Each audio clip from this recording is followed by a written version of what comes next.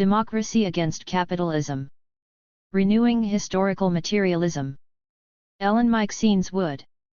For Peter, Joyce, and Robin. Contents. Acknowledgements. Introduction.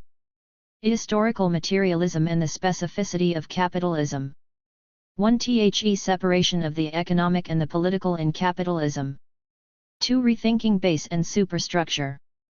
3. CLASS as process and relationship. 4. History or technological determinism. 5. History or teleology. Marx vs. Weber. Democracy against capitalism. 6. Labor and democracy, ancient and modern. 7. The demos versus we, the people, from ancient to modern conceptions of citizenship. 8. Civil society and the politics of identity. 9. Capitalism and human emancipation, race, gender, and democracy. Conclusion. Index. Acknowledgements. This volume is, and is not, a collection of essays. It is a collection in the sense that the volume is in large part based on articles already published or in press, but I hope it is more than merely a collection. This is so both because I have not simply included these essays just as they were but have revised and integrated them, or in some cases only parts of them, and also because I regard them as from the start a coherent body of work. The unifying themes and the ways in which one essay builds upon another will, I think, be more or less self-evident, though in the introduction there are some general reflections on the dominant themes and their historical context, as well as some comments on what I have done to the essays for the purposes of this volume. Here, I simply wish to thank all the original publishers and the many people who have, in one way or another and at one time or another, helped me with one or more of the chapters. Chapter 1 is a modified version of The Separation of the Economic and the Political in Capitalism, originally published in New Left Review 127, 1981. Chapter 2 is an edited version of Falling Through the Cracks, E.P. Thompson and the Debate on Base and Superstructure from Harvey J. K. and Keith McClelland eds, E.P. Thompson, Critical Perspectives, Oxford, Polity Press, 1990. Chapter 3 is a revision, with some new material, of The Politics of Theory and the Concept of Class, E.P. Thompson and His Critics, first published in Studies in Political Economy 9, 1982. Chapter 4 contains new material, together with several combined and integrated essays, or parts of them, from the New Left Review, Marxism and the Course of History, NLR 147, 1984, some small sections from Rational Choice Marxism, Is the Game Worth the Candle, NLR 177, 1989, and Explaining Everything or Nothing, NLR, 1990. Chapter 5 is a new essay, intended for a volume on Marxist historiography, edited by John Soville and Marcel van der Linden, the fate of which is, as I write, still unknown.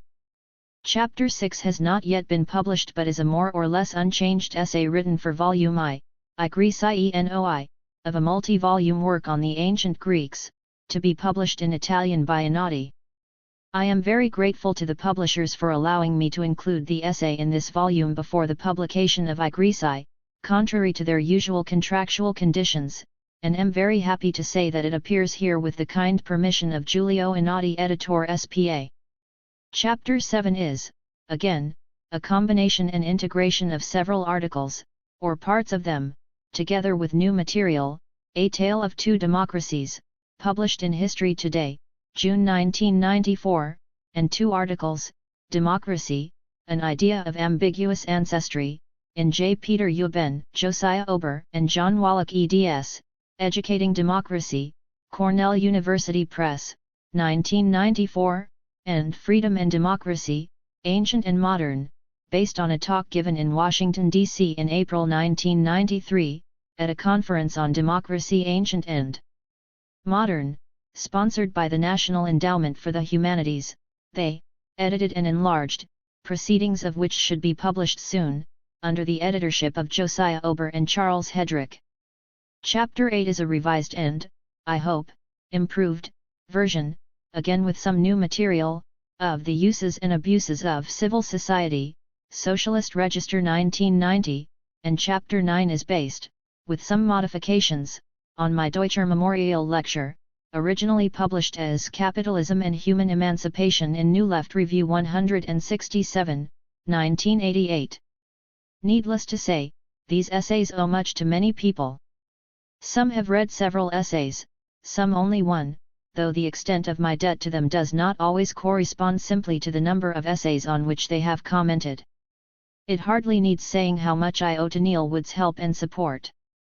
I am grateful to George Comynell, my former student, now friend and colleague, and to Karen Oren, whose friendship extends back to our early, and long-distant, teens, my brother Peter Meiksins and my father Gregory Meiksins, not only for comments but for many years of discussion, argument and encouragement, not to mention their own exciting work. Francis Abeel, David McNally and Colin Moores, whose critical intelligence as students was an inspiration when I first started writing these essays, have continued to be a great help, now as friends, both in discussion and in their own writings. Other friends who have helped with their critical insights on one or another of the essays are John Suville, Harvey K., Norman Garas, and Patrick Camiller. Perry Anderson and Robert Brenner each read 3 or 4 of the original essays on which this volume is based, and for several years during which I was thinking and writing on the relevant themes were invaluable resources and interlocutors. Ralph Miliband, whose death as this volume was being copy-edited was a very great loss not only to those who knew him but to the whole of the socialist left, commented on 2 or 3 of these essays, but my debt to him goes beyond any specific contribution to my work, since, like many others, I owe a great deal to the example of his firm and lucid socialist commitment. I also owe thanks to various other people who made useful comments on one or more of the essays: Chris Bertram, Alan Carling, Paul Cartledge, Diane Elson, Peter Euben, Leo Panich, Brian Palmer, Nicholas Rogers, and an anonymous reader for Cambridge University Press. My thanks, finally, to John Haslam at CUP for his friendly and efficient guidance through the publication process, and to the copy editor, Anne Ricks, especially for her patience with my last-minute changes. Introduction. There is something odd about the assumption that the collapse of communism represents a terminal crisis for Marxism. One might think, among other things, that in a period of capitalist triumphalism there is more scope than ever for the pursuit of Marxism's principal project, the critique of capitalism. Yet the critique of capitalism is out of fashion. Capitalist triumphalism on the right is mirrored on the left by a sharp contraction of socialist aspirations. Left intellectuals, if not embracing capitalism as the best of all possible worlds, hope for little more than a space in its interstices and look forward to only the most local and particular resistances. At the very moment when a critical understanding of the capitalist system is most urgently needed, large sections of the intellectual left, instead of developing, enriching, and refining the required conceptual instruments, show every sign of discarding them altogether. Post-Marxism has given way to the cult of postmodernism, with its principles of contingency, fragmentation, and heterogeneity, its hostility to any notion of totality, system, structure, process, and grand narratives. But if this hostility extends to the very idea of capitalism as a social system, this does not prevent these intellectual currents from treating the market as if it were a universal and inevitable law of nature while paradoxically closing off critical access to this totalizing power by denying its systemic unity and insisting on the impossibility of totalizing knowledges. Postmodern fragmentation and contingency here join a strange alliance with the ultimate grand narrative, the end of history. Intellectuals of the left, then, have been trying to define new ways, other than contestation, of relating to capitalism.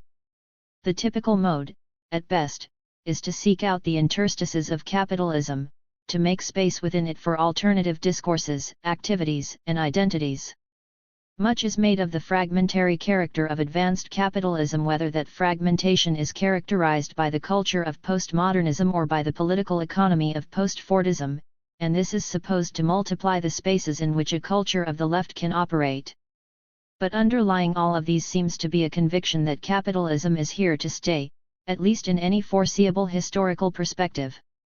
The reformulation of the left's relation to capitalism as a making of space within it, rather than a direct challenge to and contestation of it, helps, among other things, to explain the major shifts from traditional discourses of the left, such as political economy and history, to the more currently fashionable ones, the study of discourses, texts, and what might be called the culture of identity. If Marxist political economy and history are intended to challenge capitalism as a totality head-on from the vantage point of its antithesis, socialism, cultural studies, conceived in the postmodern way, and other favored post-left enterprises are defined by the notion that the terrain of politics is within and between the fragments of capitalism, especially in the academy, where discourses and identities can be deconstructed and proliferated without material constraints. In a fragmented world composed of decentered subjects, where totalizing knowledges are impossible and undesirable, what other kind of politics is there than a sort of decentered and intellectualized radicalization of liberal pluralism? What better escape, in theory, from a confrontation with capitalism, the most totalizing system the world has ever known, than a rejection of totalizing knowledge?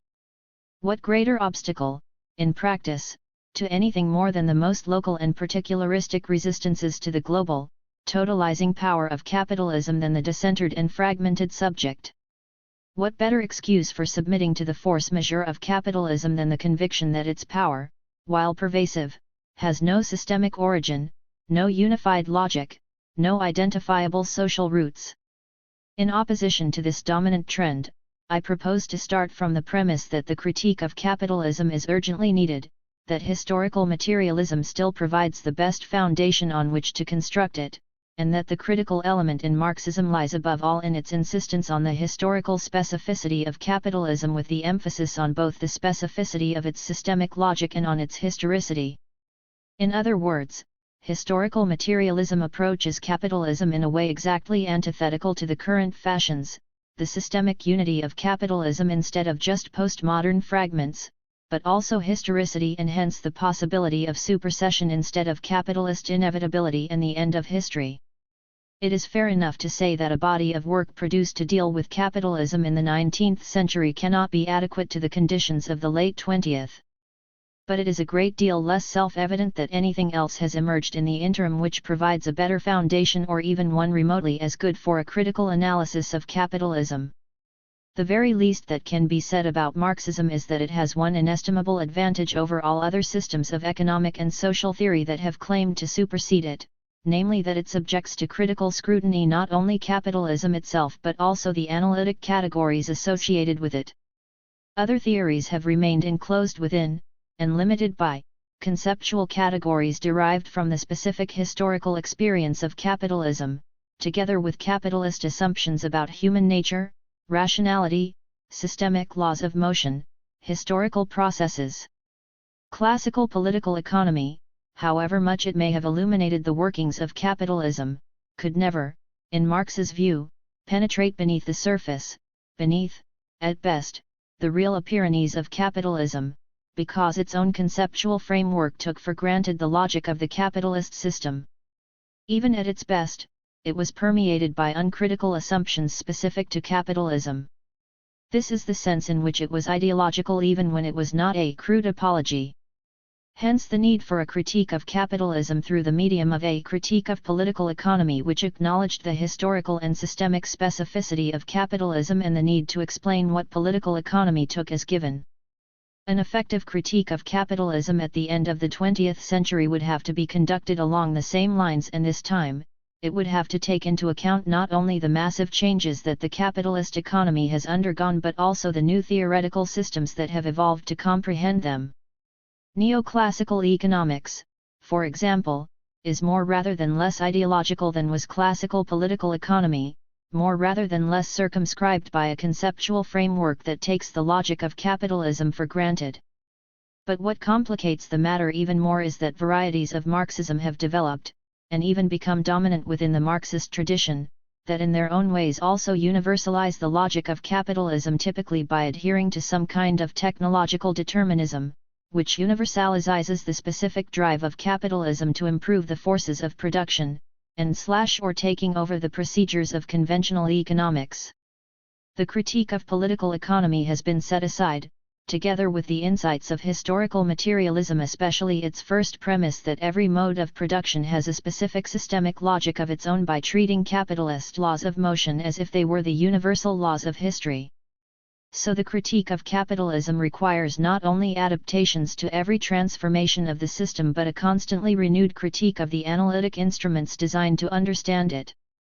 There can never have been a time since Marx's day when such a task needed doing more urgently, as more and more branches of knowledge, both in cultural studies and in the social sciences, are absorbed into the self-validating assumptions of capitalism, or at least into a defeatist conviction that nothing else is possible.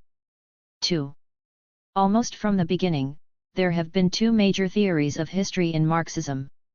Alongside the critical historical materialism, which has its roots in the critique of political economy and has reached its peak in the best of Marxist historiography, there has always existed a contrary tendency to draw out of Marxist theory those aspects that are most compatible with capitalist ideology and to suppress what is most innovative and critical. In particular, there have always been Marxists, not, of course, without encouragement from Marx himself and especially from Engels' Dialectics of Nature, who prefer to forget the critique of political economy and everything it entails in favor of a technological determinism and a mechanical, unilinear succession of modes of production, in which less productive modes are inexorably followed by more productive ones according to some universal law of nature.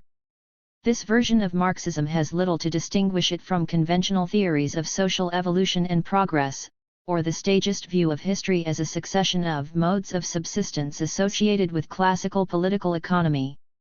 In this classical conception of progress, the historical evolution of modes of subsistence had culminated in the current, highest stage of commercial society, but this did not mean that commercial society was, like earlier stages, merely another historical phenomenon, specific and transitory like its predecessors. It had a universal, trans-historical status not only in the sense that it represented the final destination of progress, but also in the more fundamental sense that the movement of history itself had from the beginning been governed by what amounted to the natural laws of commercial society, the laws of competition, the division of labor and increasing productivity rooted in the natural inclination of human beings to truck, barter and exchange. There is no doubt that Marx went a long way toward accepting the view of classical political economy and conventional conceptions of progress that history had been on the side of commercial society. But the kernel of historical materialism was an insistence on the historicity and specificity of capitalism, and a denial that its laws were the universal laws of history. The critique of political economy was intended to discover why and how capitalism's specific laws of motion operated as laws at all, for example, to find the key to technological determination in the laws of the market as specific imperatives of capitalism instead of taking them for granted as inherent in human nature or in the laws of universal history. This focus on the specificity of capitalism, as a moment with historical origins as well as an end, with the systemic logic specific to it, encouraged a truly historical sense lacking in classical political economy and conventional ideas of progress, and this had potentially fruitful implications for the historical study of other modes of production too. The other, uncritical Marxism effectively repudiated everything Marx had to say against the metaphysical and ahistorical materialism of his predecessors, his insistence on the specificity of capitalism with its drive to improve the forces of production, and his attacks on classical political economy for its tendency to treat the laws of motion of capitalism not as the historical product of specific social relations but as trans-historical natural laws. This other Marxism had several notable features. First, a conception of the economic base in non-social, technicist terms, incompatible with anything but the most mechanical application of the base/superstructure metaphor. Second, a conception of history as a mechanical, preordained, and unilinear succession of modes of production, which had a great deal in common with classical political economy and its stages of civilization, and third, an ahistorical conception of historical transitions, in particular, the transition from feudalism to capitalism, which assumes precisely what needs to be explained, by reading capitalist principles and laws of motion back into all history. According to this view, for example, capitalism existed within the interstices of feudalism, indeed must always have existed, and somehow it became dominant as it broke through the integument of feudalism, according to some trans-historical necessity, in fulfillment of its natural destiny. This ahistorical version certainly appears in Marx's own work, particularly in those occasional and polemical texts written in a kind of aphoristic shorthand.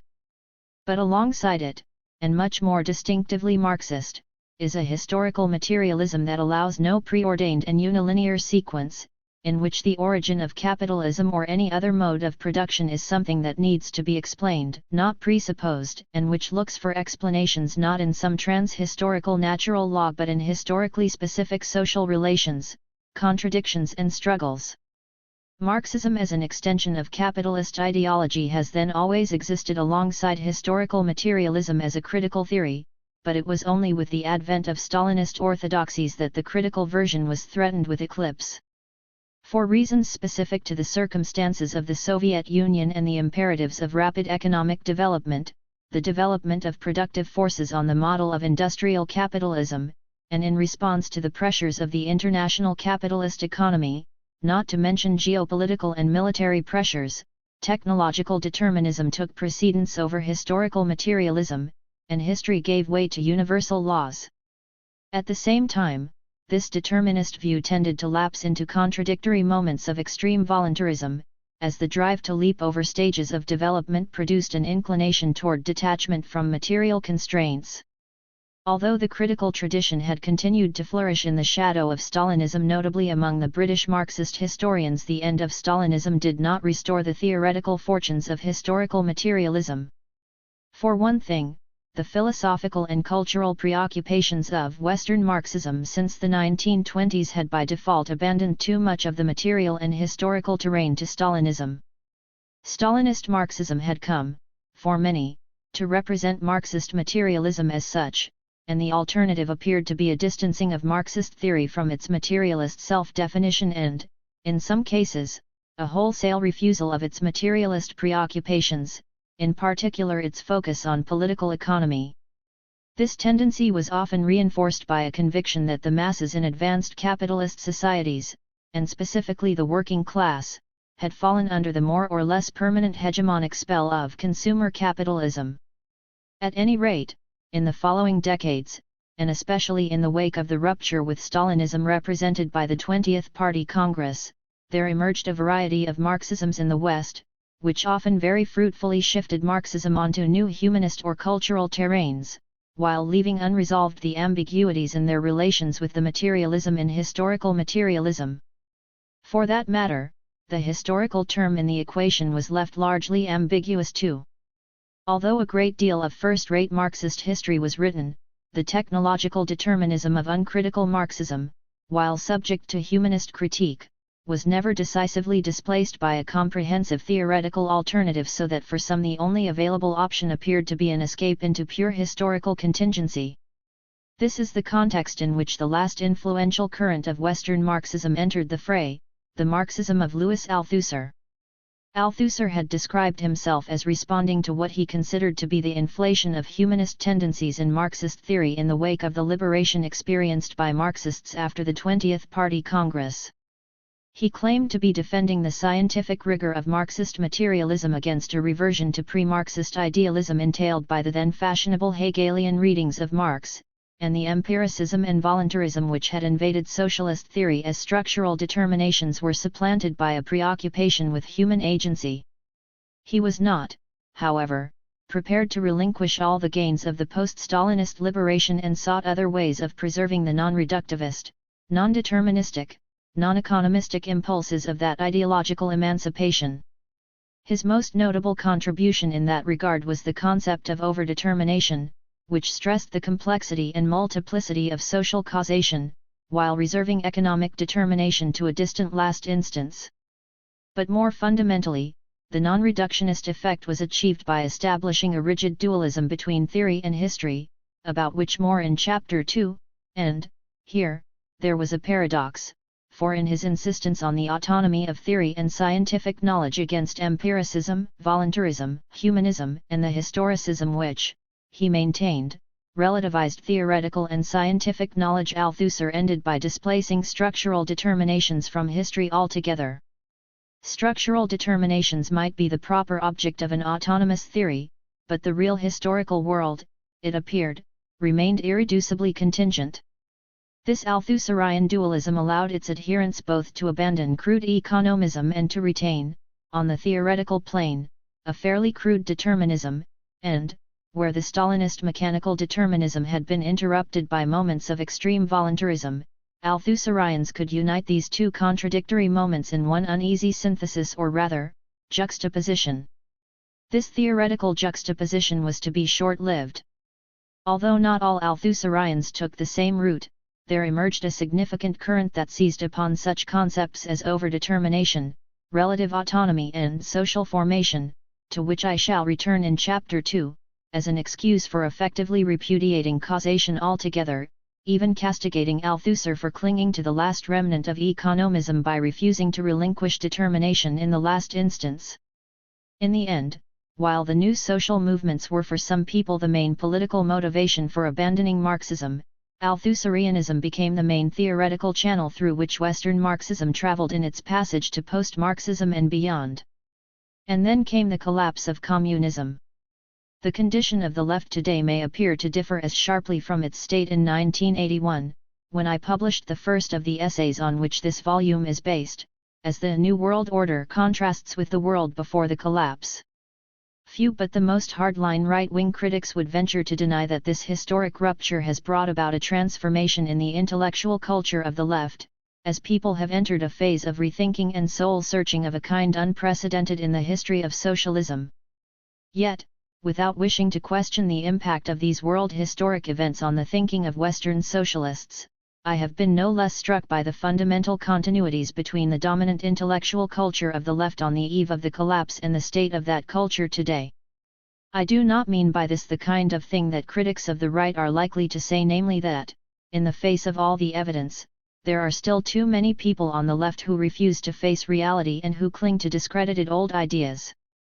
On the contrary, I have in mind the political and theoretical trends which, well before the collapse of communism and the triumph of capitalism were even a gleam in the neoconservative eye, were already moving rapidly away from the critique of capitalism and toward its conceptual dissolution in postmodern fragments and contingencies. The New World Order, together with the restructuration of the capitalist economy, has certainly had profound effects, but current fashions on the intellectual left are in many ways simply exhausting the theoretical and political currents of the 60s and 70s rather than beginning to confront the problems of the late 1980s and 1990s. In this postmodern moment, the ahistorical, metaphysical materialist tradition of Marxism has won a kind of victory. The most recent fashion in academic Marxism, the rational choice variety, is deeply indebted to the old technological determinism, while embracing the procedures and many of the premises of conventional economics, and post-Marxist theories with their various successors, having defined themselves in relation to the old brand of uncritical Marxism, have made a simple choice between economistic determinism and postmodern contingency, without ever engaging the more difficult option of historical materialism. It is not so surprising that, for many people, there has been a more or less direct route, with or without a stopover at Althusserianism, from determinist Marxism to what seems the opposite extreme. Determinism is always bound to be disappointed by history. In particular, technological determinist Marxists, imbued with a teleological conviction that the automatic development of productive forces would mechanically produce a revolutionary working class, were bound to feel betrayed by the real working class responding not to the prophecies of a metaphysical materialism but to the exigencies of history. The intellectual history of the, stunningly rapid, transition from the structuralist Marxism of the 60s and 70s, through the brief moment of post-Marxism, to the current fashions of postmodernism has in large part been the story of a disappointed determinism. It is by now a commonplace that Western Marxism has been deeply influenced by the default of revolutionary consciousness within the working class and by the resulting dissociation of intellectual practice from any political movement. This seems to have encouraged people not only to seek political programs less reliant on the working class but also to look for theories of social transformation freed from the constraints and disappointments of history. So there has been a wide range of ahistorical theories, from the abstractions of various philosophical and cultural Marxisms to Western adaptations of Maoism.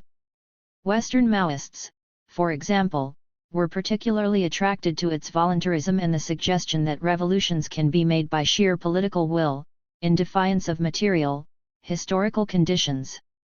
As Althusser himself illustrated, such an attraction was not incompatible with a theoretical determinism. No doubt, too, the autonomy apparently accorded to ideology, politics, and cultural revolution held very particular attractions for intellectuals, situating revolution on their very own terrain. Now, with the decline of even these ahistorical revolutionary aspirations, there has remained an affinity with any theoretical tendency that stresses the autonomy of culture and, finally, discourse. This suggests that the particular flavor of Western Marxism and its successors comes not just from the negative fact of their separation from working-class politics but from a tendency to fill the vacuum by putting intellectual activity in place of class struggle. There has been a kind of self-promotion of intellectuals as world historic forces, and though this self-glorification has gone through various phases since the 1960s, it has in all its manifestations reinforced the detachment from history. Now, discursive construction has replaced material production as the constitutive practice of social life. There may never be a revolutionary reconstruction of society, but there can always be a ruthless deconstruction of texts. We have gone a long way beyond the healthy and fruitful attention to the ideological and cultural dimensions of human experience exemplified in the best of Marxist historiography or by a theorist like Gramsci. Here is vanguardism with a vengeance. 3. This volume is an attempt to shift debate on the left, as well as between socialism and its critics, away from the barren Hobson's choices that have occupied the theoretical terrain for too long, and toward an engagement with historical materialism and the critique of capitalism. This is not a work of technical economics.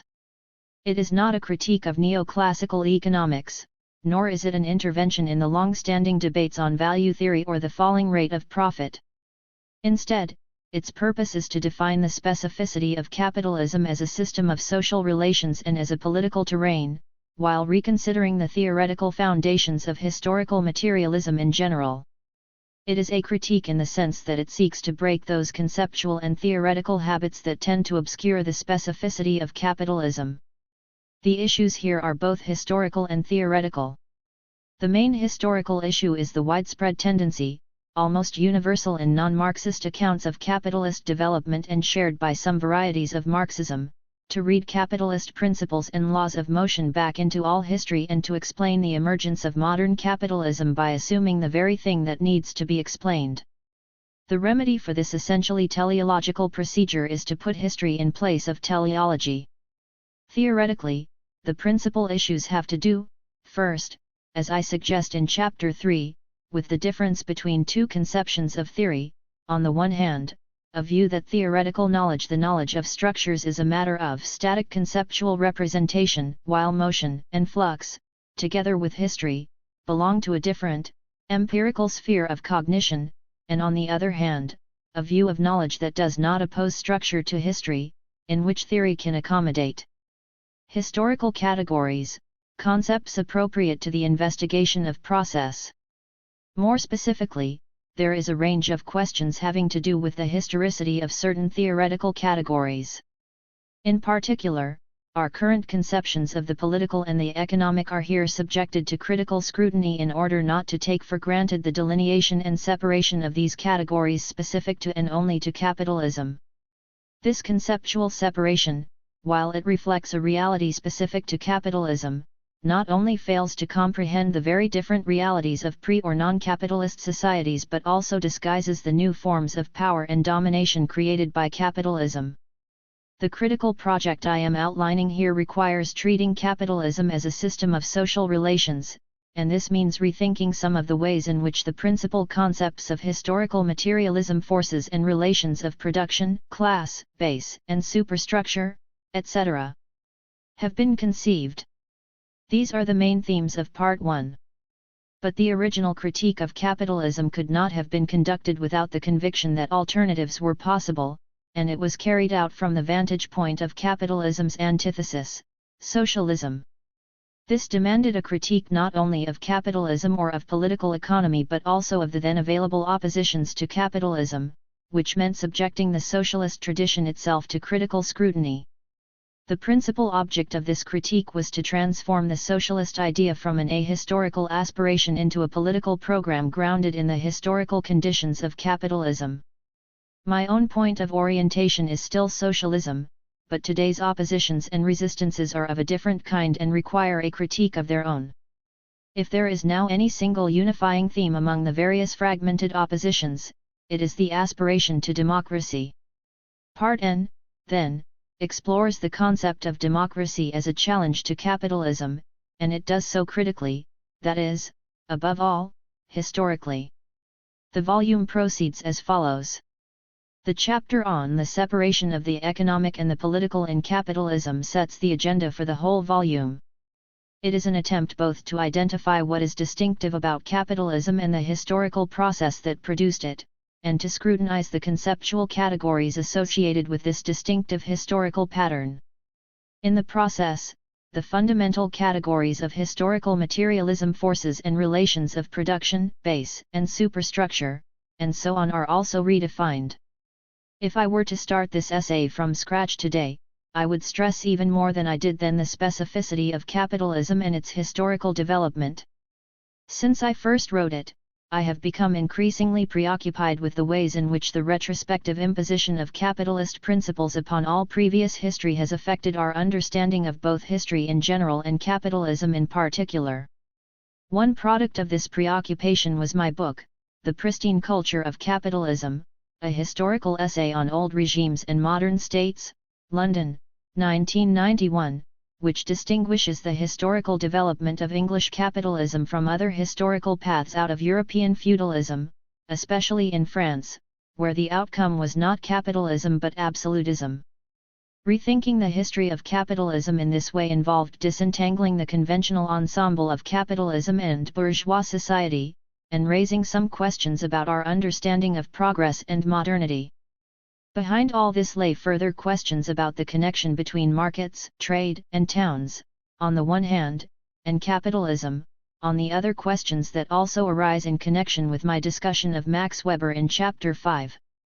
The other essays in part I develop themes introduced in the first essay, elaborating on the forces and relations of production, the question of base and superstructure, the concept of class, the problem of technological determinism, the antithesis of history and teleology.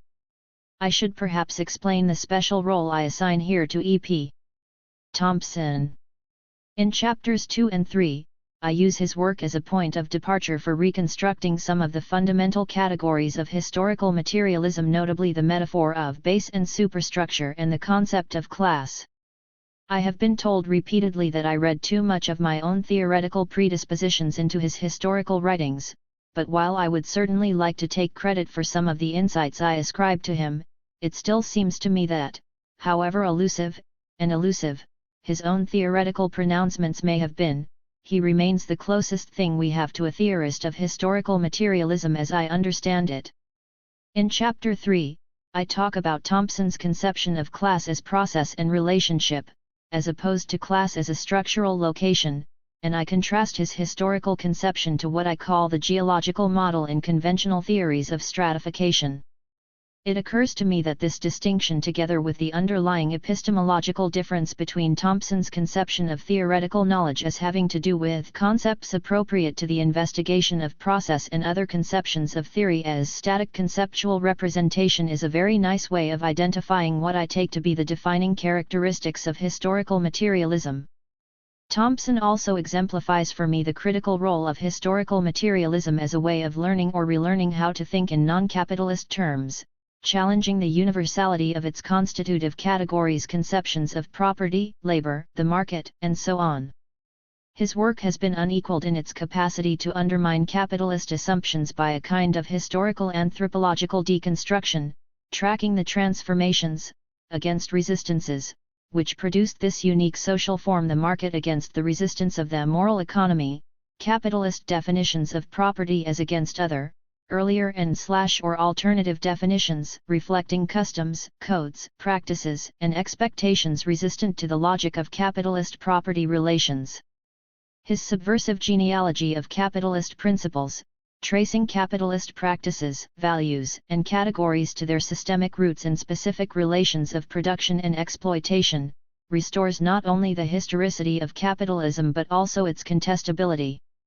At any rate, my discussion of the fundamental categories of historical materialism leads into the Marxist conception of history and a reconsideration of technological determinism in Chapter 4.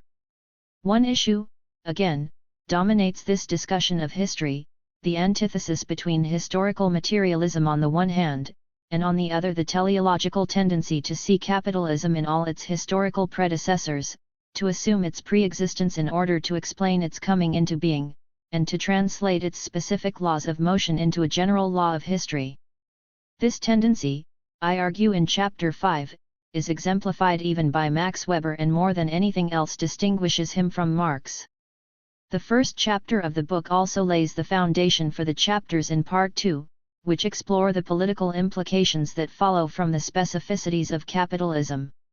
If the defining characteristic of capitalism as a political terrain is the formal separation of the economic and the political, or the transfer of certain political powers to the economy and civil society, what consequences does this have for the nature and scope of the state and citizenship? Since capitalism entails, among other things, new forms of domination and coercion which are outside the reach of instruments designed to check traditional forms of political power, it also reduces the salience of citizenship and the scope of democratic accountability. Capitalism, to put it simply, can afford a universal distribution of political goods without endangering its constitutive relations, its coercions and inequities. This, needless to say, has wide-ranging implications for our understanding of democracy and the possibilities of its expansion. Throughout this section, democracy is examined in historical perspective. The object is to situate it in specific historical contexts instead of treating it as a socially indeterminate abstraction. Capitalist democracy is scrutinized in contrast to other forms, in the context of different social relations, in particular, the ancient Greek form which gave rise to the concept of democracy itself. In Chapter 6, I compare the implications of democracy for the status of labor in ancient Athenian and modern capitalist democracy, and, in Chapter 7, I trace the changes in the meaning of democracy and citizenship from classical antiquity, through the redefinition carried out by the founders of the U.S. Constitution, to the modern conception of liberal democracy. I also explore the particular ways in which capitalism both advances and inhibits democracy, raising questions about the possible direction of further advances. Formal democracy and the identification of democracy with liberalism would have been impossible in practice and literally unthinkable in theory in any other context but the very specific social relations of capitalism. These social relations have both advanced and strictly limited democracy, and the greatest challenge to capitalism would be an extension of democracy beyond its narrowly circumscribed limits. It is at this point that democracy arguably becomes synonymous with socialism. The question then is what socialist emancipation means beyond the abolition of class exploitation.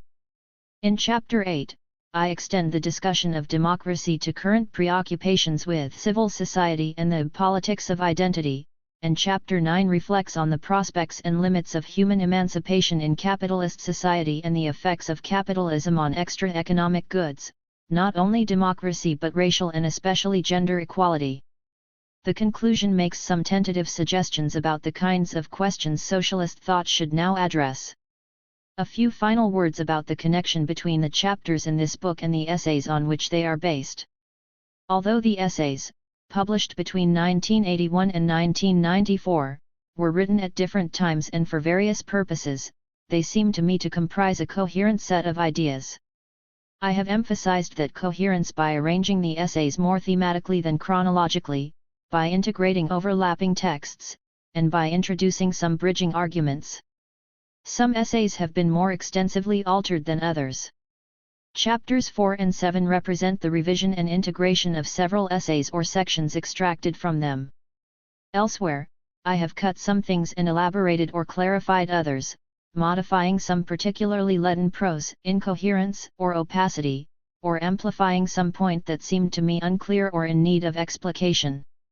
Although I have sometimes interjected a current observation into an older text, I have tried not to alter the text in such a way as to make myself seem more perspicacious than I was.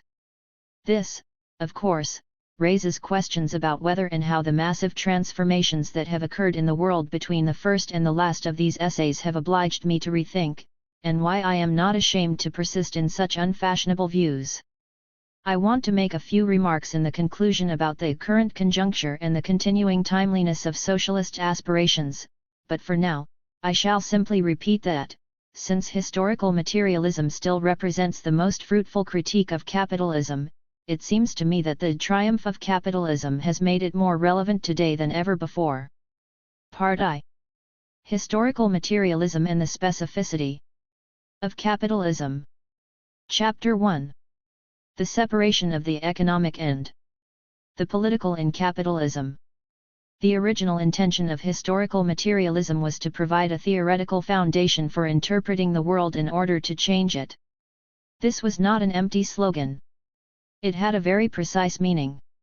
It meant that Marxism sought a particular kind of knowledge, uniquely capable of illuminating the principles of historical movement and, at least implicitly, the points at which political action could most effectively intervene.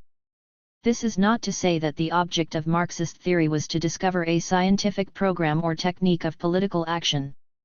Instead, the purpose was to provide a mode of analysis especially well equipped to explore the terrain on which political action must take place. Marxism. Since Marx has often lost sight of his theoretical project and its quintessentially political character. In particular, there has been a tendency to perpetuate the rigid conceptual separation of the economic and the political which has served capitalist ideology so well ever since the classical economists discovered the economy in the abstract and began emptying capitalism of its social and political content. These conceptual devices do reflect, if only in a distorting mirror, a historical reality specific to capitalism, a real differentiation of the economy, and it may be possible to reformulate them so that they illuminate more than they obscure, by re-examining the historical conditions that made such conceptions possible and plausible. The purpose of this re-examination would not be to explain away the fragmentation of social life in capitalism, but to understand exactly what it is in the historical nature of capitalism that appears as a differentiation of spheres, especially the economic and the political. This differentiation is, of course, not simply a theoretical but a practical problem. It has had a very immediate practical expression in the separation of economic and political struggles which has typified modern working class movements. For many revolutionary socialists, this has represented nothing more than the product of a misguided, underdeveloped, or false consciousness. If there were nothing more to it than that, it might be easier to overcome. But what has made working class economism so tenacious is that it does correspond to the realities of capitalism, to the ways in which capitalist appropriation and exploitation actually do divide the arenas of economic and political action, and actually do transform certain essential political issues, struggles over domination and exploitation which have in the past been inextricably bound up with political power, into distinctively economic issues. This structural separation may, indeed, be the most effective defense mechanism available to capital.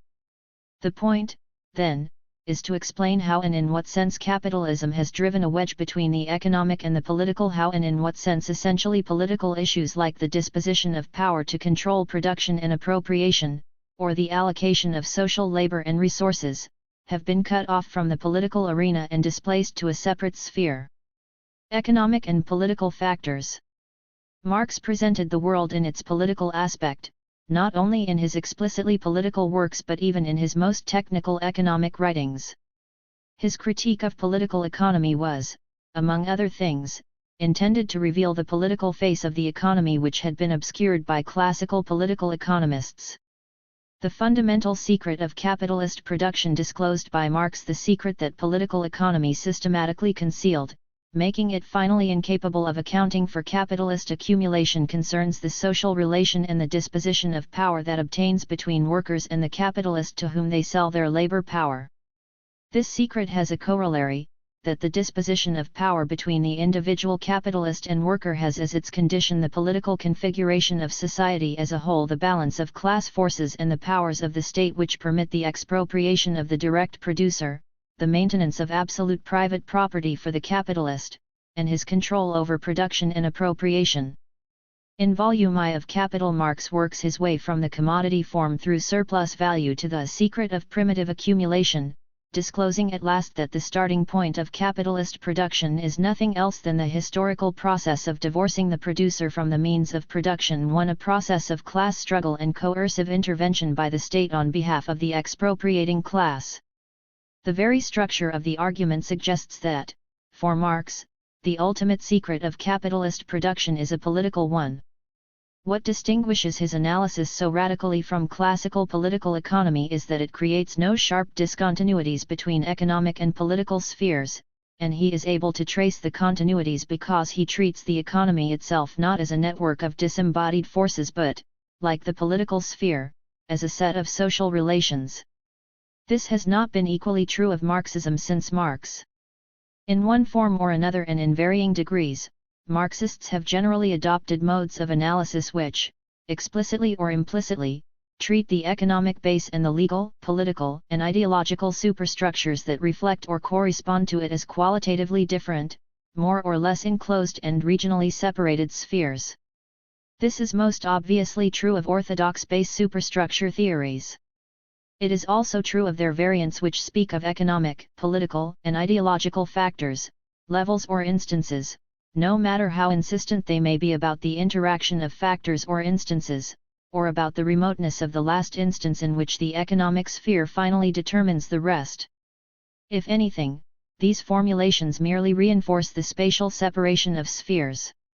Other schools of Marxism have maintained the abstraction and enclosure of spheres in other ways, for example, by abstracting the economy or the circuit of capital in order to construct a technically sophisticated alternative to bourgeois economics, meeting it on its own ground, and going significantly further than Marx himself in this respect, without grounding the economic abstractions in historical and sociological analysis as he did. The social relations in which this economic mechanism is embedded, which indeed constitute it, are treated as somehow external. At best, a spatially separate political power may intervene in the economy, but the economy itself is evacuated of social content and depoliticized. In these respects, Marxist theory has perpetuated the very ideological practices that Marx was attacking, those practices that confirmed to the bourgeoisie the naturalness and eternity of capitalist production relations. Bourgeois political economy, according to Marx, universalizes capitalist relations of production by analyzing production in abstraction from its specific social determinations. Marx's approach differs from theirs in his insistence that a productive system is made up of its specific social determinations, specific social relations, modes of property and domination, legal and political forms. This does not mean simply that the economic base is reflected in and maintained by certain superstructural institutions, but that the productive base itself exists in the shape of social, juridical, and political forms, in particular, forms of property and domination. Bourgeois political economists are able to demonstrate the eternity and harmoniousness of the existing social relations by divorcing the system of production from its specific social attributes.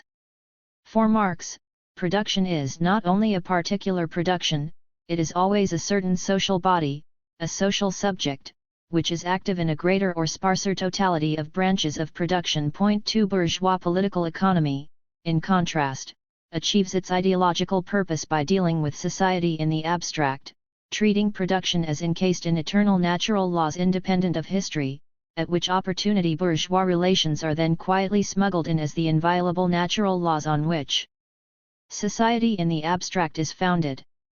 This is the more or less conscious purpose of the whole preceding three. While bourgeois economists may recognize that certain legal and political forms facilitate production, they do not treat them as organic constituents of a productive system.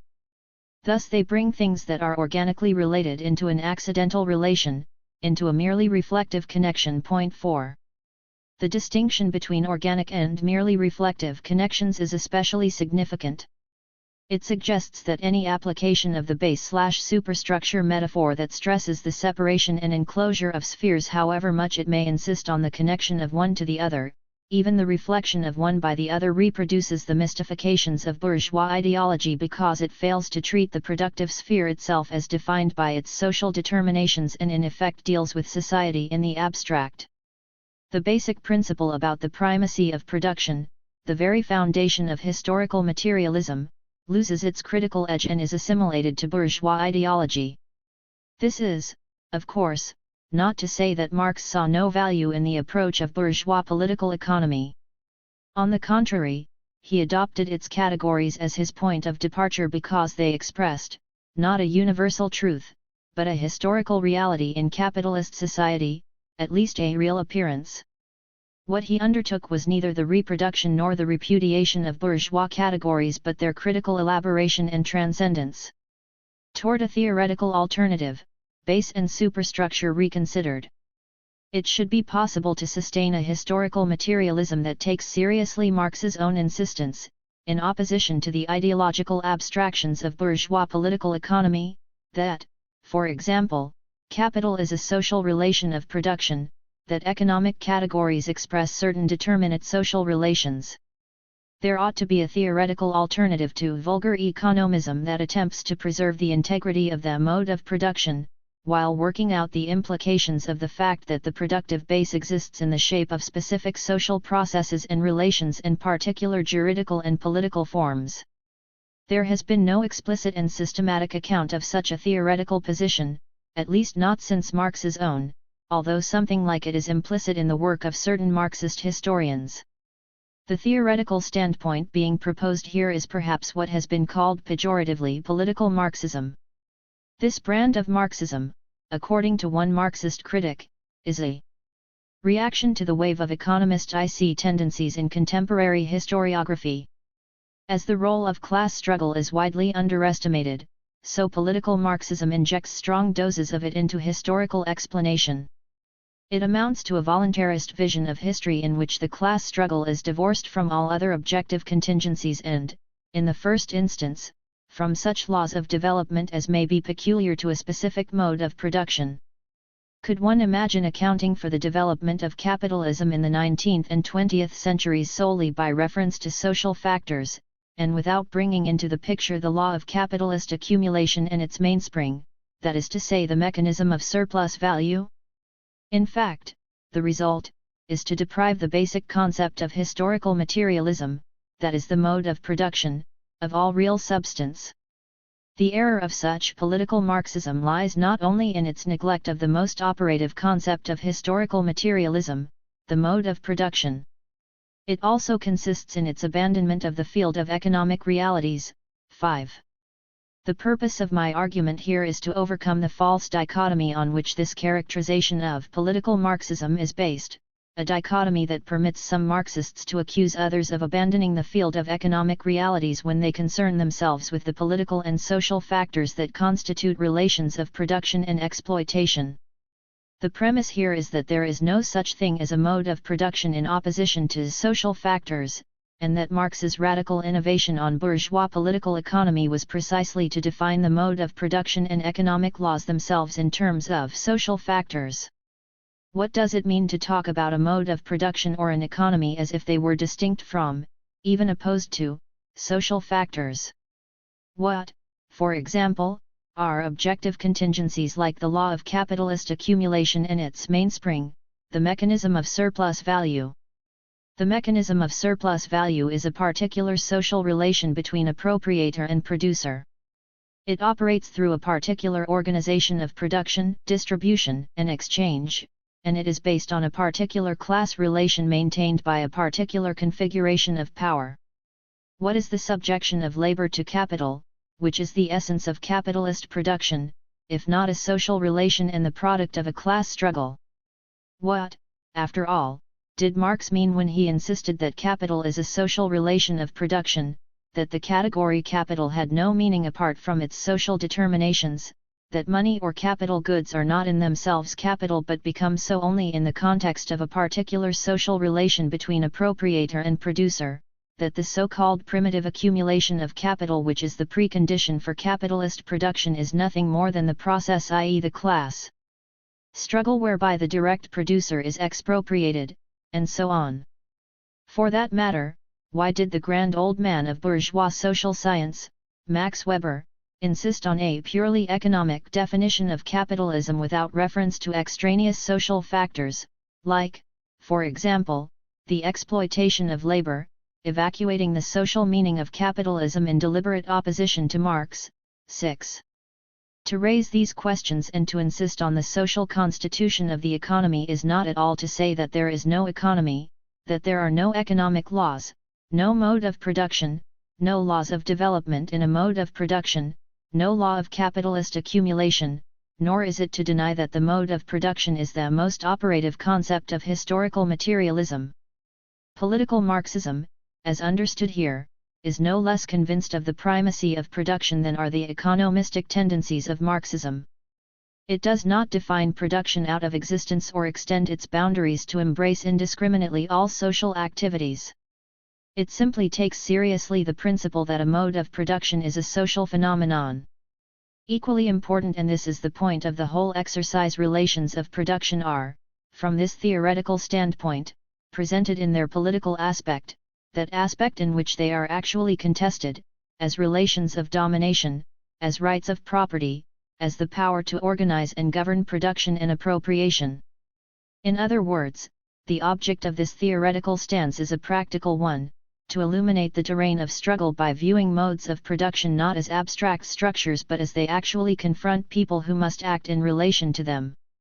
Political Marxism recognizes the specificity of material production and production relations, but it insists that base and superstructure, or the levels of a social formation, cannot be viewed as compartments or regionally separated spheres.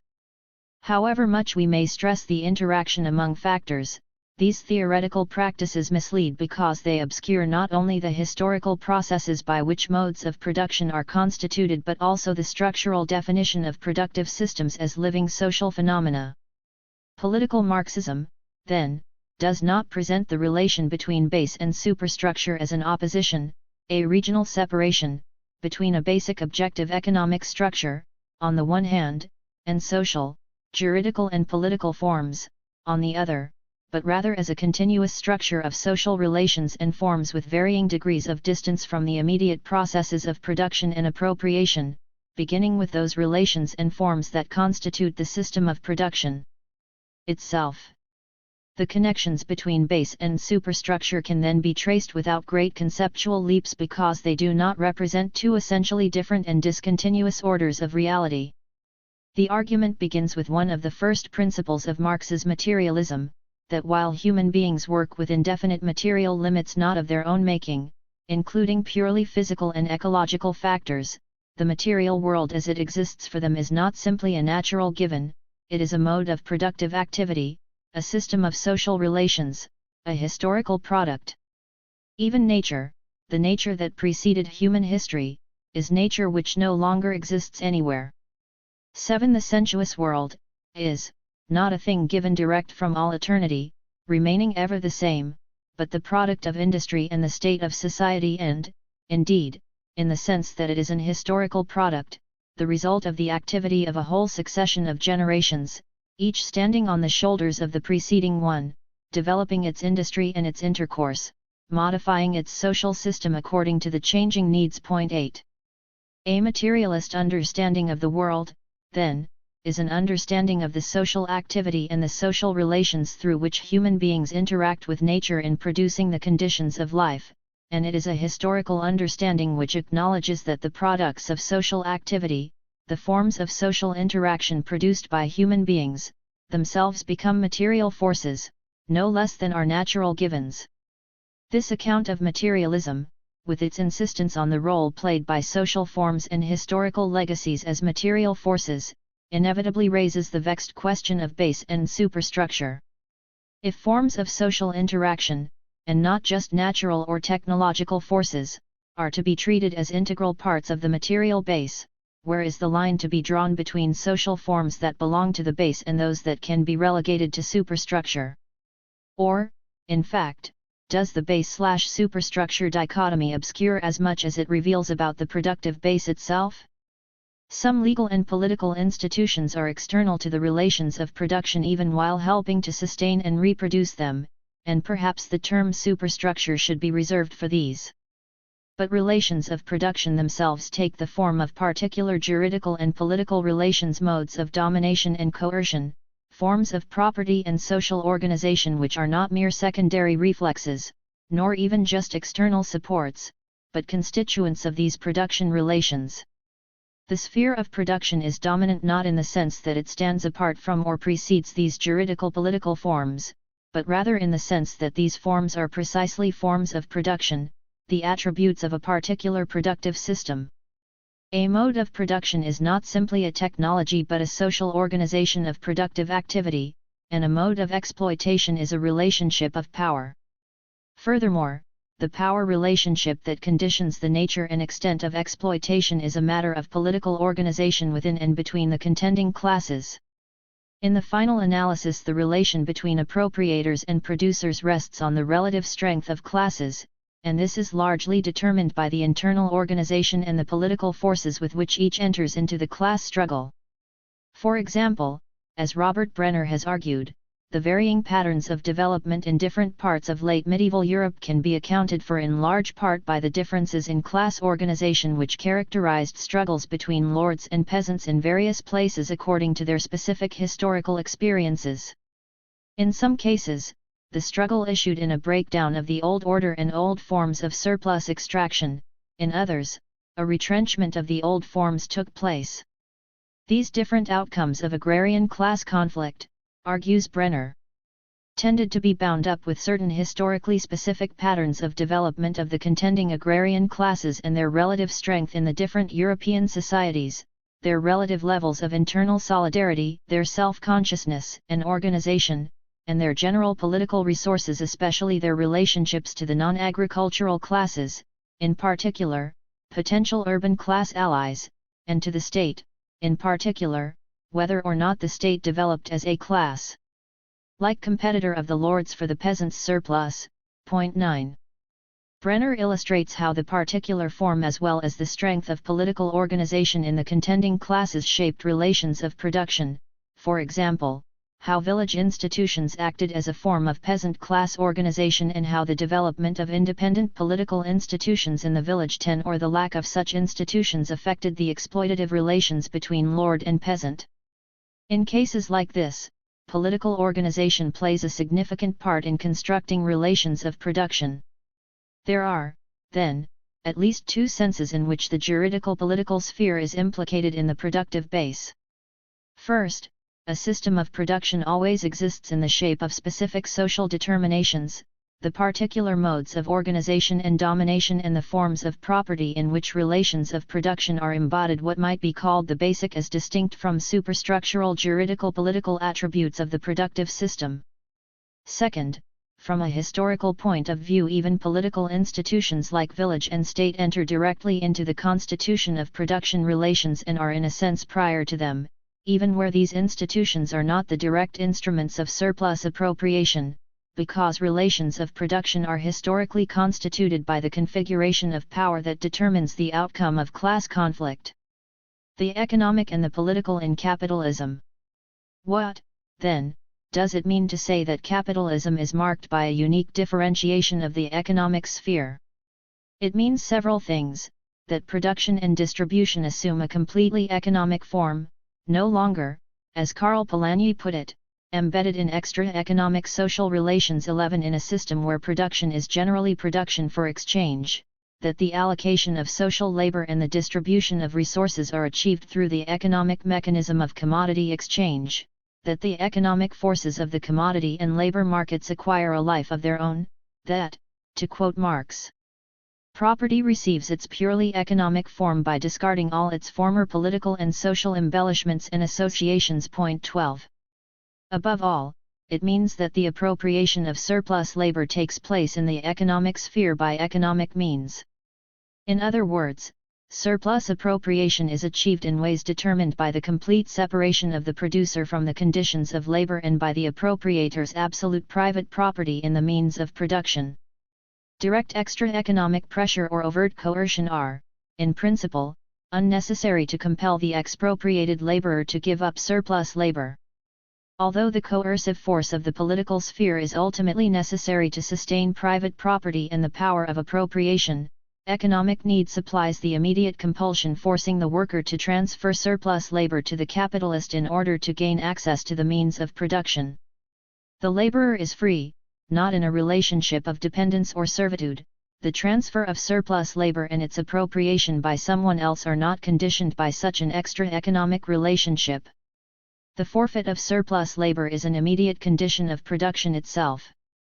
Capitalism in these respects differs from pre-capitalist forms because the latter are characterized by extra economic modes of surplus extraction, political, legal, or military coercion, traditional bonds or duties, etc., which demand the transfer of surplus labor to a private lord or to the state by means of labor services, rent, tax, and so on. The differentiation of the economic sphere in capitalism, then, can be summed up like this: the social functions of production and distribution, surplus extraction and appropriation, and the allocation of social labor are, so to speak, privatized, and they are achieved by non-authoritative, non-political means. In other words, the social allocation of resources and labor does not, on the whole, take place by means of political direction, communal deliberation, hereditary duty, custom, or religious obligation, but rather through the mechanisms of commodity exchange. The powers of surplus appropriation and exploitation do not rest directly on relations of juridical or political dependence but are based on a contractual relation between free producers juridically free and free from the means of production and an appropriator who has absolute private property in the means of production. To speak of the differentiation of the economic sphere in these senses is not, of course, to suggest that the political dimension is somehow extraneous to capitalist relations of production. The political sphere in capitalism has a special character because the coercive power supporting capitalist exploitation is not wielded directly by the appropriator and is not based on the producer's political or juridical subordination to an appropriating master. But a coercive power and a structure of domination remain essential, even if the ostensible freedom and equality of the exchange between capital and labor mean that the moment of coercion is separate from the moment of appropriation. Absolute private property, the contractual relation that binds producer to appropriator, the process of commodity exchange, all these require the legal forms, the coercive apparatus, the policing functions of the state. Historically, too, the state has been essential to the process of expropriation that is the basis of capitalism. In all these senses, despite their differentiation, the economic sphere rests firmly on the political. Furthermore, the economic sphere itself has a juridical and political dimension. In one sense, the differentiation of the economic sphere means simply that the economy has its own juridical and political forms whose purpose is purely economic.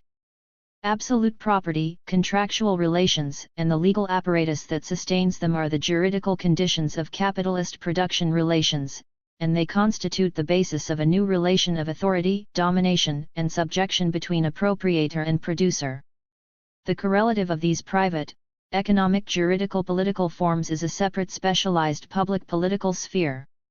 The autonomy of the capitalist state is inextricably bound up with the juridical freedom and equality of the free, purely economic exchange between free expropriated producers and the private appropriators who have absolute property in the means of production and therefore a new form of authority over the producers.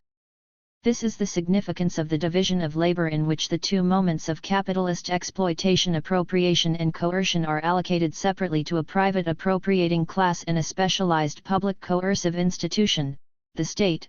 On the one hand, the relatively autonomous state has a monopoly of coercive force; on the other hand, that force sustains a private economic power which invests capitalist property with an authority to organize production itself, an authority probably unprecedented in its degree of control over productive activity and the human beings who engage in it. The direct political powers that capitalist proprietors have lost to the state they have gained in the direct control of production. While the economic power of appropriation possessed by the capitalist is separated from the coercive political instruments that ultimately enforce it, that appropriative power is integrated more closely and directly than ever before with the authority to organize production. Not only is the forfeit of surplus labor an immediate condition of production, but capitalist property unites to a degree probably not enjoyed by any previous appropriating class the power of surplus extraction and the capacity to organize and intensify production directly for the purposes of the appropriator. However exploitive earlier modes of production have been, however effective the means of surplus extraction available to exploiting classes, in no other system has social production answered so immediately and universally to the demands of the exploiter. At the same time, the powers of the appropriator no longer carry with them the obligation to perform social, public functions. In capitalism, there is a complete separation of private appropriation from public duties, and this means the development of a new sphere of power devoted completely to private rather than social purposes. In this respect, capitalism differs from pre-capitalist forms in which the fusion of economic and political powers meant not only that surplus extraction was an extra economic transaction separate from the production process itself, but also that the power to appropriate surplus labor, whether it belonged to the state or to a private lord, was bound up with the performance of military, juridical, and administrative functions. In a sense, then, the differentiation of the economic and the political in capitalism is, more precisely, a differentiation of political functions themselves and their separate allocation to the private economic sphere and the public sphere of the state. This allocation separates political functions immediately concerned with the extraction and appropriation of surplus labor from those with a more general, communal purpose. This formulation, suggesting that the differentiation of the economic is in fact a differentiation within the political sphere, is in certain respects better suited to explain the unique process of Western development and the special character of capitalism. It may, then, be useful to sketch this historical process of differentiation before looking more closely at capitalism. The historical process of differentiation, class power and state power. If the evolution of capitalism is viewed as a process in which an economic sphere is differentiated from the political, an explanation of that evolution entails a theory of the state and its development. For the purposes of this discussion, the state will be defined in very broad terms as the complex of institutions by means of which the power of the society is organized on a basis superior to kinship. 13 An organization of power which means a claim to paramountcy in the application of naked force to social problems and consists of formal, specialized instruments of coercion. 14 These instruments of coercion may or may not be intended from the outset as a means for one section of the population to oppress and exploit the rest. In either case, the state requires the performance of certain common social functions which other less comprehensive institutions, households, clans, kinship groups, etc., cannot carry out. Whether or not the essential object of the state is to maintain exploitation, its performance of social functions implies a social division of labor and the appropriation by some social groups of surplus produced by others. It seems reasonable to suppose, then, that however this complex of institutions came into being, the state emerged as a means of appropriating surplus product, perhaps even as a means of intensifying production in order to increase surplus and as a mode of distributing that surplus in one way or another. In fact, it may be that the state, at least some form of communal or public power, was the first systematic means of surplus appropriation and perhaps even the first systematic organizer of surplus production. 15. While this conception of the state implies that the evolution of a specialized, coercive public authority necessarily entails a division between producers and appropriators, it does not mean that private appropriation is a necessary precondition to the emergence of such an authority. The two may develop together, and a long historical process may intervene before private appropriation clearly dissociates itself from public power.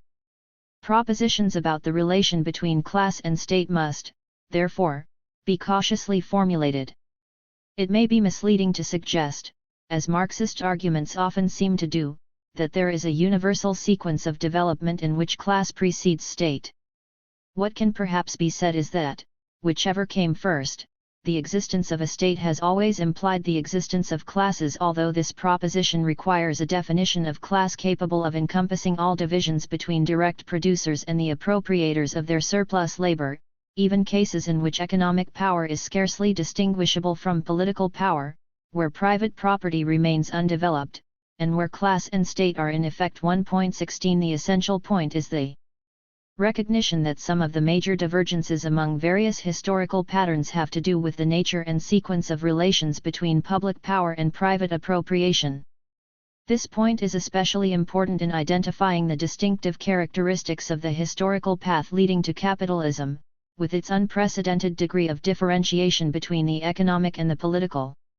The long historical process that ultimately issued in capitalism could be seen as an increasing and uniquely well-developed differentiation of class power as something distinct from state power, a power of surplus extraction not directly grounded in the coercive apparatus of the state. This would also be a process in which private appropriation is increasingly divorced from the performance of communal functions. If we are to understand the unique development of capitalism, then, we must understand how property and class relations, as well as the functions of surplus appropriation and distribution, so to speak, liberate themselves from and yet are served by the coercive institutions that constitute the state, and develop autonomously.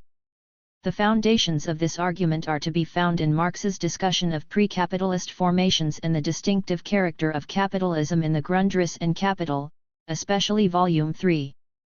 In the Grundriss, Marx discusses the nature of capitalism in contrast to, and as a development from, pre-capitalist forms in terms of the gradual separation of the direct producer from the natural conditions of labor.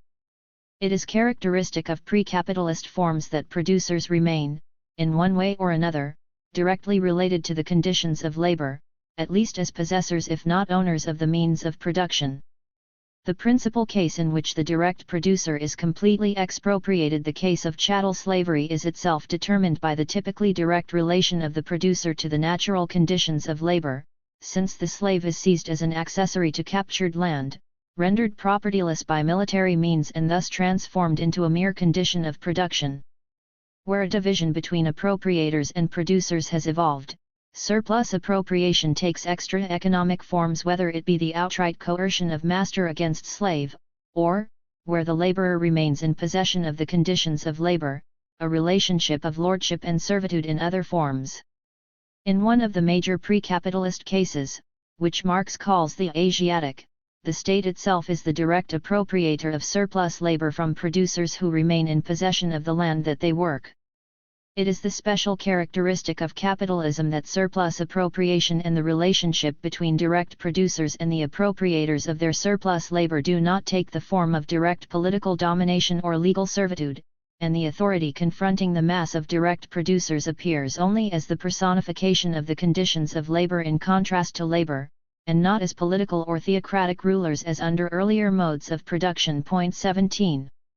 It is in this discussion of pre-capitalist forms and their political modes of surplus extraction, in both the Grundriss and Capital, that Marx's ill-fated conception of Asiatic societies makes its appearance. This is not the place for a full debate on this contentious issue. For the moment, what is important is that in his discussion of Asiatic forms, Marx considers social types in which the state is the direct and dominant means of surplus appropriation.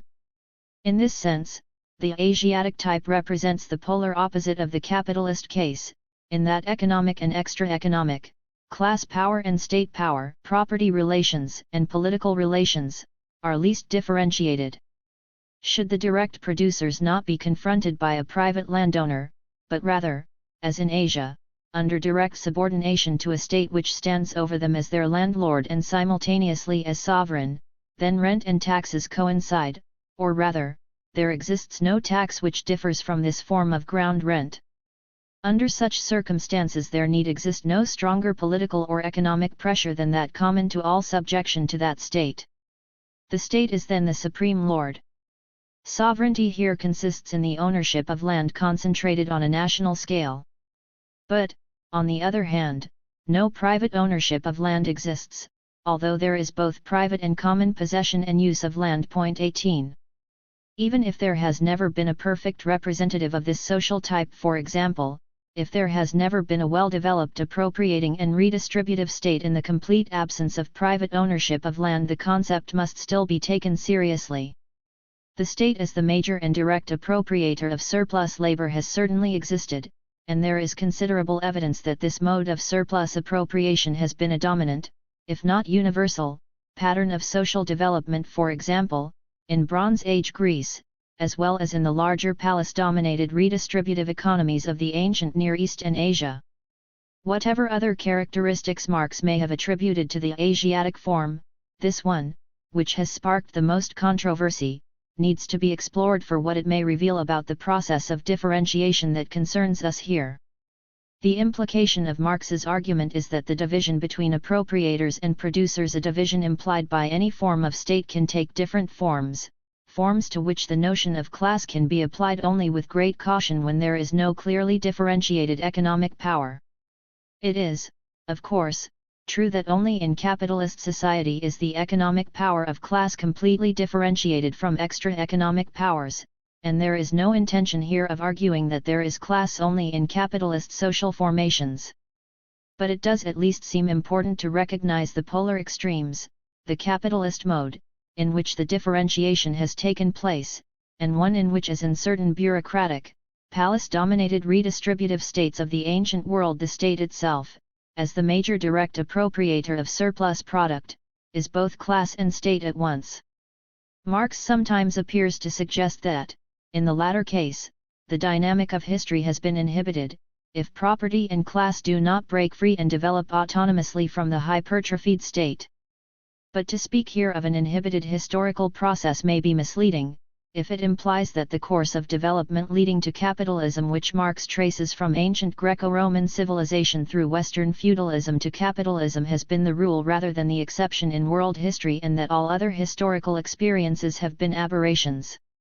Since Marx's primary object is to explain the unique development of capitalism in the West, and not its failure to evolve spontaneously elsewhere, his project itself implies that despite some apparently ethnocentric assumptions, for him it is the achievement, not the failure, that must be accounted for. At any rate, the particular dynamic of the Asiatic form, as Marx's argument implies, may be more common than the movement set in train by the ancient, Greco-Roman form. If the primitive state was the controller of economic resources and the major appropriator and distributor of surplus product, the advanced Asiatic state may represent a more or less natural development out of that primitive form, the appropriating redistributive public power at its highest stage of development. Seen in this light, it is not so much the hypertrophy of the Asiatic state that needs to be explained. What requires explanation is the aberrant, uniquely autonomous development of the economic sphere that eventually issued in capitalism. 19. Feudalism and private property. The capitalist organization of production can be viewed as the outcome of a long process in which certain political powers were gradually transformed into economic powers and transferred to a separate sphere. 20. The organization of production under the authority of capital presupposes the organization of production and the assembling of a labor force under the authority of earlier forms of private property. The process by which this authority of private property asserted itself, uniting the power of appropriation with the authority to organize production in the hands of a private proprietor for his own benefit, can be viewed as the privatization of political power. The supremacy of absolute private property appears to have established itself in large part by means of political devolution, the assumption by private proprietors of functions originally invested in a public or communal authority. Again, the opposition of the Asiatic mode of production at one extreme and the capitalist mode at the other helps to place this devolutionary process in perspective. From this point of view, the crucial issue is not the presence or absence of private property in land as such. China, for example, had well-established private landed property from a very early stage, and, in any case, some form of property in land was often a perquisite of office in the Asiatic state. The important point is the relation between private property and political power, and its consequences for the organization of production and the relation between appropriator and producer. The unique characteristic of Western development in this respect is that it is marked by the earliest and most complete transfer of political power to private property, and therefore also the most thorough, generalized, and direct subservience of production to the demands of an appropriating class. The peculiarities of Western feudalism shed light on the whole process. Feudalism is often described as a fragmentation or parcellization of state power, but while this description certainly identifies an essential characteristic, it is not specific enough. Forms of state power vary, and different forms of state power are likely to be differently fragmented. Western feudalism resulted from the fragmentation of a very particular form of political power. It is not here simply a matter of fragmentation or parcellization but also of privatization. The state power whose fragmentation produced Western feudalism had already been substantially privatized, located in private property. The form of imperial administration that preceded feudalism in the West, built upon the foundations of a state already grounded in private property and class rule, was unique in that imperial power was exercised not so much through a hierarchy of bureaucratic officials in the manner of the Asiatic state, but through what has been described as a confederation of local aristocracies, a municipal system dominated by local private proprietors whose property endowed them with political authority, as well as the power of surplus appropriation. This mode of administration was associated with a particular kind of relationship between appropriators and producers, especially in the Western Empire where there were no remnants of an older redistributive bureaucratic state organization.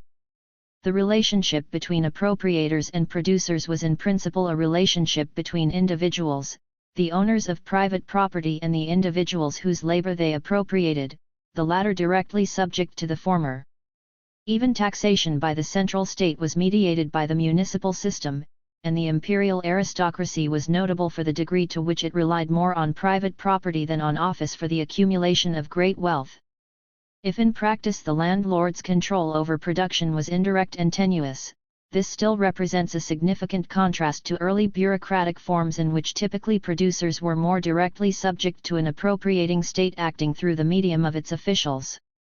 With the dissolution of the Roman Empire, and the repeated failures of successor states, the imperial state was in effect broken into fragments in which political and economic powers were united in the hands of private lords whose political, juridical, and military functions were at the same time instruments of private appropriation and the organization of production.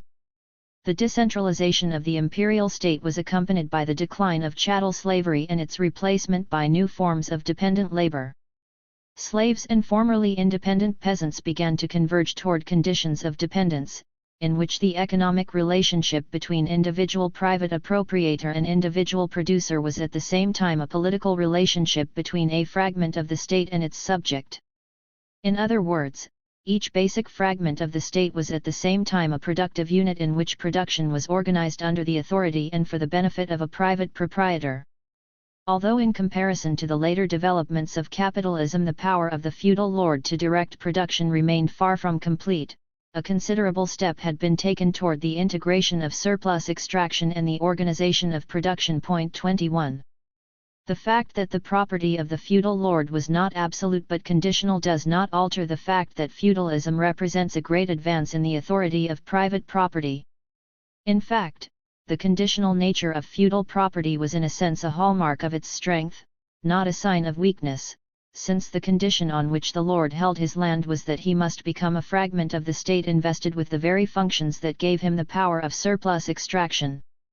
The coincidence of the political unit with the unit of property meant also a greater coincidence between the unit of appropriation and the unit of production, so that production could be organized more directly in the interests of the private appropriator. The fragmentation of the state, the fact that feudal relations were at once a method of governing and a mode of exploitation, also meant that many free farmers now became subject with their properties to private masters, forfeiting surplus labor in exchange for personal protection, in a relationship of dependence that was both political and economic. As many more independent producers were brought into dependence, more production fell within the scope of direct, personal exploitation and class relations. The particular nature of the exploitive relation in feudalism and the fragmentation of the state also, of course, affected the configuration of class power, eventually making it both more desirable in some respects, even necessary and more possible for private appropriators to expropriate direct producers. The essential characteristic of feudalism, then, was a privatization of political power, which meant a growing integration of private appropriation with the authoritative organization of production. The eventual development of capitalism out of the feudal system perfected this privatization and integration by the complete expropriation of the direct producer and the establishment of absolute private property. At the same time, these developments had as their necessary condition a new and stronger form of centralized public power. The state divested the appropriating class of direct political powers and duties not immediately concerned with production and appropriation, leaving them with private exploitative powers purified of public, social functions. Capitalism as the privatization of political power. It may seem perverse to suggest that capitalism represents the ultimate privatization of political power. This proposition on the face of it runs directly counter to the description of capitalism as uniquely characterized by a differentiation of the economic and the political. The intention of this description is, among other things, precisely to contrast capitalism to the parcellization of state power which unites private political and economic power in the hands of the feudal lord. It is, after all, capitalism that is marked not only by a specialized economic sphere and economic modes of surplus extraction but also by a central state with an unprecedented public character.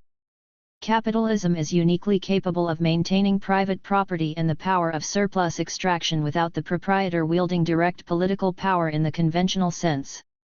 The state which stands apart from the economy even though it intervenes in it can ostensibly, notably, by means of universal suffrage, belong to everyone, producer and appropriator, without usurping the exploitive power of the appropriator. The expropriation of the direct producer simply makes certain direct political powers less immediately necessary to surplus extraction. This is exactly what it means to say that the capitalist has economic rather than extra-economic powers of exploitation. Overcoming the privatization of political power may even be an essential condition for the transformation of the labor process and the forces of production, which is the distinguishing characteristic of capitalism. For example, as Robert Brenner has argued, where the direct application of force is the condition for ruling class surplus extraction, the very difficulties of increasing productive potential through the improvement of the productive forces may encourage the expenditure of surplus to enhance precisely the capacity for the application of force. In this way, the ruling class can increase its capacity to exploit the direct producers, or acquire increased means of production, land, labor, tools, through military methods. Rather than being accumulated, the economic surplus is here systematically diverted from reproduction to unproductive labor. 22. On the other hand, there is another sense in which private political power is an essential condition of capitalist production and, in fact, the form assumed by the autonomy of the economic sphere. The capitalist is, of course, subject to the imperatives of accumulation and competition which oblige him to expand surplus value, and the laborer is bound to the capitalist not simply by the latter's personal authority but by the laws of the market which dictate the sale of labor power. In these senses, it is the autonomous laws of the economy and capital in the abstract that exercise power, not the capitalist willfully imposing his personal authority upon labor. But what the abstract laws of capitalist accumulation compel the capitalist to do and what the impersonal laws of the labor market enable him to do is precisely to exercise an unprecedented degree of control over production. The law of capitalist accumulation, metamorphosed by economists into pretended sick law of nature, in reality merely states that the very nature of accumulation excludes every diminution in the degree of exploitation. 23 And this means firm command of the labor process, even an internal legal code, to ensure the reduction of necessary labor time and the production of maximum surplus value within a fixed period of work.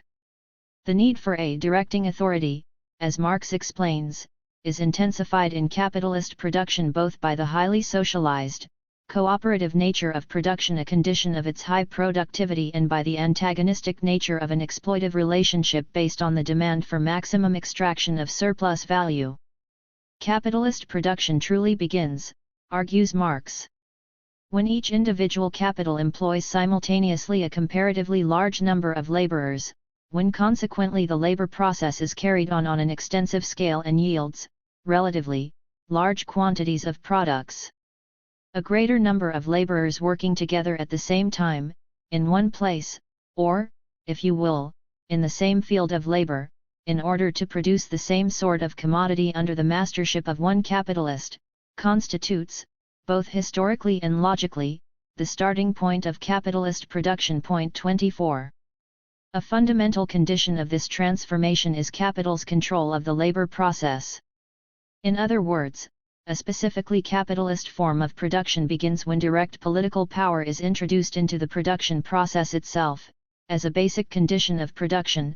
By the cooperation of numerous wage laborers, the sway of capital develops into a requisite for carrying on the labor process itself, into a real requisite of production.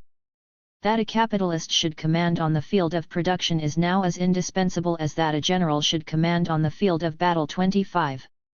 In pre-capitalist societies, cooperative production was simple and sporadic, though sometimes it had, as Marx puts it, colossal effects, for example, under the command of Asiatic and Egyptian kings or Etruscan theocrats. The special characteristic of capitalism is its systematic and continuous cooperative production. The political significance of this development in production is expressed by Marx himself. This power of Asiatic and Egyptian kings, Etruscan theocrats, etc., has in modern society been transferred to the capitalist, whether he be an isolated, or as in joint stock companies, a collective capitalist. 26. The issue here is not whether capitalist control is more despotic than the harsh personal authoritarianism of the slave driver with whip in hand, nor whether capitalist exploitation is more oppressive than the demands of a rent-hungry feudal lord. The degree of control exercised by capital over production is not necessarily dependent upon its degree of despotism. To some extent, control is imposed not by personal authority but by the impersonal exigencies of machine production and the technical integration of the labor process, though this can be exaggerated and, in any case, the need for technical integration is itself to a great extent imposed by the compulsions of capitalist accumulation and the demands of the appropriator. While capital, with its absolute property in the means of production, has at its disposal new forms of purely economic coercion such as the power to dismiss workers or close plants, the nature of its control of the labor process is in part conditioned by its lack of direct coercive force. The intricate and hierarchical organization and supervision of the labor process as a means of increasing surplus in production is a substitute for a coercive power of surplus extraction. The nature of the free working class is also such that new forms of workers' organization and resistance are built into the production process. In any case, capitalist control, in different circumstances, can be exercised in ways ranging from the most despotic organization, e.g., Taylorism, to varying degrees of workers' control, though the pressures against the latter inherent in the structure of capitalist accumulation should not be underestimated. But whatever specific forms capitalist control may take, its essential conditions remain. In no other system of production is work so thoroughly disciplined and organized, and no other organization of production is so directly responsive to the demands of appropriation. There are, then, two critical points about the capitalist organization of production which help to account for the peculiar character of the political in capitalist society and to situate the economy in the political arena.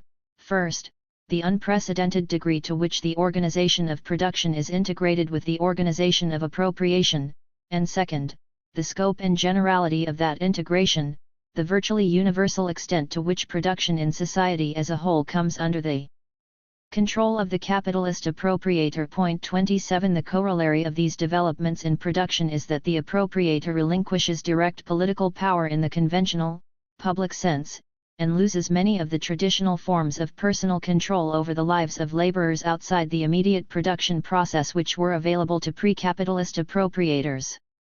New forms of indirect class control pass into the impersonal hands of the state.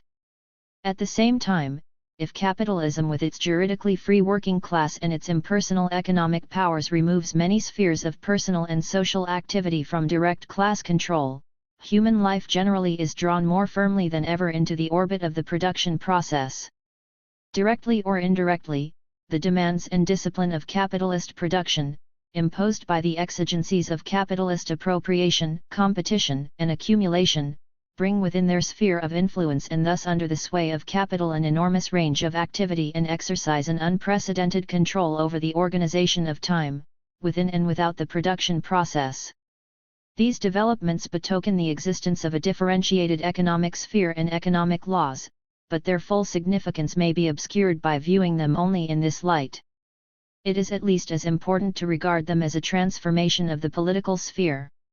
In one sense, the integration of production and appropriation represents the ultimate privatization of politics, since functions formerly associated with a coercive political power centralized or parcelized are now firmly lodged in the private sphere, as functions of a private appropriating class relieved of obligations to fulfill larger social purposes.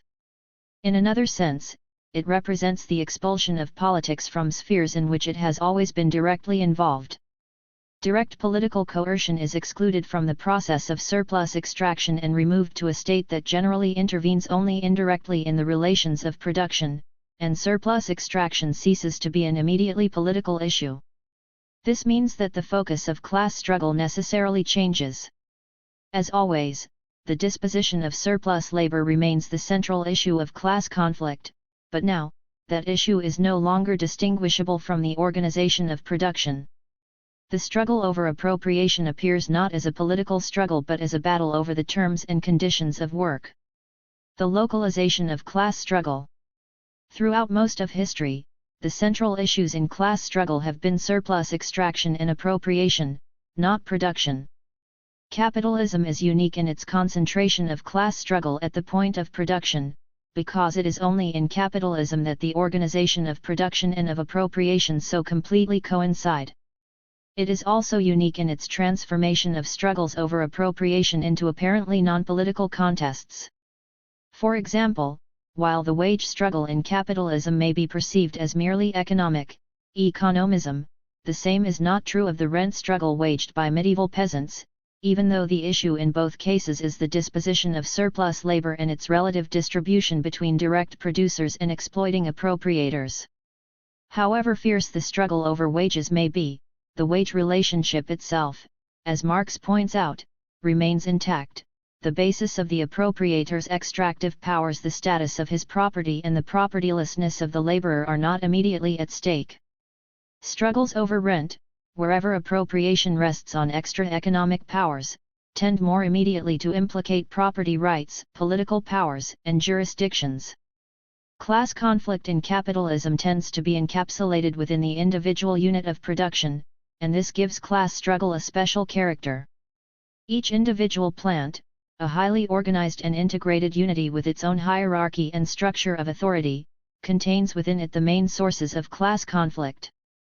At the same time, class struggle enters directly into the organization of production, that is, the management of antagonistic relations of production is inseparable from the management of the production process itself. While class conflict remains an integral part of the production process which it must not disrupt, class struggle must be domesticated. Class conflict generally breaks into open war only when it goes outdoors, particularly since the coercive arm of capital is outside the wall of the productive unit. This means that when there are violent confrontations, they are usually not directly between capital and labor. It is not capital itself but the state that conducts class conflict when it intermittently breaks outside the walls and takes a more violent form. The armed power of capital usually remains in the background, and when class domination makes itself felt as a direct and personal coercive force, it appears in the guise of an autonomous and neutral state. The transformation of political into economic conflicts and the location of struggles at the point of production also tend to make class struggle in capitalism local and particularistic.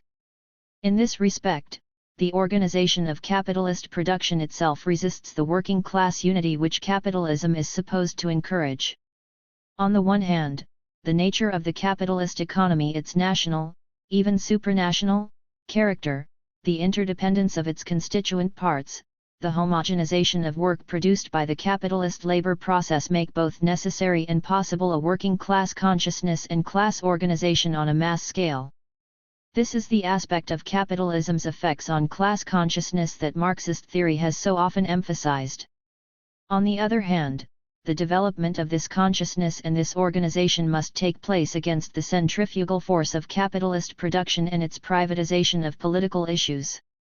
The consequences of this centrifugal effect, if not adequately accounted for by theories of class consciousness, have often been remarked upon by observers of industrial relations who have noted the growing rather than declining importance of domestic struggles in contemporary capitalism. While the concentration of working class battles on the domestic front may detract from the political and universal character of these struggles, it does not necessarily imply a declining militancy. The paradoxical effect of capitalism's differentiation of the economic and the political is that militancy and political consciousness have become separate issues. It is worth considering, by contrast, that modern revolutions have tended to occur where the capitalist mode of production has been less developed, where it has coexisted with older forms of production, notably peasant production, where extra economic compulsion has played a greater role in the organization of production and the extraction of surplus labor, and where the state has acted not only as a support for appropriating classes but as something like a pre-capitalist appropriator in its own right. In short, where economic struggle has been inseparable from political conflict and where the state, as a more visibly centralized and universal class enemy, has served as a focus for mass struggle. Even in more developed capitalist societies, mass militancy tends to emerge in response to extra economic compulsion, particularly in the form of oppressive action by the state, and also varies in proportion to the state's involvement in conflicts over the terms and conditions of work. These considerations again raise questions about the sense in which it is appropriate to regard working-class economism in advanced capitalist societies as reflecting an undeveloped state of class consciousness, as many socialists do. Seen from the perspective of historical process, it can be said to represent a more, rather than a less, advanced stage of development. If this stage is to be surpassed in turn, it is important to recognize that the so-called economism of working-class attitudes does not so much reflect a lack of political consciousness as an objective shift in the location of politics, a change in the arena and the objects of political struggle inherent in the very structure of capitalist production. These are some of the ways in which capitalist production tends to transform political into economic struggles. There are, it is true, certain trends in contemporary capitalism that may work to counteract these tendencies. The national and international integration of the advanced capitalist economy increasingly shifts the problems of capitalist accumulation from the individual enterprise to the macroeconomic sphere.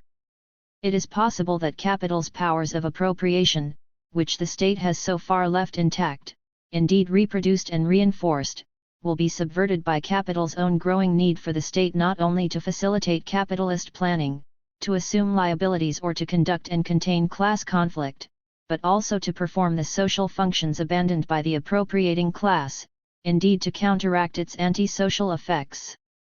At the same time, if capital in its mounting crises demands, and obtains, the state's complicity in its anti-social purposes, that state may increasingly become a prime target of resistance in advanced capitalist countries, as it has been in every successful modern revolution. The effect of this may be to overcome the particularism and the economism imposed on the class struggle by the capitalist system of production, with its differentiation of the economic and the political. In any case, the strategic lesson to be learned from the transfer of political issues to the economy is not that class struggles ought to be primarily concentrated in the economic sphere or at the point of production. Nor does the division of political functions between class and state mean that power in capitalism is so diffused throughout civil society that the state ceases to have any specific and privileged role as a locus of power and a target of political action, nor, alternatively, that everything is the state. Indeed, the opposite is true. The division of labor between class and state means not so much that power is diffuse, but, on the contrary, that the state, which represents the coercive moment of capitalist class domination, embodied in the most highly specialized, exclusive, and centralized monopoly of social force, is ultimately the decisive point of concentration for all power in society. Struggles at the point of production, then, even in their economic aspects as struggles over the terms of sale of labor power or over the conditions of work, remain incomplete as long as they do not extend to the locus of power on which capitalist property, with its control of production and appropriation, ultimately rests. At the same time, purely political battles, over the power to govern and rule, remain unfinished until they implicate not only the institutions of the state but the political powers that have been privatized and transferred to the economic sphere. In this sense, the very differentiation of the economic and the political in capitalism, the symbiotic division of labor between class and state, is precisely what makes the unity of economic and political struggles essential, and what ought to make socialism and democracy synonymous. Chapter 2. Rethinking Base and Superstructure. The base/superstructure metaphor has always been more trouble than it is worth. Although Marx himself used it very rarely and only in the most aphoristic and elusive formulations, it has been made to bear a theoretical weight far beyond its limited capacities. To some extent, the problems already inherent in its original shorthand usage were aggravated by Engels' tendency to use language suggesting the compartmentalization of self-enclosed spheres or levels, economic, political, ideological, whose relations with one another were external. But the real problems began with the establishment of Stalinist orthodoxies, which elevated or reduced the metaphor to the first principle of Marxist-Leninist dogma, asserting the supremacy of a self-contained economic sphere over other passively reflexive subordinate spheres. More particularly, the economic sphere tended to be conceived as more or less synonymous with the technical forces of production, operating according to intrinsic natural laws of technological progress, so that history became a more or less mechanical process of technological development. These deformations of Marx's original historical materialist insights have fixed the terms of Marxist debate ever since. Both sides of the various disputes that have raged among Marxists in the past several decades have been effectively locked into this theoretical grid. Sometimes there has been a tendency to treat the deformations as the Marxist gospel, and to accept or reject Marxism accordingly. Anyone, like E. P. Thompson, working somewhere in the fissures between the alternatives presented by this theoretical framework is likely to be badly misunderstood by supporters and critics alike, or to be dismissed as an anomaly, a theoretical impossibility. Objections to the base/superstructure metaphor have generally concerned its reductionism, both its denial of human agency and its failure to accord a proper place to superstructural factors, to consciousness as embodied in ideology, culture, or politics. Corrections to this reductionism have most commonly taken the form of a so-called Marxist humanism, or else an emphasis on the relative autonomy of the levels of society, their mutual interaction, and a deferral of determination by the economic to the last instance. One of the most important developments in contemporary Western Marxist theory, the structuralist Marxism of Althusser, rejected the humanist option and elaborated the other in a number of peculiar and theoretically sophisticated ways. Faced with a choice between a simplistic and mechanical base/superstructure model, on the one hand, and apparently unstructured human agency, on the other, Althusser and his adherents found an ingenious solution. They redefined the relations between base and superstructure in such a way that the vagaries of human agency could be rigorously excluded from the science of society, insisting on completely structural determinations, while at the same time allowing for the unpredictable specificity of historical reality. This they achieved by a certain amount of conceptual trickery, for while a rigid determinism prevailed in the realm of social structure, it turned out that this realm belonged for all practical purposes to the sphere of pure theory, while the real, empirical world, albeit of little interest to most Althusserian theoreticists, remained, all explicit denunciations of contingency notwithstanding, effectively contingent and irreducibly particular. The critical Althusserian distinction between mode of production and social formation illustrates the point. The structurally determined mode of production simply does not exist empirically, while the actually existing social formation is particular, conjunctural, and capable of combining the various modes of production, and even various relatively, absolutely, autonomous structural levels, in an infinite number of indeterminate ways.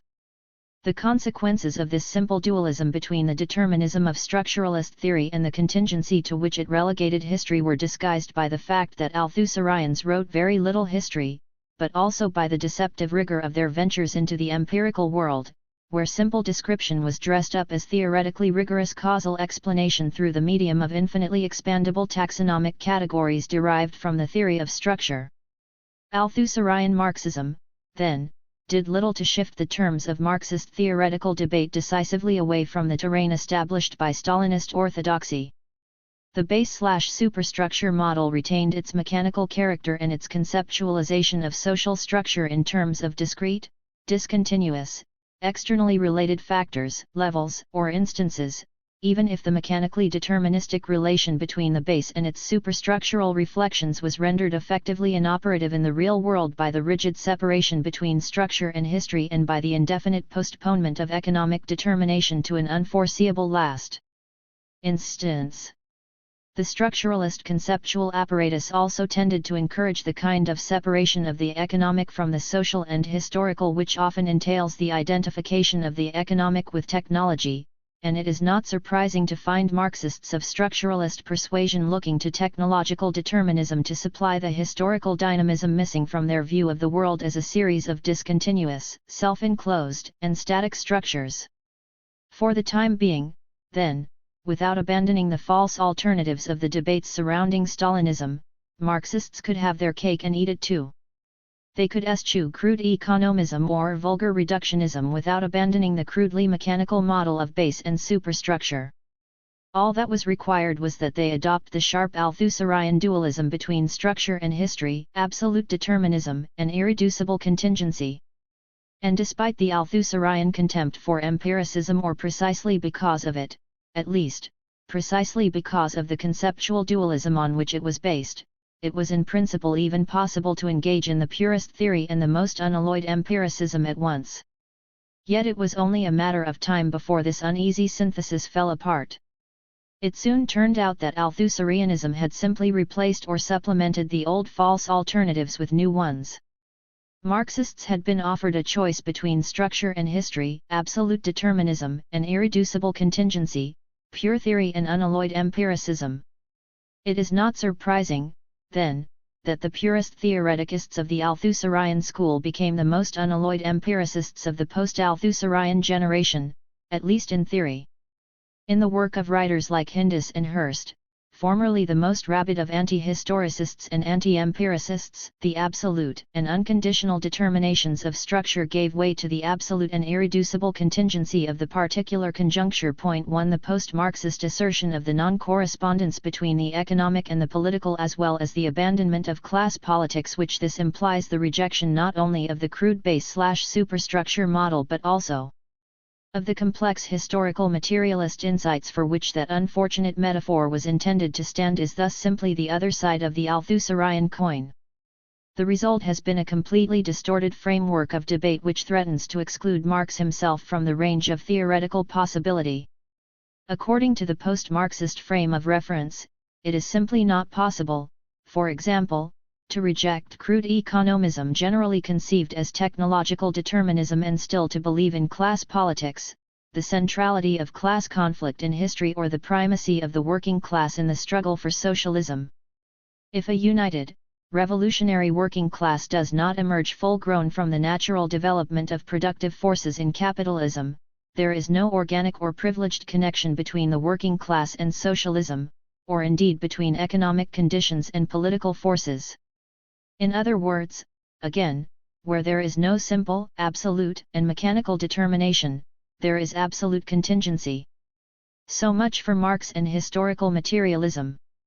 And so much, too, for Edward Thompson, for perhaps more than anyone else, he has fallen through the cracks of Marxist debate in recent years because he fails to match any of the recognized alternatives.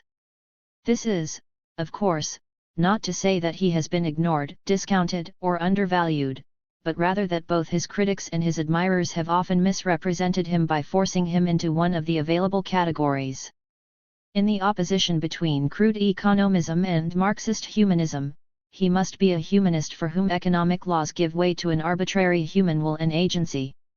In the debate between Althusserians and culturalists, he is even the original culturalist, for whom structural determinations are dissolved in experience.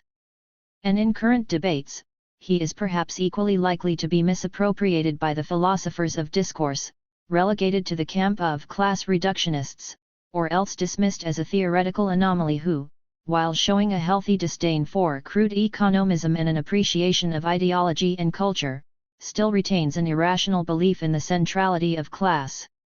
To some extent he invited these distorting classifications by allowing himself to be trapped in the prevailing terms of debate, but in his explicit pronouncements on theoretical matters, and even more in his historiographical practice, can be found the lost threads of a Marxist tradition which these false choices have systematically hidden from view. Modes of production and social formations.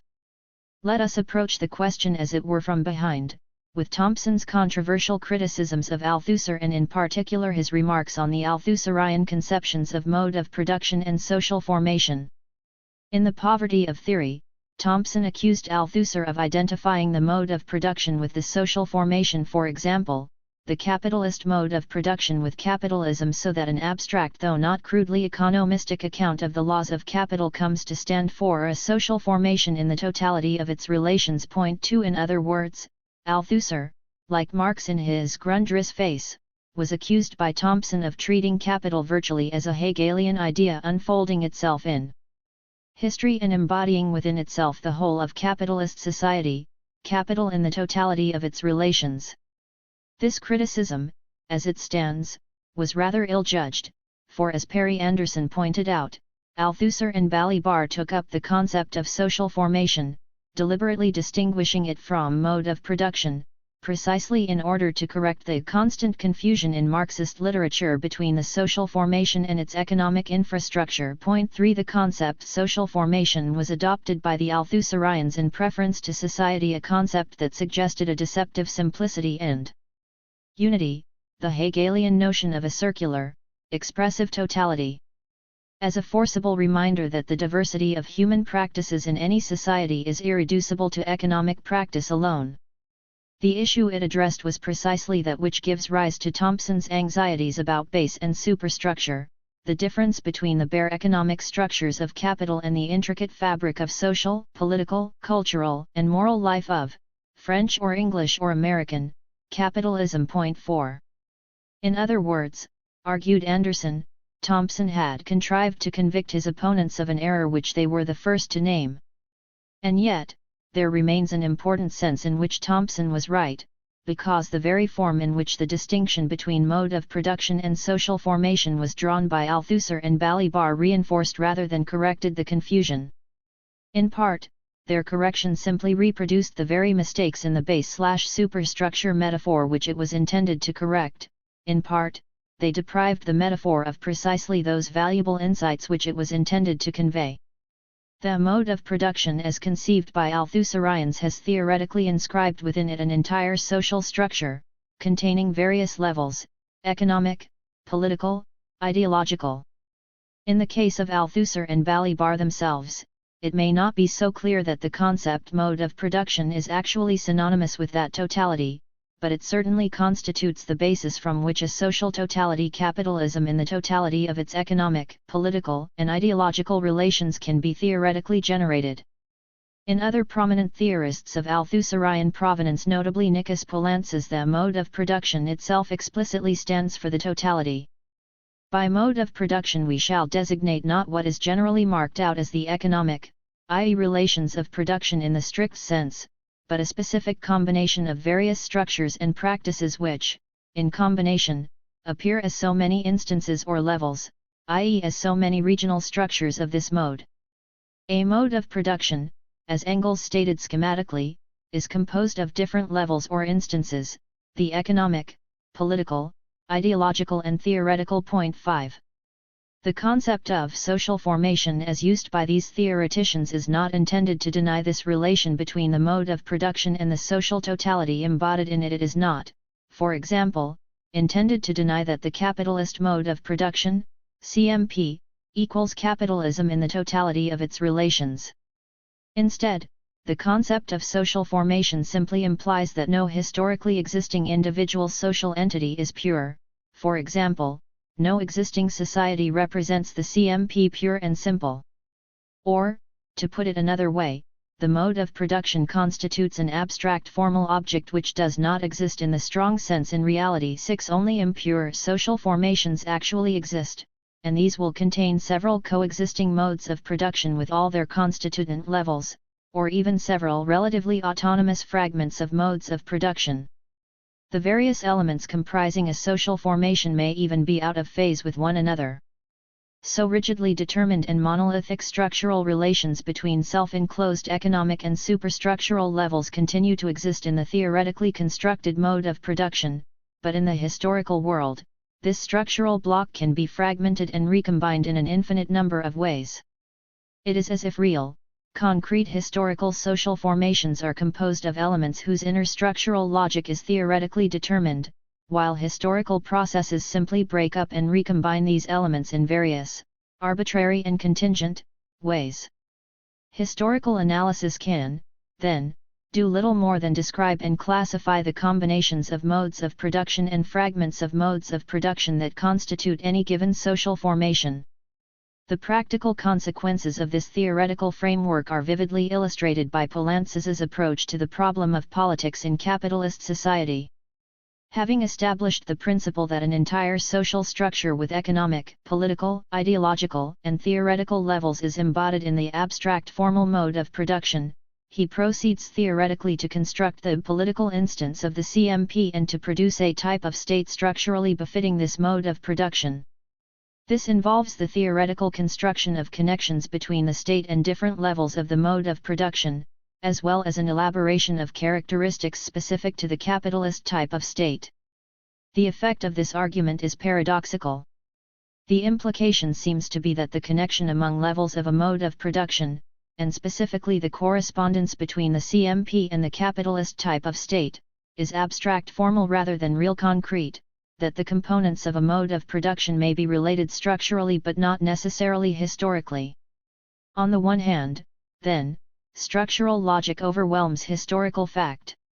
On the other hand, it appears that the relations that actually do prevail between the state and the mode of production in historically existing social formations may have little to do with this structural logic and appear almost accidental. The parts of a mode of production, which may be related by an ineluctable structural logic in the abstract formal realm, can be easily detached from one another in historical reality. A state is capitalist, then, not by virtue of its connection to capitalist relations of production but by virtue of certain structural characteristics derived by autonomous theoretical construction from an abstract formal CMP. Thus, it is possible to say that a social formation in which capitalist relations of production do not yet prevail may nevertheless be characterized by a capitalist state. This is, in fact, how Poulantzas describes European absolutism. 7 The absolutist state is designated as a capitalist type of state not because of any actual relation it bears to underlying capitalist relations of production. Poulantzas is at pains to stress that capitalist relations are very rudimentary at this stage, but because it displays certain formal structural characteristics which he has, more or less arbitrarily, established as corresponding in theory to the CMP. 8. There is in these theoretical principles both too much rigid determinism and too much arbitrariness and contingency, that is, too much abstract, almost idealist, theoretical determination and not enough historical causality. On the one hand, the mechanical simplifications of the base/superstructure model have been left intact. On the other hand, the critical questions indicated by that metaphor about the effects of material conditions and production relations on historical processes have simply been evaded. In fact, a priori theoretical correspondences have been allowed to conceal real historical relations. All this is in sharp contrast to Marx's own account of the connection between production relations and political forms.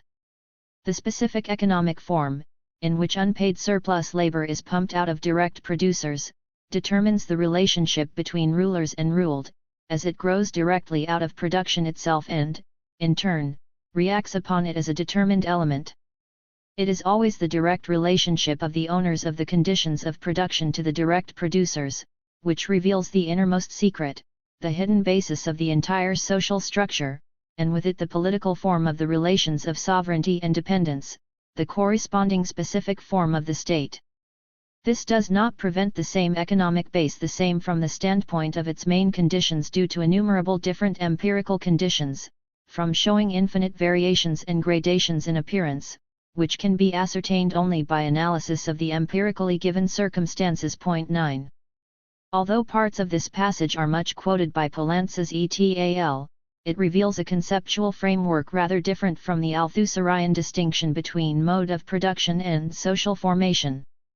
It conveys neither the mechanical determinism of the Althusserian mode of production nor the arbitrary contingency of the social formation.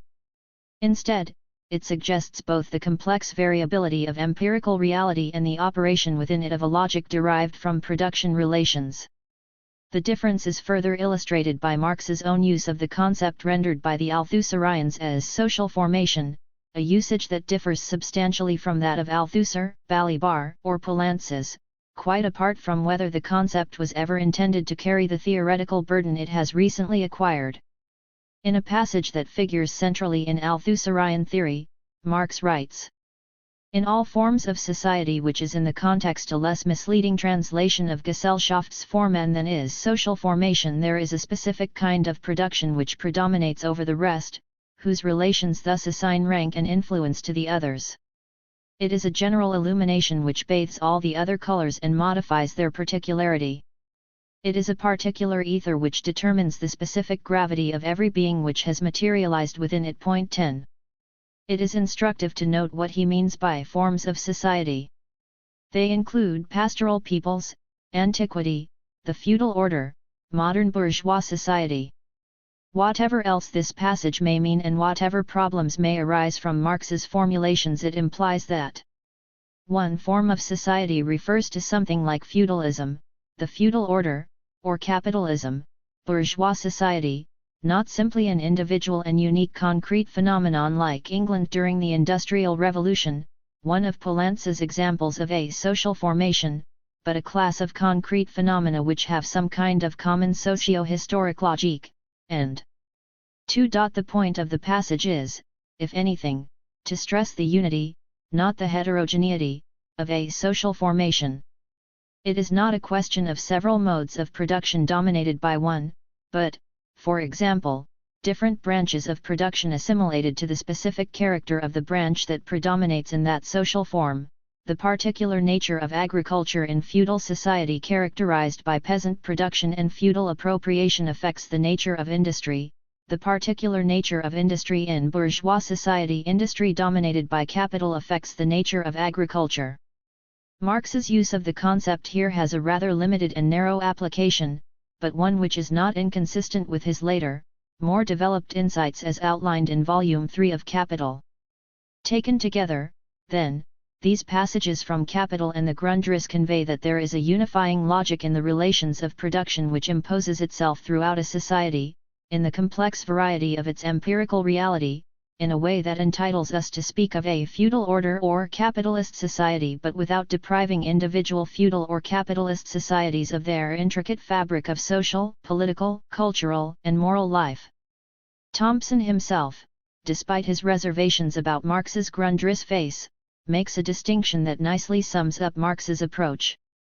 The profound intuition of historical materialism as conceived by Marx, argues Thompson, is not that capitalist societies are simply capital in the totality of its relations, but rather that the logic of capitalist process has found expression within all the activities of a society, and exerted a determining pressure upon its development and form, hence entitling us to speak of capitalism, or of capitalist societies. 11 There is a critical difference, he continues, between a structuralism, which suggests an idea of capital unfolding itself, and historical materialism, which has to do with a real historical process.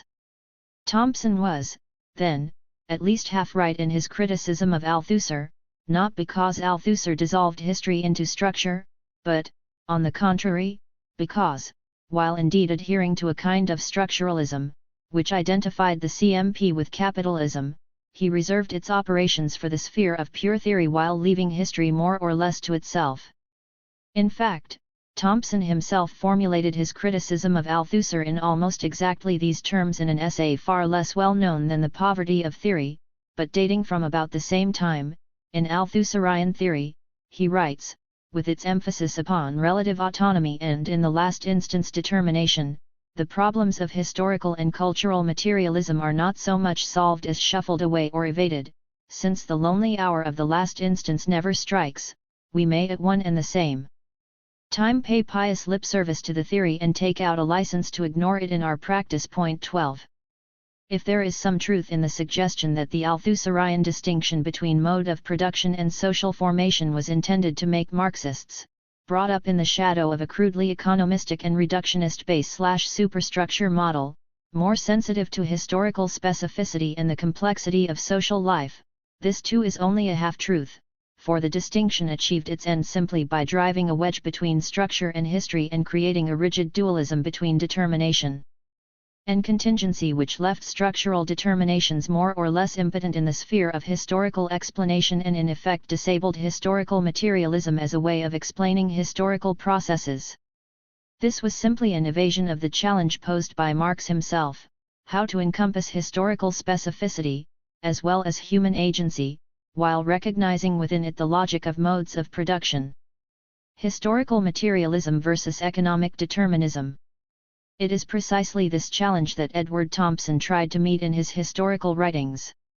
His theoretical pronouncements are not always helpful in illuminating his historical practice, partly because he occasionally allows himself to be trapped in the false alternatives offered by the prevailing terms of Marxist debate. Point 13. Even here, however, there is much wealth that could be mined to emancipate Marxist theory from these Hobson's choices and put it back on the fruitful track marked out by Marx himself.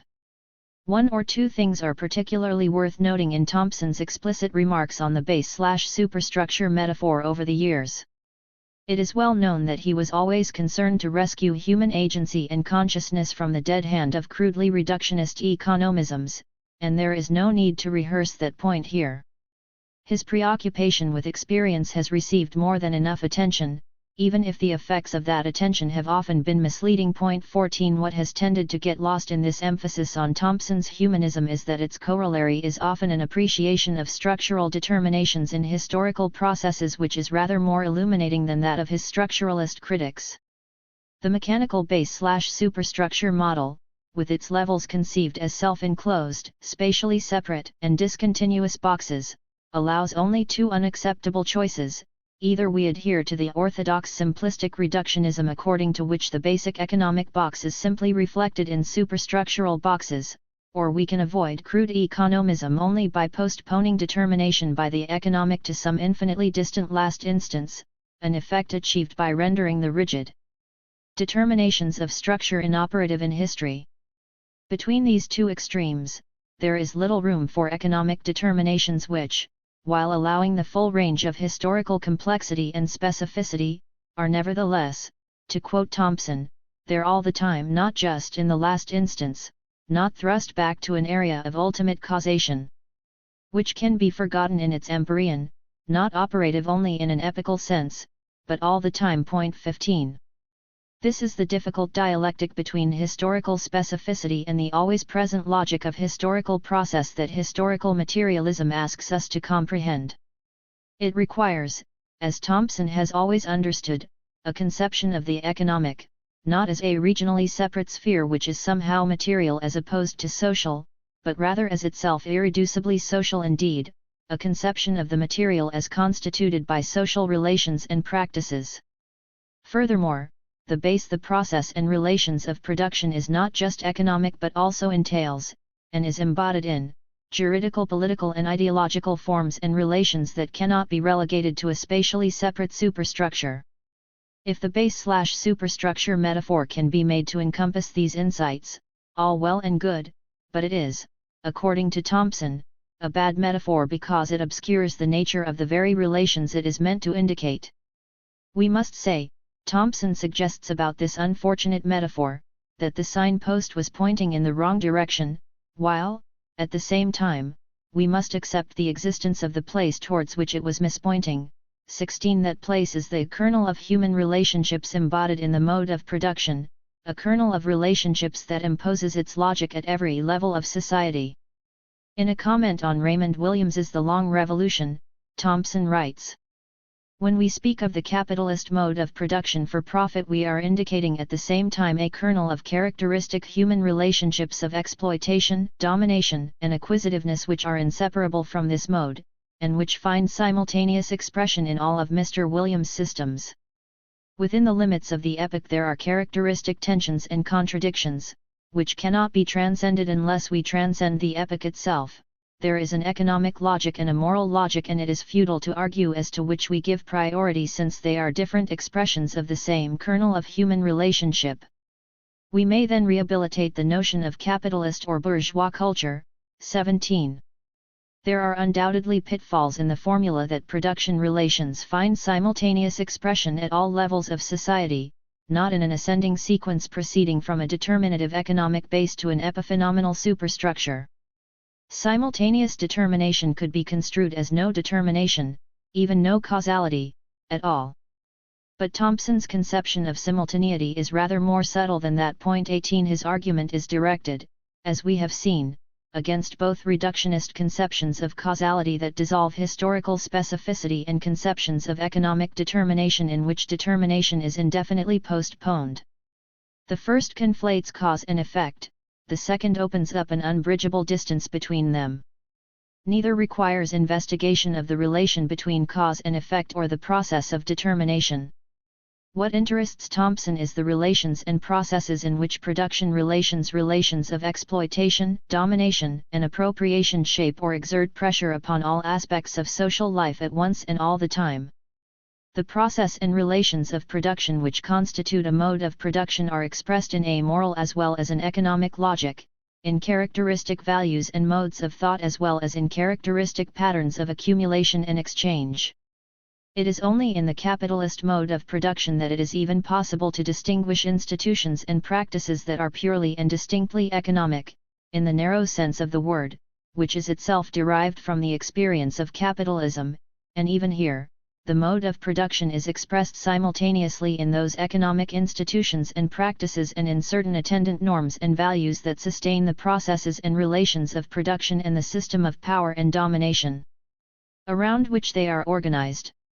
These values, norms, and cultural forms, argues Thompson, are no less real than the specifically economic forms in which the mode of production is expressed.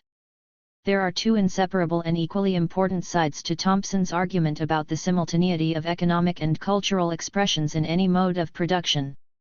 The first, which is the one most commonly stressed by his critics and admirers alike, insists that ideology and culture have a logic of their own which constitutes an authentic element in social and historical processes.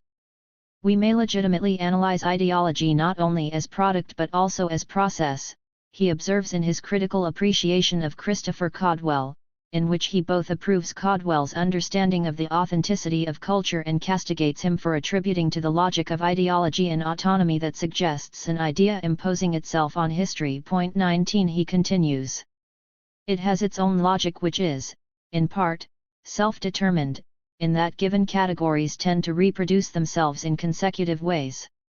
While we cannot substitute the ideological logic for the real history, capitalist evolution is not the acting out of a basic bourgeois idea. Nevertheless, this logic is an authentic component of that history, a history inconceivable and indescribable independent of the idea.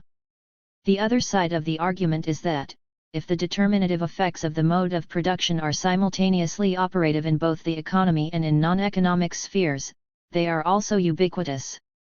The intent of the argument is not to deny or play down the determinative effects of the mode of production, but on the contrary, to reinforce the proposition that they are operative all the time and everywhere.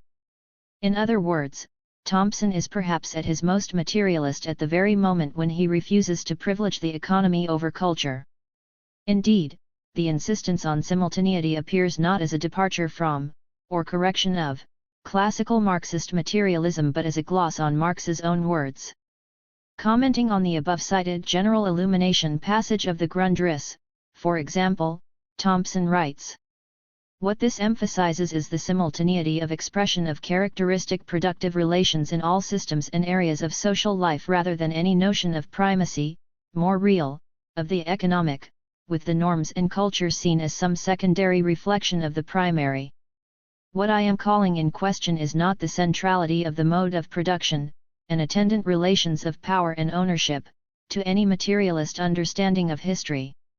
I am calling in question the notion that it is possible to describe a mode of production in economic terms, leaving aside as secondary, less real, the norms, the culture, the critical concepts around which this mode of production is organized. Point 20. We might wish for more precise indications of the boundaries between the mode of production and that which is determined by it, and perhaps something less of a tendency to slide from the proposition that the mode of production is expressed simultaneously in both economic and non-economic spheres, into the rather different suggestion that the mode of production is every social thing at once. But there can be little doubt that the intention of this argument is not only to stress the authenticity of culture but also to rescue a materialist understanding of history from formulations which separate out the social levels in a way that effectively detaches the superstructure from the effects of the material base. It is also an effort to rescue the original Marxist conception of the mode of production from its identification with the capitalist economy, as embodied in market relations and/or some abstractly autonomous technology. This is an identification which Stalinist orthodoxy shared with bourgeois ideology, which Althusserian theory perpetuated in its delineation of levels or instances, in the very process of seeking to detach itself from vulgar economism, and which today's post-Marxist critics of Marxism, so many of whom were formed in the Althusserian school, have repeated, somewhat irrelevantly repudiating their own straw Marxism while reproducing its distortions in their own conceptions of the economic sphere. It may be true that Thompson does not always sustain the clarity of his unitary conception and sometimes appears to allow the mode of production to expand into an indeterminate totality of human relations. But there is a significant difference between the claim that base is also and at the same time superstructure, and Thompson's proposition that production, distribution, and consumption are not only digging, carrying and eating, but are also planning, organizing and enjoying. Imaginative and intellectual faculties are not confined to a superstructure and erected on a base of things, including men things, they are implicit in the creative act of labor which makes man man. Point 21. Another illustration might be his argument that the law does not keep politely to a superstructural level but appears at every bloody level and is imbricated within the mode of production and productive relations themselves, as property rights, definitions of agrarian practice. Point 22. These propositions do not mean that the base includes all superstructure, or that production relations are synonymous with all social relations structured by class antagonisms. Isn't this just another way of saying that mode of production equals social formation, a conception to which Thompson strongly objects? They mean that some so-called superstructure belongs to the productive base and is the form in which production relations themselves are organized, lived, and contested. In this formulation the specificity, integrity, and determinative force of production relations are preserved, and, in a sense, the requisite distance which makes causality possible, between the sphere of production and other social levels, is established, while at the same time the principle of connection and continuity between these separate spheres is indicated by treating the economy itself as a social phenomenon. This brings us to another, especially subtle, reason for Thompson's rejection of the conventional base/superstructure metaphor, and here again the object is not to weaken but to reinforce the materialism in the Marxist theory of history. Thompson has suggested that the metaphor fails to take account of the different ways in which different classes are related to the mode of production, the different ways in which their respective institutions, ideologies, and cultures express the mode of production. Point 23. While the base/superstructure model may have a certain value as an account of partisan ruling class institutions and ideologies, the supportive structures of domination and the common sense of power, it is ill-suited to describe the culture of the ruled. The customs, rituals, and values of subordinate classes can, as Thompson puts it, often be seen to be intrinsic to the mode of production in a way that the dominant culture is not, because they are integral to the very processes of reproducing life and its material conditions. They are, in short, often the very practices that constitute productive activity itself. At the same time, although the culture of the ruled often remains congruent with the prevailing system of production and power, it is because production relations are experienced by subordinate classes in their own particular ways that they can come into contradiction with the common sense of power, and it is such contradictions that produce the struggles which determine the reorganization and transformation of modes of production. Historical transformations of this kind, argues Thompson, do not occur simply and spontaneously because, autonomous, changes in the base produce changes in the superstructure, as, for example, in technological determinism. They occur because changes in material life become the terrain of struggle. If anything, it could be said, although Thompson does not say it in so many words, preferring to avoid the language of base and superstructure, that if historical transformations are produced by contradictions between base and superstructure, it is in the sense that these contradictions represent oppositions between, on the one hand, the experience of production relations as they are lived by subordinate classes and, on the other, the institutions and common sense of power. But to put it this way is already to acknowledge that the single model of the relations between material base and ideological superstructure suggested by the conventional metaphor is not enough. That model misleads because it universalizes the ruling culture, or, more precisely, the relation between the ruling culture and the mode of production, and conceptualizes away the different kind of relation that generates historical movement. Perhaps Thompson's view can best be summed up as an attempt to reassert Marx's own account of historical materialism as against the mechanical materialism of bourgeois philosophy. His emphasis, like that of Marx, is on human sensuous activity, practice, as Marx formulates his materialism in the famous attack on previous materialisms in the Theses on Feuerbach, instead of on some abstract matter or matter in motion. And like Marx, Thompson recognizes that mechanical materialism is nothing more than another idealism, or the other side of the idealist coin.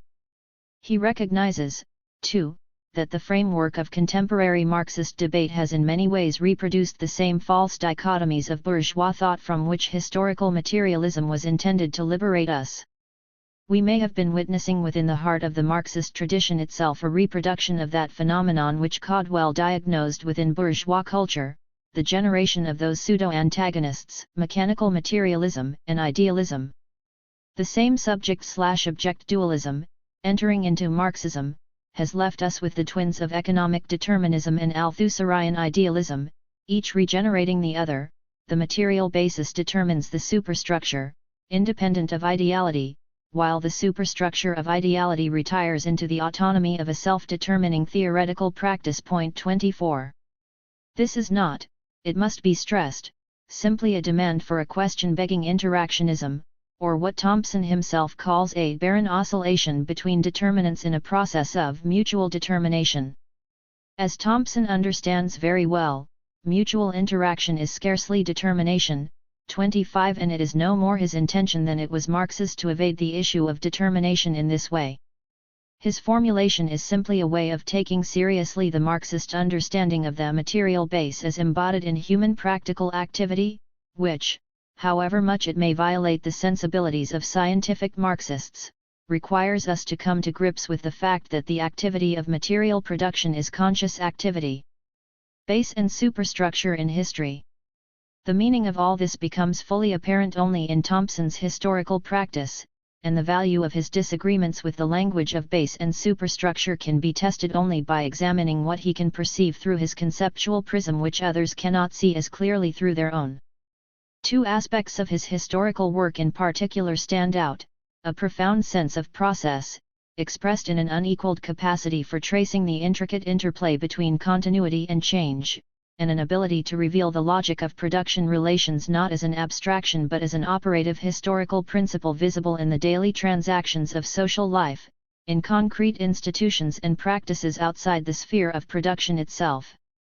Both these skills are at work in his characteristic decoding of evidence indicating the presence of class forces and modes of consciousness structured by class in historical situations where no clear and explicit class consciousness is available as unambiguous proof of the presence of class. The theme running through the making of the English working class, for example, is how a continuous tradition of popular culture was transformed into a working-class culture as people resisted the logic of capitalist relations and the intensification of exploitation associated with capitalist modes of expropriation. Thompson's critics have tended to focus on the continuities in this process, suggesting that his insistence on the continuity of popular traditions betokens a preoccupation with cultural, superstructural factors at the expense of objective determinations, movements in the base where capitalist accumulation takes place, a criticism I shall take up in the next chapter. The point of Thompson's argument, however, is to demonstrate the changes within the continuities precisely in order to show the logic of capitalist production relations at work in the superstructure. Where a structuralist Marxist, who tends to view history as a series of discontinuous chunks, might see nothing but an ideological level out of phase with the economic, a superstructural fragment left over from another mode of production, a juxtaposition of structural boxes, Thompson sees and can give an account of a historical dynamic of change within continuity, which is, after all, the way history generally proceeds, even through revolutionary moments, structured by the logic of capitalist relations. The structuralist, for whom a priori theoretical correspondences would render the actual historical connections invisible, as in the case of Poulantzas and the absolutist state, would be disarmed in the face of non-Marxist historians who dismiss the concept of class as nothing but an abstract theoretical category imposed on the evidence from without, or those who would deny the existence of a working class in this pre-industrial or one-class society, citing as evidence the continuity of pre-industrial patterns of thought. Thompson, in contrast, is able to trace the changing social meanings of popular traditions, tracking the operations of class in these changes within continuity.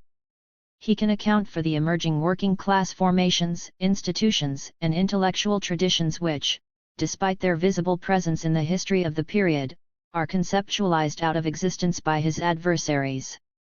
It is worth adding that, for those who regard the base as something material as opposed to social, which generally means that the base consists of the technical forces of production and history is a technological determinism, the existence of working class formations joining together industrial and pre-industrial workers must remain inexplicable.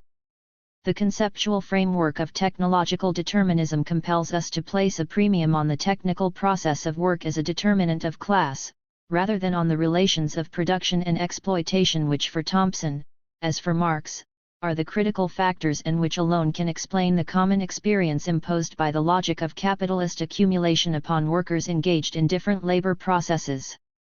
The principles underlying Thompson's decoding procedures are made more explicit in 18th-century English society, Class Struggle Without Class.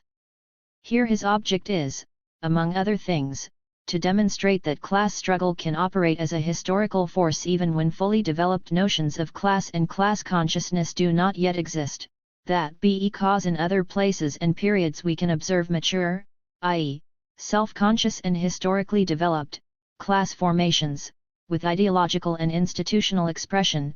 This does not mean that whatever happens less decisively is not class. Point 26. This project requires a decoding of evidence, which to other historians bespeaks a traditional, paternalistic, or one-class society, in which the laboring classes lack any class consciousness and social divisions are vertical rather than horizontal. Significantly, here Thompson again invokes the general illumination passage from the Grundrisse, which the Althusserians cite in support of their views on modes of production and social formations. And significantly, too, like Marx but unlike the Althusserians, he stresses the unity, not the heterogeneity, of social forms as they come within the field of force of a particular mode of production. It seems to me that the metaphor of a field of force can coexist fruitfully with Marx's comment in the Grundrisse, that, in all forms of society, what Marx describes in metaphors of rank and influence, general illumination and tonalities would today be offered in more systematic structuralist language, terms sometimes so hard and objective seeming, that they disguise the fact that they are still metaphors which offer to congeal a fluent social process. I prefer Marx's metaphor, and I prefer it, for many purposes, to his subsequent metaphors of base and superstructure. But my argument in this paper is, to the same degree as Marx's, a structural argument. I have been forced to see this when considering the force of the obvious objections to it. For every feature of 18th century society to which attention has been directed may be found, in more or less developed form, in other centuries. What then is specific to the 18th century? What is the general illumination which modifies the specific tonalities of its social and cultural life? 27. Thompson then sets out to answer these questions by examining, I. the dialectic between what is and is not culture, the formative experiences in social being, and how these were handled in cultural ways, and 2.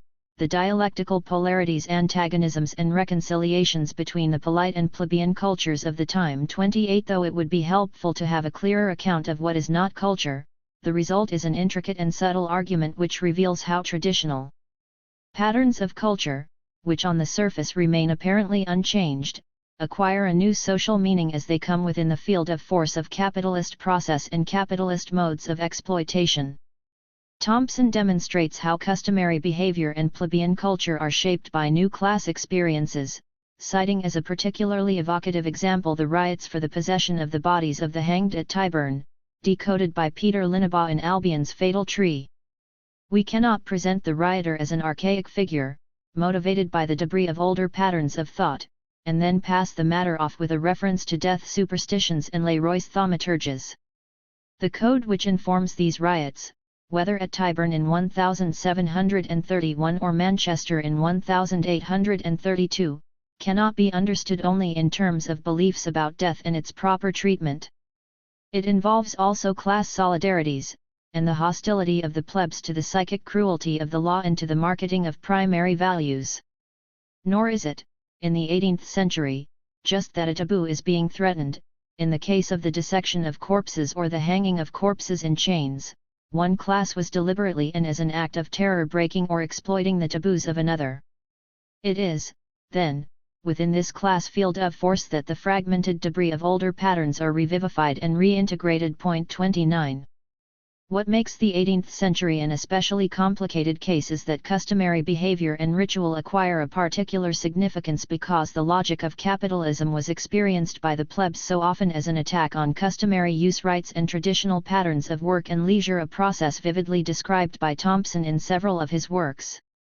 Rebellion against the processes of capitalist accumulation, therefore, often took the form of a rebellion in defense of custom, creating that characteristic paradox of the 18th century, a rebellious traditional culture. 30 Class conflict, then, tended to take the form of confrontations between an innovative market economy and the customary moral economy of the plebs. 31.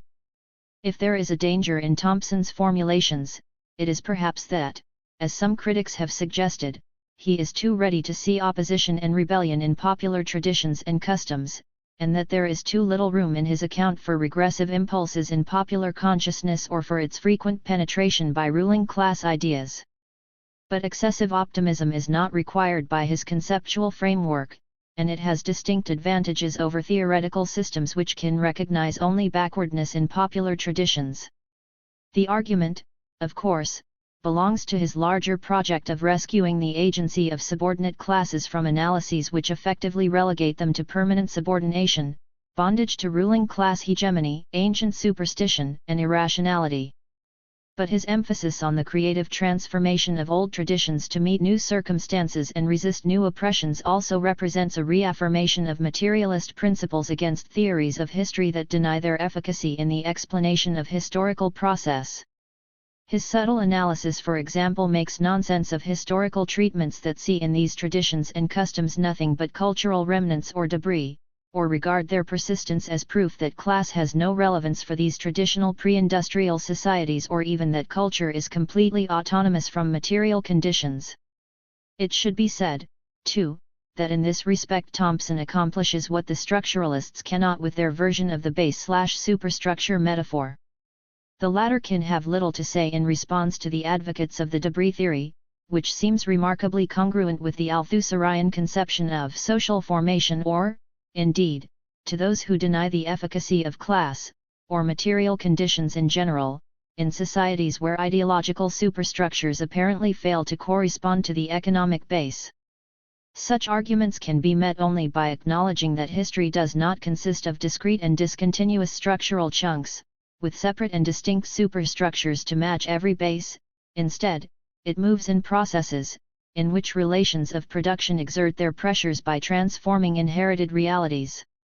It has long been one of Thompson's central projects to respond to historians who deny the existence, or at least the historical importance, of class in cases where clearly defined class institutions or self-conscious languages of class, on the model of industrial capitalism, are not immediately present in the evidence. Critics, and indeed often his admirers, have sometimes been confounded by formulations which appear to suggest that class does not exist for him in the absence of class consciousness. But this is directly contrary to his intention of demonstrating the determinative effects of class situations even where mature classes do not yet exist. Perhaps he has adopted these ambiguous formulae because he has always seen himself as fighting on two fronts at once, against the anti-Marxist denial of class, and against those Marxisms that deny the working class its proper self-activity by postulating for it a predetermined ideal consciousness. In any case, his historiographical actions speak or ought to speak louder than his theoretical words, and it must be said that, in place of Thompson's very effective demonstrations of class forces operating in the absence of mature class consciousness, his structuralist critics can offer little more than theoretical assertions according to which class may exist by definition but without implications for historical processes. It is instructive to contrast Thompson's approach to that of Gareth Stedman Jones in his most recent study of Chartism. 32 explicitly disavowing his earlier Marxist belief in the connection between politics and material conditions. Stedman Jones argues here that the politics of Chartism were autonomous from the class situation of the Chartists. His principal evidence for this autonomy is the fact that there was a fundamental continuity between their ideology and an older radical tradition born in very different social conditions. He seems, among other things, to attach little significance to the changes which that radical tradition underwent as it came within the field of force of capitalist relations. Changes there certainly were, as he acknowledges, but they evidently have no implications for the autonomy of Chartist politics or the non-correspondence of politics and class. In other words, Stedman Jones's reading of evidence is exactly opposed to that of Thompson in similar circumstances, where one sees the autonomy of ideology from class in the continuity of popular traditions, the other sees the magnetic force of class in the transformation of a continuous popular culture. It is as if Stedman Jones has given up historical materialism because he has discovered that history moves in continuous processes, disappointing his expectation that every new base at least in principle must have a pristinely new superstructure to match. This may have something to do with the fact that, by his own testimony, he was in his earlier, Marxist, days strongly influenced by Althusserian theory. Another flip of the Althusserian coin? Thompson's attempts to refine the base/superstructure metaphor are not simply a matter of supplementing the old mechanical model with an acknowledgement that, even though superstructures are erected upon bases, bases need superstructures. 33 This proposition does not adequately convey, for example, the insights that inform his study of law.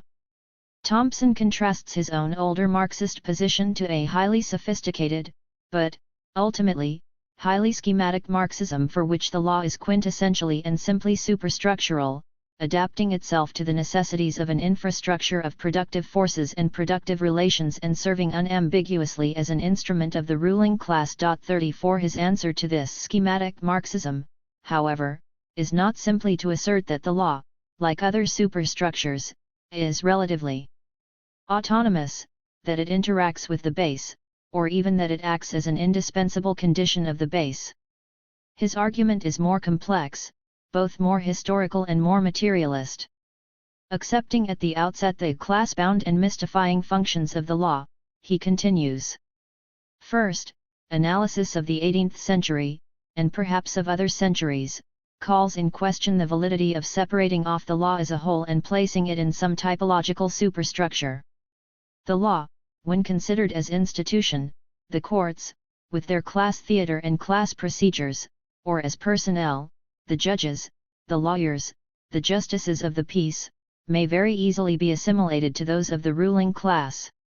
But all that is entailed in the law is not subsumed in these institutions. Moreover, if we look closely into such an agrarian context, the distinction between law, on the one hand, conceived of as an element of superstructure, and the actualities of productive forces and relations, on the other hand, becomes more and more untenable. For law was often a definition of actual agrarian practice, as it had been pursued time out of mind. Hence law was deeply imbricated within the very basis of productive relations, which would have been inoperable without this law. And, in the second place, this law, as definition or as rules, imperfectly enforceable through institutional legal forms, was endorsed by norms, tenaciously transmitted through the community. There were alternative norms, that is a matter of course. This was a place, not of consensus, but of conflict. 35. The notion of the imbrication of the law within the very basis of productive relations, which, incidentally, illustrates Thompson's point about the difference between those ideas, values, and norms that are intrinsic to the mode of production, and those that constitute the ruling apparatus and the common sense of power, while not denying the superstructural character of some parts of the law and its institutions, is something different from, and more than, the idea that bases need superstructures. It is a different way of understanding the base itself, as it is embodied in actual social practices and relations. Nor is it simply a matter of analytically distinguishing the material base from the social forms in which it is inevitably embodied in the real world. Thompson's conception is, first, a refusal of any analytic distinction that conceals the social character of the material itself, which is constituted not simply by a natural substratum but by the social relations and practices entailed by human productive activity, a refusal that is indispensable to historical materialism, but, beyond that, it is a way of discouraging analytic procedures that tend to obscure historical relations. As Perry Anderson has pointed out, the principal objection leveled against the base/superstructure metaphor by Thompson and others is that the analytic distinction between various levels or instances may encourage the view that they exist substantively as separate objects, physically divisible from each other in the real world, creating a confusion between epistemological procedures and ontological categories. 36 He suggests that Althusser sought to avoid such confusions by insisting on a distinction between the object of knowledge and the real object. And yet, there is a sense in which the Althusserians have had the worst of both worlds, for while their instances and levels tend consistently to slip into ontological categories physically separated from one another in the real world, the relations between these levels have tended to remain in the realm of pure theory, as objects of knowledge that have little connection with ontological categories. For Thompson, it is the relations that count, and if he occasionally errs on the side of allowing ontological relations to become analytic conflations, this mistake is far less damaging than the other to an understanding of history. Chapter 3. Class as Process and Relationship. There are really only two ways of thinking theoretically about class, either as a structural location or as a social relation. The first and more common of these treats class as a form of stratification, a layer in a hierarchical structure, differentiated according to economic criteria such as income, market chances or occupation. In contrast to this geological model, there is a social historical conception of class as a relation between appropriators and producers, determined by the specific form in which, to use Marx's phrase, surplus labor is pumped out of the direct producers. If the second of these conceptions is specifically Marxist, the first covers a broad spectrum from classical sociology up to and including some varieties of Marxism. So, for example, class defined as relation to the means of production can take a form not so very different from the income differentiation of conventional stratification theory, and some of the most recent and influential theories of class elaborated under the rubric of rational choice Marxism have deliberately shifted the focus of class away from the social relations of surplus extraction to the distribution of assets or endowments. Here, as in theories of stratification, the operative principle is relative advantage or inequality, not direct social relations between appropriators and producers but indirect relations of comparison among people differentially situated in a structural hierarchy. 1 By contrast, For classical Marxism, the focus is on the social relation itself, the dynamic of the relation between appropriators and producers, the contradictions and conflicts which account for social and historical processes. An inequality, as simply a comparative measure, has no theoretical purchase. This distinctively Marxist conception of class has received remarkably little elaboration, either by Marx himself or by later theorists working in the historical materialist tradition. The most notable exception has been E.P. Thompson, but, while he self-consciously exemplified this conception in his historical work, he never actually spelled out a systematic theory of class in these terms. The few elusive and provocative remarks he did venture to make on the general definition of class have sparked a good deal of controversy, which has done little to clarify the issues between the dominant geological model and the historical materialist theory of class.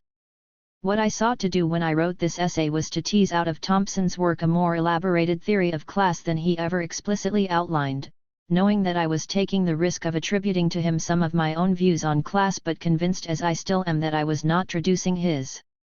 I proceeded by responding to Marxist critics who found Thompson's conception of class insufficiently structural, and while this may seem an outmoded procedure in these post-Marxist days, when he is more likely to be criticized for being too economistic or too class reductionist, it still seems to me to capture the more general issues at stake in the theory of class. There is also another reason for leaving this argument more or less as it was. There has been a curious convergence between Thompson's Marxist critics and current anti-Marxist fashions on the left. When I wrote this chapter originally, Thompson was also being criticized by people who were already moving in a post-Marxist direction. Having conceded that there is no automatic equation of structural class positions and conscious class formations, such critics suggested, he did not go far enough. Thompson was accused of failing to face up to the consequences of his non-reductive Marxism. Once he had opened the floodgates by renouncing reductionism, apparently nothing stood between him and post-Marxist contingency. This criticism, as we shall see, paradoxically converged with the Marxist objection that he was guilty of dissolving objective structures in subjective experience and culture, of identifying class with class consciousness, of dissolving structural determinations into subjective experience, though where one castigated him for seeing no class where there is no class consciousness, the other accused him of seeing class everywhere, complete and at the ready, in all manifestations of popular culture. Both these apparently antithetical criticisms had as their starting point what I would regard as a fundamentally ahistorical view of the world, where there is nothing between structural necessity and empirical contingency, no room for historical determinations, structured processes with human agencies. The structural definition of class, E.P. Thompson and his critics.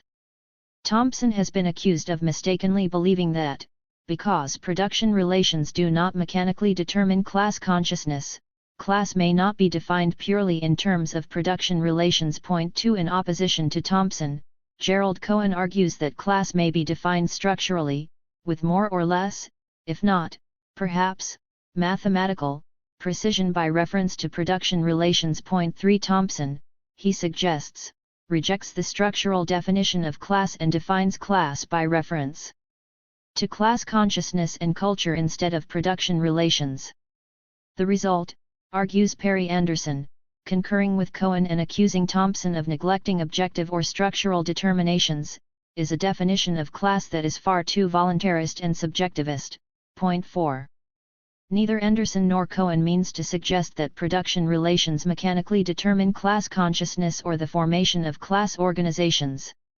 On the contrary, Cohen is here criticizing Thompson on the grounds that he is too ready to jettison the structural definition of class on the mistaken assumption that it necessarily implies this kind of mechanical determinism. Both critics insist that there is, for Thompson, no class in the absence of class consciousness. His conception of class, in other words, does not allow for Marx's distinction between a class in itself and a class for itself, between a class that exists objectively and a class that exists as an active and self-conscious historical subject, in opposition to other classes. Thompson, according to this argument, insofar as he defines class at all, identifies it with the latter. Before a class exists in this form, it is not a class at all. As I have already suggested in the previous chapter, it can be argued that exactly the reverse is true.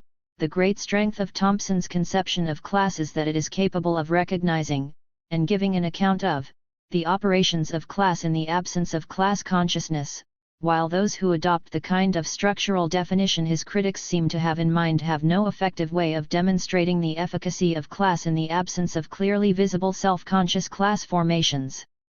And no effective response to the claim that class is nothing more than an ideologically motivated theoretical construct imposed on historical evidence from without. I intend to elaborate that argument here, but also to suggest that the failure to see this aspect of Thompson's work has less to do with his own neglect of objective structures than with his critics' understanding of what counts as a structural determination. Where Thompson's critics see structures as against processes, or structures that undergo processes, Thompson sees structured processes. This distinction reflects an epistemological difference. On the one hand, a view that theoretical knowledge, the knowledge of structures, is a matter of static conceptual representation, while motion and flux, together with history, belong to a different, empirical sphere of cognition, and, on the other hand, a view of knowledge that does not oppose structure to history, in which theory can accommodate historical categories, concepts appropriate to the investigation of process. Point 5. It may be true that Thompson tells us too little about the relations of production and that he fails to define them with enough specificity. He may indeed take too much for granted. But to accuse him of defining class by reference to or in terms of class consciousness instead of production relations is quite simply to miss the point. It is not at all clear that Thompson's conception of class is incompatible with, for example, the following statement by Perry Anderson, although Anderson intends it as a rejoinder to Thompson, an attack on his excessively voluntarist and subjectivist definition of class, and an expansion of Cohen's criticism. It is, and must be, the dominant mode of production that confers fundamental unity on a social formation, allocating their objective positions to the classes within it, and distributing the agents within each class. The result is, typically, an objective process of class struggle. Class struggle is not a causal prius in the sustentation of order, for classes are constituted by modes of production, and not vice versa. Point 6. Now, unless the proposition that classes are constituted by modes of production means, as in Anderson's case, or indeed Cohen's, it clearly does not that modes of production immediately constitute active class formations, or that the process of class formation is unproblematic and mechanical. Thompson, no doubt with some stylistic reservations, might readily accept it. His historical project presupposes that relations of production distribute people into class situations, that these situations entail essential antagonisms and conflicts of interest, and that they therefore create conditions of struggle. Class formations and the discovery of class consciousness grow out of the process of struggle, as people experience and handle their class situations. It is in this sense that class struggle precedes class. To say that exploitation is experienced in class ways and only thence gives rise to class formations is to say precisely that the conditions of exploitation, the relations of production, are objectively there to be experienced. Point 7. Nevertheless, objective determinations do not impose themselves on blank and passive raw material but on active and conscious historical beings. Class formations emerge and develop as men and women live their productive relations and experience their determinate situations, within the ensemble of the social relations, with their inherited culture and expectations, and as they handle these experiences in cultural ways. Point 8. This certainly means that no structural definition of class can by itself resolve the problem of class formation, and that no model can give us what ought to be the true class formation for a certain stage of process. Point 9.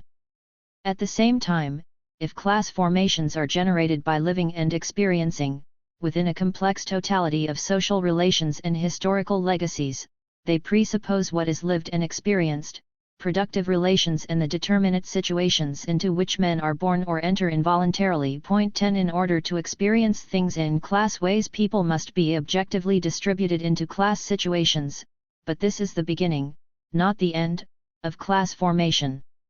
It is not a small, or theoretically trivial, point to distinguish between the constitution of classes by modes of production and the process of class formation. Nor is it unimportant to suggest that, however completely we may succeed in deductively situating people on a chart of class locations, the problematic question of class formation will remain and may yield answers that are both theoretically and politically more significant. The crucial point is that the main burden of a Marxist theory of class must be less on identifying class locations than on explaining processes of class formation. In effect, Thompson is being accused of voluntarism and subjectivism not because he neglects the objective, structural determinations of class, but on the contrary, because he refuses to relegate the process of class formation, which is his central concern, to a sphere of mere contingency and subjectivity set apart from the sphere of objective material determination, as his critics appear to do. He does not proceed from a theoretical dualism which opposes structure to history and identifies the structural explanation of class with the charting of objective, static class locations while reserving the process of class formation for an apparently lesser form of historical and empirical explanation. Instead, Thompson, taking seriously the principles of historical materialism and its conception of materially structured historical processes, treats the process of class formation as a historical process shaped by the logic of material determinations. Thompson could, in fact, turn the tables on his critics. One of his major objectives in refusing to define class as a structure or thing, as he points out in The Making of the English Working Class, has been to vindicate the concept of class against those, especially bourgeois social scientists, who deny its existence except as a pejorative theoretical construct, imposed upon the evidence. 11 He has countered such denials by insisting upon class as a relationship and a process, to be observed over time as a pattern in social relations, institutions and values. Class, in other words, is a phenomenon which is visible only in process. The denial of class, especially where there is no historical clarity to force its reality upon our attention, cannot be answered simply by reciting the structural definition of class. This is, in fact, no better than the reduction of class to a theoretical construct imposed on the evidence. What is needed is a way of demonstrating how the structuration of society in class ways actually affects social relations and historical processes. The point, then, is to have a conception of class that invites us to discover how objective class situations actually shape social reality, and not simply to state and restate the tautological proposition that class equals relation to the means of production. The concept of class as relationship and process stresses that objective relations to the means of production are significant because they establish antagonisms and generate conflicts and struggles, that these conflicts and struggles shape social experience in class ways, even when they do not express themselves in class consciousness or in clearly visible formations, and that over time we can discern how these relationships impose their logic, their pattern, on social processes. Purely structural conceptions of class do not require us to look for the ways in which class actually imposes its logic, since classes are simply there by definition. Thompson has nevertheless been attacked on the grounds that, by failing to define class in purely structural terms, he has rendered the concept inapplicable to all historical cases in which no class consciousness can be discerned. 12 Yet the emphasis on class as relationship and process is especially important precisely in dealing with cases where no well-defined expressions of class consciousness are available to provide uncontestable evidence of class. This applies in particular to social formations before industrial capitalism, which in 19th-century England for the first time in history produced unambiguously visible class formations, compelling observers to take note of class and provide conceptual instruments to apprehend it. In fact, Thompson is arguably the one Marxist who, instead of evading the issue or taking class for granted, has tried to give an account of class which can be applied in such ambiguous cases. His purpose here has not been to deny the existence of class in the absence of class consciousness but, on the contrary, to answer such denials by showing how class determinants shape social processes, how people behave in class ways, even before, and as a precondition to, the mature formations of class with their consciously class-defined institutions and values. 13. So, for example, the formula class struggle without class, which Thompson tentatively proposes to describe English society in the 18th century, is intended to convey the effects of class-structured social relations upon agents without class consciousness and as a precondition to conscious class formations. Class struggle therefore precedes class, both in the sense that class formations presuppose an experience of conflict and struggle arising out of production relations, and in the sense that there are conflicts and struggles structured in class ways even in societies that do not yet have class-conscious formations. To argue that a purely structural definition is required to rescue the universal applicability of class is to suggest that in the absence of class consciousness classes exist only as objective relations to the means of production, with no practical consequences for the dynamics of social process. So perhaps it is not Thompson but his critics who effectively reduce class to class consciousness. Thompson, in contrast, seems to be arguing that the objective relations of production always matter, whether or not they are expressed in a well-defined consciousness of class, though they matter in different ways in different historical contexts and produce class formations only as a result of historical processes. The point is to have a conception of class that turns our attention to precisely how, and in what different modes, objective class situations matter. Thompson, then, does indeed say that classes arise or happen because people in determinative productive relations, who consequently share a common experience, identify their common interests and come to think and value in class ways. 14 But this does not mean that classes do not, in any meaningful sense, exist for him as objective realities before class consciousness. On the contrary, class consciousness is possible because objective class situations already exist. His primary concern, of course, is to focus attention on the complex and often contradictory historical processes by which, in determinate historical conditions, class situations give rise to class formations. As for purely structural definitions of class, since they cannot define completed class formations, either they are intended simply to denote the same determining pressures exerted by objective class distributions on variable historical processes, so that the difference between Thompson and his critics is largely a question of emphasis, or such definitions refer to nothing significant at all. The making of the English working class.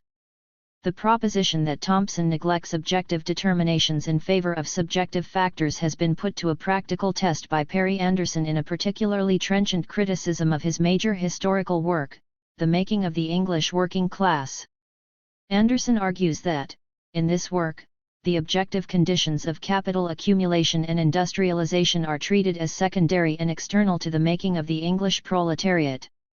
It is not the structural transformations, economic, political, and demographic, which are the objects of his inquiry, but rather their precipitates in the subjective experience of those who lived through these terrible years.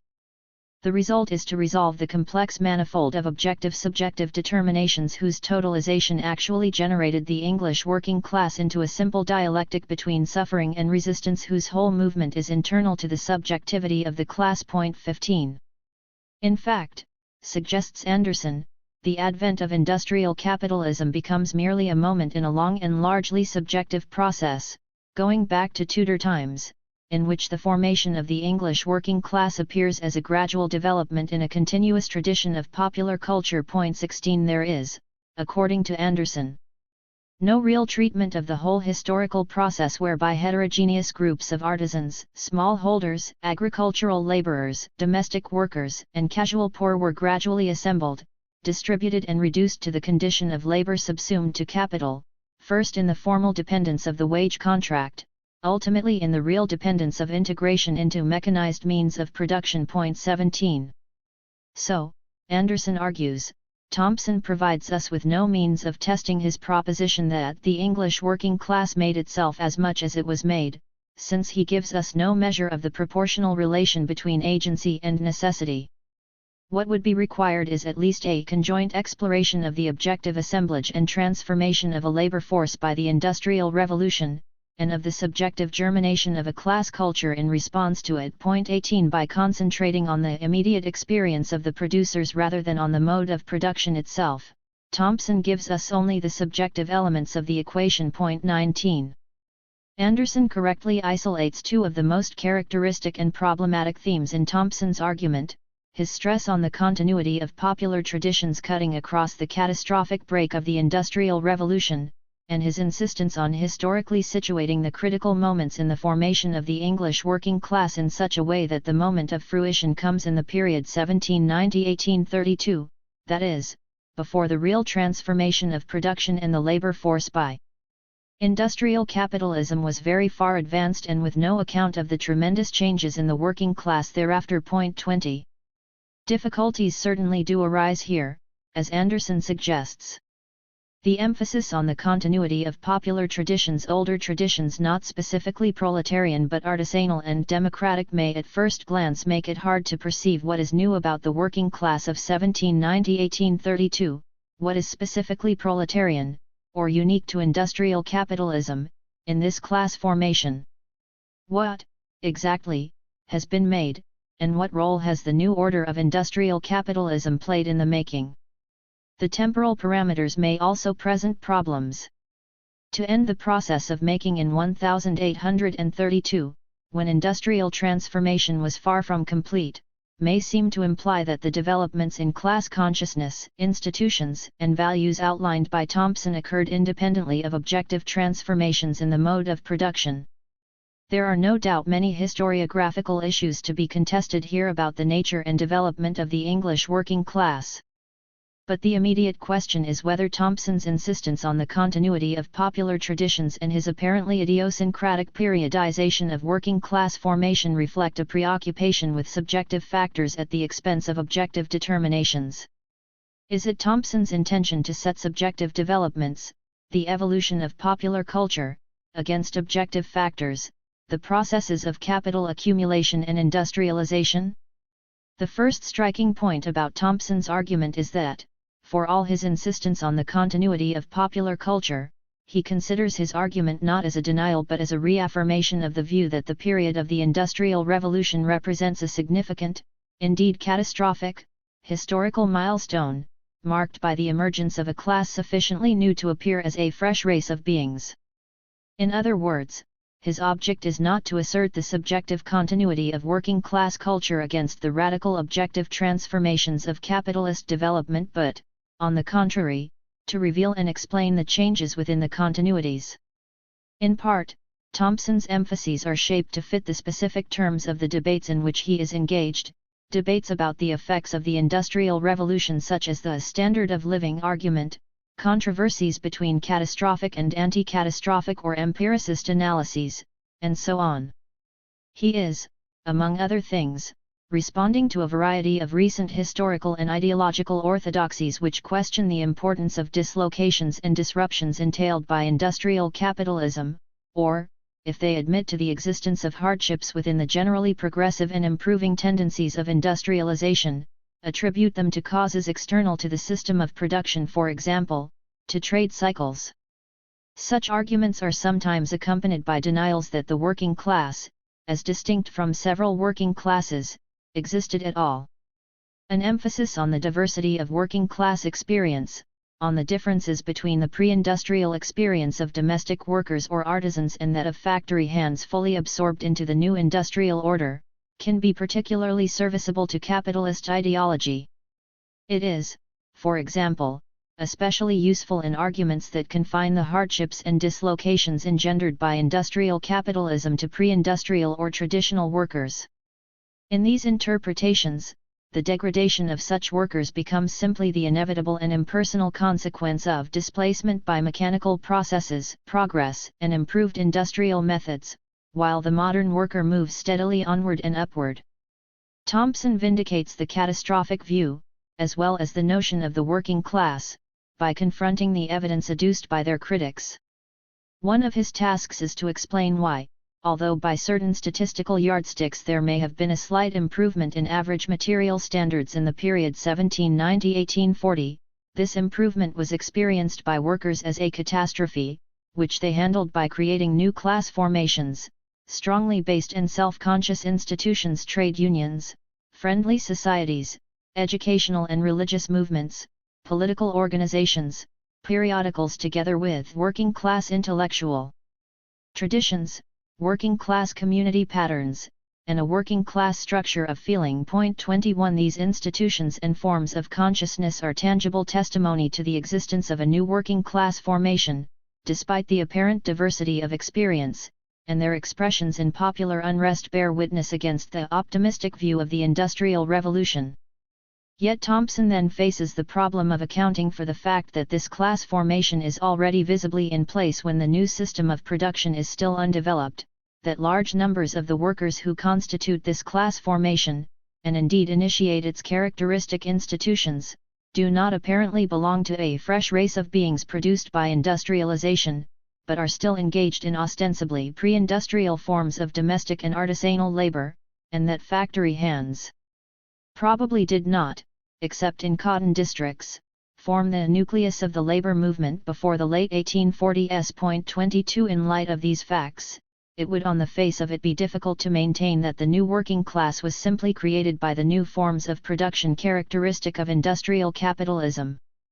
To account for the incontestable presence of class formations that unite new and traditional forms of labor, artisans, domestic workers, factory hands, it becomes necessary to identify a unifying experience, one which also explains why the catastrophic impact of the Industrial Revolution was experienced in sectors apparently still untouched by the transformation of industrial production.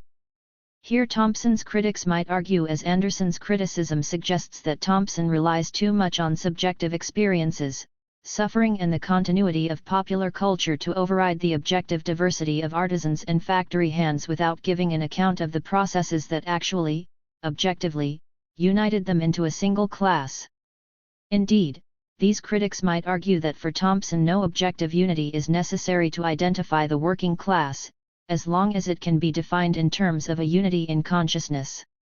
But criticisms like this concede too much to Thompson's anti-Marxist opponents. For example, the optimistic and empiricist arguments rely at least implicitly on setting up an opposition between facts and values, between their own objective standards and merely subjective standards having to do with the quality of life. This opposition can be used to obscure the issues by relegating problems of exploitation, relations of production and class struggle, which are the focus of Thompson's argument, to the sphere of subjectivity, while identifying objectivity with hard impersonal factors, trade cycles, technology, wage and price indices. Thompson, while certainly concerned with the quality of life, defines its conditions not simply in subjective terms but in terms of the objective realities of capitalist production relations and their expressions in the organization of life. Objective determinations. The single most important objective condition experienced in common by various kinds of workers during the period in question was the intensification of exploitation, and Thompson devotes the second and central section of The Making of the English Working Class, introduced by a chapter entitled Exploitation, to a description of its effects. 23 He is concerned not simply with its effects in suffering but in the distribution and organization of work, as well as leisure, most especially its consequences for work discipline and the intensity of labor, for example in the extension of hours of work, increasing specialization, the breakup of the family economy, and so on. 24 He also considers how the exploitive relationship was expressed in corresponding forms of ownership and state power, in legal and political forms, and how the intensification of exploitation was compounded by counter-revolutionary political repression. 25 These are factors that certainly cannot, from a Marxist point of view, be dismissed as subjective, and Thompson sets them against the hard facts of the empiricist argument, not as subjectivity against objectivity, but as the real objective determinations which underlie the facts. By what social alchemy did inventions for saving labor become agents of immiseration? The raw fact a bad harvest may seem to be beyond human election. But the way that fact worked its way out was in terms of a particular complex of human relationship, law, ownership, power. When we encounter some sonorous phrase such as the strong ebb and flow of the trade cycle, we must be put on our guard.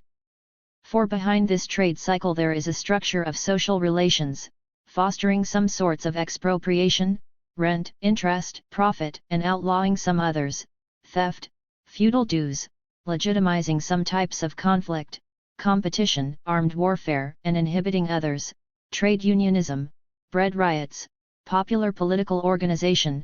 26.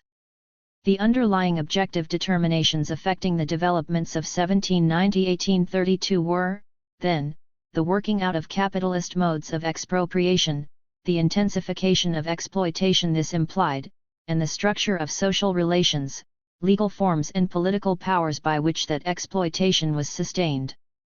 The significant point is that these factors affected both traditional and new forms of labor, and their common experience, with the struggles it entailed in a period of transition which produced a moment of particular transparency in relationships of exploitation, a clarity heightened by political repression underlay the process of class formation.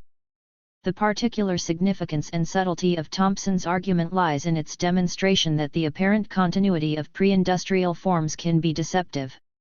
He argues that domestic and artisanal production were themselves transformed even when they were not displaced by the same process and the same mode of exploitation that created the factory system. In fact, it was often in outwork industries that the new relationship of exploitation was most transparent. This is, for example, how he answers arguments that attribute the hardships of industrialization simply to displacement by mechanical processes. It will not do to explain away the plight of weavers or of slop workers as instances of the decline of old crafts which were displaced by a mechanical process, nor can we even accept the statement, in its pejorative context, that it was not among the factory employees but among the domestic workers, whose traditions and methods were those of the 18th century, that earnings were at their lowest. The suggestion to which these statements lead us is that these conditions can somehow be segregated in our minds from the true improving impulse of the Industrial Revolution. They belong to an older, pre-industrial order, whereas the authentic features of the new capitalist order may be seen where there are steam, factory operatives, and meat-eating engineers. But the numbers employed in the outwork industries multiplied enormously between 1780–1830, and very often steam and the factory were the multipliers. It was the mills which spun the yarn and the foundries which made the nail rod upon which the outworkers were employed. Ideology may wish to exalt one and decry the other, but facts must lead us to say that each was a complementary component of a single process. Moreover, the degradation of the outworkers was very rarely as simple as the phrase displaced by a mechanical process suggests. It was accomplished by methods of exploitation similar to those in the dishonorable trades, and it often preceded machine competition. Indeed, we may say that large-scale sweated outwork was as intrinsic to this revolution as was factory production and steam. 27. Thompson undermines the ideological foundations of his anti-Marxist adversaries simply by displacing the focus of analysis from industrialization to capitalism. 28. In other words, he shifts our attention from purely technological factors, as well as from trade cycles and market relations, the typical refuges of capitalist ideology, to the relations of production and class exploitation. From this Marxist standpoint, Thompson is able to account for the historical presence of working class formations in the early stages of industrialization, on the grounds that the essential capitalist relations of production and exploitation were already in place, and indeed were the preconditions for industrialization itself. For a variety of reasons, then, Thompson cannot accept the simple proposition that the factory system produced, out of whole cloth, a new working class, nor the suggestion that the objective assemblage, distribution, and transformation of the labor force had to precede the emergence of a class consciousness and culture in response to it. He cannot accept that the making of the working class out of heterogeneous groups had to await the completion of the process in which they were assembled, distributed, and reduced to the condition of labor subsumed to capital, first in the formal dependence of the wage contract, ultimately in the real dependence of integration into mechanized means of production. For one thing, if the relations of production and exploitation are the critical objective factors in constituting a mode of production, and if they provide the impulse for the transformation of labor processes, then the formal subjection of labor to capital assumes a special significance and primacy. The formal subjection represents the establishment of the capitalist relationship between appropriator and producer, and the precondition to, indeed the motivating force for, the subsequent real transformation of production, often called industrialization. It acts as a determinative force upon various kinds of workers, and as a unifying experience among them, even before the process of real subjection incorporates them all and assembles them in factories. In a very important sense, then, it is indeed experience and not simply an objective assemblage that unites these heterogeneous groups into a class, though experience in this context refers to the effects of objective determinations, the relations of production and class exploitation. In fact, the connection between relations of production and class formation can probably never be conceived in any other way, since people are never actually assembled directly in class formations in the process of production. Even when the assemblage and transformation of the labor force is complete, people are at best assembled only in productive units, factories, and so on. Their assemblage in class formations which transcend such individual units is a process of a different kind, one that depends upon their consciousness of, and propensity to act upon, a common experience and common interests. More on this later. Thompson is perhaps being criticized for concentrating on the formal subjection at the expense of the real. There are indeed weaknesses in his arguments arising from his focus on the determinative and unifying force of capitalist exploitation and its effects on pre-industrial workers, and his relative neglect of the specificity of industrialization and machine production, the further catastrophe occasioned by the completion of real subjection. Perry Anderson, for example, refers to the profound changes in working-class industrial and political organization and class consciousness after the 1840s, when the transformation was more or less complete, changes which, he suggests, Thompson's argument cannot explain. Point 29. But this is not the same thing as saying that Thompson concentrates on subjective rather than objective determinations unless it is from the standpoint of optimistic and empiricist orthodoxies or capitalist ideology, in which the very premises of Marxist theory, with its focus on relations of production and class exploitation, can be dismissed altogether as subjectivist. There are other more general theoretical and political reasons for denying that the making of the English working class was the spontaneous generation of the factory system. The basic theoretical and methodological principle of Thompson's whole historical project is that objective determinations, the transformation of production relations and working conditions, never impose themselves on some nondescript undifferentiated raw material of humanity but on historical beings, the bearers of historical legacies, traditions, and values. Point 30. This means, among other things, that there are necessarily continuities cutting across all historical transformations, even the most radical, and indeed that radical transformations can be revealed and substantiated precisely only by tracing them within continuities. Again, his own emphasis on the continuity of popular culture is intended not to deny but to identify and stress the transformations it undergoes. This much is perhaps characteristic of any truly historical account, but there is more to Thompson's argument than this.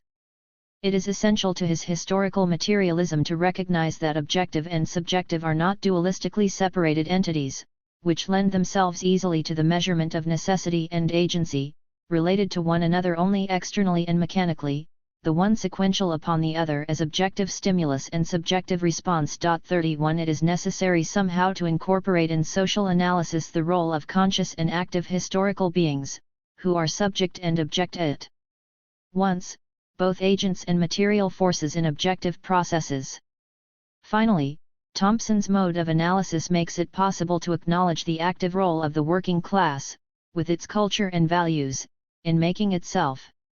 This role may be obscured by formulations which speak, on the one hand, of the objective assemblage and transformation of labor force by the Industrial Revolution, and, on the other sequentially, the subjective germination of a class culture in response to it. The acknowledgement of working class self-activity is central not only to Thompson's historical project but to his political one. Class as relationship and process. Thompson's concern, then, is to render class visible in history and to make its objective determinations manifest as historical forces, as real effects in the world and not just as theoretical constructs that refer to no actual social force or process. This means that he must locate the essence of class not simply in structural positions but in relationships, the relationships of exploitation, conflict, and struggle which provide the impulse to processes of class formation. Yet this very emphasis is often singled out as evidence of his voluntarism and subjectivism, his neglect of objective determinations. Clearly, his preference for treating class as relationship and process rather than, for example, as a structure which enters relationships or undergoes process demands closer scrutiny, and here I shall take more than the usual interpretive liberties in elaborating what may be more my own theory of class than Thompson's. Class as relationship actually entails two relationships, that between classes and that among members of the same class. The importance of stressing the relationship between classes as essential to the definition of class is self-evident when considered against the background of stratification theories which, whether they focus on income distribution, occupation groups, status, or any other criterion, have to do with differences, inequalities and hierarchy, not relations. It is surely unnecessary to point out the consequences, both sociological and ideological, of employing a definition of class, if class is admitted as a category of stratification at all, which factors out relations like domination or exploitation. Even more fundamentally, such categories of stratification may render class itself invisible altogether. Where is the dividing line between classes in a continuum of inequality? Where is the qualitative break in a structure of stratification? 32. Even the criterion of relation to the means of production is not enough to mark such boundaries and can easily be assimilated to conventional stratification theory. It is possible, for example, to treat relations to the means of production as nothing more than income differentials by locating their significance not in the exploitative and antagonistic social relations they entail but in the different market chances they confer. 33 The differences among classes thus become indeterminate and inconsequential. If classes enter into any relationship at all, it is the indirect, impersonal relationship of individual competition in the marketplace, in which there are no clear qualitative breaks or antagonisms but only a quantitative continuum of relative advantage and disadvantage in the contest for goods and services. It is explicitly against class as a category of stratification that Thompson directs much of his argument about class as a relationship, and precisely on the grounds that stratification theories tend to render class invisible. 34 The most obvious target of this attack is conventional anti-Marxist sociology, but Thompson often points out that there are affinities between certain Marxist treatments of class and these sociological conjuring tricks, to the extent that they are more interested in abstractly defined structural class locations than in the qualitative social breaks expressed in the dynamics of class relations and conflicts. While the identification of antagonisms in the relation between classes is a necessary condition for a definition of class, it is not sufficient. That brings us to class as an internal relationship, a relationship among members of a class. The idea of class as a relationship in this sense also entails certain propositions about how classes are connected to the underlying relations of production. The proposition that production relations are the foundation of class relations is certainly the basis of any materialist theory of class, but it does not by itself advance the issue very far. If we cannot say that class is synonymous with production relations, we are still left with the problem, which is generally evaded, of defining precisely the nature of the connection between class and its foundation in production. The relations of production are the relations among people who are joined by the production process and the antagonistic nexus between those who produce and those who appropriate their surplus labor. The division between direct producers and the appropriators of their surplus labor, the antagonism of interest inherent in this relationship, no doubt defines the polarities underlying class antagonisms. But class relations are not reducible to production relations.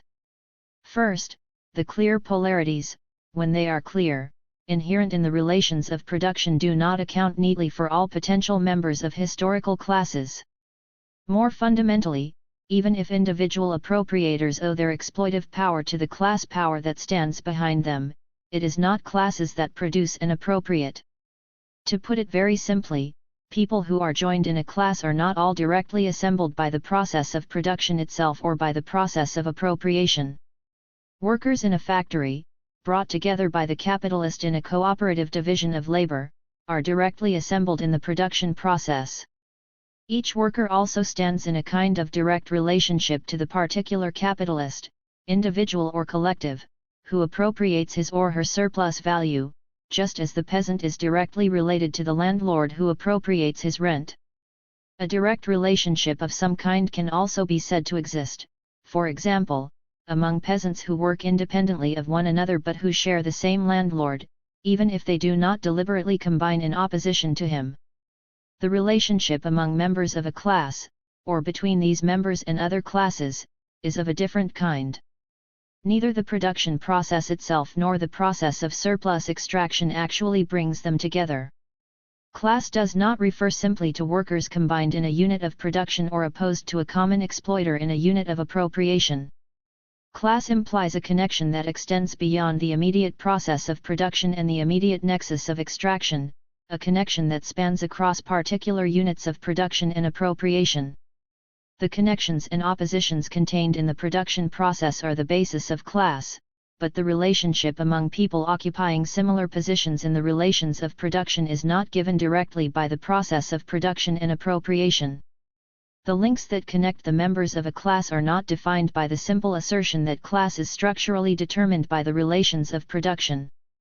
It still remains to be explained in what sense and through what mediations the relations of production establish connections among people who, even if they occupy similar positions in production relations, are not actually assembled in the process of production and appropriation. In the making of the English working class, as we have seen, Thompson addressed himself to this very question. Here, he sought to account for the existence of class relationships among workers not directly assembled in the process of production and even engaged in widely divergent forms of production. In his account, it was indeed the relations of production that lay at the heart of these class relationships, but the determining structural pressures of production relations could be demonstrated only as they worked themselves out in a historical process of class formation, and these pressures could be apprehended theoretically only by introducing the mediating concept of experience. Class formation is particularly difficult to explain without resorting to concepts like Thompson's experience. While people may participate directly in production and appropriation, the combinations, divisions, and conflicts generated by these processes, class does not present itself to them so immediately. Since people are never actually assembled in classes, the determining pressure exerted by a mode of production in the formation of classes cannot easily be expressed without reference to something like a common experience, a lived experience of production relations, the divisions between producers and appropriators, and more particularly, of the conflicts and struggles inherent in relations of exploitation. It is in the medium of this lived experience that social consciousness is shaped, and with it the disposition to behave as a class. 35 Once the medium of experience is introduced into the equation between production relations and class, so too are the historical and cultural particularities of this medium. This certainly complicates the issue, but to acknowledge, as Thompson does, the complexity of the mechanism by which production relations give rise to class is not to deny their determining pressure.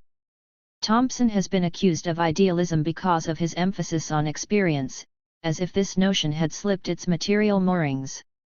But his use of this concept is certainly not intended to sever the link between social being and social consciousness, or even to deny the primacy that historical materialism accords to social being in its relation to consciousness. On the contrary, although Thompson sometimes distinguishes among levels of experience, lived experience and perceived experience, his primary use of the term is as a necessary middle term between social being and social consciousness, the medium in which social being determines consciousness.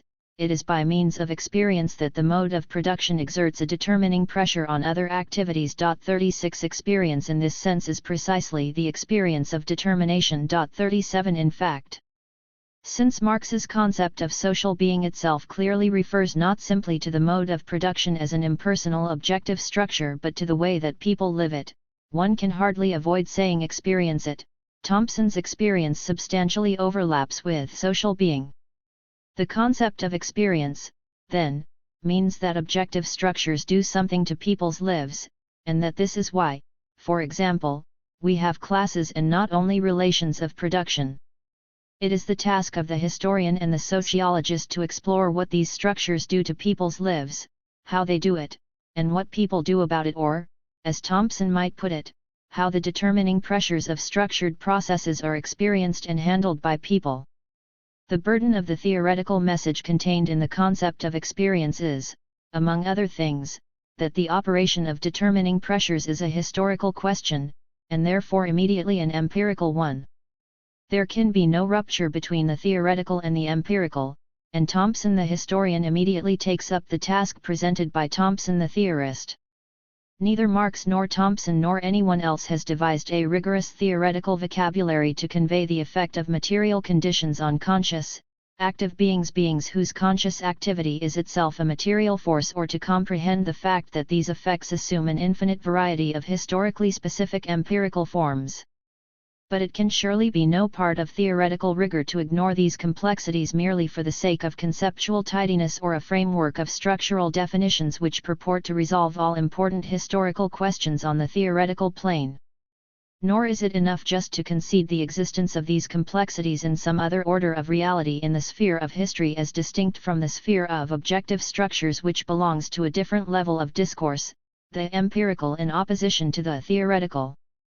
They must somehow be acknowledged by the theoretical framework itself and be embodied in the very notion of structure as, for example, in Thompson's notion of structured process. Deductive structural definitions of class cannot explain how people sharing a common experience of production relations but not united by the process of production itself come by the disposition to behave as a class, let alone how the nature of that disposition, the degree of cohesion and consciousness associated with it, its expression in common goals, institutions, organizations, and united action changes over time. Such definitions cannot take into account the pressures against class formation, pressures that may themselves be inherent in the structure, the objective determinations, of the prevailing mode of production and the tension between the impulses towards and against coalescence and common action. The notion of class as structured process, in contrast, acknowledges that while the structural basis of class formation is to be found in the antagonistic relations of production, the particular ways in which the structural pressures exerted by these relations actually operate in the formation of classes remains an open question to be resolved empirically by historical and sociological analysis.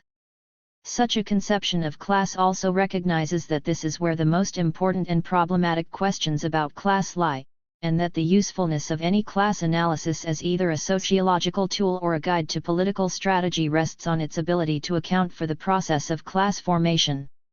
This means that any definition of class must invite, not foreclose, the investigation of process. Thompson's insistence on class as process again puts in question the accusation that he equates class with class consciousness, that, to put it another way, he confuses the phenomenon of class itself with the conditions that make class an active historical subject. 38 The first point to note about this accusation is that it is itself based on a confusion. It fails to take account of the difference between, on the one hand, class consciousness, that is, the active awareness of class identity, and, on the other hand, forms of consciousness that are shaped in various ways by class situations without yet finding expression in a self-aware and active class identity. Thompson is especially concerned with the historical processes that intervene between the two. More fundamentally, to equate class with a particular level of consciousness, or with the existence of class consciousness at all, would be to identify class with one stage of its development instead of stressing, as Thompson does, the complex processes that go to make up the disposition to behave as a class. Thompson's conception of class as relationship and process is directed against definitions which, at best, imply that there is one point in the formation of classes where one can stop the process and say here is class, and not before, or at worst and, perhaps more commonly, seek to define classes outside the medium of time and historical process altogether. This can be done either by deducing classes from structural positions in relation to the means of production or by hypostasizing class identities, great personalized attributions of class aspirations or volition which one knows are at best the metaphorical expression of most complex, and generally involuntary, processes. 39 Thompson's object, then, is not to identify class with a particular level of consciousness or organization which makes it a conscious political force, but rather to focus our attention on class in the process of becoming, or making itself, such a force. Class as structure conceptualizes away the very fact that defines the role of class as the driving force of historical movement, the fact that class at the beginning of a historical mode of production is not what it is at the end. The identity of a mode of production is commonly said to reside in the persistence of its production relations. As long as the form in which surplus labor is pumped out of the direct producer remains essentially the same, we are entitled to refer to a mode of production as feudal, capitalist, and so on. But class relations are the principle of movement within the mode of production. The history of a mode of production is the history of its developing class relations and, in particular, their changing relations to the relations of production. Classes develop within a mode of production in the process of coalescing around the relations of production and as the composition, cohesion, consciousness, and organization of the resulting class formations change. The mode of production reaches its crisis when the development of class relations within it actually transforms the relations of production themselves. To account for historical movement, then, means precisely to deny that the relation between class and the relations of production is fixed. The structural definition of class, as Thompson suggests, often tends to attribute a kind of personal volition to class as it. The other side of that coin is the tendency to attribute failures to some kind of personality defect in it, like false consciousness. There is more than a little irony, then, in the fact that Thompson, when countering conceptions of this kind, is accused of subjectivism and voluntarism. What is presented as an objectivist alternative to Thompson turns out to be a more extreme and idealist subjectivism and voluntarism, which merely transfers volition from human agency, a human agency bounded by determining pressures and drawn into involuntary processes, to a more exalted subject, class, a thing with a static identity, whose will is largely free of specific historical determinations. This transfer upward of subjective volition reaches its highest point in structuralist arguments. Althusserians, for example, purport to expel subjectivity altogether from social theory and deny agency even to class as it, but, in a sense, they merely create an even more imperious subject, the structure itself, whose will is determined by nothing but the contradictions in its own arbitrary personality.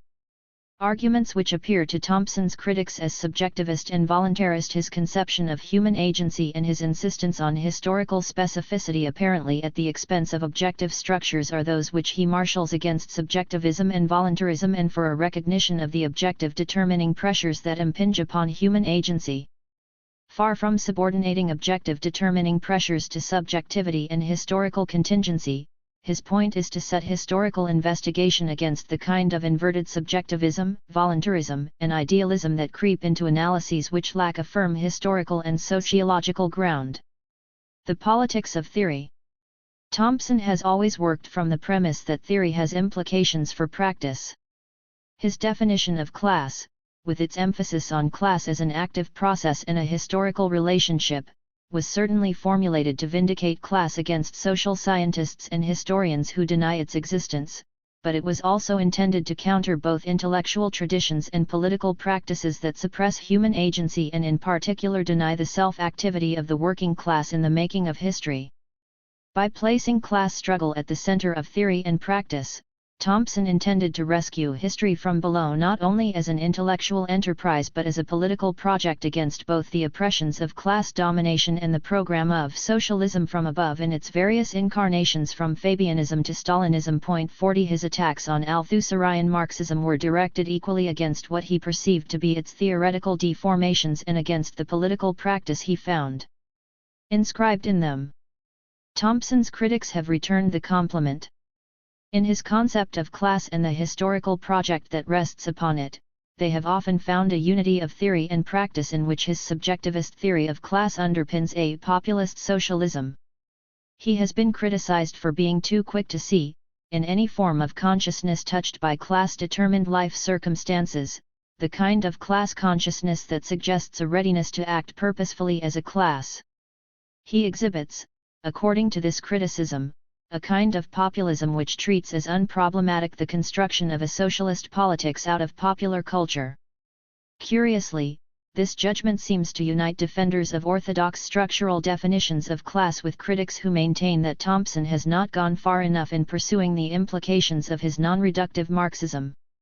So, for example, Stuart Hall has argued that Thompson conflates class in itself with class for itself, and that inscribed in this confusion is a politics of too simple populism. 41 The catch-all category of experience, Hall argues, conflates the objective determinants of class with their appropriation in consciousness and seems to imply that the class is always really in its place, at the ready, and can be summoned up for socialism, without facing up to all that is involved in saying that socialism has to be constructed by a real political practice. Although it may not have been unambiguously obvious at the time of Hall's writing, in retrospect, and especially in the context of his affinities with post-Marxist theories, it seems clear that this argument, which opened a wider gulf between objective structures and class-conscious class formations, was coming close to the absolute non-correspondence between the economic and the political proposed by post-Marxists, yet it is based on much the same account of Thompson's theory of class as that of Anderson or Cohen, and, apparently, on much the same dichotomy between structure and history. It is not insignificant, in view of the Althusserian flip of the coin to which I alluded in the previous chapter, that in this criticism of Thompson, Hall was writing in qualified defense of Althusser. If, as I have argued, Thompson's historical project is opposed to the conflation or, what is in effect the same thing, the simple equation of objective determinations and their expressions in consciousness, and if his focus on the process of class formation presupposes a distinction between them since it is concerned with the changing relations between them, he cannot be accused of conflating the objective and subjective determinants of class or structure and consciousness. The distinction between class in itself and class for itself is not, however, simply an analytic distinction between objective class structure and subjective class consciousness. It refers to two different stages in the process of class formation and two different historical modes of relationship between structure and consciousness and, in this sense, Thompson certainly has a conception of class in itself, to which, for example, he alludes with his paradoxical formula, class struggle without class.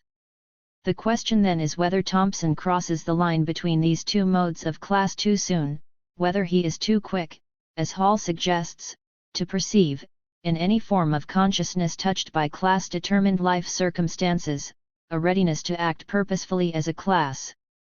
This question is above all a political one, and there is undoubtedly a danger here. Romanticism about the customs and traditions of the people and about the radical promise contained in the mere difference and separateness of popular culture is not the soundest foundation for building a socialist movement or assessing and overcoming the people's own resistance to socialist politics. But Thompson surely has no illusions about this, whatever his successors in people's history may think.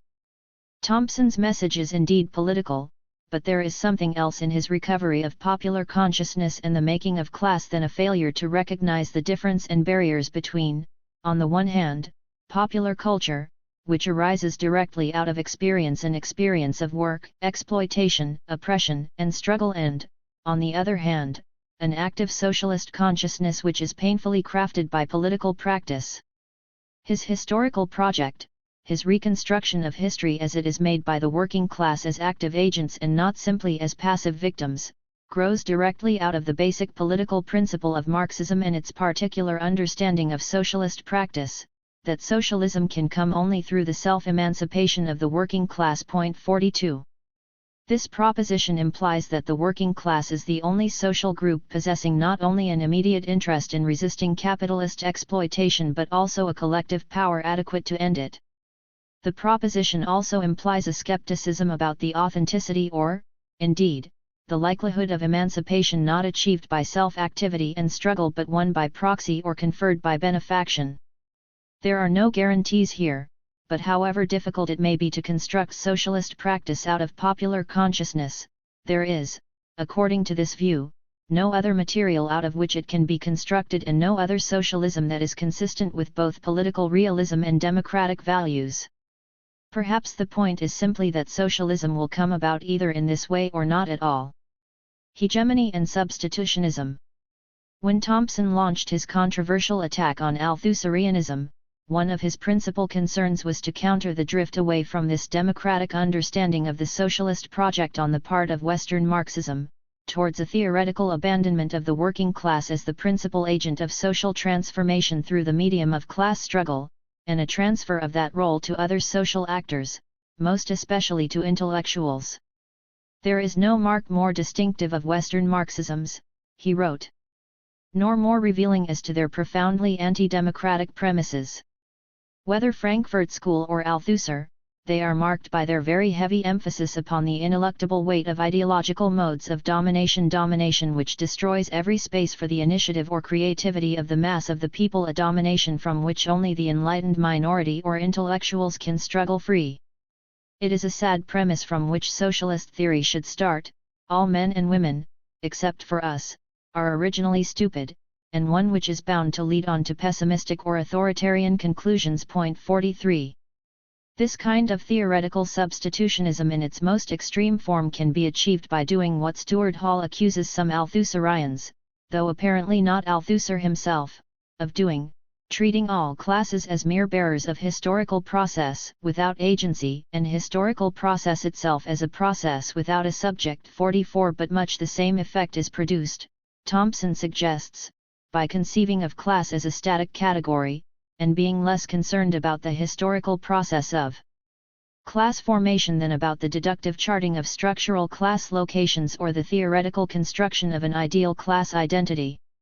These are the kinds of formulation that lend themselves far too easily to the dismissal of actual historical, and hence imperfect, forms of class consciousness as false and therefore in need of substitutes. Point 45. If there is a political message inscribed in Thompson's theory of class, it is against the theorization of a substitutionism in which the working class is not merely represented but eclipsed by its substitute.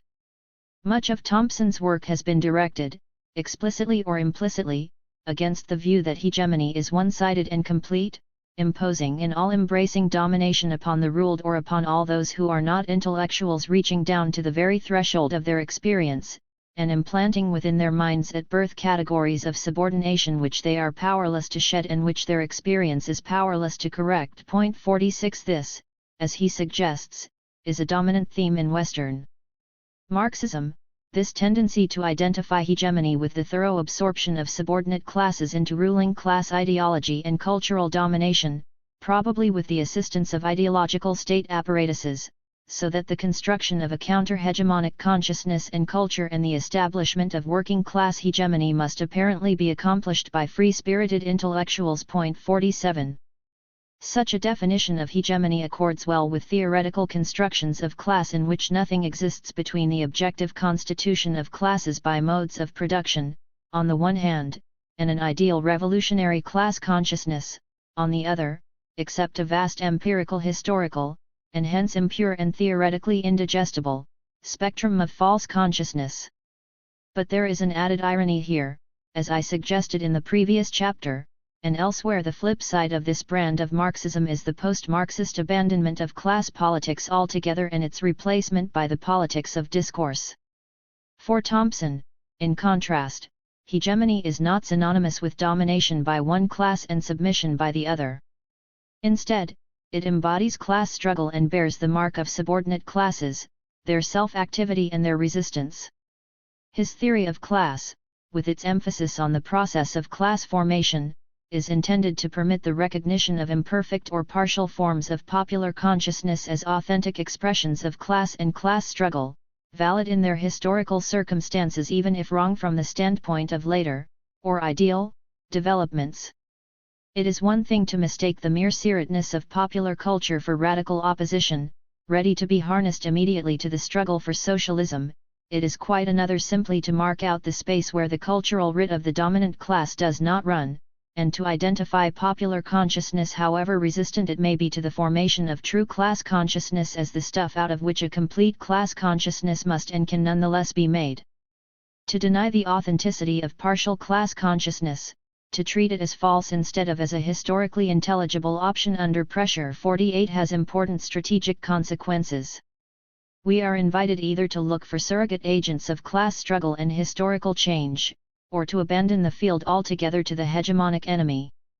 It is against these political alternatives, and their theoretical foundations in a concept of class as structure or ideal identity, that Thompson sets his own theory of class as process and relationship. Raymond Williams, in his Notes on British Marxism in Britain since 1945, wrote of his own stance in relation to the available choices confronting British Marxists in the 1950s and his rejection of the rhetorical populism which complacently ignored the implications of consumer capitalism and the powerful new pull it exerted upon the people. At the same time, he continued, "Because I saw the process as options under pressure, and knew where the pressure was coming from, I could not move to the other available position, that contempt of the people, of their hopelessly corrupted state, of their vulgarity and credulity by comparison with an educated minority, which was the staple of cultural criticism of a non-Marxist kind and which seems to have survived intact, through the appropriate alterations of vocabulary, into a formalist Marxism which makes the whole people, including the whole working class, mere carriers of the structures of a corrupt ideology." 49. Against this trend, Williams insisted that there were still, and still powerful, existing resources. To stay with the existing resources, to learn and perhaps to teach new resources, to live the contradictions and the options under pressure so that instead of denunciation or writing off there was a chance of understanding them and tipping them the other way, if these things were populism, then it is as well that the British left, including most Marxists, stayed with it. 50. Edward Thompson, for one, certainly stayed with it. His theory of class, the discovery of authentic expressions of class in popular consciousness and culture, represent an effort to live the contradictions and options under pressure, instead of denunciation or writing off. His insistence on a historical and sociological account of working class reformism, for example, instead of the ritual excommunication which denounces it from a vantage point outside of history as the false consciousness of a working class, it implies that we must understand the existing resources in order to tip them the other way. There are, of course, dangers here too. To stay with the existing resources can become an excuse for not looking beyond them. To acknowledge the deep sociological roots of reformism as a political reality that must be confronted may lead to accepting it as a limit on the horizons of struggle. It is one thing to acknowledge the authenticity of working class options under pressure and to be wary of the notion of false consciousness as an invitation to write off. It is quite another to pass over the failures and limitations in many forms of working class organization and ideology. There is certainly room for debate on the left about where the line is to be drawn between accepting existing resources as a challenge to struggle and submitting to them as a limit upon it. Chapter 4. History or Technological Determinism. We need to be reminded why Marxism ascribes a determinative primacy to class struggle. It is not because class is the only form of oppression or even the most frequent, consistent, or violent source of social conflict, but rather because its terrain is the social organization of production which creates the material conditions of existence itself. The first principle of historical materialism is not class or class struggle, but the organization of material life and social reproduction. Class enters the picture when access to the conditions of existence and to the means of appropriation are organized in class ways, that is, when some people are systematically compelled by differential access to the means of production or appropriation to transfer surplus labor to others. The compulsion to transfer surplus labor can take different forms, with varying degrees of transparency. Capitalism undoubtedly represents a special case, because capitalist appropriation is not a distinctly visible act like, say, the serf's payment of dues to the lord, which constitutes a separate act of appropriation, after the fact of the serf's labor and in the context of a transparent relationship between appropriator and producer. In contrast, there is no immediately obvious way of separating the act of capitalist appropriation from the process of production or from the process of commodity exchange through which capital realizes its gains. The concept of surplus value as distinct from the more general category of surplus labor, which applies to all forms of surplus appropriation, is meant to convey this complex relation between production, realization in commodity exchange and capitalist appropriation. There has been no shortage of critics, including Marxist economists, who have been keen to point out the difficulty of explaining these relations in quantitative terms, that is, of measuring value and surplus, or of relating value to price. It is unlikely that Marx's concept of surplus labor or surplus value was ever intended to provide the kind of mathematical measure these critics require, but, in any case, this shortcoming, if shortcoming it is, has no bearing on the historical significance of surplus labor.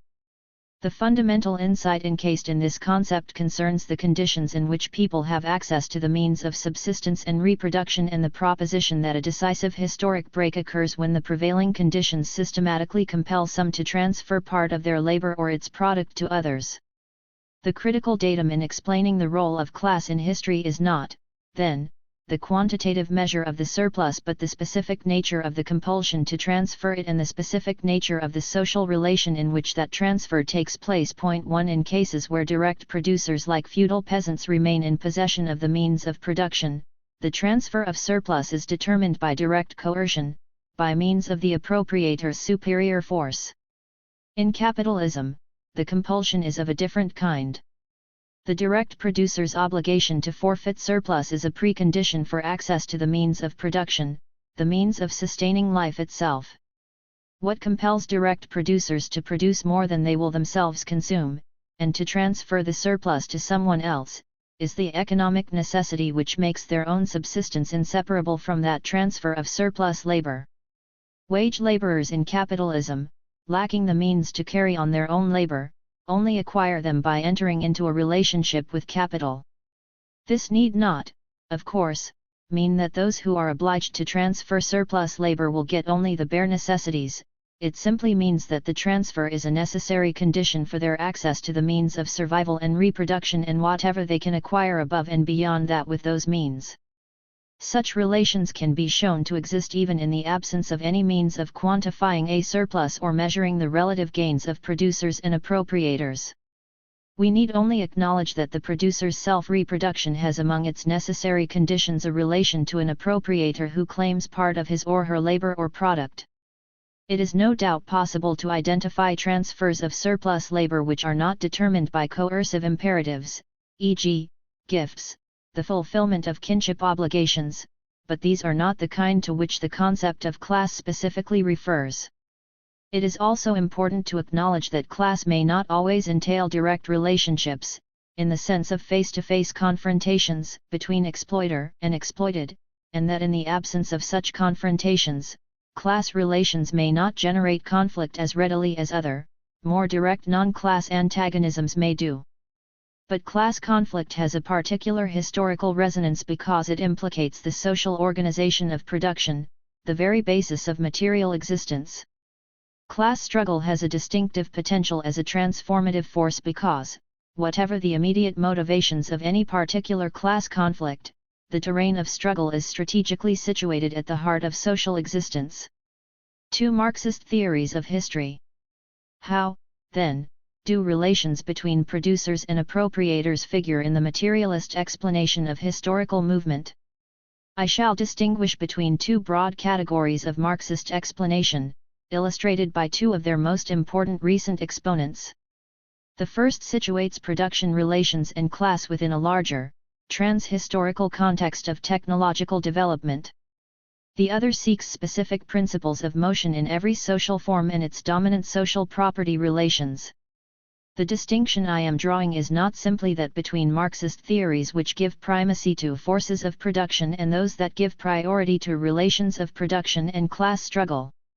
Instead, I want to emphasize the difference between theories that posit some general, trans-historical, and universal law of historical change which invariably means some kind of technological determinism and those that stress the specificity of every social form which generally means an exploration of the specific laws of motion set in train by the prevailing social relations between appropriators and producers.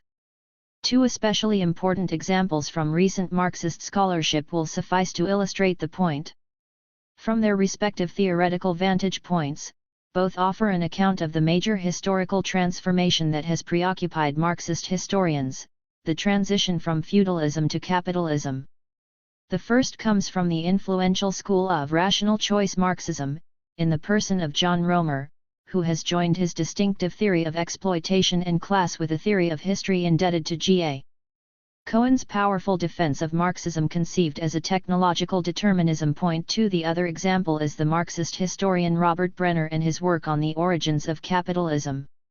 History, according to John Romer, takes the form of an evolution in property relations, in which progressively fewer kinds of productive factors remain acceptable as property. Point 3. For example, property in persons is eliminated as slave society passes into feudalism, leaving some property rights in the labor of others and property inalienable means of production.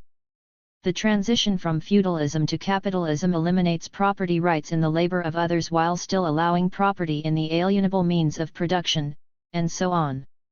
This progressive socialization of property occurs for reasons related to efficiency, that is, the advancement of the forces of production.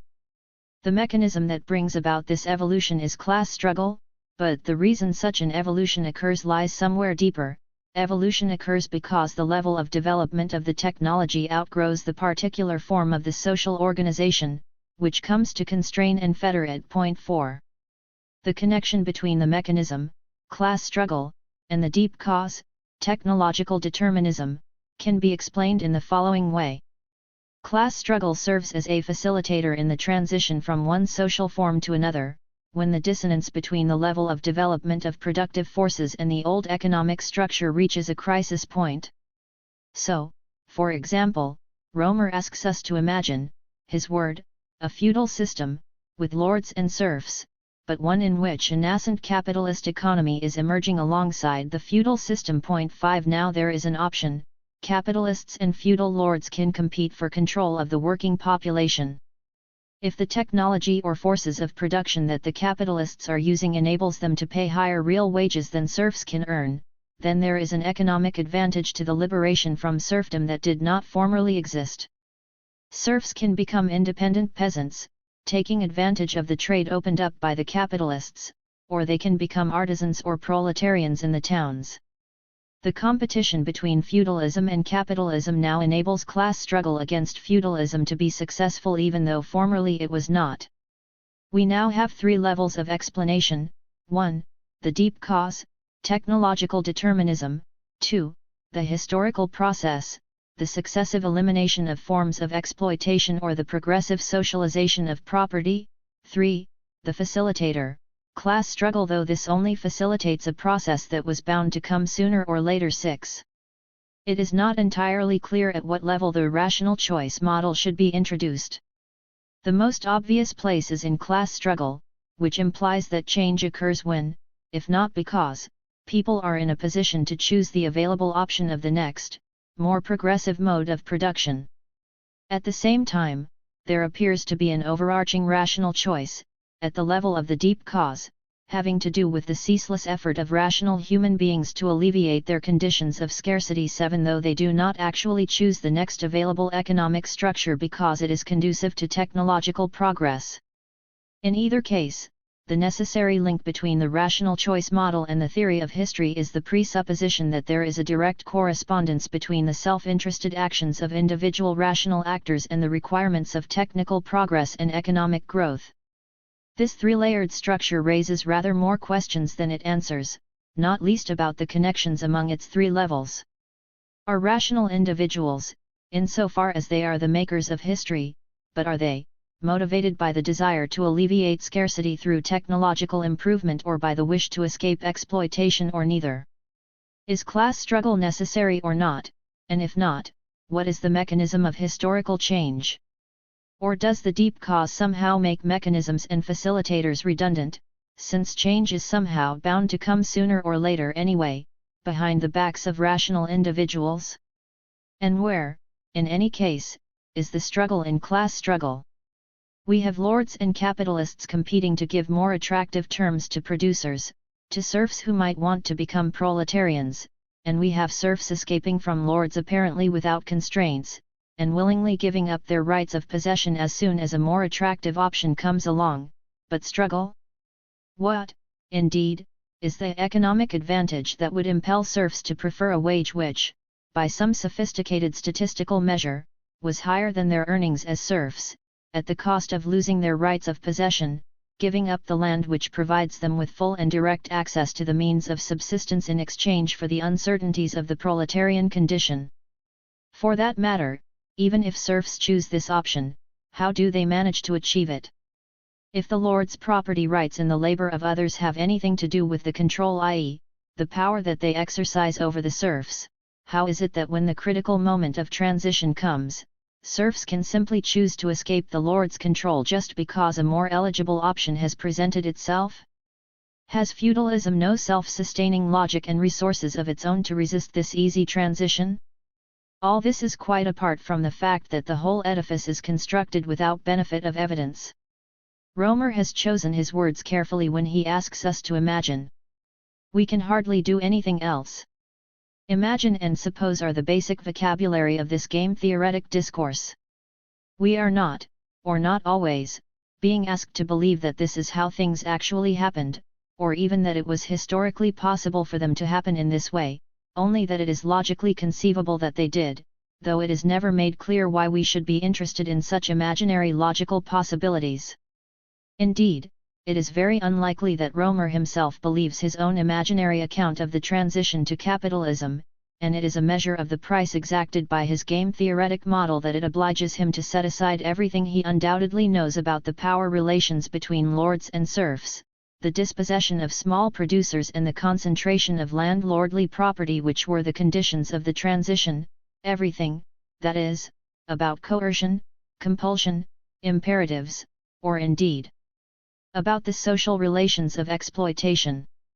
This process of transition which Romer asks us to imagine evidently has little to do with history, and it would serve no purpose to counter this imaginary story with evidence.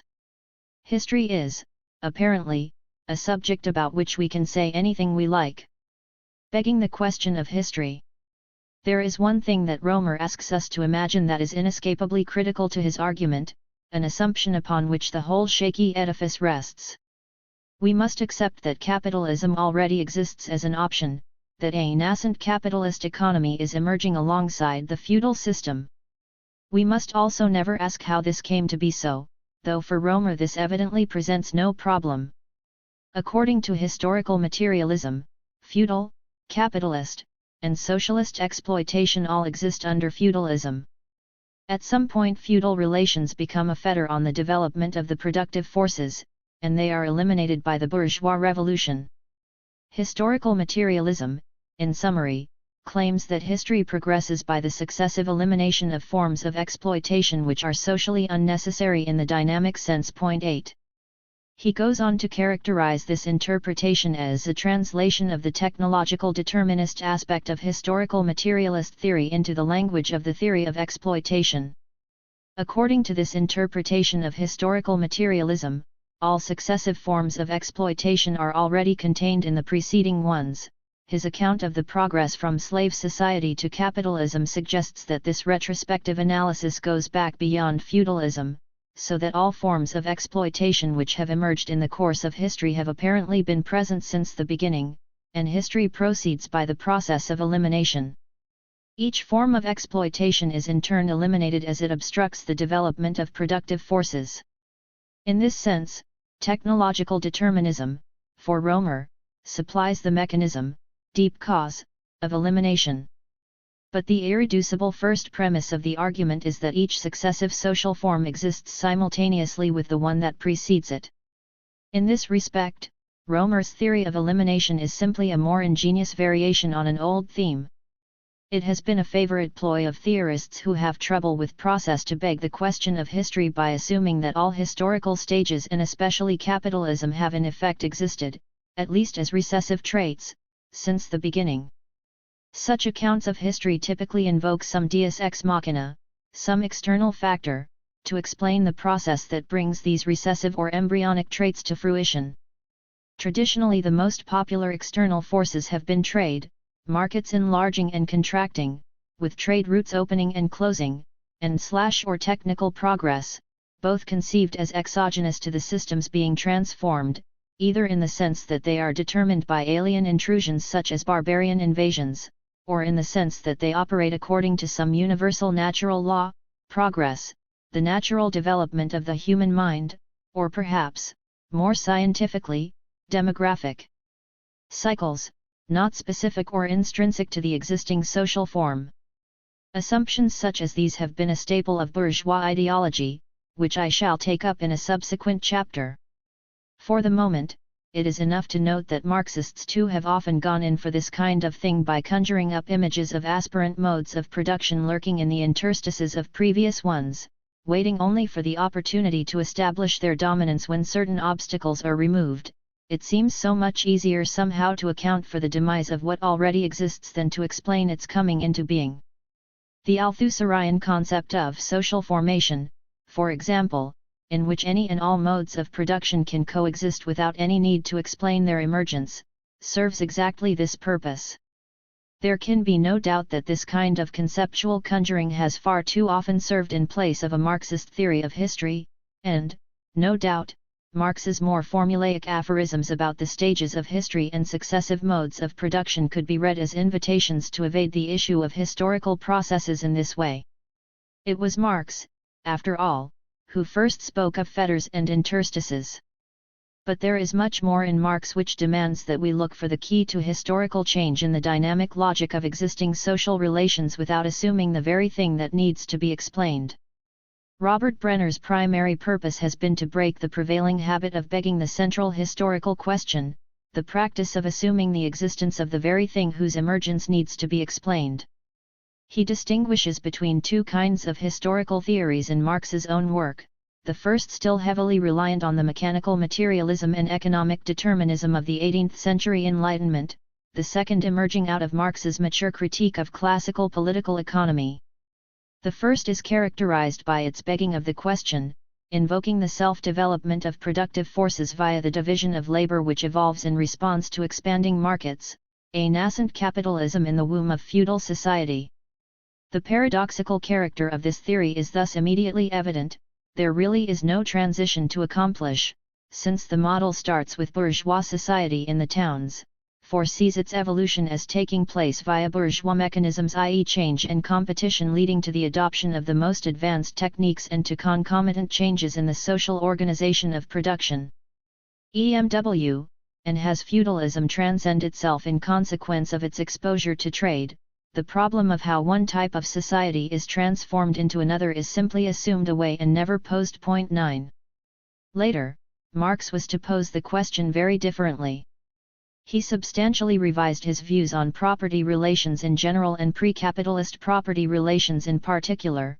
In the Grundriss and Capital, Marx defines property relations as, in the first instance, the relationships of the direct producers to the means of production and to one another which allow them to reproduce themselves as they were.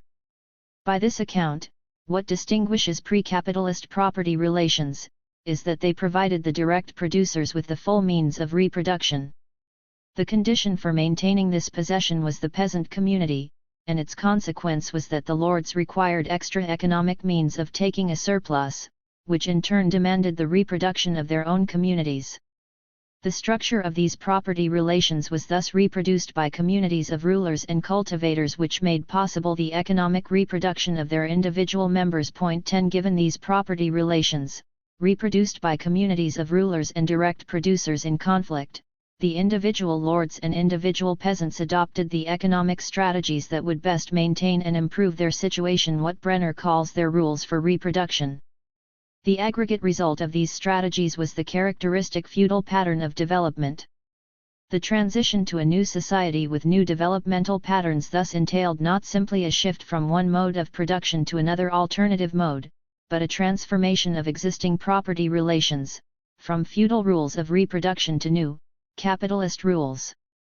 According to these new rules, the separation of direct producers from the means of production, and the end of extra economic modes of extraction, would leave both appropriators and producers subject to competition, and able indeed obliged to move in response to the requirements of profitability under competitive pressures. This inevitably raised a new and different question about the transition from feudalism to capitalism. It was the problem of accounting for the transformation of pre-capitalist property relations into capitalist property relations via the action of pre-capitalist society itself. 11. This is the challenge that Brenner has taken up, to offer an explanation of the transition to capitalism which relies entirely on the dynamics of feudal relations, and their conditions of reproduction, without reading capitalism back into its predecessor or presenting it as an available option. Point 12. This project also requires an acknowledgement that pre-capitalist property relations have a logic and tenacity of their own, which cannot be conjured away by the convenient assumption that people are driven by an urge to take the next available, capitalist, option, an urge that existing structures cannot resist. This is something that Roemer's model is systematically unable to take into account, and, in this respect, it is no different from a long tradition going back to Adam Smith, a tradition that has included Marxists, indeed, the young Marx himself, as well as non-Marxists. It has, in fact, been the rule rather than the exception to assume the existence of capitalism in order to explain its coming into being, to explain the transition from feudalism to capitalism by already assuming capitalist structures and capitalist motivations. But the relations of capitalism and the associated compulsions of capital accumulation, the specific logic of capitalism and its systemic imperatives, can in no way be deduced from the dominant relations of feudalism nor discovered in its interstices. Nor can the relations and imperatives of capitalism be deduced from the mere existence of towns, on the assumption unwarranted both logically and historically that towns are by nature capitalist. A general theory of historical specificity. There will be more on the subject of towns, capitalism, and the begging of historical questions in the next chapter. Here, we need simply to take note of the differences between Brenner and Roemer and the implications they have for the Marxist theory of history. First, the empirical differences.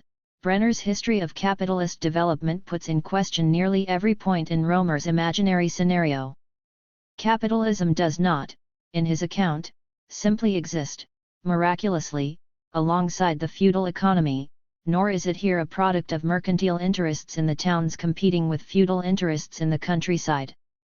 Direct producers do not join the capitalist economy by fleeing the countryside to become artisans or proletarians. While the development of capitalism certainly presupposes the existence of markets and trade, there is no warrant for assuming that markets and trade, which have existed throughout recorded history, are inherently, or even tendentially, capitalist. In Brenner's account, the transition to a distinctively capitalist form of society is a process set in train by the transformation of agrarian relations themselves, in particular conditions which have little to do with the mere expansion of trade. Indeed, this account, like others in the famous Transition Debate 13, begins by casting doubt on the inherent antagonism of markets and trade to the feudal order. It is not capitalism or the market as an option or opportunity that needs to be explained, but the emergence of capitalism and the capitalist market as an imperative. Brenner gives an account of the very special conditions in which direct producers in the countryside were subjected to market imperatives, rather than the emergence of options for direct producers, opportunities offered them by trading interests in the towns. In the traditional models of technological determinism and bourgeois revolution, together with their non-Marxist counterparts, an already present capitalist society simply grows to maturity. In Brenner's model, one type of society is transformed into another. The point is not that city is replaced by countryside in his analysis, nor that trade and commerce play only a marginal role, but rather that Brenner acknowledges the specificity of capitalism and its distinctive laws of motion, which also means acknowledging the necessity of explaining how trade and commerce, not to mention cities, which have existed throughout recorded history, became something other than they had always been. It goes without saying that the existence of cities and traditional forms of trade throughout Europe, and elsewhere, was a necessary condition for England's specific pattern of development, but to say this is far from explaining how they acquired a distinctively capitalist dynamic. Brenner has yet to explain the role of cities and the urban economy in European economic development, but, by explaining how the market acquired a qualitatively new role in agrarian production relations, as direct producers were deprived of non-market access to the means of their own self-reproduction, he has established the context in which the systemic role of cities and trade was transformed. This account has significant theoretical implications, especially in challenging the assumptions of technological determinism. Brenner's history suggests that there is no historical necessity for less productive economic structures to be followed by more productive ones, and stresses the historical specificity of the conditions in which the process of self-sustaining growth was first established. Roemer's response to this challenge is simply that capitalism did eventually spread to other parts of Europe, even if it first emerged in England, so that Brenner's evidence does not contradict Cohen's version of historical materialism, with its universal law of technological determinism. But quite apart from its cavalier treatment of historical time, and a similar treatment of geographical space, this response depends on treating the historically specific process of capitalist expansion, a priori, as a trans-historical law of nature. When Roemer invokes the universality of capitalist development, at least its eventual spread to other parts of Europe, he takes it for granted that this bespeaks a universal process of technological advance. Yet this simply begs the question. Capitalism itself has, since its inception, displayed a distinctive capacity for expansion and universalization, a capacity rooted in its specific pressures for accumulation, competition, and the improvement of labor productivity. The point of Brenner's argument, in contrast to technological determinism, is to avoid simply taking for granted the universal development of capitalism by subsuming it under some universal law of technological change, and instead to explain how historically specific conditions produced capitalism's unique technological imperatives and its unique expansionist drive. In seeking the moving force for the transition from feudalism within the dynamic of feudalism itself, not by reading capitalist principles and motivations back into history, nor by assuming some trans-historical general theory of motion, Brenner challenges the whole notion of historical theory as a general account of universal laws which move in a predetermined direction. Not only does he question the historical materialist credentials of such a theory by attributing it to an undeveloped phase of Marx's work, still uncritically bound to classical bourgeois thought, but his whole historical project testifies to a view that a theory of history subsuming the entire developmental process from classical antiquity to capitalism, let alone the whole of world history, under one universal and essentially unidirectional law of motion would need to be so general as to be vacuous. How useful, after all, is a theory of technological progress that claims to be equally compatible with moments of rapid technical improvement and long epochs of stagnation or petrification? 14. It is one thing to say that capitalism uniquely fosters technological development. It is quite another to contend that capitalism developed because it fosters technological development, or that capitalism had to develop because history somehow requires the development of productive forces, or that less productive systems are necessarily followed by more productive ones, or that the development of productive forces is the only available principle of historical movement from one mode of production to another. Once the specific imperative of capitalism to improve the forces of production is conceded as it is by even the most uncompromising technological determinist, it seems both more efficient, on the principle of Occam's razor, and less question-begging to say that the universality of capitalism demonstrates the specificity of its drive to improve productive forces, its competitive and expansionist drive and capacity, rather than the generality of technological determinism. This proposition is, at any rate, more consistent with the variety of developmental patterns which have manifested themselves throughout history. The most distinctive feature of historical materialism, that which distinguishes it most radically, in form as well as substance, from conventional bourgeois theories of progress, is not its adherence to a general law of technological determinism. It is, rather, a focus, such as that which characterizes the most complete and systematic of Marx's own works, his actual practice in the critique of political economy and the analysis of capitalism, on the specificity of every mode of production, its endogenous logic of process, its own laws of motion, its characteristic crises, or, to use Brenner's formula, its own rules for reproduction. This is not simply a matter of distinguishing between a general theory of history and a special theory of capitalism. It is rather a different, and general, theory of history, of which the theory of capitalism, with its specific laws of motion, is the prime example. While technological determinism takes the form of retrospective or even teleological predictions, with the benefit of hindsight, with such a degree of generality that no empirical evidence could possibly falsify it. Historical materialism demands empirical specification which does not assume a predetermined outcome. But if the mark of a theory is the existence of fixed points which remain constant throughout its specific applications, there are more than enough fixed points here. In particular, the principle that at the foundation of every social form there are property relations whose conditions of reproduction structure social and historical processes. Does Marxism need a unilinear view of history? One of the most serious and frequent criticisms leveled against Marxism has been that it subscribes to a mechanical and simplistic view of history according to which all societies are predestined to go through a single, inexorable sequence of stages from primitive communism to slavery to feudalism, and finally to capitalism, which will inevitably give way to socialism. What is at issue in such criticisms is not simply the value of Marxism as a theory of history and its alleged inability to account for the variety of historical patterns on display in the world, but also the viability of the socialist project itself. Since Marxism is so clearly wrong about the unilinear course of history, surely it is equally wrong about the inevitability, indeed, the possibility of socialism. This criticism of Marxism as a theory of history has become increasingly hard to sustain in the face of all the good Marxist history that clearly contradicts it. While the characterization of Marxism as a unilinear determinism has been tenacious, the large and growing body of distinguished Marxist historiography has forced the critics to open another front of attack. Even before the collapse of communism, we were being told that without a mechanically deterministic and unilinear history, Marxism cannot exist at all. Having lost hold of its lifeline, its albeit profoundly mistaken conception of history, Marxism is dead.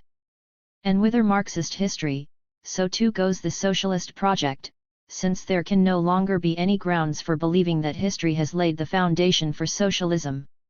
It must be said, however, that critics of Marxism have not been alone in believing that something vital is lost with the unilinear conception of history and that socialist conviction must suffer a grievous injury with the abandonment of the simple belief in a universal pattern of history, characterized in particular by an inexorable growth of productive forces. This consideration must certainly have figured, for example, in G.A. Cohen's attempt to revive a technological determinist Marxism, and in Roemer's adaptation of Cohen. There are both critics and advocates who are convinced that the socialist project must be weakened by the loss of faith in a theory of history according to which socialism is the culmination of one universal pattern of historical evolution. Marxism, according to this view, needs a, more or less, unilinear conception of history conceived as a universal pattern of systematic and constant growth of productive forces, and, without it, the socialist project is deeply compromised, because on this conception of history depends the conviction that the inevitable rise of capitalism will prepare the ground for socialism with equal inevitability. I have been arguing here that historical materialism is not, now or in its origins, a technological determinism, that its great strength lies not in any unilinear conception of history but, on the contrary, in a unique sensitivity to historical specificities. It remains to be shown that the socialist project has nothing of any consequence to lose from a repudiation of a unilinear technological determinism, and this requires, first, a closer look at the Marxist theory of history and the difference between technological determinism and historical materialism. Here is how one severe critic of Marxism has characterized one of the most disastrous errors of Marxist thought.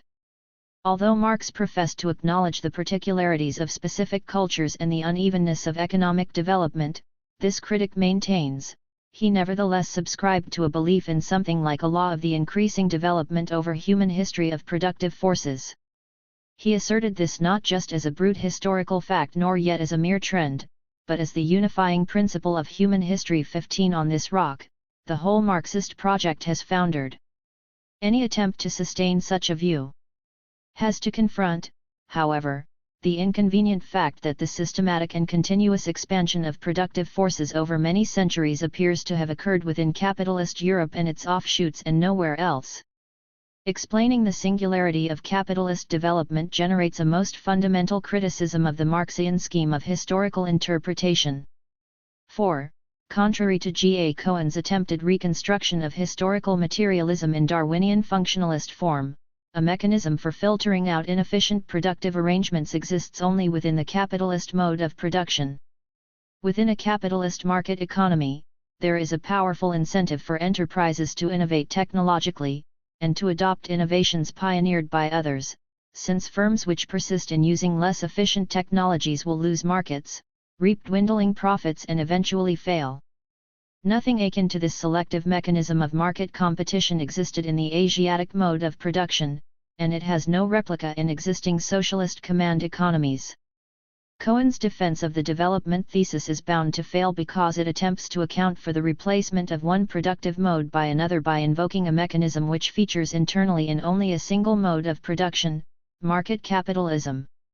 John Gray is here so precisely on the mark in his insistence on the singularity of capitalism and his characterization of that system as uniquely driven by a powerful incentive to revolutionize productive forces, that it seems churlish to point out that Marx thought of it first. 16 Indeed, this insight into the specificity of capitalism is the essence of Marx's critique of political economy.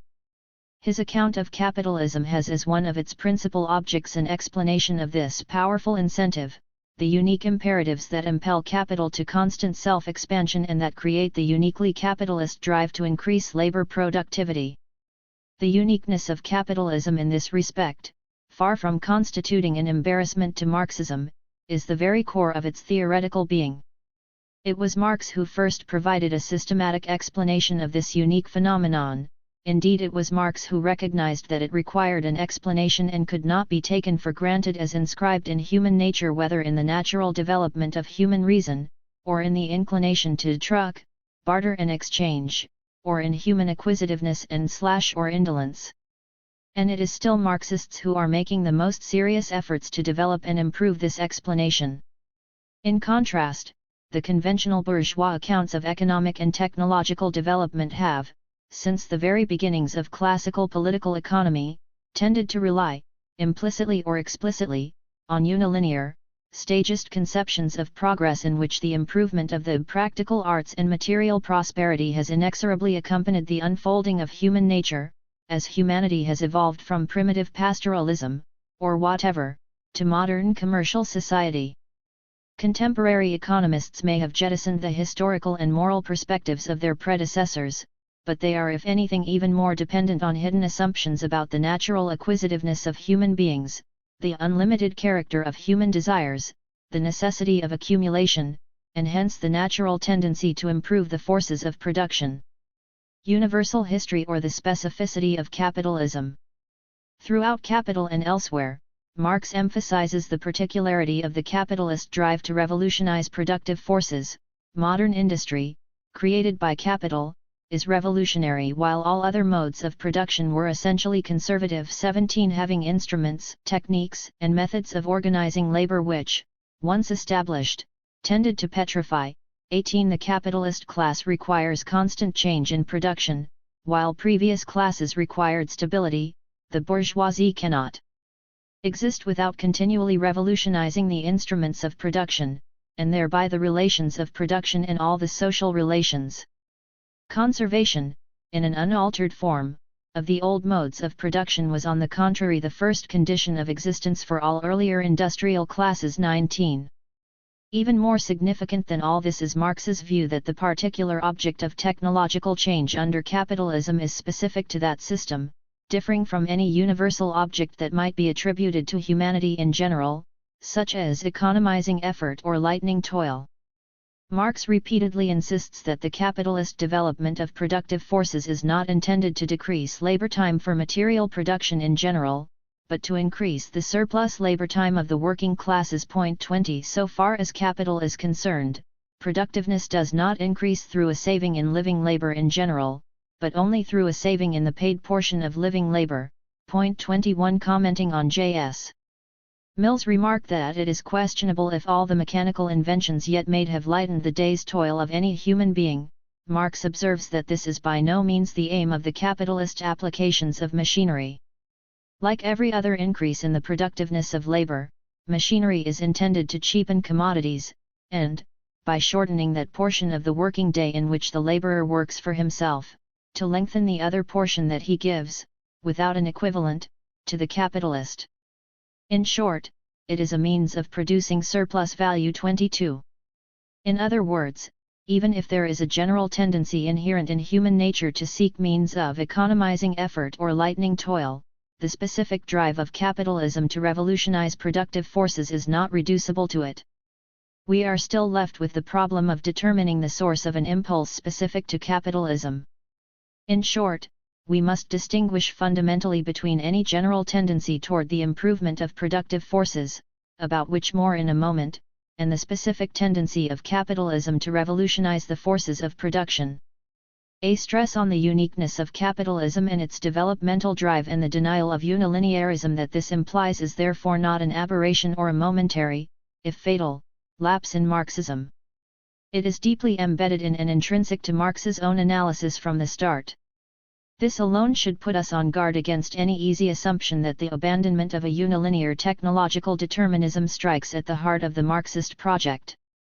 How, then, can this emphasis be made to accord not only with a general Marxist theory of history but also with the Marxist conviction that socialism is the logical end of a general historical process? There are those who claim that when it comes to a theory of history, at least for Marxists, it is all or nothing, unilinearism or chaos, predestination or the abyss.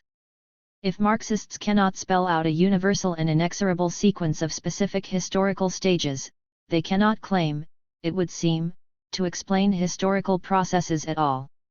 They can discover no patterns or logic in history, they can only describe a chaotic and arbitrary mixture of contingencies. The abandonment of unilinearism raises problems which are very deep.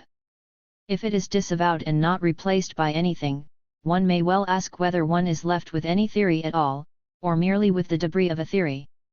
Marxism is supposed to be a theory of historical change, providing a key to its motive force and, presumably, its overall pattern.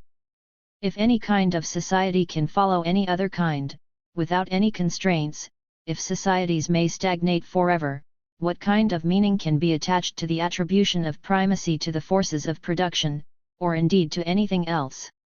If there are no constraints on the possible patterns of change, what point is there in seeking the underlying mechanism or the secret of constraint, when no constraint exists to be explained? If anything is possible, what could a theory explain, and what theory could be true? Those Western Marxists who blithely disavow unilinealism, as a kind of irritating and unnecessary encumbrance, without even trying to replace it with something else, do not seem to realize that all they are left with is a label, but no theory. Though unilinealism is indeed false, its unqualified abandonment leaves Marxism vacuous. 23. This seems an extraordinary misunderstanding not only of Marxism but of what is entailed by historical theory and explanation. Is it really true that, in the absence of unilinearism, any kind of society can follow any other kind, without constraints? Does the abandonment of unilinearism really mean that anything is possible? If Marxists refuse to accept that human history consists of an inexorable progress from primitive communism through slavery and feudalism to capitalism, are they really obliged to accept, for example, that capitalism can emerge from a pastoral society, that modern industry can spring directly from primitive agriculture, that a hunting and gathering economy can sustain a feudal structure? Are they obliged to acknowledge that a system of production that generates little surplus can sustain a massive state or religious establishment and a luxurious material culture? Is there really nothing left in Marxist theory, failing unilinearism, that would deny the possibility of all these historical anomalies? With such a Manichaean view of the alternatives, it is hard to see how any theory or indeed any historical explanation is possible at all. Does Marxism really need unilinearism in order to have a theory of historical change? In fact, is unilinearism a theory of change at all, or is it just an attempt to avoid explaining historical change by preempting the question with a mechanical sequence of stages, while the object of Marxist theory without unilinearism is precisely to offer a key to the motive forces of historical process? Marx's theory of history does not take the form of propositions like primitive communism is, must be, followed by slavery, etc., but rather something like the fundamental key to the development of feudalism, say, and the forces at work in the transition to capitalism is to be found in the specific mode of productive activity characteristic of feudalism, the specific form in which surplus labor was pumped out of the direct producers, and the class conflicts surrounding that process of surplus extraction. This kind of proposition gives full recognition both to historical specificity and to structural constraints. It is both general and specific in that it provides a general guide to discovering the specific logic of process in any given social form, and Marx himself, of course, applied his general principles about the centrality of productive activity and the specific form in which surplus labor is pumped out of the direct producers in a monumentally detailed and fruitful analysis of capitalism and its very specific laws of motion, contradiction and the development of productive forces. Where, then, do the forces of production figure in all this? 24. The proposition that history is simply the inexorable progress of productive forces is vacuous and by itself inconsistent with Marx's analysis of capitalism. It can accommodate a whole range of possibilities, from the revolutionizing of productive forces under capitalism to the tendency of productive forces to petrify in pre-capitalist societies. The sense in which it is true is very limited in its explanatory value and begs the critical question of capitalist development. Of course, it is indisputable that in a very long perspective there has been a broadly evolutionary development of material productive forces, but this need mean no more than that changes in the forces of production tend to be progressive and cumulative, that once an advance occurs it is seldom completely lost, and that regression is over the long term exceptional. If this is so, it is still possible to characterize these developments as evolutionary and directional, not teleological, in the sense that there is a general progressive tendency and each development is accompanied by new possibilities, as well as new needs. 25 But this tells us nothing about the likelihood, frequency, rapidity, or extent of change, nor does it contradict the view, expressed by Marx, that petrification has been more the rule than the exception. Technological change and improvements in labor productivity are not the only ways in which societies have adapted to their material needs, or even to the exploitative demands of dominant classes, and systems of production do not necessarily contain a compulsion to be succeeded by more productive systems. It is, again, a specific characteristic of capitalism to demand the constant transformation of productive forces as its principal form of adaptation. If that compulsion has become a more general rule, it is because one of the chief consequences of the capitalist impulse has been an unprecedented capacity and need to drive out, or impose its logic upon, other social forms. So, while the evolution of productive forces is an important datum in the understanding of historical process, there are strict limits to its explanatory force. Above all, the observation that history has been generally marked by a progressive development of productive forces cannot be taken to mean that historical movement and social change are impelled by a drive to improve the forces of production, or that social forms rise and decline according to whether they promote or obstruct such improvement. 26. What, then, of the proposition that history is propelled forward by the inevitable contradictions between forces and relations of production? This proposition is often regarded as the central tenet of Marx's theory of history and deserves close and critical scrutiny. The principle in question goes something like this: forces of production tend to develop.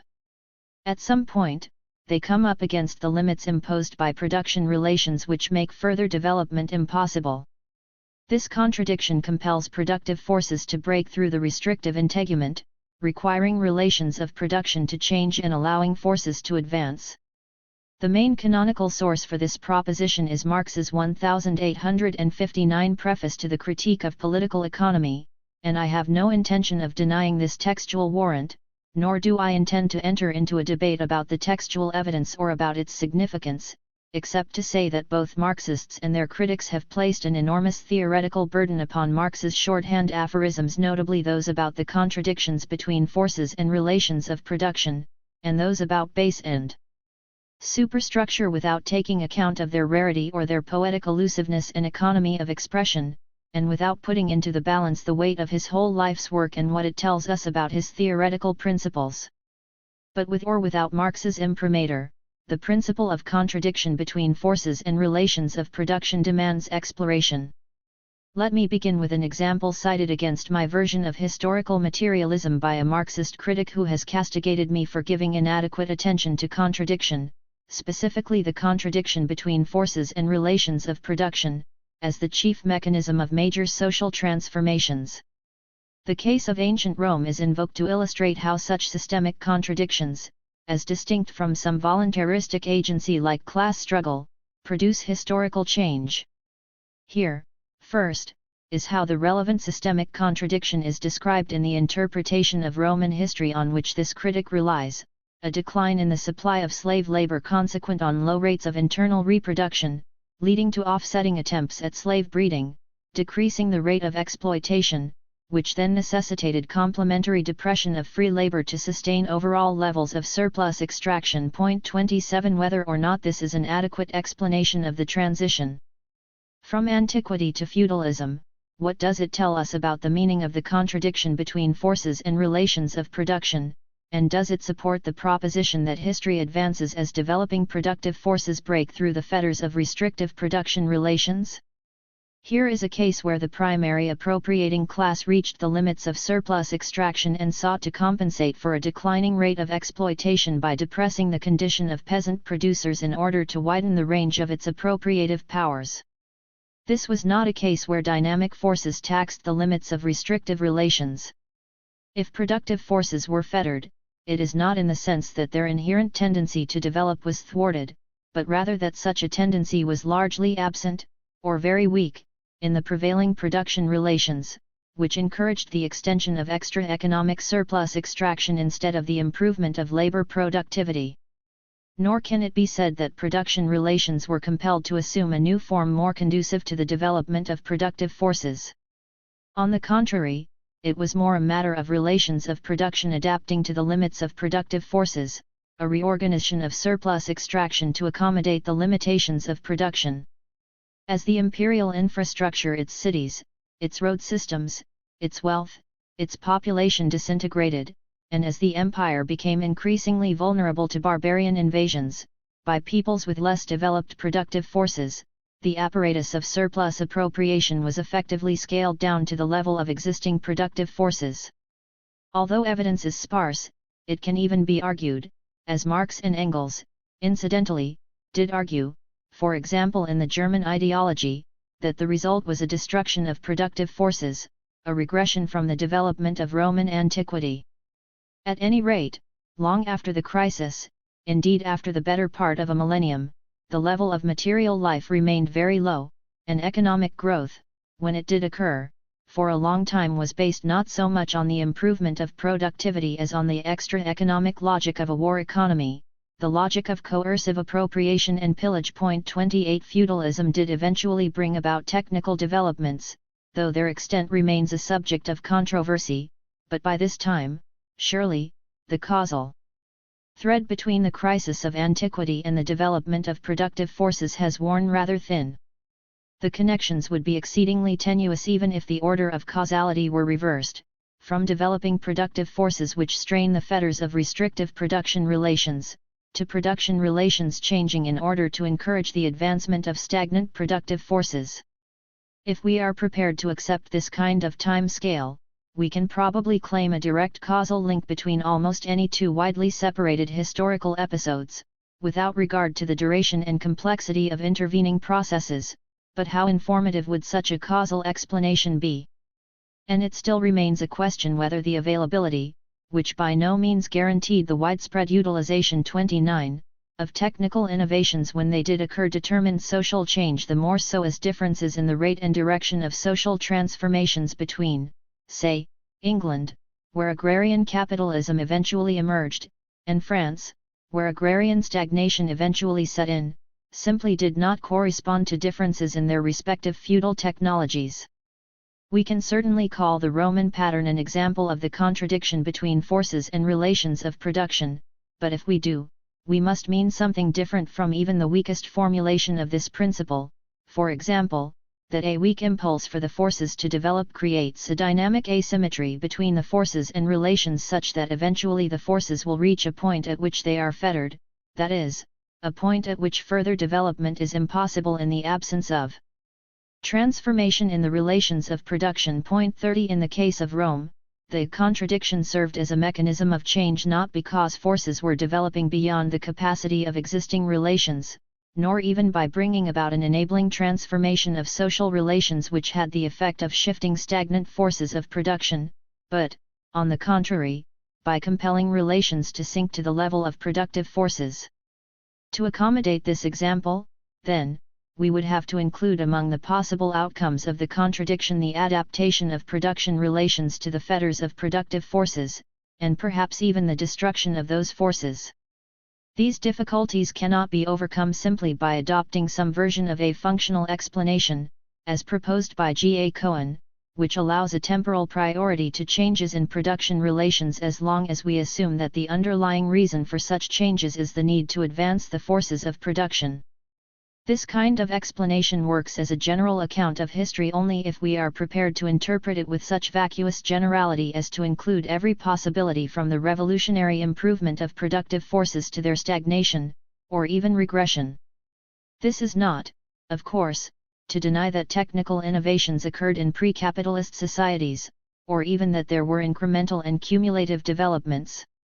The question is whether these developments constituted the dynamic force that motivated historical change either, causally, before or, functionally, after the fact. 31 This is not an issue that can be resolved by invoking a priori, universalistic and question-begging assumptions about the progressive directionality of history.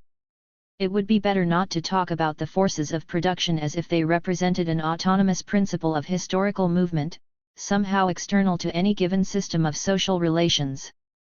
Even if over the long term there is a cumulative directionality in the progress of human knowledge and technology, the cumulative continuities of history do not alter the fact that each distinct mode of production has its own specific connections between forces and relations of production, its own specific contradictions, or perhaps we should say, to use Brenner's formulation, its own specific rules for reproduction.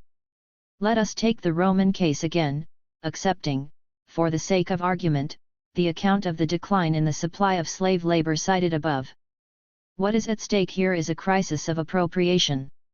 What makes it a crisis is not that sluggish production relations restrict the further development of, more or less, dynamic productive forces.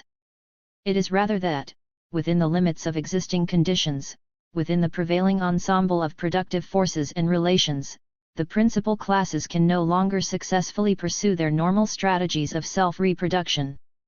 Class struggle enters into the process here, and not simply at the point of transition, since strategies of reproduction are determined not in isolation but in relations between appropriators and producers.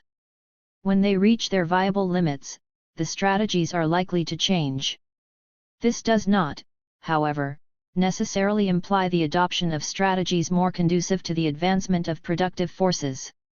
In pre-capitalist societies generally, the outcome is more likely to be an adjustment in the scope and methods of surplus extraction, or a reorganization of the extra economic forces that constitute the power of appropriation, whether by direct exploitation or by pillage and war, the state, the military apparatus, and so on. This also means, incidentally, that the advantage which any particular society may have in relation to others need not be directly proportional to the level of its productive forces. 32 We cannot generalize throughout history the rules of international capitalist competition which give the competitive advantage to more productive economies, and even here, geopolitical or military superiority may not neatly coincide with productivity.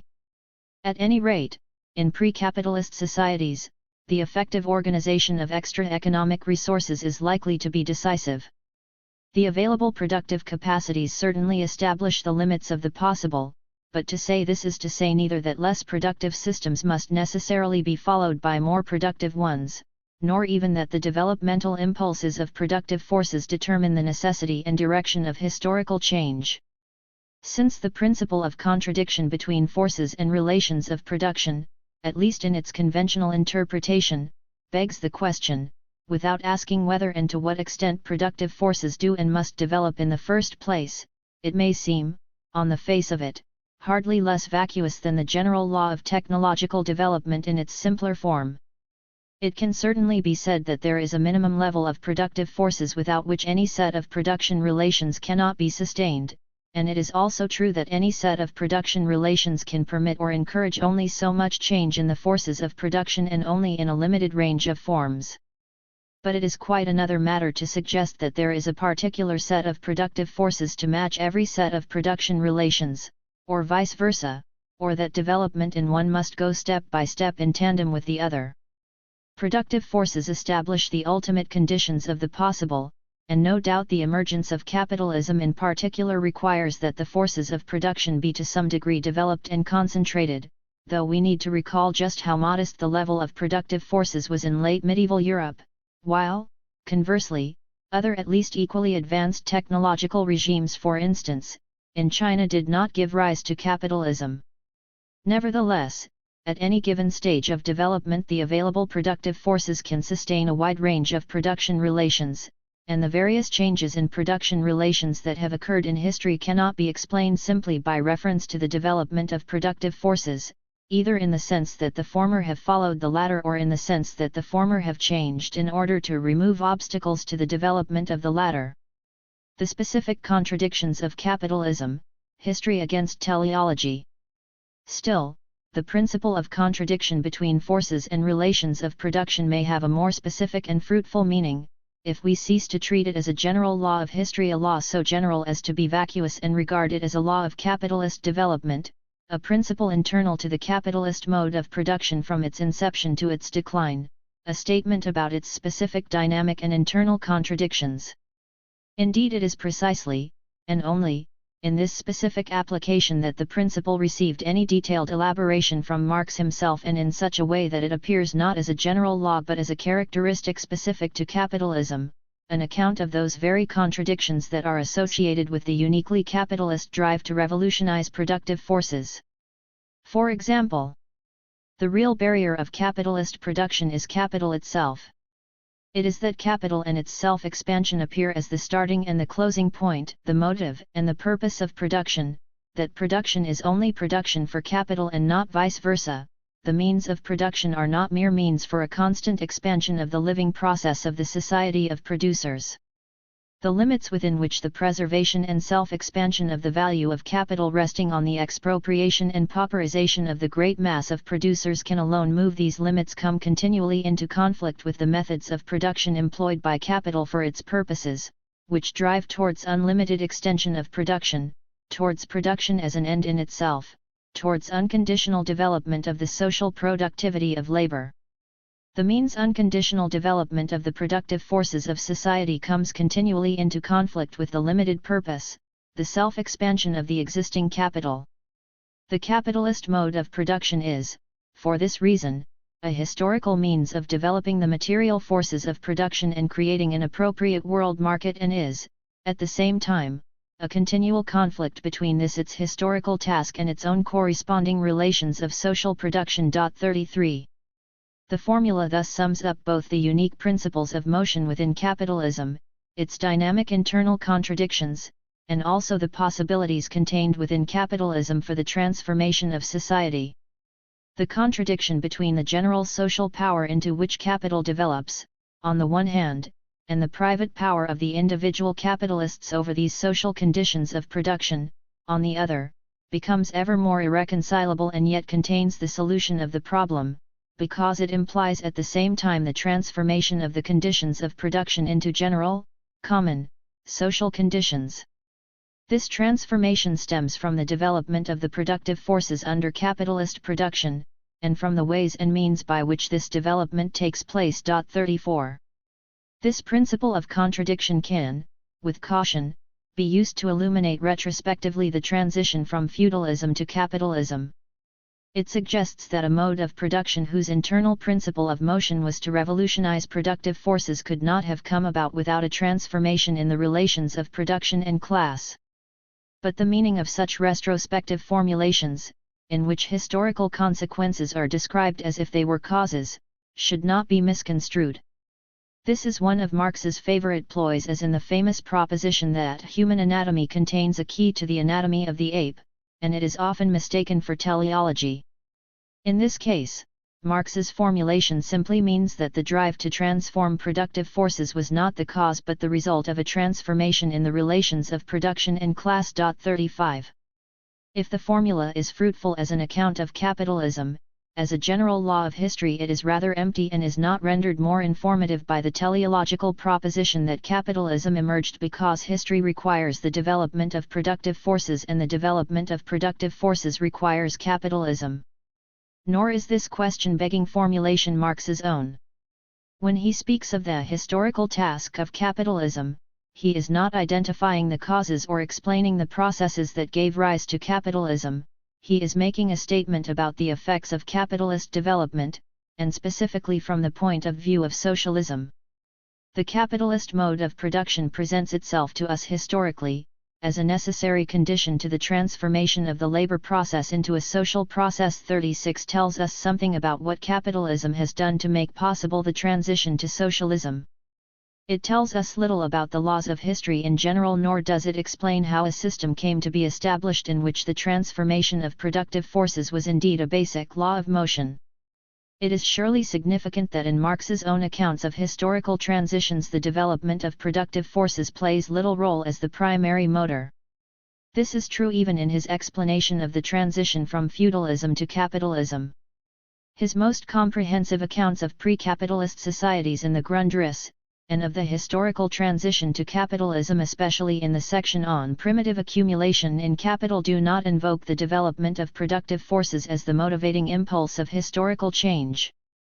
They are, in fact, based on the premise that what needs to be explained is precisely the origin of capitalism's distinctive drive to improve the forces of production. There are two ways of looking at this curious fact.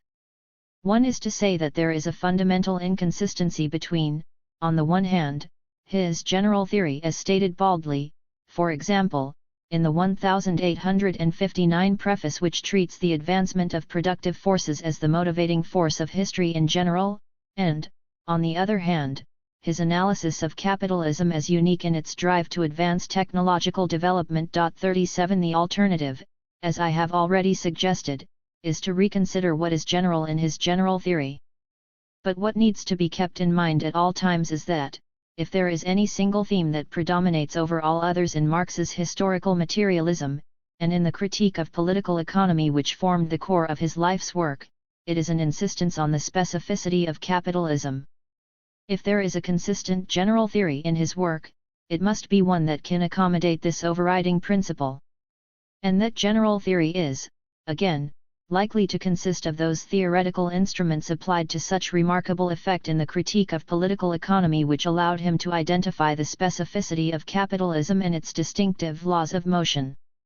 There is no doubt that Marx never bothered to resolve the inconsistencies between his aphorisms about the forces of production and his insistence on the specificity of capitalism. But even in the context of the technological general theory, if such it is, there is room for a specifically capitalist dynamic. The critical issue for Marx was always the specific compulsion of capitalism to revolutionize the forces of production, which differs from any more general tendency to improve productive forces that may be ascribed to history as a whole. In that sense, it was possible for him consistently to hold both the view that history displays a general tendency to improve the forces of production and the view that capitalism had a special need and capacity to revolutionize productive forces. Beginning early in his career, Marx never deviated from the view that the capitalist drive is specific and unprecedented and that, whatever progressive tendencies may be generally observable in history, the specific logic of capitalism and its specific compulsion to improve the productivity of labor by technical means are not reducible to these general tendencies. They require a specific explanation. He also made it very clear that the capitalist impulse to improve the productivity of labor is quite distinct from, and often in opposition to, any general human inclination to curtail labor. The capitalist impulse is, again, to increase the portion of unpaid labor. He devoted much of his life's work to explaining this specifically capitalist dynamic. Marx conducts his critique of political economy, the core of his mature work, by differentiating himself from those who take for granted and universalize the logic and dynamic of capitalism without acknowledging the historical specificity of its laws or seeking to uncover what produces them. Marx, unlike the classical political economists, and indeed a host of other ideologues of commercial society, did not assume that the progress embodied in modern society was simply the outcome of a drive inherent in human nature or natural law, but insisted on the specificity of the capitalist demand for productivity and the need to find an explanation for it. It was Marx's identification of that specific dynamic that made it possible even to raise the question of the transition to capitalism, to seek an explanation of how that dynamic was set in train, something that remained impossible as long as people assumed the very forces that needed to be explained. Marx himself never produced a systematic account of the historical process of transition, and his discussions of pre-capitalist modes of production were never more than retrospective analyses, part of a strategy to explicate the workings of capitalism and emphasize the historicity of its laws and categories. But he took the qualitative leap that was required to make an explanation of the transition possible, and he thereby established a basis for a general theory of history which would also treat other modes of production on their own specific terms. It is especially ironic that the strategy adopted by Marx to highlight the specificity of capitalism has been mistaken for a teleological account of history. So, for example, his famous aphorism that human anatomy contains a key to the anatomy of the ape from the Grundriss has been described as a statement of his teleological stance, which is closely related to the propensity for functional explanation. 38 This misunderstanding is compounded by the suggestion that the aphorism applies to the teleological relationship between communism and capitalism in the same way that it does to the relationship between capitalist and pre-capitalist modes of production. Marx does, of course, sometimes analyze capitalism from the standpoint of socialism, that is, by identifying the potentiality within capitalism for a socialist transformation. But his procedure in treating capitalism in its relation to pre-capitalist societies necessarily has a different purpose. Capitalism can provide the key to pre-capitalist society, in the sense here intended, only because it actually exists and because it has given rise to its own historically constituted categories, whose historical specificity Marx is trying to demonstrate by critically applying them to pre-capitalist forms. That is precisely the meaning of his critique of political economy. The point is not that capitalism is prefigured in pre-capitalist forms, but on the contrary that capitalism represents a historically specific transformation. Marx adopts this paradoxical strategy in order to counter those economists who smudge over all historical differences and see bourgeois relations in all forms of society. 39 That is, against what might be called the teleological tendencies of classical political economy, for which bourgeois relations are the natural and universal order of things, the destination of progress already present in all earlier stages of history. Since Marx's point of departure is a refusal to incorporate capitalism into the historical process that produced it, and especially with a theory of history in which every mode of production is propelled by its own distinctive laws of motion, his characteristic procedure is exactly the reverse of teleological or even functional explanation. The transition to capitalism, then, is historically unique because it represents the first case in which a crisis in the rules for reproduction produced not simply a transformation in modes of appropriation but a process the result of which was a wholly new and continuous drive to revolutionize the forces of production. It is specifically in capitalism that the dynamic impulse of productive forces can be regarded as a primary mechanism of social change. Capitalism is also unique in its particular systemic contradictions between forces and relations of production, its unprecedented drive to develop and socialize the forces of production, not least in the form of the working class, constantly comes up against the limits of its primary purpose, the self-expansion of capital, which is sometimes impelled even to destroy productive capacities, as advanced capitalist countries have learned all too well in recent years. History and the necessity of socialism. If the contradiction between forces and relations of production does not provide an explanation for the emergence of a social form in which that contradiction does play a central role, where is such an explanation to be found? On this score, Marx suggests that the critical factor is the historical process of divorcing the producer from the means of production, in particular, the process whereby peasant producers were expropriated from the soil. 40 Although he has a few things to say about this process, it has remained for later historians to explain how and why it took place and how it generated specifically capitalist imperatives to revolutionize the material forces of production.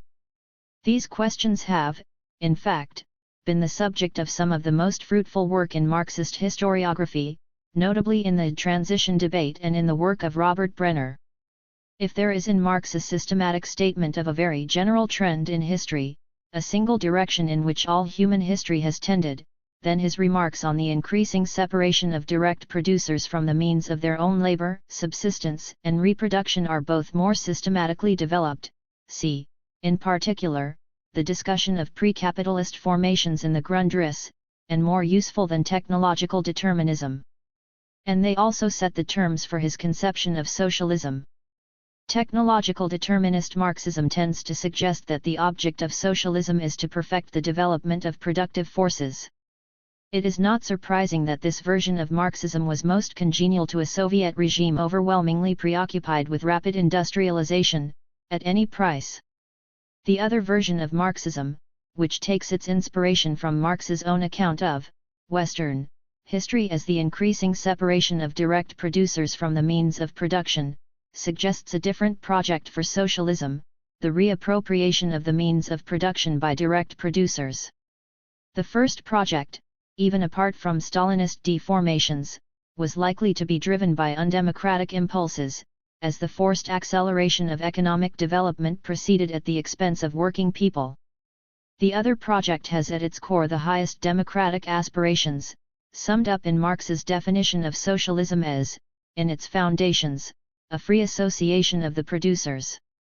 Treating the process of expropriation as a general trend, at least in Western history, has much to recommend it politically, and, as a guide to history, it certainly tells us something essential about the long historical process, stretching back to classical antiquity, that created the conditions for the emergence of capitalism. But it is no substitute for Marx's method of discovering historical specificities, not only the specificity of capitalism, but by extension, non-capitalist forms. And even as a general trend, the process of expropriation is itself affected by the specificity of every social form, the particular relation between appropriators and direct producers. Indeed, this process is especially difficult to formulate as a law, at least in a form that would satisfy those for whom a general theory of history must take the form of trans-historical laws, because it is a process of class struggle, whose specific outcome must, by definition, remain unpredictable. Marxist theory can point us in the direction of class struggle as a principle of historical movement and provide the tools for exploring its effects, but it cannot tell us a priori how that struggle will work out. And, indeed, why should it? What Marxist theory tells us is that the productive capacities of society set the limits of the possible, and, more specifically, that the particular mode of surplus extraction is the key to social structure. It tells us, too, that class struggle generates historical movement. None of this makes history accidental, contingent, or indeterminate. For example, if the outcome of class struggle is not predetermined, the specific nature, conditions, and terrain of struggle, and the range of possible outcomes, certainly are historically determinate. Struggles between wage laborers and industrial capitalists over the extraction of surplus value are, needless to say, structurally different from struggles between peasants and feudal landlords over the appropriation of rent. Each of these struggles has its own inner logic, quite apart from the additional specificities of time and place. A specific application of these principles has provided an explanation of how capitalism emerged, how capitalist relations have generated a compulsive drive to revolutionize productive forces, among other things, how the imperatives of capital accumulation have tended to generalize the logic of capitalism and to submerge other modes of production, while creating the conditions that place socialism on the agenda. Socialism can no doubt be understood as building upon the developments of capitalism, while resolving its specific contradictions, but to acknowledge the specificity of capitalism is at the same time to insist on the specificity of socialism, not simply as an extension of, or an improvement upon, capitalism, but as a system of social relations with an inherent logic of its own, a system not driven by the imperatives of profit maximization, accumulation, and so-called growth, with their attendant waste and degradation material, human and ecological, a system whose values and creative impulses are not circumscribed by constricted notions of technological progress. The dynamic of capitalism and its specific drive to transform production have created contradictions and possibilities for further transformations. Not the least important consideration, of course, is that capitalism has brought about a development in productive forces which establishes an unprecedented material foundation for human emancipation. But under capitalism, driven by the logic of profit, there is no necessary correspondence between productive capacity and the quality of human life. A society with the most advanced productive forces, with the capacity to feed, clothe, house, educate and care for the health of its population to a degree undreamed of in the most visionary utopias, may nevertheless be riddled with poverty, squalor, homelessness, illiteracy, and even the diseases of malnutrition. The socialist project would have as one of its principal goals the elimination of such disparities between productive capacity and the quality of life. Socialism can even be regarded as the means by which the forces of production will break the fetters of capitalism and develop to a higher level, provided that we understand precisely what this means. Socialism will liberate the creative capacities of humanity from the imperatives of exploitation and specifically the compulsions of capitalist self-expansion, which is something different from simply continuing capitalist development by permitting an even more unconditional revolutionizing of productive forces of the kind that capitalism has set in train. In fact, socialism is intended to develop the forces of production by putting an end to this specifically capitalist impulse. This is worth stressing, just to dissociate the socialist project from the logic of capitalist accumulation and from the technological determinism according to which the historic mission of socialism is apparently just to improve upon capitalist development and progress. This kind of misunderstanding not only puts in question the liberating effects of socialist production but also, among other things, creates a suspicion among people increasingly sensitive to environmental dangers that Marxism, no less than capitalism, is an invitation to indiscriminate productivism, unsustainable growth and ecological disaster. How, then, is the socialist project affected by the denial of unilinearism and technological determinism? Without such a view of history, does it follow that the socialist movement lacks certain vitally important convictions, notably that socialism is not simply the arbitrary conclusion of a unique and contingent historical process but the outcome of a universal historical logic as well as a response to universal needs and aspirations? Marxism, writes one of its recent critics, is a collective soteriology. It is a faith which, though it promises no salvation to individuals, does very emphatically offer it to humanity at large. It differs from Christianity in at least two further respects. Salvation is not selective, nor conditional on merit or selection, but will descend upon all of us without distinction, if we are still here when the time comes. It will come without conditions or, for that matter, consultation. We will be saved whether we like it or not. The potential for an eventual and indeed inescapable salvation is built into the present. The entleche of salvation, the acorn/oak tree vision of social change, is central to Marxism, and constitutes an important part of its appeal. 41. With the newer model Marxism, which disowns unilinearism, history, according to this argument, becomes pure accident, and the promise of salvation is replaced by a merely contingent, humiliatingly accidental, and extraneous possibility of salvation. There is much in this statement that is both wrong and objectionable.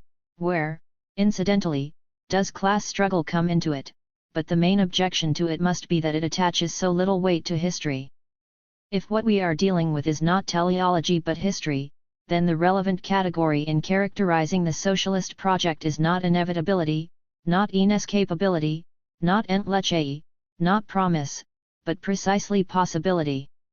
And is this such an inconsiderable thing? It is not merely contingent, humiliatingly accidental, and extraneous possibility but historical possibility, that is, the existence of determinate social and material conditions which make something possible that was impossible before, conditions in which socialism can indeed be a political project and not simply an abstract ideal or a vague aspiration. As for the universality of the socialist project, it is because socialism is the end of all classes, and not because it is the terminus of technological determinism, that it has a universal sweep. We need not relinquish the universality of the socialist promise simply because we conceive it less as the telos of all history than as a historical product of, and specific antithesis to, capitalism. What is most significant about capitalism in this respect is not simply that it represents the highest development of productive forces to date, but also that it is, so to speak, the highest development of exploitation, the last stage in the separation of producers from the means of production, beyond which lies the abolition of all classes and the reappropriation of the means of production by a free association of direct producers. The historical trajectory that produced the capitalist configuration of classes may have been relatively local and specific, but class struggle and the aspiration to be free of exploitation have not. Furthermore, as capitalism has drawn the whole world into the ambit of its expansionary logic, the conditions and terrain of class struggle everywhere have changed, and every class struggle has come closer to the threshold of the last one. The definition of socialism as the abolition of class contains all the universal logic that the socialist project requires. We are not obliged to accept a Manichaean choice between determinism and contingency. The real alternative to both is history. Even a complete repudiation of grand narratives in the postmodern manner does not dispose of historical causality. And even at a time when history seems to be defying socialist aspirations in the most dramatic and decisive way, we should not choose between the promise of historical inevitability and the denial of any historical foundation to the socialist project. I do actually think that history is on our side, but not in the sense that socialism has been inscribed in the inexorable laws of progress since the dawn of history, or that its coming is inevitable. For me, it is more a matter of the historically specific and unique possibilities and tensions created by capitalism which have put socialism on the agenda and produced the conditions for bringing it about. Even in Eastern Europe, where there are already signs of a return to old contradictions and class conflicts as the discipline of the market takes hold, there may yet be an opportunity for the first time to test the proposition that the conditions of socialist emancipation reside in the specific contradictions of capitalism. Chapter 5. History or Teleology. Marx versus Weber. Marx versus Weber has long been a favorite fixture among academics, or, to be more precise, Weber has been a favorite stick with which to beat Marxists. Marx is a reductionist, an economic determinist. Weber has a more sophisticated understanding of multiple causes, the autonomy of ideology and politics. Marx's view of history is teleological and Eurocentric. Weber's more attuned to the variability and complexity of human culture and historical patterns. Weber is the greater sociologist and a better historian because, where Marx over-systematizes, reducing all cultural and historical complexities to a single cause and one unilinear historical process, Weber, with his methodology of ideal types, acknowledges complexity and multi-causality even as he subjects them to some kind of conceptual order. Yet is it really so? Or should the shoe be on the other foot? In what follows, it will be argued that it is Weber, not Marx, who looked at the world through the prism of a unilinear, teleological and Eurocentric conception of history, which Marx had done more than any other Western thinker to dislodge. Far from advancing social theory beyond the alleged crudities of a Marxist determinism, Weber reverted to a pre-Marxist teleology, in which all history is a drive, though sometimes, perhaps more often than not, thwarted toward capitalism, where the capitalist destination is always prefigured in the movements of history, and where the differences among various social forms have to do with the ways in which they encourage or obstruct that single historical drive. Progress and the rise of capitalism. The idea of progress commonly associated with the Enlightenment was made up of two distinct but related strands. On the one hand, there were variations on the theme of human improvement as an essentially cultural and political phenomenon, the rise of reason and freedom. On the other, there was a kind of materialism which represented history as stages in the evolution of modes of subsistence, and specifically the maturation of commercial society, the last and most perfect stage. The two strands were united by a conception of technical progress, in which the development of the human mind was manifested in the improvement of techniques for the provision of material subsistence, not only the perfection of the instruments of production but above all an increasingly refined division of labor between town and country, among specialized crafts, and ultimately within the workshop itself. These material improvements were accompanied on the cultural plane by a growing rationality and the decline of superstition, and on the political plane by advances in liberty.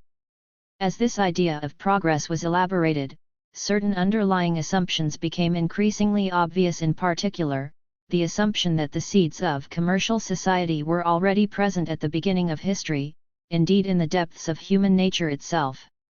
It was not simply that, as Adam Smith maintained, there was a deep-seated inclination in human nature to truck, barter and exchange, but that the modern property relations we now describe as capitalist were rooted in the most primitive practices of exchange between rationally self-interested producers, becoming increasingly specialized in an evolving division of labor which promoted a natural process of economic development. 1. Capitalism, in other words, was simply a maturation of trade and the division of labor by this natural process of growth. A typical corollary of this thesis was that European feudalism represented a hiatus, an unnatural break in the natural development of commercial society, which had already been established in the ancient Mediterranean, only to be interrupted by extraneous factors in the form of barbarian invasions. The Dark Ages represented a regression, both in material terms, as the economy reverted to subsistence principles, and in culture, as the rationality of the ancients gave way once more to the forces of irrationalism and superstition. Economic development was stopped in its tracks, fettered by the political parasitism of landlordly power.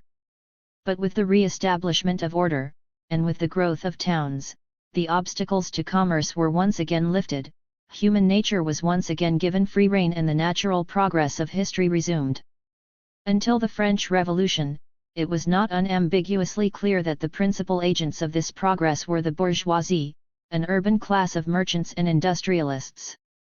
For British thinkers like Adam Smith or David Hume, the example of English agrarian capitalism suggested a more interactive process, in which the principles of commercial society were rooted in the countryside as much as in the town, as the ancient barons gave way to more forward-looking farmers who managed their land with an eye to profit. Just as the resumption of trade encouraged these landlords to reorganize agriculture, so they in turn encouraged the growth of cities and commerce, and improved the condition of the middle rank of men. But adapted to the different experience of France, in the absence of agrarian capitalism and against the background of the bourgeoisie's political struggle, progress became more or less unambiguously a bourgeois project, in opposition to an unambiguously backward aristocracy. The antithesis between these two classes and the different forms of property they represented, the passive rentier aristocracy as against the productive and progressive bourgeoisie, came to be seen as the principal driving force of history. 2. The effect of all this was to give an account of economic development which assumed the very thing that needed to be explained. The very particular dynamic of modern capitalism, with laws of motion very different from any earlier social form, the imperatives of competition and profit maximization, the subordination of production to the self-expansion of capital, the ever-increasing need to improve labor productivity by technical means, was simply treated as a natural extension of age-old practices, only a maturation of impulses already present in the most primitive acts of exchange, indeed in the very nature of Homo economicus. What was needed was not an explanation of a unique historical process but simply an account of obstacles and their removal. Left to itself, self-interest guided by reason would produce capitalism. The existence of capitalism, in other words, was assumed in order to explain its coming into being. Marx was, at first, very much a part of this tradition. In his earlier accounts of history, there are many of the same assumptions about the existence of a rudimentary capitalism in the ancient world and its interruption by external forces, together with, of course, many of the continental assumptions about the bourgeoisie as the agent of progress. Here too the existence of capitalism was assumed in order to explain its coming into being, as capitalist impulses, present in the interstices of feudalism, were liberated by breaking the fetters of the feudal system. But sometime between the German ideology and capital, with a critical milestone in the Grundriss, a radical change took place. 3 Marx was no longer willing to assume the very thing that needed to be explained. He was increasingly inclined to insist on the specificity of capitalism and its laws of motion, and this obliged him to recognize that the establishment of this distinctive dynamic could not be taken for granted. The specific imperatives of capitalism, its competitive drive for accumulation by means of increasing labor productivity, was something different from the age-old logic of commercial profit-taking, and the principles of capitalism could not be read back into all history. Although Marx never fully developed these historical insights, their fruits can be seen in the Grundriss, which contains his most systematic discussion of pre-capitalist societies and where he faces the problem of accounting for the transformation of pre-capitalist into capitalist property relations without assuming the pre-existence of capitalism. The same is true of capital, especially in the discussion of the so-called primitive accumulation. In neither of these cases is the natural division of labor, or the natural process of technological development, nor the maturation of trade and bourgeois practices the primary moving force. Instead, the transformation is rooted in the agrarian relations of feudalism itself, not even just in its urban interstices but in its primary property relations, in a transformation of the relations between landlords and peasants which has the effect of subjecting direct producers to market imperatives in unprecedented ways. It is only in these new formulations that we can see the concept of mode of production in its distinctive Marxist sense. It is here that Marx elaborates the idea that every social form has its own specific mode of economic activity, with its own laws of motion, its own logic of process. This is something quite different from earlier conceptions of economic development as, in effect, the natural progress of one universal economic logic. According to this pre-Marxist view, shared to some extent by Marx in his earlier work, societies can certainly vary, but their differences are less a matter of specific forms with their own inherent logic than of stages in the development of one social form, or, at best, of variations in the nature and degree of encouragement afforded to, or impediments imposed upon, the unfolding of this one natural historical logic.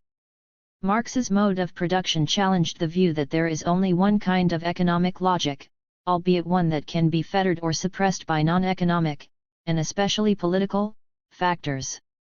Marx's new insights were informed by the critique of political economy.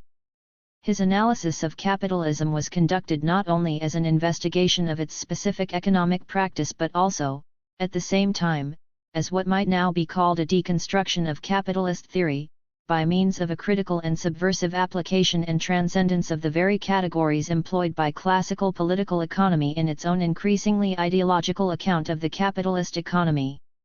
Marx's critique of political economy made it possible for him not only to avail himself of his predecessors' insights but to liberate himself from their self-limiting assumptions. In the Grundriss, the implications for historical analysis are especially evident. His analysis of pre-capitalist economic formations begins with the deceptive principle that human anatomy contains a key to the anatomy of the ape. For his purpose, as we have seen, is exactly antithetical to the kind of teleology sometimes read into this aphorism. His stated objective is to free political economy from the habit of reading capitalist principles back throughout history. That habit is manifested above all in the application of categories derived from capitalism and imposed on other social forms in such a way as to submerge both their own specificity and that of capitalism itself. Marx achieves his purpose by turning those categories against themselves. The result is not to universalize their application, so that the economic activities of pre-capitalist formations appear as merely rudimentary or imperfect capitalisms, but, on the contrary, to reveal their differences and, in so doing, inescapably to raise the question of how capitalism, as a specific and unprecedented social form, came into being not simply as a maturation of earlier forms but as a transformation. The power of Marx's method lies in the fact that, while focusing on the specificity of every economic formation, it also obliges us to look for principles of motion from one to another not simply in some trans-historical and universal moving force nor only in some deus ex machina nor merely in the removal of fetters and obstacles, but within the dynamics of each social form itself. Marx never completed the project he set himself in the Grundrisse, but he did begin to construct a new explanation of the transition from feudalism to capitalism in Volume I of Capital, where he sketched out the processes by which peasant producers, specifically in England, were expropriated, creating, on the one hand, a class of capitalist tenant farmers subject to market imperatives and, on the other, a proletariat of agricultural laborers obliged to sell their labor power for a wage. There is very little left here of his earlier explanations. The transformation of agrarian relations, which brings an end to feudalism and sets in train a capitalist dynamic, occurs within those relations themselves, not by means of a force external to those primary feudal relations, not by means of a bourgeoisie breaking asunder the fetters of feudalism, not by some further refinement of the division of labor. This was already a significant departure from the prevailing explanations and from Marx's earlier accounts, but it has remained for others working in the historical materialist tradition to develop the insights contained in Marx's critique of political economy and in his own sketchy application of those insights to the problems of history. Marx's critique of political economy, while devoted essentially to the analysis of capitalism, laid the foundation for a view of history liberated from the categories of capitalist ideology. It provided a means of access to the specificities not only of capitalism but also of other social forms. It was no longer necessary to impose assumptions derived from capitalism upon social forms with different laws of motion or to treat history as a linear urge toward commercial society. And, by extension, it was no longer necessary to generalize the Western experience unless it was to acknowledge that capitalism, once established, has a unique expansionary drive and a capacity to eclipse all other social forms. The old bourgeois teleology was, however, to survive elsewhere in a whole range of variations on the basic theme, in various versions of history as the rise of the middle classes, in various accounts of the rise of capitalism as the simple outcome of growing markets, the reopening of trade routes, the increase of trade, the liberation of the bourgeoisie from the fetters of feudalism, and so on. What all of these accounts have in common is the assumption that capitalism exists in embryo in any form of trade and commerce, that markets and trade were the solvents of feudalism, that merchant classes were the natural bearers of the capitalist spirit, and that what requires explanation is not the emergence of a new historical dynamic but the liberation of an old one. Among the more obvious examples is Henri Piron, in whose work these assumptions are most explicitly stated. 5. The civilization of the ancient Mediterranean had seen the development of an advanced commercial system centered on maritime trade conducted by professional classes of merchants. This development was dramatically cut short not, as Piron's predecessor would have it, by barbarian incursions into the Roman Empire but later, as the Islamic invasion closed off the Mediterranean and cut the trade routes between East and West, replacing the old economy of exchange with an economy of consumption. By the 12th century, commerce had revived, with the growth of cities and a new class of professional merchants. This new commercial expansion spread like a beneficent epidemic over the whole continent. 6. But now, for the first time, there emerged cities more completely devoted to commerce and industry and a class more completely urban than ever before, the medieval burgher. The maturation of earlier capitalist classes which had been thwarted in Europe by the closing of trade routes following the Muslim invasions was now made possible by the revival of trade and the inevitable expansion of markets. The growth of medieval cities and the liberation of the burgher class was, in short, enough to account for the rise of modern capitalism. The Piron thesis has been controversial and generally superseded, but critics have seldom questioned the tacit assumptions on which it rested. Even in the more recently dominant demographic explanations of European economic development, often very critical of Piron and the rise of markets model, the cycles of population growth work their effects on development through the mechanisms of the market, its perennial laws of supply and demand.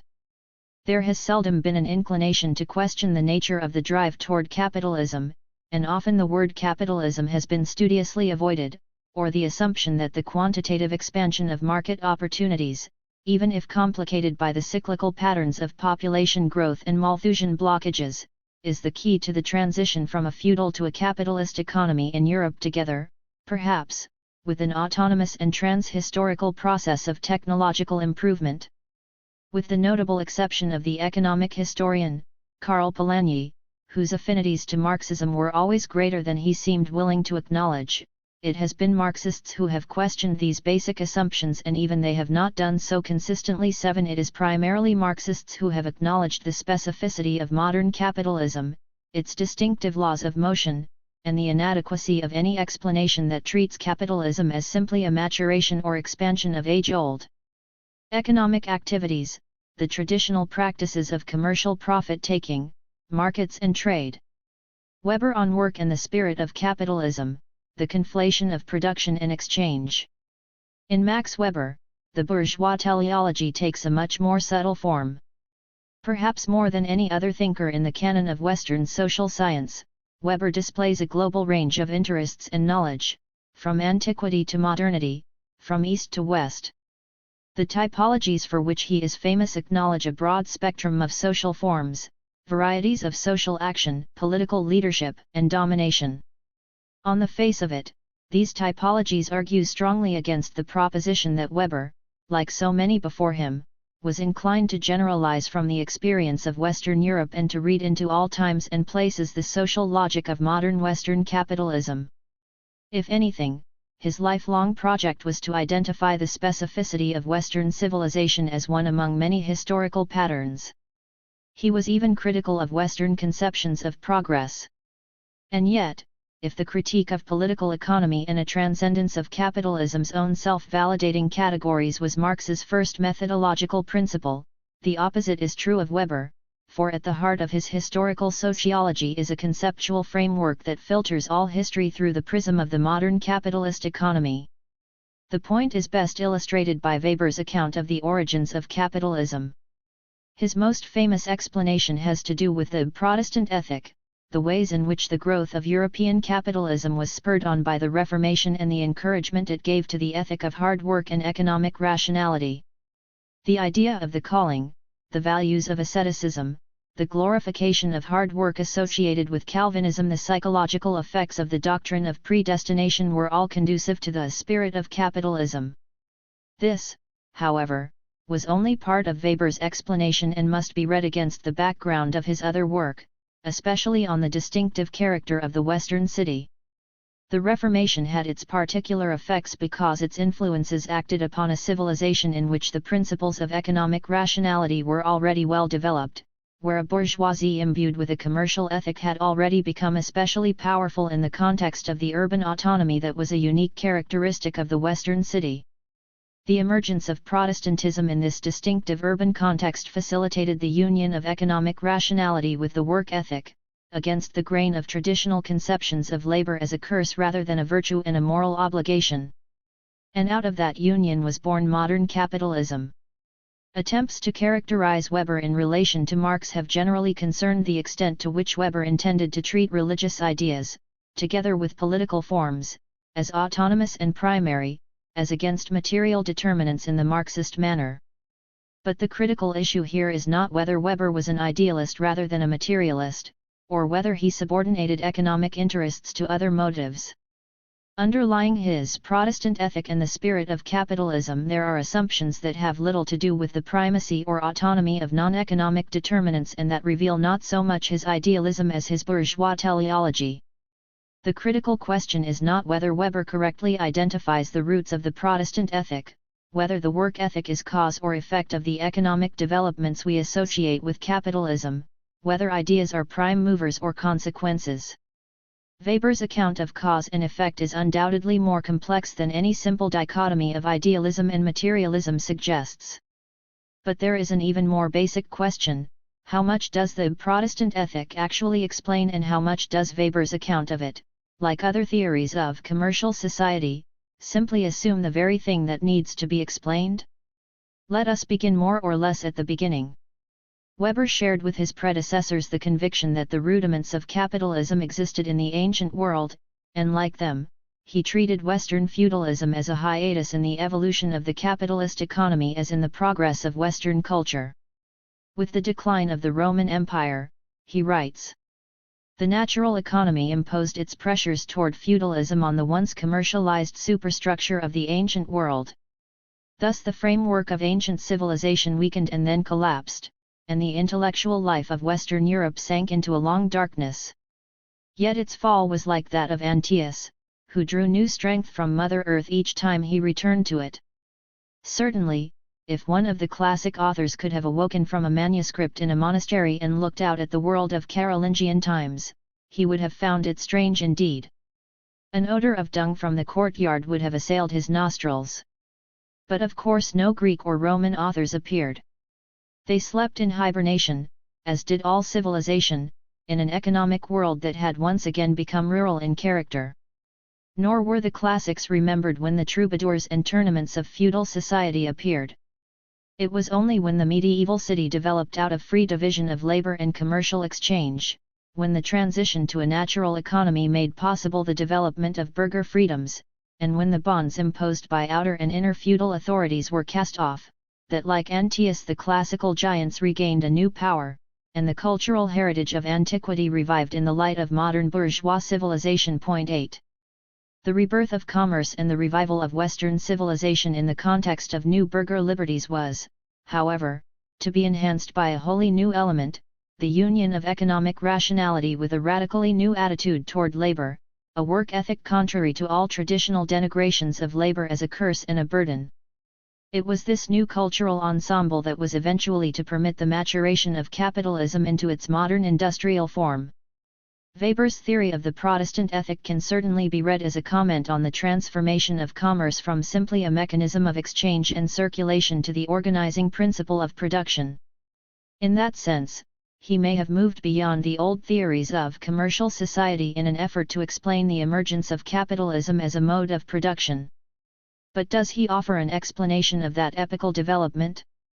Does the Protestant ethic, either by itself or as part of a larger, trans-historical process of rationalization, add a fundamentally new element to the old assumptions about the evolution of commercial society? Or does it beg the question yet again?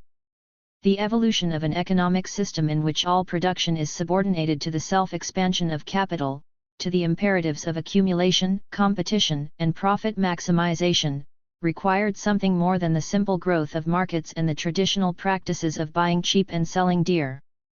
It even required something more than widespread production for exchange.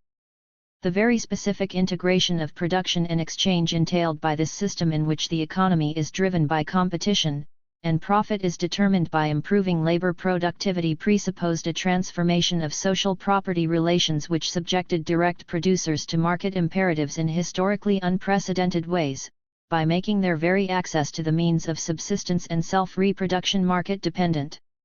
Weber does not so much explain as assume this historically unique formation. The Protestant work ethic cannot explain the specifically capitalist connection between trade and productivity because their union is already contained in his definition of work.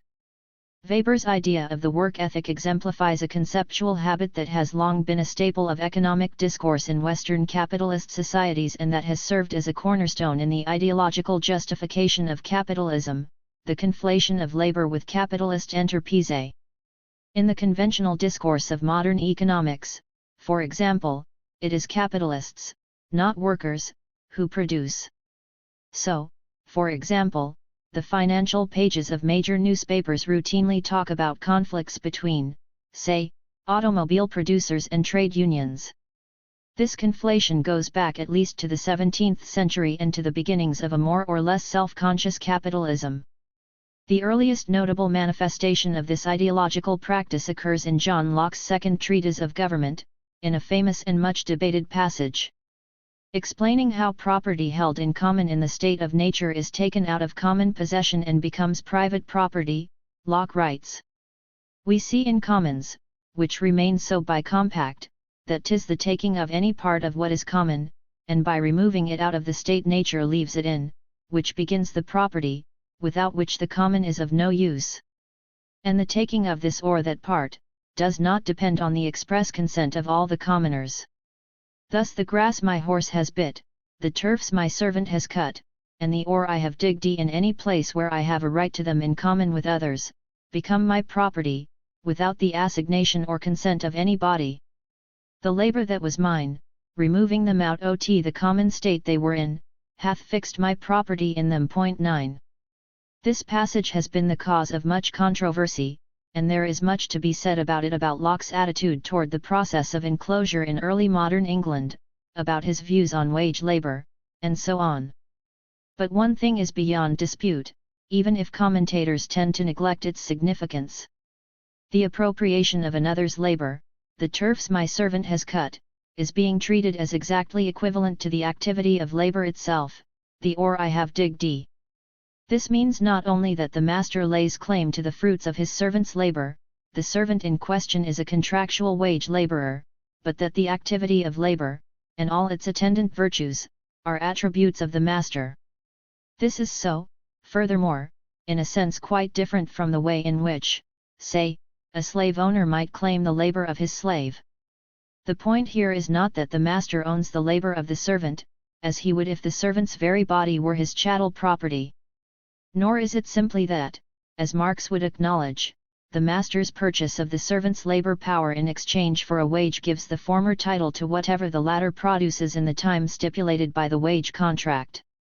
It is rather that the virtues of labour and industry have been displaced from the activity of labour itself to the employment of labour and to the productive utilization of property. Throughout Locke's discussion of property, it is not the activity of labour itself that carries the rights and virtues of labour, but improvement, the productive use of property which gives it value, as against its passive enjoyment in the traditional manner of a rentier class. The identification of labour with the economic activity of the capitalist is deeply rooted in Western culture, and with it goes a view of history in which the principal opposition, the social contradiction that gives history its momentum, is not between producing and appropriating classes, between exploiters and exploited, but rather between two different kinds of appropriating class, two antithetical forms of property, the passive property of the rentier and the active, productive property of the bourgeois/capitalist. It is a short step from here to the eclipse of labour altogether by the economic activity of the capitalist. In an economic system where commodity production is generalized, where all production is production for exchange, where all production is subordinated to the self-expansion of capital, where all production is the production of capital, and where surplus labor is appropriated not by direct coercion but through the mediation of commodity exchange, the activity of production becomes inseparable from the activity of market exchange. Exchange, not productive labor, is likely to be defined as the essence of economic activity. Something like this conceptual framework, where economic activity is market exchange and where labor is capitalist appropriation and production for profit, underlies Weber's understanding of the work ethic and the rise of capitalism. The city as center of consumption or production.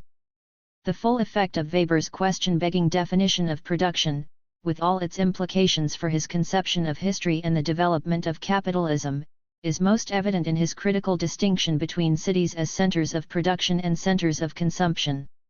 If there is any single factor that weighs more heavily than any other in his account of the rise of modern capitalism, it is the nature of the Western medieval city. And one characteristic which crucially distinguishes that city from the town of, say, classical antiquity, a characteristic that permitted the medieval city to serve as a launching pad for the development of capitalism beyond its ancient limitations to its modern industrial form, is that, while the ancient Greek or Roman city tended to be a center of consumption, in medieval Europe there emerged towns that were mainly centers of production. The crucial issue here is not simply that such medieval cities produced more than did ancient towns, nor that more people were engaged in production in one than in the other, but rather that, according to Weber, the medieval city gave greater political and cultural weight to the interests of producers, while in classical antiquity it was consumer interests that held sway. The medieval city in the West, then, not only established the conditions of urban autonomy which gave free rein to trade, commerce and the pursuit of gain, but also, by encouraging the interests of producers and placing an ideological premium on them, prepared fertile ground for the work ethic. Weber's characterization of the ancient city as a center of consumption has much to recommend it.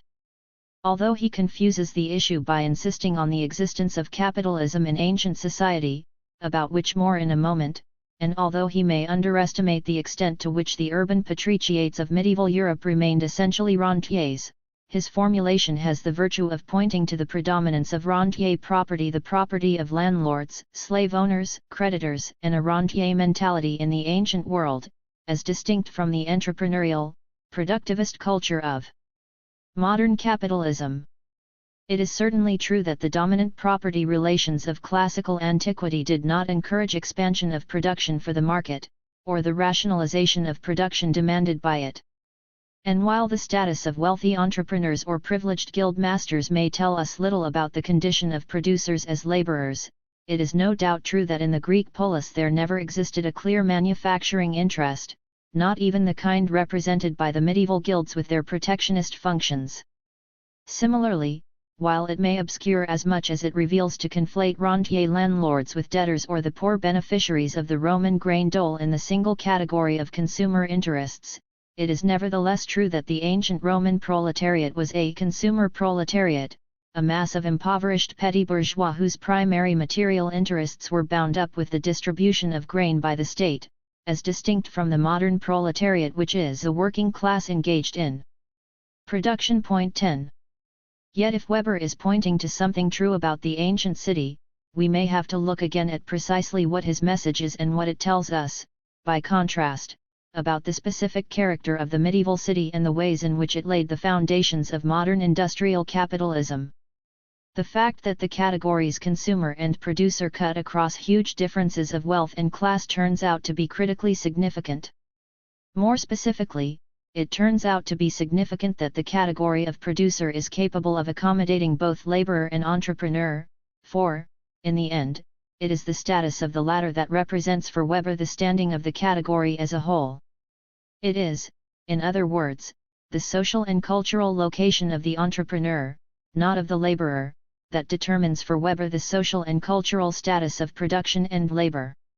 It gradually becomes clear that the difference between a center of production and a center of consumption does not depend primarily on the number of the city's inhabitants engaged in production, nor even on the volume, range, or quality of goods produced, nor on the cultural evaluation of productive labor as such, but rather on the identity of the classes with whom production is associated and, more specifically, the extent to which production is controlled by a true bourgeoisie and hence subordinated to the requirements of commercial profit.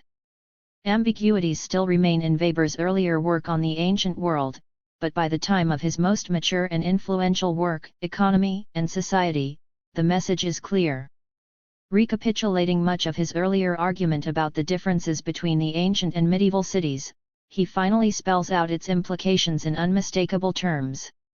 The great structural difference between the fully developed ancient and medieval city, during the period of the rule of the demos here and the popolo there, is manifested in this neglect of artisan-producer interests.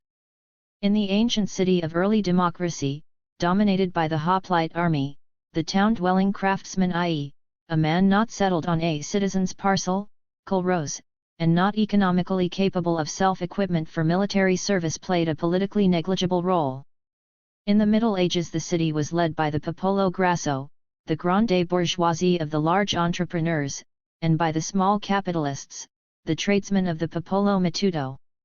But within the ancient citizenry these strata had no, or at least no, significant power. If ancient capitalism was politically oriented, so was ancient democracy. 11. The principal difference between ancient and medieval cities is that the latter represented the interests of producers in a sense that the former did not. This is not, however, to say that the medieval city represented the interests of laborers while the ancient polis did not. If anything, the reverse is true. In the golden age of Athenian democracy, for example, the polis was dominated, Weber suggests, by the interests of an urban petite bourgeoisie, the mass of small producers, craftsmen and laborers who, together with peasants, constituted the majority of the citizen body. What the democracy lacked was a powerful bourgeoisie in the modern sense. Point 12. The hallmark of producers is not the extent to which they are engaged in production, and even less in labor, but the extent to which production is attached to commerce and trade.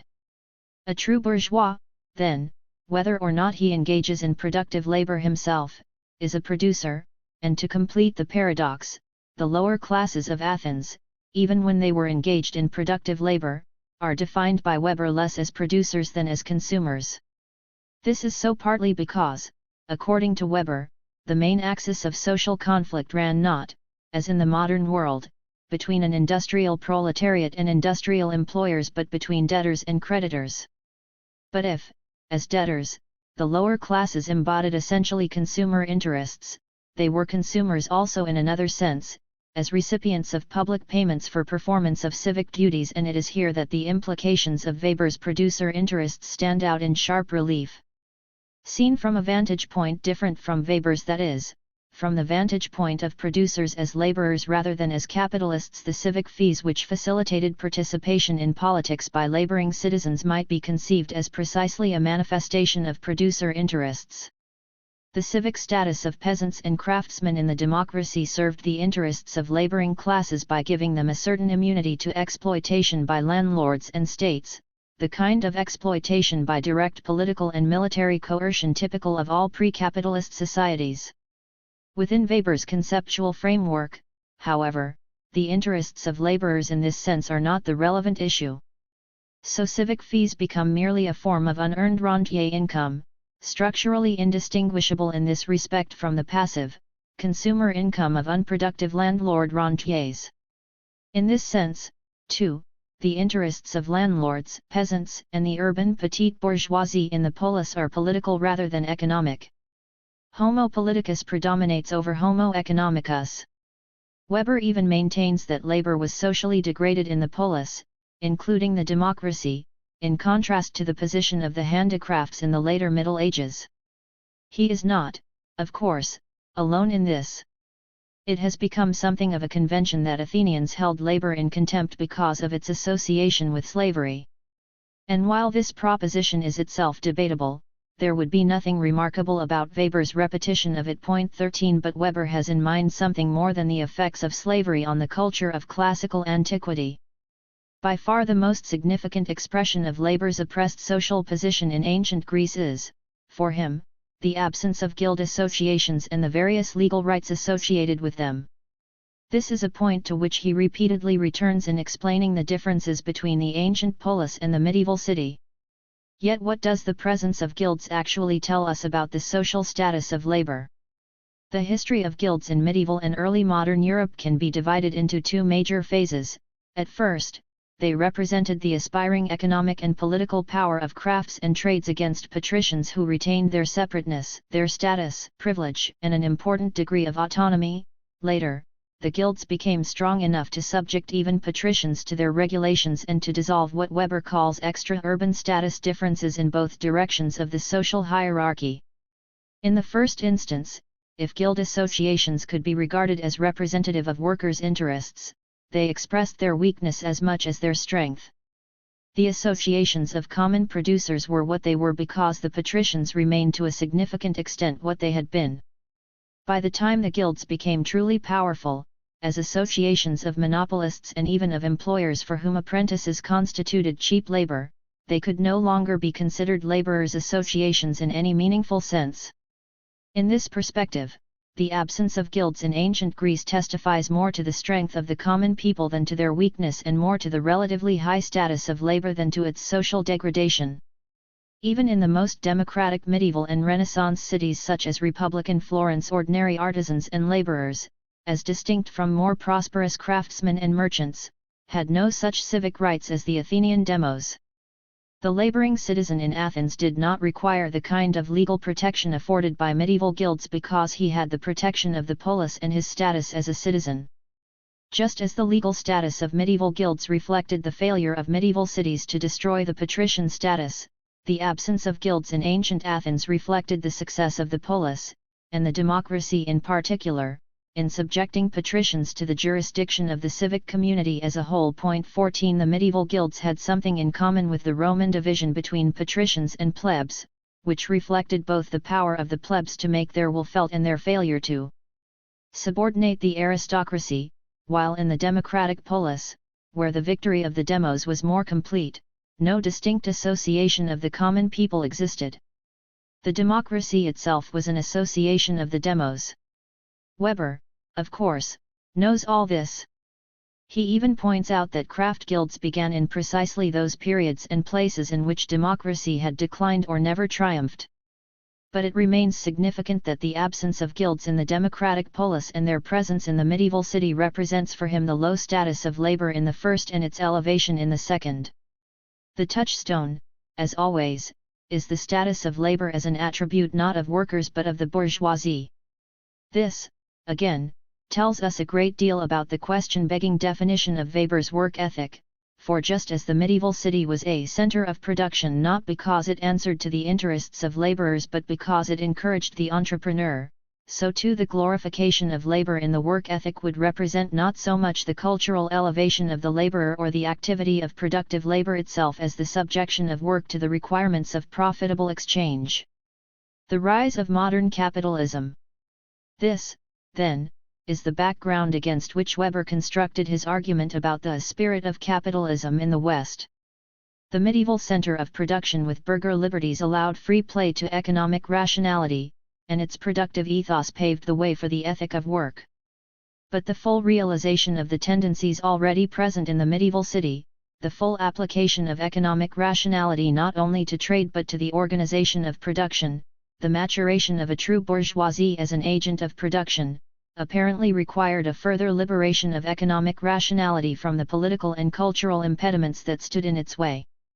Production in the medieval city may already have been subordinated to the requirements of trade, but the organization of work itself, the labor process, its disciplines, techniques, and instruments, had yet to be entirely transformed by the rationality of capital. Just as the political parasitism of the feudal aristocracy had to be decisively replaced by the economic activity of the true, modern bourgeoisie, so the traditional consumer or rentier mentality had to be entirely displaced by the values of productivity. The requisite cultural transformation was achieved by the Protestant ethic. Weber's Protestant ethic, however, cannot account for the spirit of capitalism without, again, already assuming its existence. The idea of the calling, the values of asceticism, even the glorification of hard work in themselves have no necessary associations with capitalism. What makes the work ethic capitalist is not the glorification of work itself but its identification with productivity and profit maximization. Yet that identification already presupposes the subordination of labor to capital and the generalization of commodity production, which in turn presuppose the subordination of direct producers to market imperatives. Neither of the major terms in Weber's equation, the tradition of bourgeois autonomy or Protestant theology, nor both of them together can explain these presuppositions without begging the question. If there was nothing in the concept of work that required its association with commerce and trade, neither was there anything in the traditional economic practices of burghers that would account for the subjection of labor to capital, nothing in the rationality of commercial profit-taking that would explain how it came about that all production became production for exchange and that direct producers were compelled to enter the market in order to gain access to their means of self-reproduction. And there is certainly nothing to explain how production became subject to the imperatives of competition, the maximization of surplus value and the self-expansion of capital. It was Marx, not Weber, who acknowledged that this was what required explanation and that the explanation could be found only in the primary relations of feudalism and the process by which they were internally transformed. For Weber, as for many before him, the bourgeois ethic was antithetical to, and impeded by, the rentier/consumer mentality of feudalism, while, at the same time, feudalism permitted the development of capitalism in its urban interstices. The autonomy of the urban commune provided a space created by a natural economy and a fragmented political power in which the capitalist spirit could develop with some degree of freedom from these parasitic constraints. But while there can be little doubt that the distinctive autonomy of the Western city had something to do with the evolution of capitalism, there is here again a begging of the question. To say that feudalism permitted the rise of capitalism simply by leaving spaces in which urban autonomy and burgher liberties could flourish is to assume that towns and burghers are by nature already capitalist. Yet if anything, the economic activity of the medieval burgher was parasitic on feudalism, dependent on the lordly consumption of luxury goods and on the fragmentation of markets which were integral to the feudal order and which were the source of pre-capitalist commercial profits, as merchants bought cheap in one market and sold dear in another. 15. Even in an advanced center of production like Florence, the economy continued to operate on essentially feudal principles, which would prove to be self-limiting as an impetus to economic development. So, for example, economic advantage continued to be determined less by productivity than by political, juridical, and military power, whether the traditional powers of the landed aristocracy or the political dominance of urban elites, while wealth was in large part expended in luxury consumption or in enhancing the political and military powers of the ruling classes, improving the means of appropriation rather than developing the means of production, despite some advances in specialization. Nor was there much expansion of consumption by direct producers, peasants, and petty craftsmen. In the first instance, the autonomous urban commune was not a community of modern bourgeois so much as a collective lordship, dominating and exploiting the surrounding countryside, particularly as a source of taxes, military service, and grain. Even later, when trade and industry expanded, the great merchants, who traded the products of others at least as much as those of their own city, depended on their political dominance for access to the means of appropriation, while prosperous producers typically relied on politically constituted property in the form of monopolistic privilege rather than on economic superiority in the form of competitive advantages in productivity. In any case, the primary vocation of the mercantile burgher was not so much production as circulation, buying cheap in one market and selling dear in another. And even where production and circulation were united in a single enterprise, the economic logic was the same, having to do with profit upon alienation rather than the maximization of surplus value in the capitalist manner. It was not this kind of economic rationality that led to the dissolution of feudalism and its replacement by different principles of economic action. A mature capitalist economy did not emerge in the most advanced and autonomous urban communes like the city-states of central and northern Italy. Without exception, their economic development sooner or later ran into a dead end. Not even the synthesis of burgherdom and Protestantism had the required effect, in, say, Germany or Switzerland, while in France the same Calvinist doctrines were deployed by the Huguenots to support not the spirit of capitalism but, among other things, the independent feudal powers of the provincial nobility. Even the Netherlands failed to produce an integrated capitalist economy, with mutually reinforcing agricultural and industrial sectors. There was, in the Dutch Republic, no shortage of Calvinist repression, but the Protestant ethic, typically embodied here in hard-working small farmers or prosperous merchants, never impelled the Republic beyond what some historians have called, teleologically, a failed transition. Only England gave rise to a fully developed capitalist economy, and this was the Western European state which, as Weber sometimes seems to acknowledge, least fits the model of autonomous civic communes with a powerful burgher class.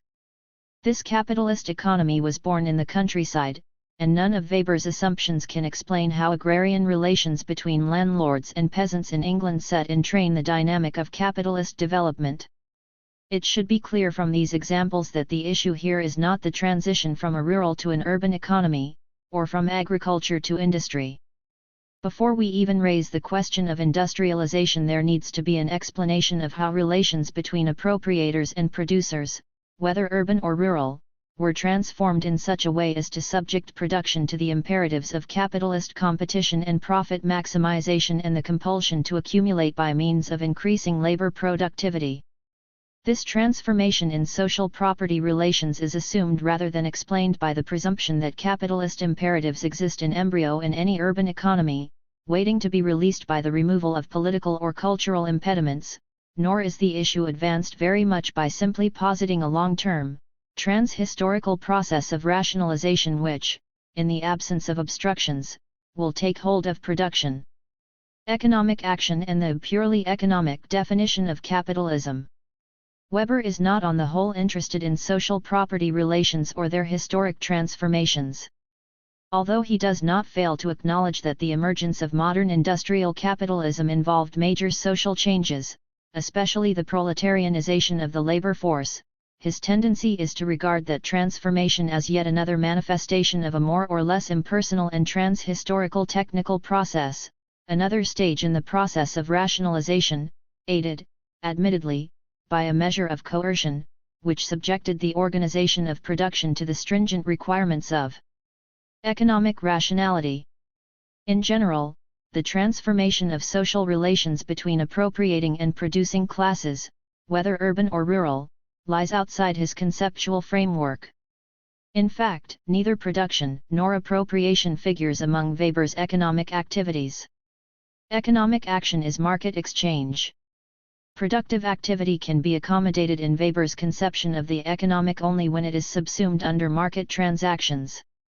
And Weber is less interested in the process of appropriation, the process by which the surplus labor of primary producers becomes another's property, than in the use of property already appropriated, its utilization either in passive consumption or in active profit-seeking. The same inclination to identify the economy with markets is evident in his conception of class. As a purely economic category, class is defined by the market, not by exploitative relations between appropriators and producers, but by unequal market chances. Where there is no market, other forms of stratification, notably status, will predominate. Wherever there are markets, there are classes. This does not, however, mean that class is an important principle of stratification only in capitalist societies. Quite apart from the fact that capitalism, as we shall see, appears to exist in various forms of society, ancient and modern, there also appear to be various systems of class, defined by different kinds of market. Thus, if modern capitalism differs fundamentally from other social forms, it is because here the labor market determines market chances, while in other cases it is some other kind of market, as, for example, in classical antiquity, where the credit market determined the division between creditors and debtors. The labor market, however, is not, for Weber, a defining feature of capitalism as such, which can exist, as it did in the ancient world, in the absence of a labor market, though to the detriment of further capitalist development, because the absence of its disciplines in controlling the lower classes impeded large accumulations of bourgeois property. The modern labor market, like modern proletarianization, is in effect just another technical development, yet another manifestation of the autonomous process of rationalization and the division of labor which gave rise to the industrial organization of production. The market, the processes of circulation and exchange, not labor, and its appropriation, defines the economy for Weber, not just in his historical work but at the very heart of his conceptual apparatus. Action will be said to be economically oriented, he writes, so far as, according to its subjective meaning, it is concerned with the satisfaction of a desire for utilities, Nutzleistungen. Economic action, Wirtschaften, is a peaceful use of the actor's control over resources, which is rationally oriented, by deliberate planning, to economic ends. Point 16. Utilities may be the services of non-human or inanimate objects or of human beings. Non-human objects which are the sources of potential utilities of whatever sort will be called goods. Utilities derived from a human source, so far as this source consists in active conduct, will be called services, Leistungen. Social relationships which are valued as a potential source of present or future disposal over utilities are, however, also objects of economic provision. Point 17. Karl Polanyi, in a brief but telling comment on Weber's concept of the economic, makes a significant observation about this distinction between goods and services as, respectively, useful services provided by things and human beings. The human being is thus brought into formal analogy with things. Man is being treated as a service-rendering thing. Thus only can the term useful services be effectively detached from things and persons alike. Such a separation is necessary for the purpose of economic theory, which employs the useful services as a unit, for only so can economic analysis be made to apply to all types of goods and their various relationships such as substitutability, complementarity, etc. Yet, from the viewpoint of economic history, this definition is useless. In the realm of economic institutions, the useful services of things and those rendered by human beings must be sharply distinguished. The first are attached to a dead object, the other to a live person. From the point of view of economic institutions, they are therefore in an entirely different category. Point 18. The point, of course, is that Weber has simply universalized the economic principles of capitalism. The formal analogy between men and things reflects accurately, if abstractly, the social realities of this historically specific economic system, in which labor power is a commodity. The result is a universalization of an analytic method devised for a special form of the economy, which was dependent upon the presence of specific market elements. Point 19. Weber's definition of economic action is guilty of what Polanyi calls the economistic fallacy, the uncritical generalization of a historically specific economic form. The generalization of capitalist principles is reinforced by Weber's concept of rationality and the role that it plays in his definition of economic action. The consequence of applying the criterion of rational choice to the definition of what constitutes economic action is that workers are engaged in economic activity only in the process of selling their labor power. The activity of work itself is not economic. Just as slaves are tools of their masters and therefore not economically active, so factory workers, having sold their labor power for a wage, cannot be said to be economic actors while they are working. This, remarks Polanyi, is logical enough, since workers, no longer masters of their labor power, cannot be said to be choosing or disposing of their own scarce resources. However, he continues, common usage is very different. To argue that the worker in the factory is not engaged in any kind of economic activity is not only contrary to common usage, but sounds like a paradox of questionable taste. The exclusion of everyday activities of producers from the scope of economic activities is utterly unacceptable to the student of economic institutions. That the only economic activity carried on in a mine or a factory should be that of the shareholder who sells his shares, is a useless proposition to the student of the institution of the mine or the factory. Point 20. And it is an even more useless proposition to the student of non-capitalist economic formations, where Weber's tasteless paradox cannot even serve as a formally abstract account of the prevailing economic realities. In keeping with this conceptual framework, Weber insists on defining capitalism in purely economic terms, that is, in clear opposition to Marx, without reference to apparently extraneous social relations.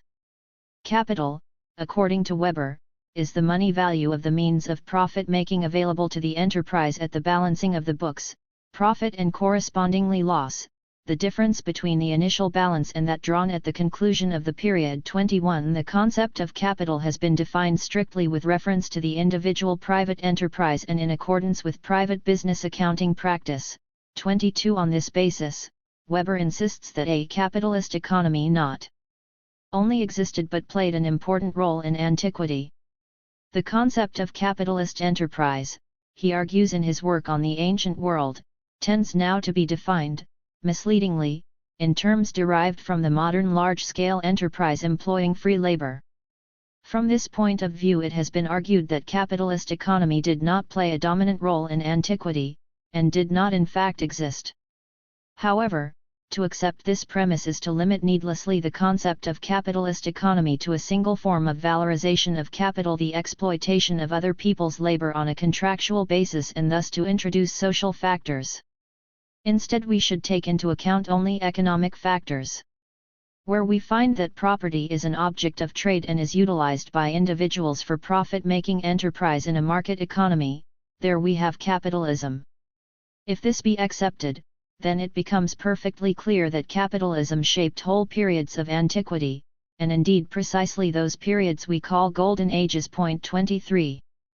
In this purely economic sense, then, a capitalist economy exists wherever people are engaged in commercial profit-taking. This kind of capitalism certainly existed in the ancient world. Yet the exclusion of social factors forecloses any possibility of explaining the specific dynamics of a capitalist mode of production, any possibility of accounting for the historically specific imperatives that set in train a distinctive pattern of self-sustaining economic growth in early modern Europe. Modern capitalism becomes simply more of the same old thing, freer, more mature, but not fundamentally different. To explain the rise of modern capitalism is then simply to account for the removal of impediments. Much of Weber's discussion of classical antiquity, especially in economy and society, is indeed devoted to explaining why these early capitalist forms did not evolve into a mature capitalist system, with substantial accumulations of bourgeois wealth and, ultimately, the organization of production in its fully developed industrial capitalist form.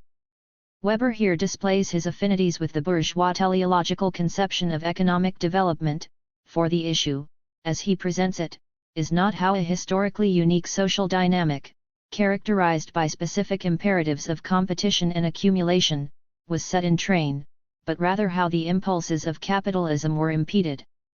Among the greatest obstacles to the evolution of capitalism were political factors of one kind or another. In the ancient monarchies, capitalism was gradually checked by bureaucratic regulation. 24 In the city-states, opportunities for capitalist accumulation tended to be greater, but here too there were political impediments. In democratic Athens, for example, all accumulations of burgher wealth of any significance were subject to the claims of the polis of democracy. 25 Various juridical and political practices subjected bourgeois accumulation of wealth to great instability.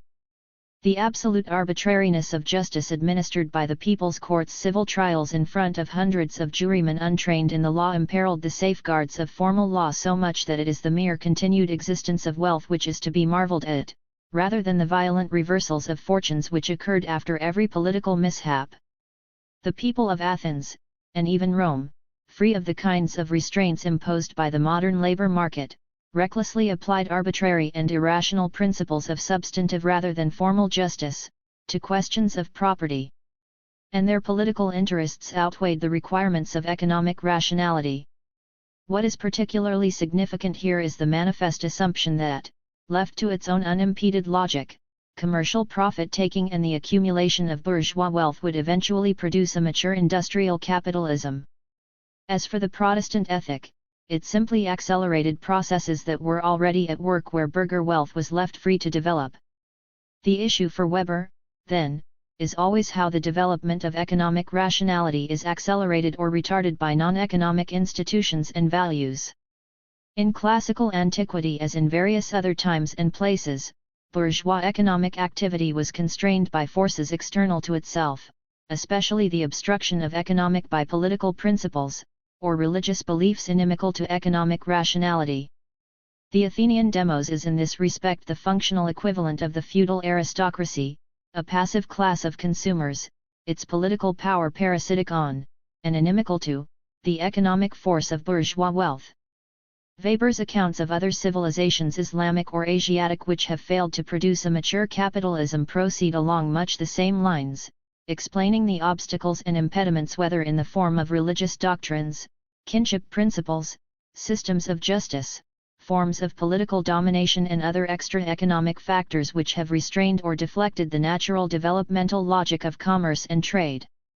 So, for instance, in China, despite well-developed cities which were centers of trade and production, including even guild organizations, and despite a number of developments which might have been expected to promote the maturation of a capitalist economy from the 17th century, the accumulation of great private fortunes, improvements in agricultural production, a vast increase in population, and so on, China never overcame the impediments that stood in the way of capitalism, notably a kinship system based on the extended family, a patrimonial state, the mentality of the Mandarin, and a religious tradition that placed a premium on status, aestheticism, and familial obligations, instead of an activist asceticism in the Puritan manner. What these various factors had in common, which above all else impeded the evolution of capitalism, was that by reinforcing kinship, on the one hand, and bureaucratic centralization, on the other, they obstructed the development of urban autonomy and a true bourgeoisie. Elsewhere in Asia too, the dominance of kinship principles, or the importance of a centralized officialdom, and/or religious systems that cultivated either aestheticism or mysticism, or both, were decisive above all because they obstructed the development of a particular class, a self-conscious, autonomous and politically powerful urban bourgeoisie. Again, the problem here is not Weber's attribution of great historical importance to urban autonomy in the West or patrimonialism and kinship elsewhere, but rather the underlying assumption that the principles of capitalism are secreted in the city and burgherdom, and that only some external impediment prevents them from coming to fruition in a modern capitalism. Weber's method: multi-causality or tautological circularity. Weber's admirers single out for special praise his multidimensional conception of social causation. Recently, for example, two neo-Weberians, Michael Mann and W.G. Runciman, have offered different but equally global totalizing visions of the social world based on elaborations of Weber's causal pluralism, applying what they take to be his greatest insight, that there is no single source of social power, no single principle of social causation like Marx's economic determinism, nor even a fixed hierarchy of social causes. Point 26. Instead, the various sources of social power, economic, political, military, ideological, may combine and recombine in a variety of historically specific causal hierarchies. This causal pluralism, it is argued, makes for better history than Marx's monistic approach. Yet Weber's causal pluralism has been won at considerable cost. It is not just, as some critics might argue, that a causal pluralism as eclectic as this is tantamount to denying causation altogether. It is rather that the complexity of Weber's theory of social causation is to a large extent spurious. The autonomy, indeed the definition, of, say, political or military as against economic power as Weber understands them, depends upon universalizing a conception of the economic that is peculiar to a specific capitalist social form, which already presupposes a distinctive separation of economic from political and military power. This conception of the economic is further constricted by the exclusion of both production and appropriation, or at least their absorption into the processes of market exchange, in a way that is appropriate only to the economic realities of capitalism, and even here only as a formal and one-sided abstraction. Such a conceptual framework is ill-suited to apprehending the economic organization, the production, appropriation, and distribution of material goods of any society, and this includes all pre-capitalist societies, in which politically constituted property, or appropriation by extra-economic means through direct political and military coercion, plays a dominant role, and in which relations between appropriators and direct producers are juridically and politically defined, that is, where material life is organized in non-economic ways. In Weber's schema, there can be no means in such cases of determining the relation between the political and the economic, in the broad, non-capitalist sense, nor is there any way of establishing whether the organization of material life, the mode of production, appropriation, and exploitation, is any less determinative in such societies than in the purely economic order of capitalism, since in this conceptual schema the economic exists only in its capitalist sense. All we can say, more or less tautologically, about non-capitalist economies is that the economic in the formal and autonomous sense specific to capitalism is not dominant. And if economic power is not dominant, then some form of non-economic power must be. This is not complex causality so much as simple circularity. This same circularity is implicated in some of the most common criticisms of Marxist historiography. Marxist historians are, apparently, bad historians to the extent that they are good Marxists, and vice versa. Either their Marxism compels them to sacrifice historical specificity to theoretical reductionism, or else they compromise their Marxist purity in order to acknowledge the complexity of social causation.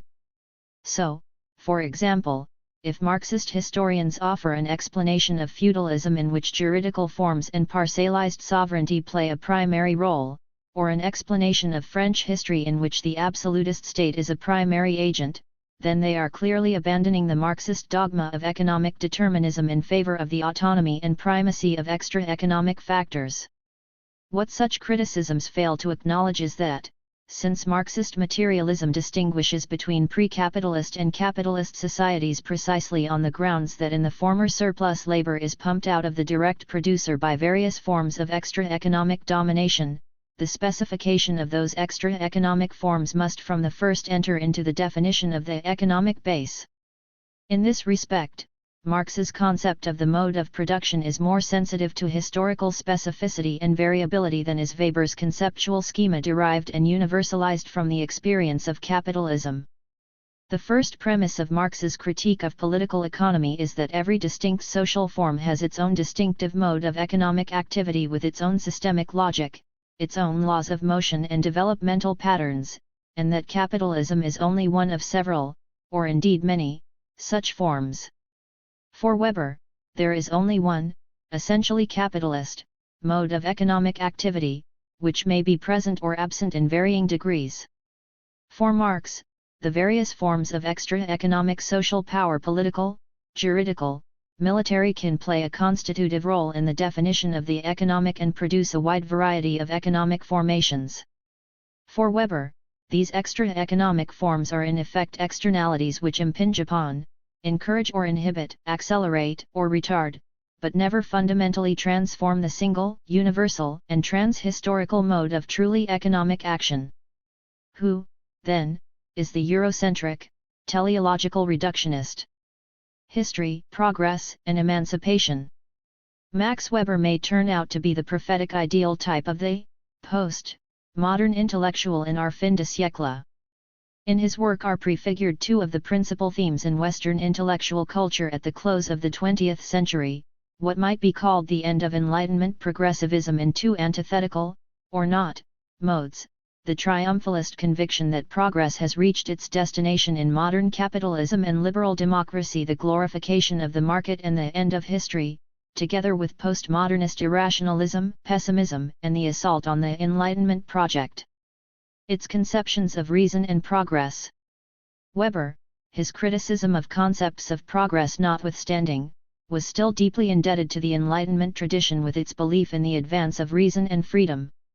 Yet he ended with a much narrower and more pessimistic vision, and with a profound ambivalence toward Enlightenment values. The rise of capitalism certainly represented for him the progress of reason, but rationalization was a two-edged sword, progress and material prosperity, on the one hand, the iron cage, on the other, the progress of freedom and liberal democracy, on the one hand, the inevitable loss of freedom, on the other, to which the only available response may be the embrace of irrationalism. Ambivalence is not an unreasonable stance to adopt in relation to the fruits of modern progress. What makes Weber's attitude more problematic is that his is an ambivalence that preserves the teleology of Enlightenment triumphalism while giving up much of its critical and emancipatory vision. The consequences are visible in his profoundly ambiguous response to the crises of his time. The Russian Revolution and Germany's defeat in World War I confirmed his fear that Western civilization as a whole was under threat. His reaction was not only deeply pessimistic but anti-democratic and irrationalist. Human emancipation was eclipsed in his political vision by German nationalism, even by the historic mission of the German nation as the bulwark against barbarian, especially Russian, threats to Western civilization. In this, he joined what was to be a long tradition still flourishing today of German conservatism, though this strand in his thought no doubt had a longer history, since even his earlier association with German liberalism had represented less a commitment to the advancement of freedom than to the liberals' nation-building Project 27. Finally, his main political legacy to the German nation was the provision in the Weimar Constitution which called for a popularly elected plebiscitary president invested with vast powers, whose primary function was to command the blind obedience of the masses. In this new type of charismatic leader, irrationalism was to be harnessed against the threat of revolution. If Weber's thought is shot through with an ambivalence toward the fruits of Enlightenment progress, there is nonetheless a certain logic in that ambivalence which may tell us something, mutatis mutandis, about our current postmodern condition, in which a submission to the inevitability of capitalism, together with an uncritical acceptance of its basic assumptions, can elicit no other response than celebration or despair. To that Hobson's choice, Marx still offers the possibility of an alternative. Marx's position in the Enlightenment tradition is in a sense exactly the reverse of Weber's. Like Weber, he acknowledged both the benefits and costs of progress, and especially of capitalism, but he jettisoned the teleology while preserving the critical and emancipatory vision of the Enlightenment. His critique of political economy and his concept of the mode of production liberated history and social theory from the limiting categories of capitalist ideology.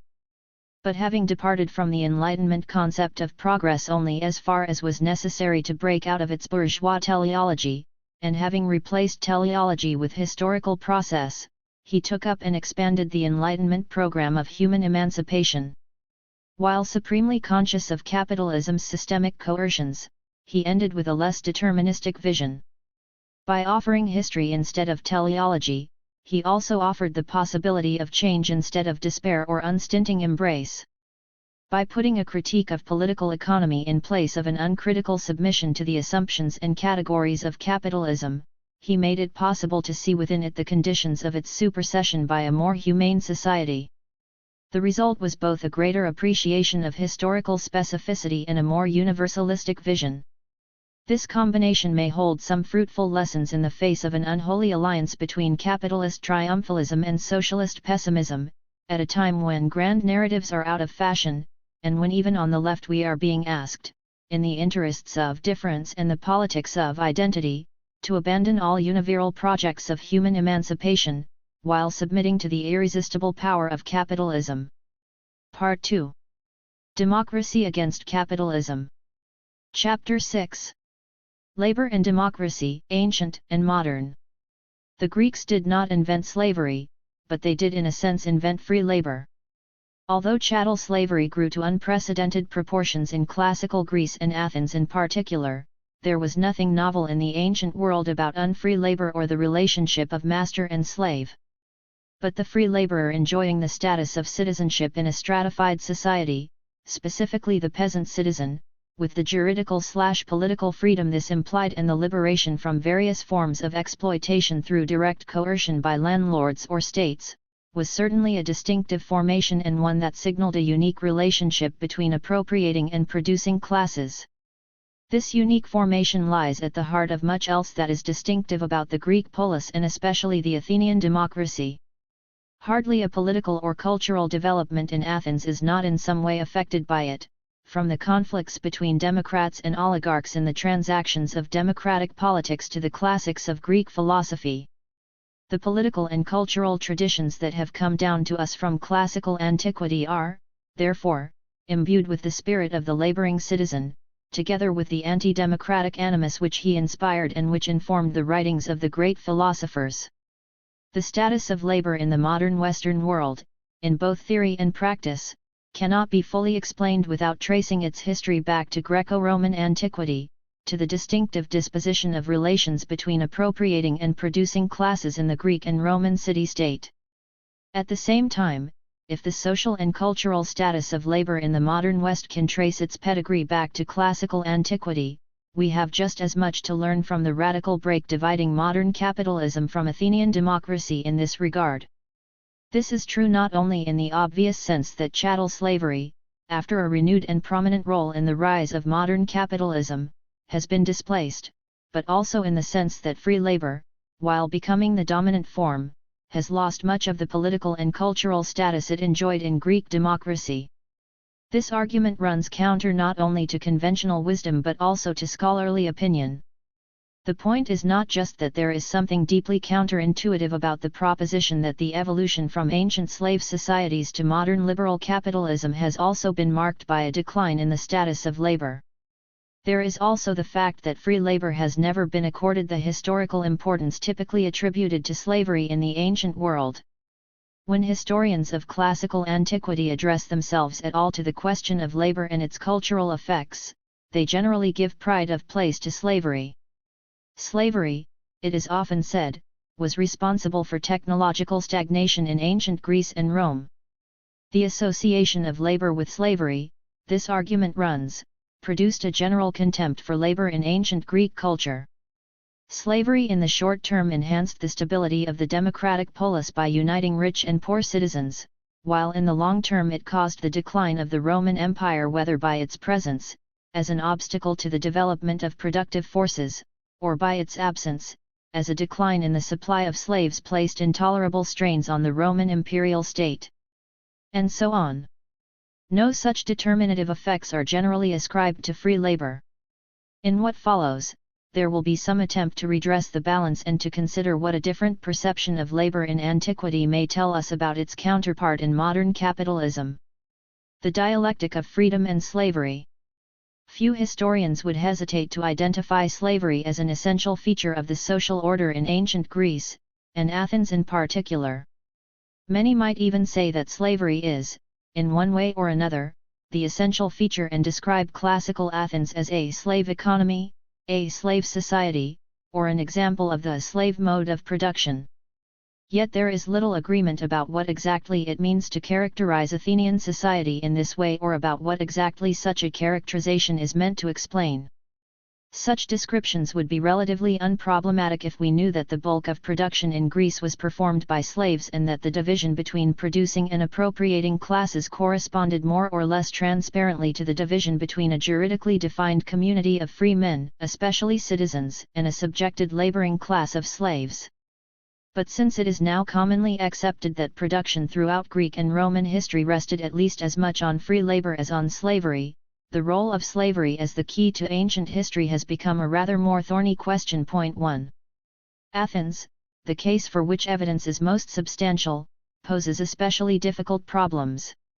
It is both the Greek polis that most unambiguously fits the description of a slave society and, at the same time, the most democratic polis, in which the majority of citizens were people who worked for a living. In this sense, free labor was the backbone of Athenian democracy.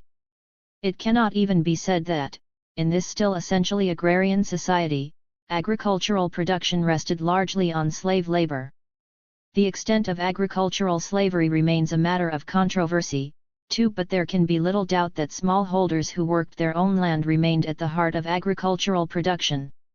On large estates, there undoubtedly existed a permanent though not very large stock of farm slaves, but land holdings were generally modest, and even wealthy landowners typically owned several scattered smaller properties rather than large estates. Although little is known about how such smaller holdings were worked, farming them out to tenants or sharecroppers may have been a more practical expedient than the employment of slaves. At any rate, there were no slave plantations, huge estates worked by slave gangs living in barracks, like the Roman latifundia.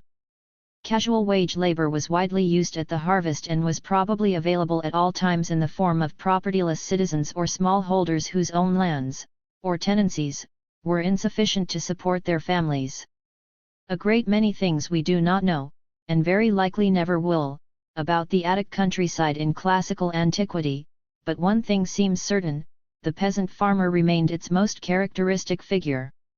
Slaves were more important to the urban economy, though large manufactories employing many slaves seem to have been very rare. The citizen craftsman may not have been as prominent a figure as the peasant citizen, but he was certainly not eclipsed by slaves. Slavery did appear in virtually every corner of Athenian life, from the most menial labor to the most skilled, from the mine slaves of Laurion to the Scythian archers who served as a kind of police force, from domestic servants to business agents. One of the richest men in Athens, the banker Passion, had been a slave of this kind. Teachers, and the nearest thing to civil servants, from the most servile conditions to the relatively independent and privileged. But there were only two domains which we know with any degree of certainty were more or less monopolized by slave labor: domestic service and the silver mines, though there existed small leaseholders who may have worked the mines on their own. The mines were, to be sure, critically important to the Athenian economy, and a polis in which free men and women, rather than slaves, were employed as servants in the households of their wealthy compatriots would have been a very different place than democratic Athens. Nonetheless, the centrality of free labor in the material foundations of Athenian society demands, at the very least, a nuanced definition of the slave society. 3. The point here is not to play down the importance of slavery in Athenian society. Chattel slavery was more widespread in Greece and notably in Athens and Rome than anywhere else in the ancient world, and indeed than anywhere but in a handful of societies at any time in history. 4. Estimates of the number of slaves in classical Athens have varied greatly among modern scholars. For example, for the late 4th century BC, Estimates have ranged from 20,000 as against a free population of 124,000 to 106,000 slaves with a free population of 154,000, 112,000 citizens with families, and 42,000 medics. 0.5. A more common figure now is something like a 60,000 to 80,000 maximum in peak periods, but this is still a very substantial number, comprising something like 20–30% of the total population. And even if slaves did not dominate material production, they almost certainly dominated the albeit relatively limited number of large enterprises, agricultural and industrial. 6. Slavery on such a scale must remain a critical defining feature of Greco-Roman antiquity, and it justifies the designation slave society.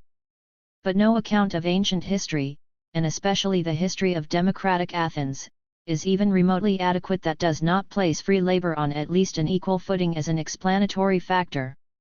The simple truth is that, while various forms of unfree labor have been a common feature in most places at most times, the status enjoyed by free labor in democratic Athens was without known precedent and in many respects has remained unequaled since. The peasant citizen of classic antiquity, in varying degrees a characteristic of both Greek and Roman society but nowhere more fully developed than in the Athenian democracy, represents a truly unique social form. The clarity of slavery as a category of unfree labor distinct from others such as debt bondage or serfdom stands out in sharp relief precisely because the freedom of the peasant had erased the whole spectrum of dependence that has characterized the productive life of most societies throughout most of recorded history. It is not so much that the existence of slavery sharply defined the freedom of the citizen but, on the contrary, that the freedom of the laboring citizen, both in theory and in practice, defined the bondage of slaves. The liberation of Attic peasants from traditional forms of dependence encouraged the growth of slavery by foreclosing other forms of unfree labor. In this sense, democracy and slavery in Athens were inextricably united. But this dialectic of freedom and slavery, which accords a central place to free labor in material production, suggests something different from the simple proposition that Athenian democracy rested on the material foundation of slavery. And if we acknowledge that the freedom of free labor, no less than the bondage of slaves, was an essential, and perhaps the most distinctive, feature of Athenian society, we are obliged to consider the ways in which that feature helps to account for much else that is distinctive about the economic, social, political, and cultural life of the democracy. Giving the laboring citizen his due is no less important to an understanding of slavery than to an appreciation of free labor. Neither one nor the other can be fully understood outside the nexus that unites them. In both Greece and Rome, there was always a direct relation between the extent of slavery and the freedom of the peasantry. Democratic Athens had slaves, Sparta had helots. Oligarchic Thessaly and Crete had what might be called serfs. Outside Roman Italy, and even here the majority of the population outside the city of Rome were probably still peasants even when slavery was at its height. Various forms of tenancy and sharecropping always prevailed over slavery. In North Africa and in the Eastern Empire, slavery in agriculture was never important. Both in the Hellenistic kingdoms and in the Roman Empire, slavery was always less important in those regions traditionally dominated by some kind of monarchical or tributary state, where peasants lacked the civic status they enjoyed in the polis. If the exceptional growth of chattel slavery in Athens resulted from the liberation of the Athenian peasantry, so the crisis of slavery in the Roman Empire was accompanied by the increasing dependence of peasants. It is beyond the scope of this essay to determine which is cause and which effect, but, in one way or the other, the key to the transition from slavery to serfdom has as much to do with the status of peasants as with the condition of slaves. Either the propertied classes needed to depress the condition of the free poor because the supply of slaves had declined and slavery had ceased to be as productive as it once had been, or, as the growth of monarchical and imperial government in Rome produced a gradual decline in the political and military power of poor citizens and imposed on them an increasingly insupportable burden, there occurred a structural transformation in Roman society which made peasants more available for exploitation and thus reduced the demand for slave labor. 7 In either case, slavery recedes as the civic status of the peasantry declines. When centuries later, chattel slavery again assumed a major role in Western economies, it was inserted into a very different context, with some striking ideological effects on the connection between slavery and racism, which I shall take up in Chapter 9. Plantation slavery in the American South, for example, was not part of an agrarian economy dominated by peasant producers but belonged to a large-scale commercial agriculture in an increasingly international system of trade. The main driving force at the core of the capitalist world economy was not the nexus of master and slave, nor landlord and peasant, but capital and labor. Free wage labor was becoming the dominant form in a system of property relations increasingly polarized between absolute property and absolute propertylessness, and, in this polarized system, slaves too ceased to occupy a broad spectrum of economic functions. There was nothing like the banker passion or the slave civil servant. Slave labor occupied the most unambiguously menial and servile position in the plantation economy. Rulers and producers. Historians generally agree that the majority of Athenian citizens labored for a livelihood.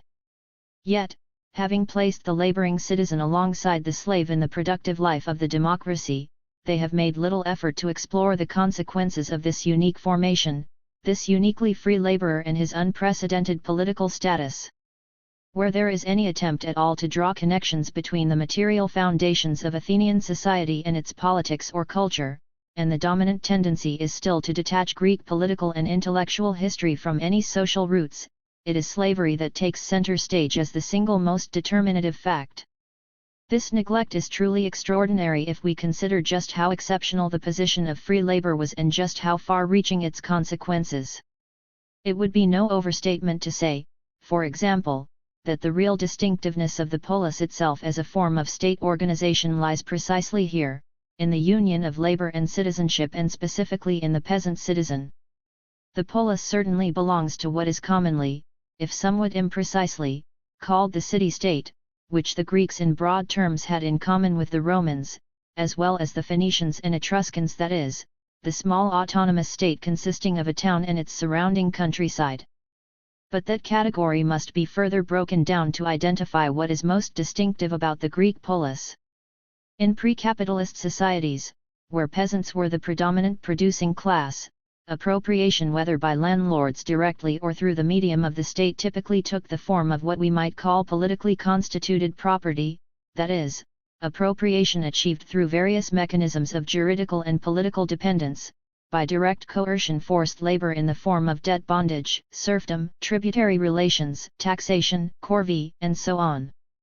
This was true in the advanced civilizations of the ancient world, where the typical state form was one or another variant of the bureaucratic redistributive or tributary state in which a ruling body was superimposed upon subject communities of direct producers whose surplus labor was appropriated by the ruling apparatus. 8. Such forms had existed in Greece before the advent of the polis, in the Bronze Age kingdoms. But in Greece a new form of organization emerged which united landlords and peasants into one civic and military community. A broadly similar pattern was to appear in Rome. The very idea of a civic community and citizenship, as distinct from a superimposed state apparatus or community of rulers, was distinctively Greek and Roman, and it signaled a wholly new relationship between appropriators and producers.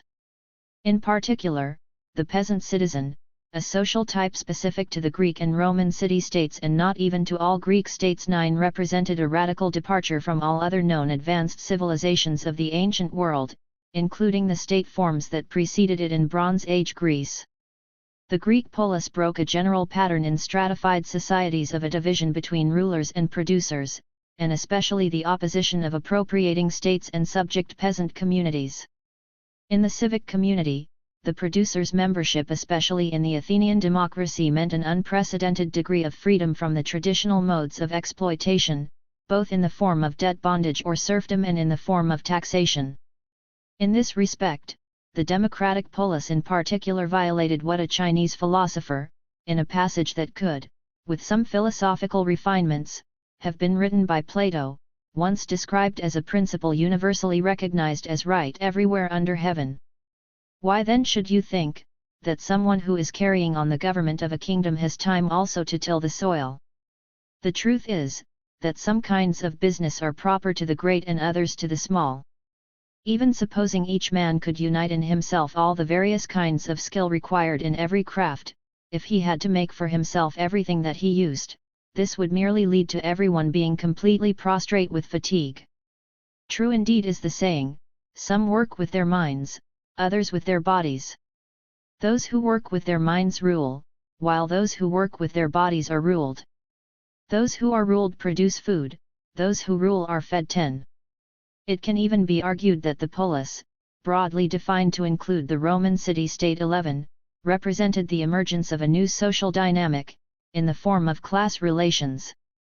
This is not to say that the polis was the first form of state in which relations of production between appropriators and producers played a central role.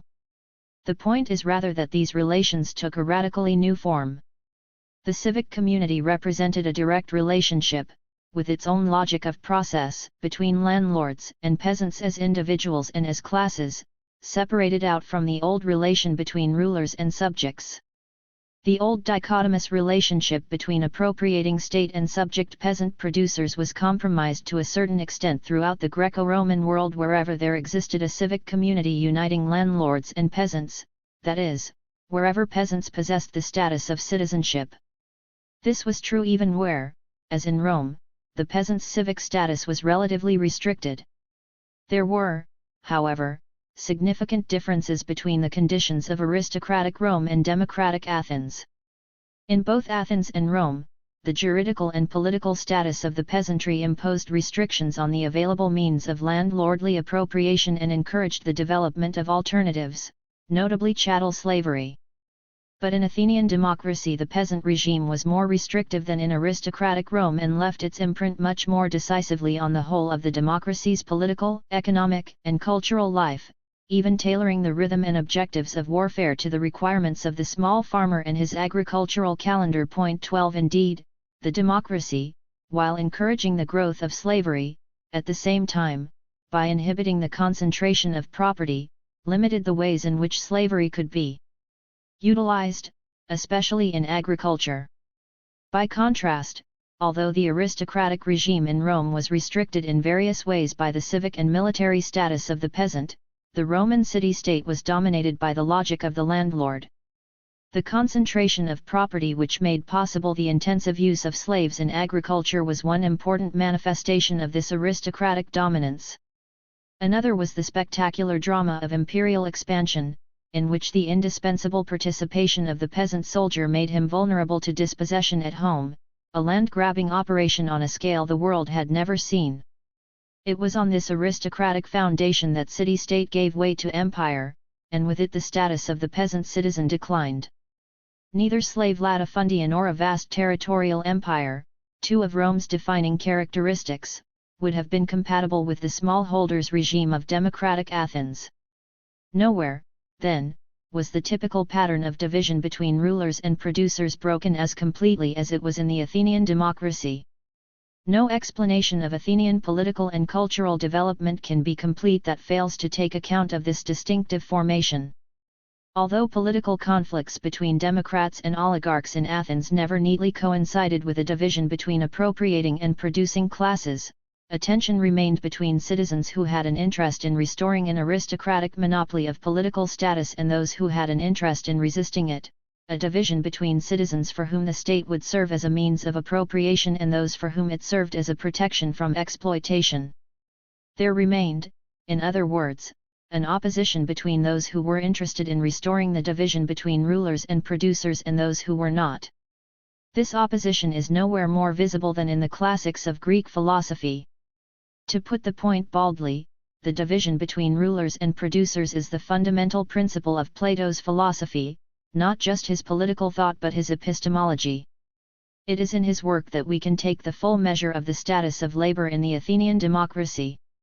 This is so, however, not in the sense that Plato's visible contempt for labor, and for the moral or political capacities of those who are bound to the material necessities of working for a living, represents a cultural norm. On the contrary, the writings of Plato represent a powerful counterexample, a deliberate negation of the democratic culture. There is sufficient evidence in other classics of Athenian culture to indicate the presence of an attitude to labor very different from Plato's, one more in keeping with the realities of a democracy in which peasants and artisans enjoyed full rights of citizenship. Indeed, Plato himself provides testimony to that attitude when, for example, in the dialogue Protagoras, at the beginning of Protagoras' long speech defending the Athenian practice of allowing shoemakers and smiths to make political judgments, 320 AFF, he puts into the sophist's mouth a version of the Promethean myth in which the practical arts are the foundations of civilized life. The hero of Aeschylus's Prometheus, the bringer of fire and crafts, is the benefactor of humanity, while in Sophocles' Antigone, the chorus sings a hymn of praise to human arts and labor, 350 FF. And the association of democracy with the freedom of labor is suggested by a speech in Euripides' Suppliants, 429 FF, where it is said that among the blessings of a free people is not only the fact that the rule of law gives equal justice to rich and poor alike, or that anyone has the right to speak before the public, but also that the citizens' labor is not wasted, in contrast to despotic states where people labor only to enrich tyrants by their toil. It is no doubt significant, too, that Athens' eponymous deity, the goddess Athena, was patron of the arts and crafts, while nowhere in Greece was there a larger temple devoted to Hephaestus, god of the forge, than the one built in the mid-5th century BC overlooking the Athenian Agora. But none of these bits of evidence testify to the status of free labor in the democracy more eloquently than does Plato's reaction against it. Point 13. Plato versus Protagoras on rulers and producers. In his dialogue, Protagoras, Plato sets the agenda for much of his later philosophical work. Here, he raises questions about virtue, knowledge, and the art of politics which will preoccupy him in his later works, most notably in the Republic, and the context in which those questions are raised tells us a great deal about the centrality of labor in the political discourse of the democracy.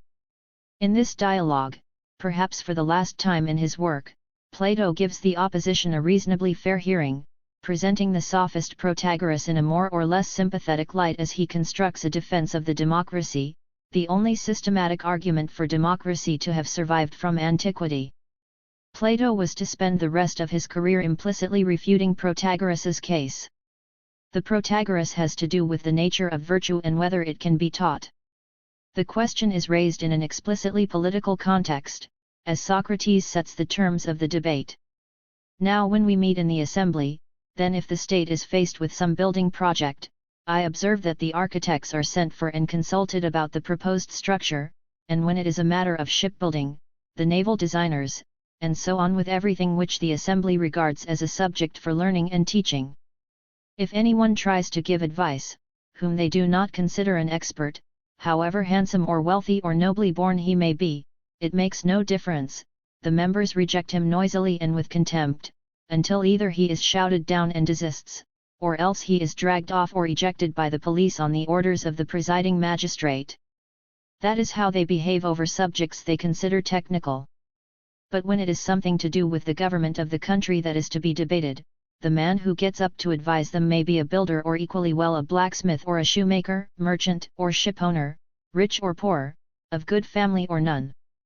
No one brings it up against any of these, as against those I have just mentioned, that here is a man who without any technical qualifications, unable to point to anybody as his teacher, is yet trying to give advice.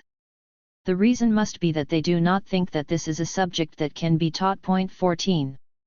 In reply to Socrates, Protagoras sets out to demonstrate that your countrymen act reasonably in accepting the advice of smith and shoemaker on political matters. Point 15. And so the fundamental epistemological and ethical questions that form the basis of Greek philosophy, and indeed of the whole Western philosophical tradition, are situated in an explicitly political context, having to do with the democratic practice of allowing shoemakers and smiths to make political judgments. Protagoras' argument proceeds, first, by way of an allegory intended to demonstrate that political society, without which men cannot benefit from the arts and skills that are their only distinctive gift from the gods, cannot survive unless the civic virtue that qualifies people for citizenship is a universal quality. He then goes on to show how virtue can be a universal quality without being innate, a quality that must and can be taught. Everyone who lives in a civilized community, especially a polis, is from birth exposed to the learning process that imparts civic virtue, in the home, in school, through admonition and punishment, and above all through the city's customs and laws, its nomoi. Civic virtue is both learned and universal in much the same way as one's mother tongue.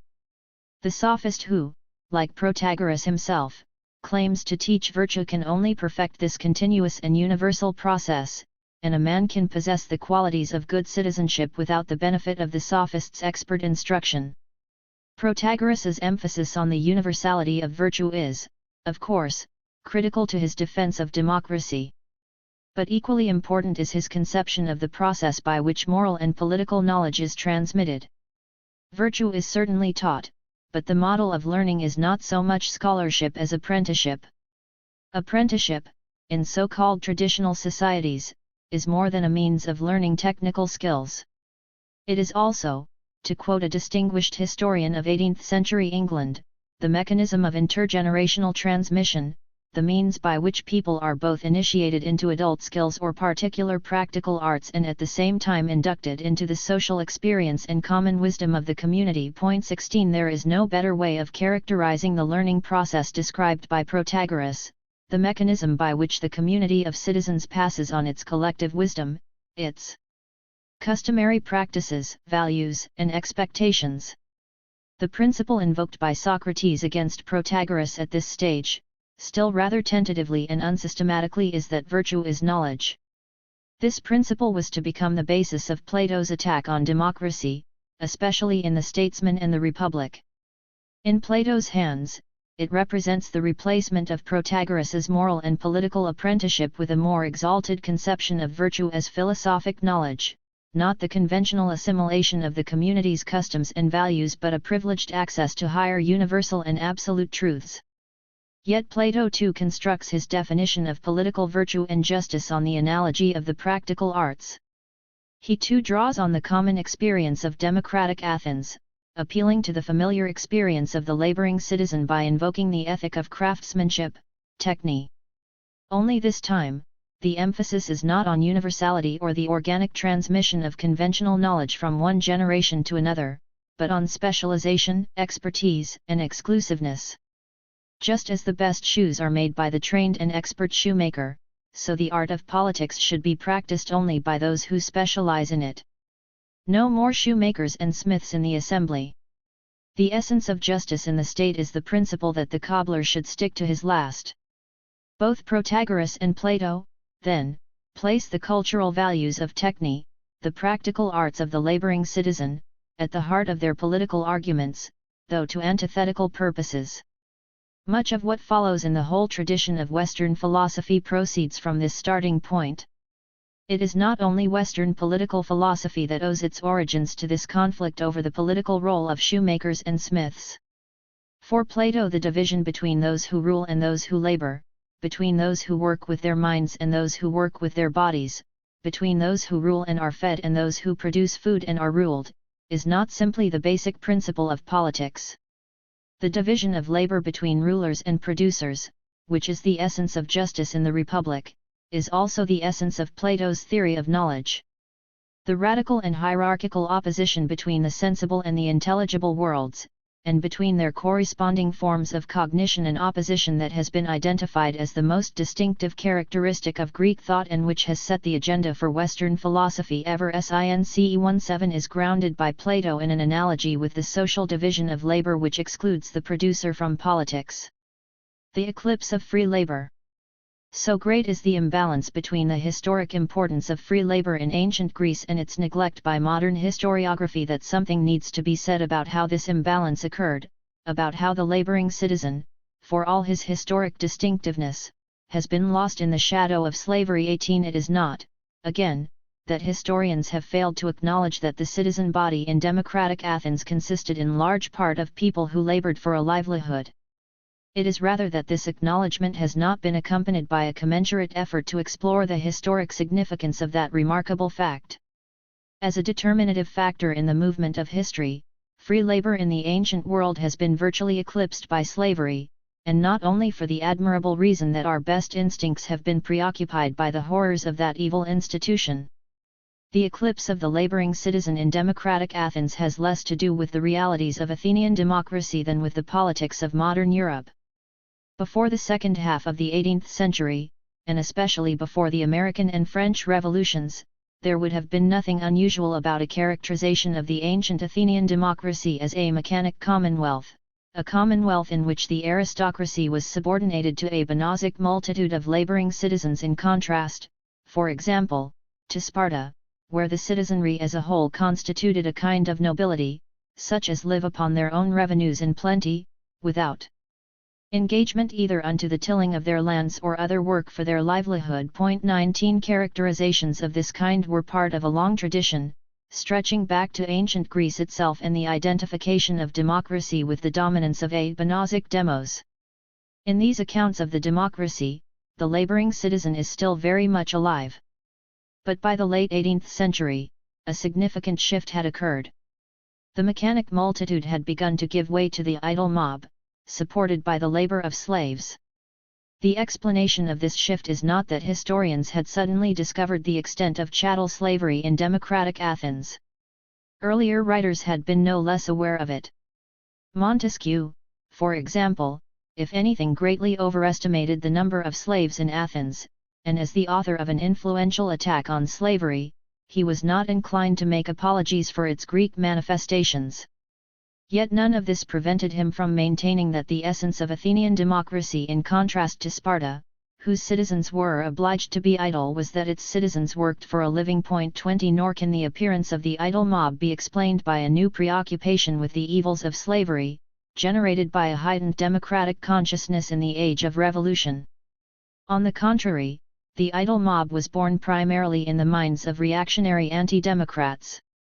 The principal culprits were, in the first instance, British historians who wrote the first modern narrative and political histories of ancient Greece, with the explicit object of warning their contemporaries against the dangers of democracy. The most important of these was William Mitford, the Tory country gentleman and opponent of parliamentary reform, who wrote an influential history of Greece, published in several volumes between 1784 and 1810. When in the course of his work the French Revolution intervened, he interrupted his narrative to explain why the English had been spared this evil, and his explanation had to do with the ways in which England differed from modern France and ancient Athens. England enjoyed an unequaled harmony among the several ranks of citizenry, while Greece and France lacked any comparable harmonizing mechanism. In particular, throughout Greece, the noble and wealthy, served by their slaves, not only as domestics, but as husbandmen and manufacturers, had little connection with the poorer many, but to command them in oligarchical states, and in the democratical, to fear, flatter, solicit, and either deceive, or be commanded by them. No common interest united the two descriptions of men. 21 The result was a licentious and turbulent mob, citizens without property, without industry, and perhaps without objects for industry, an idle mob sustained by slavery and by public payments, and always eager to plunder the wealth of the rich. 22 But if Mitford represents a particularly extreme example of anti-democratic rhetoric, the same idle mob makes an appearance in much more sober and scholarly works throughout the following century. In Auguste Bocca's influential economic history, slavery and public payments are again the sources of corruption in the democracy, making the multitude accustomed to indolence and giving them the leisure to participate in politics, whereas in countries in which slavery does not exist, the citizens having to labor for their subsistence are less able to employ themselves in the business of governments. The result was that, even in the noblest races of Greece, among which the Athenians must without doubt be reckoned, depravity and moral corruption were prevalent throughout the whole people. 23 And even Fustel de Coulanges was to attribute the turbulence of ancient Greece to the absence of economic principles that would have compelled rich and poor to live together on good terms, as they might have done if, for example, the one had stood in need of the other, if the wealthy could not have enriched themselves except by calling upon the poor for their labor, and the poor could have found the means of selling their labor to the rich. 24 As it was, the citizen found few employments, little to do, the want of occupation soon rendered him indolent. As he saw only slaves at work, he despised labor. and so on. None of these writers was unaware that the Athenian citizens labored, as farmers and craftsmen. The point was not so much that they did not work but that they did not work enough and above all that they did not serve. Their independence and the leisure they enjoyed to participate in politics proved the undoing of Greek democracy. For Mitford and Bach, participation by the multitude was evil in itself. For the more liberal Fustel, it was rather that, in the absence of traditional forms of political control, what was needed was the kind of economic discipline afforded in modern society by the material necessity which obliges propertyless laborers to sell their labor for a wage. What was lacking, in other words, was a modern bourgeois state and economy. But, in all these cases, the independence of the laboring citizen was consistently translated into the indolence of the idle mob, and with it came the dominance of slavery. The effects of this historical revision were enormous, extending far beyond the original anti-democratic motivations of historians like Mitford. The idle mob reached from Hegel's account of the democracy, where the basic condition of democratic politics was that citizens should be freed from necessary labor and that what among us is performed by free citizens the work of daily life should be done by slaves. 25 to the Marxist inversion of the idle mob in the slave mode of production. There is, however, a paradox here, because the ideological weight attached to slavery was not expressed in a commensurate scholarly interest in it. 26 The anti-democrats who pushed slaves into prominence by playing on the theme of the idle mob were far less interested in exploring the problem of slavery itself than in denigrating the democratic multitude. On the other side, liberals who invoked the example of ancient Greece in defense of modern political reform were even less anxious to dwell on the embarrassment of slavery, while, in their ambivalence toward democracy, toward the extension of political rights to the working class, as distinct from the improvement of representative institutions and civil liberties, they were generally no more keen to emphasize the role of the laboring multitude in Athenian democracy. The result was a curious vagueness about the political economy of Athens, perhaps even more among liberals than conservatives. George Grote, political reformer and author of a distinguished history of ancient Greece, makes only passing mention of dependent labor and then in relation to the serfs of Thessaly or Crete rather than the slaves of Athens, while Grote's friend, J.S. Mill, was less inclined to focus on the democratic features of the Athenian democracy than to praise its liberal values, the individuality and variety of Athenian life in contrast to the illiberal Spartans, whom, in his review of Grote's history for the Edinburgh Review, he actually describes as those hereditary Tories and conservatives of Greece. None of this did much to illuminate the position of either slavery or free labor in classical antiquity. Labor in the spirit of capitalism. It is not surprising that the transition from mechanic multitude to idle mob took place in the 18th century, and especially in England, Mitford's encomium to the English constitution notwithstanding. The 18th century, writes E.P. Thompson, witnessed a qualitative change in labor relations. A substantial proportion of the labor force actually became more free from discipline in their daily work, more free to choose between employer and between work and leisure, less situated in a position of dependence in their whole way of life, than they had been before or than they were to be in the first decades of the discipline of the factory and of the clock. Working often in their own cottages, owning or hiring their own tools, usually working for small employers, frequently working irregular hours and at more than one job, they had escaped from the social controls of the manorial village and were not yet subject to the discipline of factory labor. Free labor had brought with it a weakening of the old means of social discipline. 27. The language with which these developments were greeted by the English ruling class is the very language of the idle mob. The laboring poor in England, scorning the great law of subordination and the traditional deference of servant to master, were alternately clamorous and mutinous, growing ripe for all manner of mischief, whether public insurrection, or private plunder, and saucy, lazy, idle, and debauched. They will work but 2 or 3 days in the week. 28. The myth of the idle Athenian mob is then the age-old complaint of master against servant, but with the added urgency of a new social order, in which free and propertyless wage labor was becoming the dominant mode of work for the first time in history. In the same process of capitalist development, the concept of labor was undergoing other transformations too. It is often said that the modern world has witnessed the elevation of labor to an unprecedented cultural status which owes much to the Protestant ethic, and the Calvinist idea of the calling. And with or without Max Weber's Protestant ethic, the association of the spirit of capitalism with the glorification of work has become part of conventional wisdom.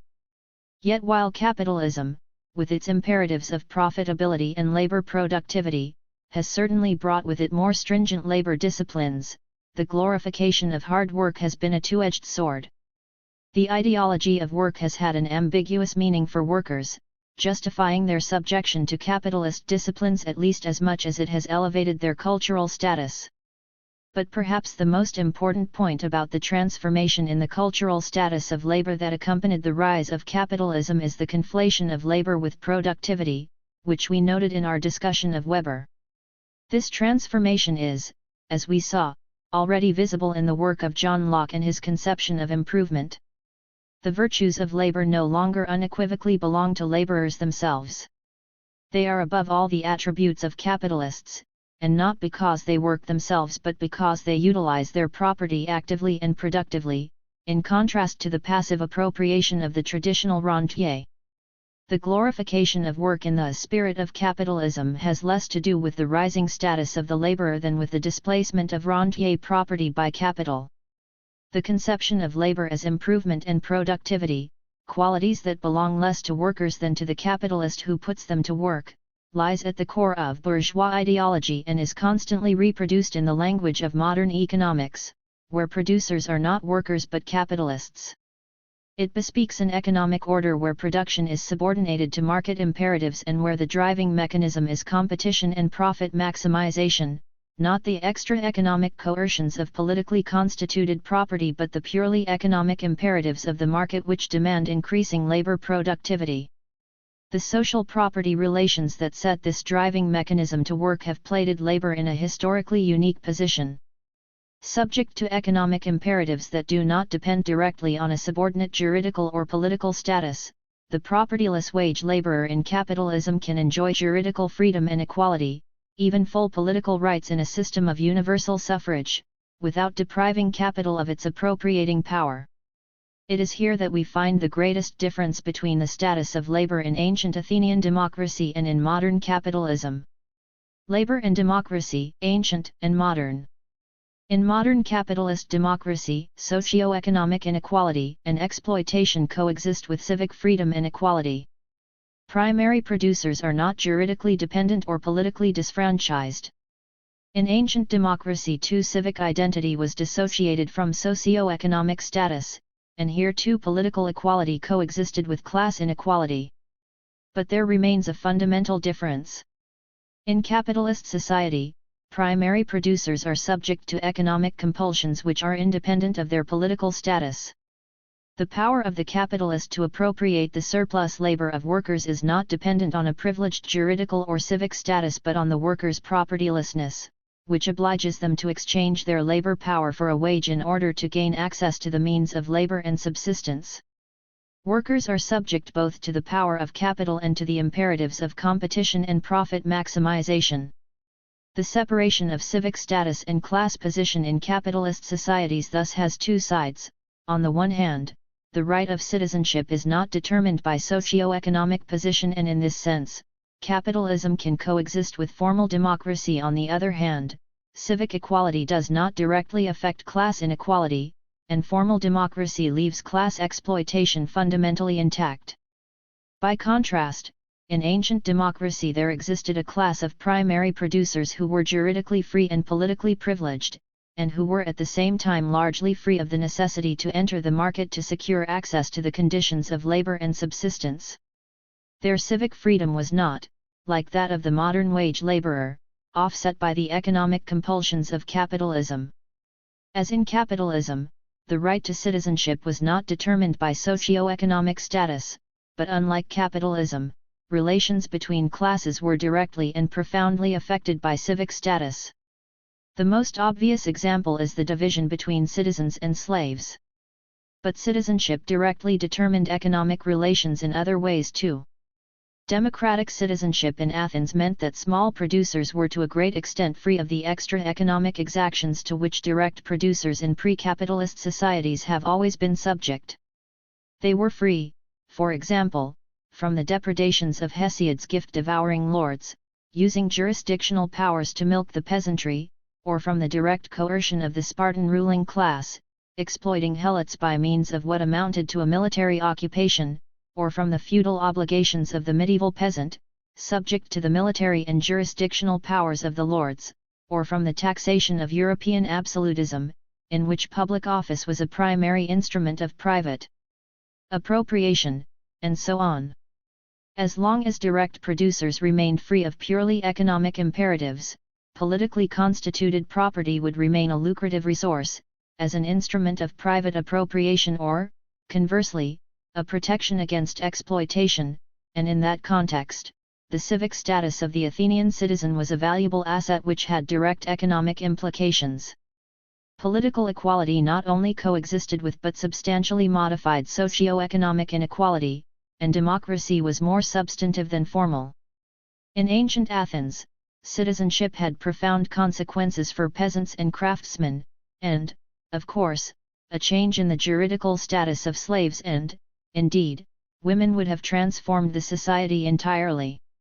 In feudalism, juridical privilege and political rights could not have been redistributed without transforming the prevailing social property relations.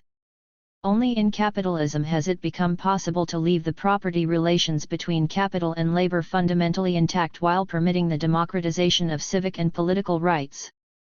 That capitalism could survive democracy, at least in this formal sense, was not, however, always obvious.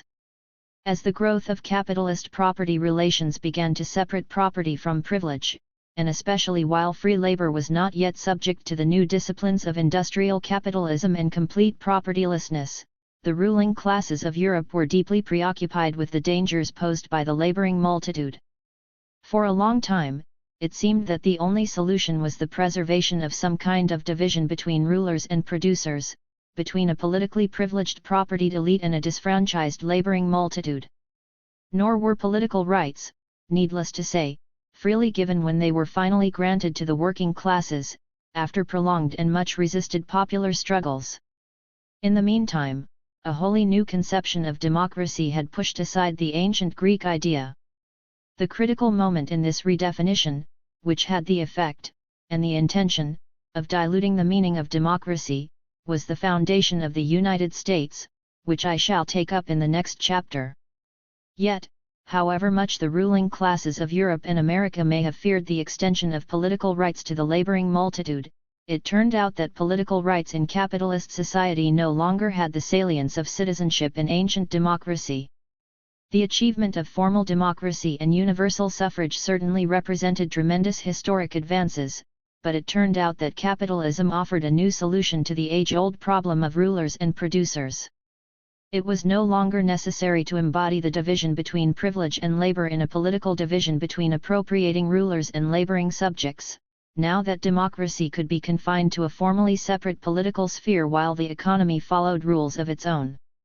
If the extent of the citizen body could no longer be restricted, the scope of citizenship could now be narrowly contained, even without constitutional limits. The contrast between the status of labor in ancient democracy and modern capitalism invites some very large questions. In a system where purely economic power has replaced political privilege, what is the meaning of citizenship?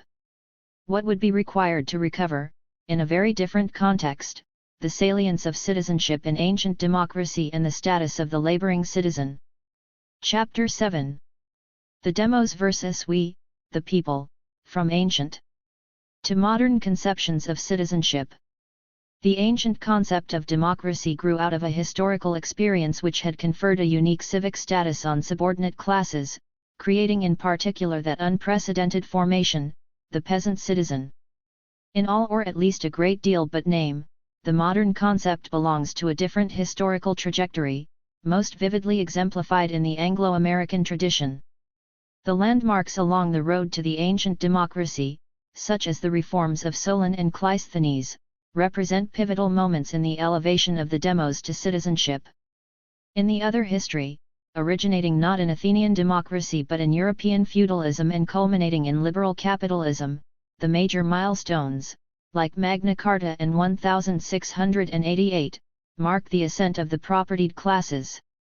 In this case, it is not a question of peasants liberating themselves from the political domination of their overlords but lords themselves asserting their independent powers against the claims of monarchy.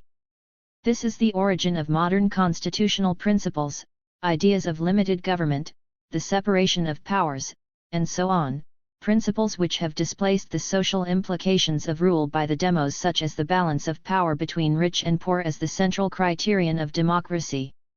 If the peasant citizen is the most representative figure of the first historical drama, in the second it is the feudal baron and the Whig aristocrat. If citizenship is the constitutive concept of ancient democracy, the founding principle of the other variety is, perhaps, lordship. The Athenian citizen claimed to be masterless, a servant to no mortal man. He owed no service or deference to any lord, nor did he waste his labor to enrich a tyrant by his toil. The freedom, eleutheria, entailed by his citizenship was the freedom of the demos from lordship. Magna Carta, in contrast, was a charter not of a masterless demos but of masters themselves, asserting feudal privileges and the freedom of lordship against both crown and popular multitude, just as the liberty of 1688 represented the privilege of propertied gentlemen, their freedom to dispose of their property and servants at will. Certainly, the assertion of aristocratic privilege against encroaching monarchies produced the tradition of popular sovereignty from which the modern conception of democracy derives, yet the people in question was not the demos but a privileged stratum constituting an exclusive political nation situated in a public realm between the monarch and the multitude. While Athenian democracy had the effect of breaking down the age-old opposition between rulers and producers by turning peasants into citizens, the division between ruling landlords and subject peasants was a constitutive condition of popular sovereignty as it emerged in early modern Europe. On the one hand, the fragmentation of sovereignty and the power of lordship which constituted European feudalism, the check on monarchy and state centralization exercised by these feudal principles, were to be the basis of a new kind of limited state power, the source of what were later to be called democratic principles, such as constitutionalism, representation, and civil liberties. On the other hand, the obverse side of feudal lordship was a dependent peasantry, while the political nation which grew out of the community of feudal lords retained its exclusiveness and the political subordination of producing classes.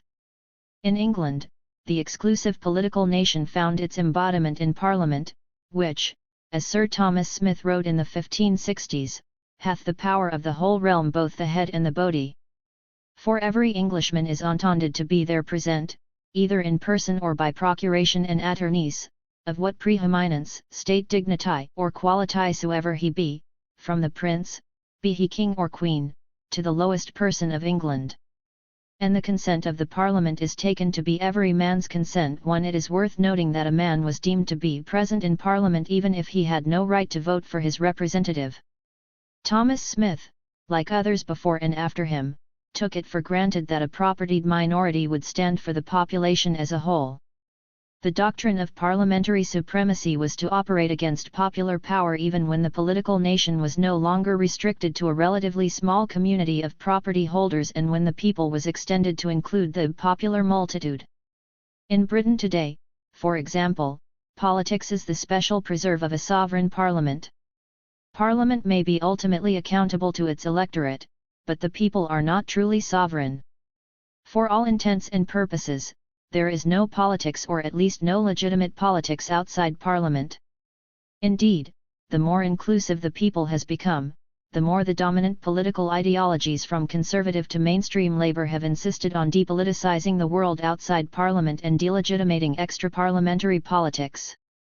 Running parallel with this process has been a growing centralization of parliamentary power itself in the executive, producing something very much like cabinet, or even prime ministerial, sovereignty. There did emerge, in early modern England, a body of political thought, especially in the work of James Harrington, Algernon Sidney, and Henry Neville, which, on the face of it, appears to run counter to this dominant parliamentary tradition. This school of political theory, which has come to be known as classical republicanism, had, or seemed to have, as its central organizing principle a concept of citizenship, implying not simply the passive enjoyment of individual rights which we have come to associate with liberal democracy but a community of active citizens in pursuit of a common good. Yet there is one fundamental point on which early modern Republicans like James Harrington agreed with their liberal contemporaries: the exclusivity of the political nation. Point 2. Active citizenship was to be reserved for men of property and must exclude not only women but also those men who lacked, as Harrington put it, the wherewithal to live of themselves, that is, those whose livelihood depended on working for others. This conception of citizenship had at its core a division between propertied elite and laboring multitude. It is not surprising that Republicans of this variety, when seeking models in antiquity, chose the aristocratic, mixed, constitution of Sparta or Rome instead of democratic Athens. In fact, such a division between propertied elite and laboring multitude may have belonged to the essence of English classical republicanism even more absolutely and irreducibly than to, say, Lockean liberalism. When Harrington set out to construct political principles appropriate to a society where feudal lordship no longer prevailed, he did not altogether jettison the principles of feudalism. It is even possible to say that his conception of citizenship was modeled in certain important respects on feudal principles. On the one hand, there was no longer to be a category of dependent property, a juridical and political division between different forms of landed property, as there had been between feudal lords and their dependents. All landed property was to be juridically and politically privileged. On the other hand, property itself was still defined as a political and military status. It was, in other words, still characterized by the inextricable unity of economic and political/military power which had constituted feudal lordship.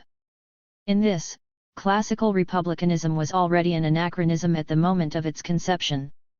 Landed property in England was already assuming a capitalist form, in which economic power was no longer inextricably bound up with juridical, political, and military status, and wealth depended increasingly on improvement or the productive use of property subject to the imperatives of a competitive market.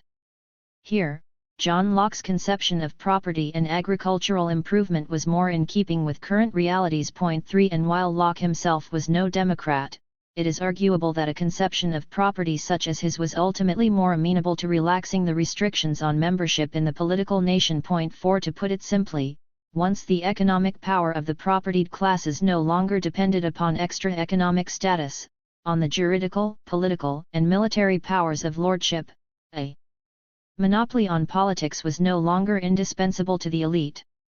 By contrast, within a framework dominated by an essentially pre-capitalist conception of property, with all its juridical and political embellishments, as Marx once called them, the formal equality made possible by the capitalist separation of the economic and the political was not even thinkable, literally, let alone desirable. Capitalism and democratic citizenship. Capitalism, by shifting the locus of power from lordship to property, made civic status less salient, as the benefits of political privilege gave way to purely economic advantage. This eventually made possible a new form of democracy. Where classical republicanism had solved the problem of propertied elite and laboring multitude by restricting the extent of the citizen body, as Athenian oligarchs would have liked to do, capitalist or liberal democracy would permit the extension of citizenship by restricting its powers, as the Romans did. Where one proposed an active but exclusive citizen body, in which the propertied classes ruled the laboring multitude, the other could eventually envisage an inclusive but largely passive citizen body, embracing both elite and multitude, but whose citizenship would be limited in scope. Capitalism transformed the political sphere in other ways too.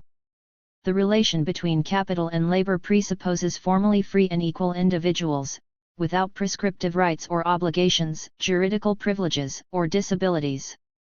The detachment of the individual from corporate institutions and identities began very early in England. It is, for example, reflected in Sir Thomas Smith's definition of a commonwealth as a society or common doing of a multitude of free men collected together and united by common accords and covenants among themselves. 5. And in the individualistic psychologism that runs through the tradition of British social thought from Hobbes and Locke to Hume and beyond, and the rise of capitalism was marked by the increasing detachment of the individual, not to mention individual property, from customary, corporate, prescriptive, and communal identities and obligations. The emergence of this isolated individual did, needless to say, have its positive side, the emancipatory implications of which are emphasized by liberal doctrine, with its constitutive concept, myth, of the sovereign individual. But there was also another side. In a sense, the creation of the sovereign individual was the price paid by the laboring multitude for entry into the political community, or, to be more precise, the historical process which gave rise to capitalism, and to the modern free and equal wage laborer who would eventually join the body of citizens, was the same process in which the peasant was dispossessed and deracinated, detached from both his property and his community, together with its common and customary rights. Let us consider briefly what this means. The peasant in pre-capitalist societies, unlike the modern wage laborer, remained in possession of property, in this case land, the means of labor and subsistence. This meant that the capacity of landlord or state to appropriate labor from him depended on a superior coercive power, in the form of juridical, political, and military status. The principal modes of surplus extraction to which peasants were subject rent and tax typically took the form of various kinds of juridical and political dependence, debt bondage, serfdom, tributary relations, obligations to perform corvée labor, and so on. By the same token, the capacity of peasants to resist or limit their exploitation by landlords and states depended in great measure on the strength of their own political organization, notably the village community. To the extent that peasants were able to achieve a degree of political independence by extending the jurisdiction of the village community, for example, imposing their own local charters or replacing landlord representatives with their own local magistrates, they also extended their economic powers of appropriation and resistance to exploitation.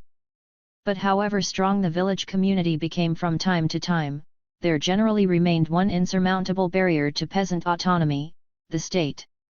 The peasant village almost universally remained as it were outside the state, and subject to its alien power, as the peasant was excluded from the community of citizens.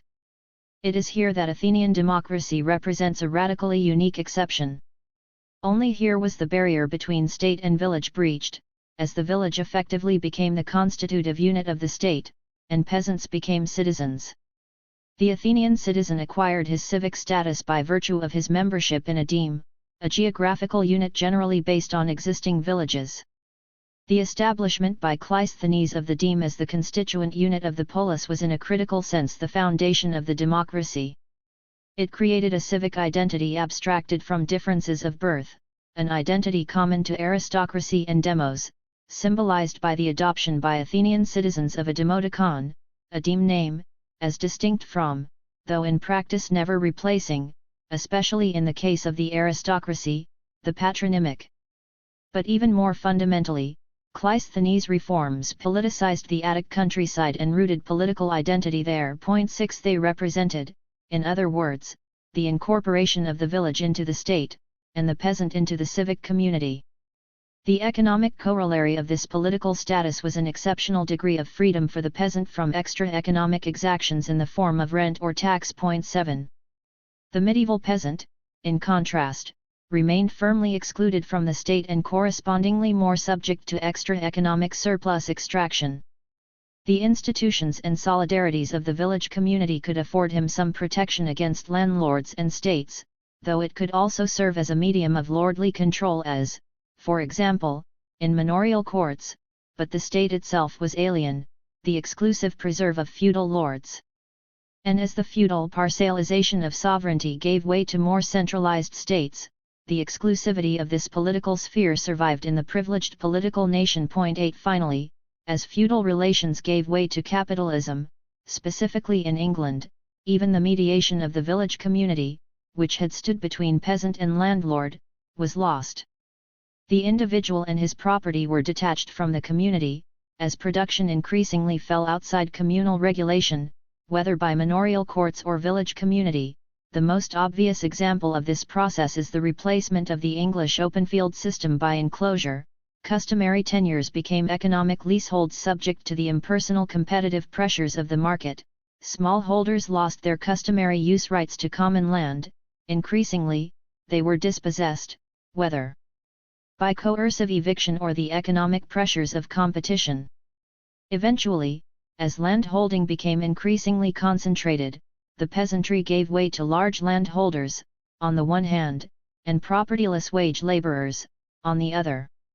In the end, the liberation of the individual was complete, as capitalism, with its indifference to the extra economic identities of the laboring multitude, dissipated prescriptive attributes and extra economic differences in the solvent of the labor market, where individuals become interchangeable units of labor abstracted from any specific personal or social identity.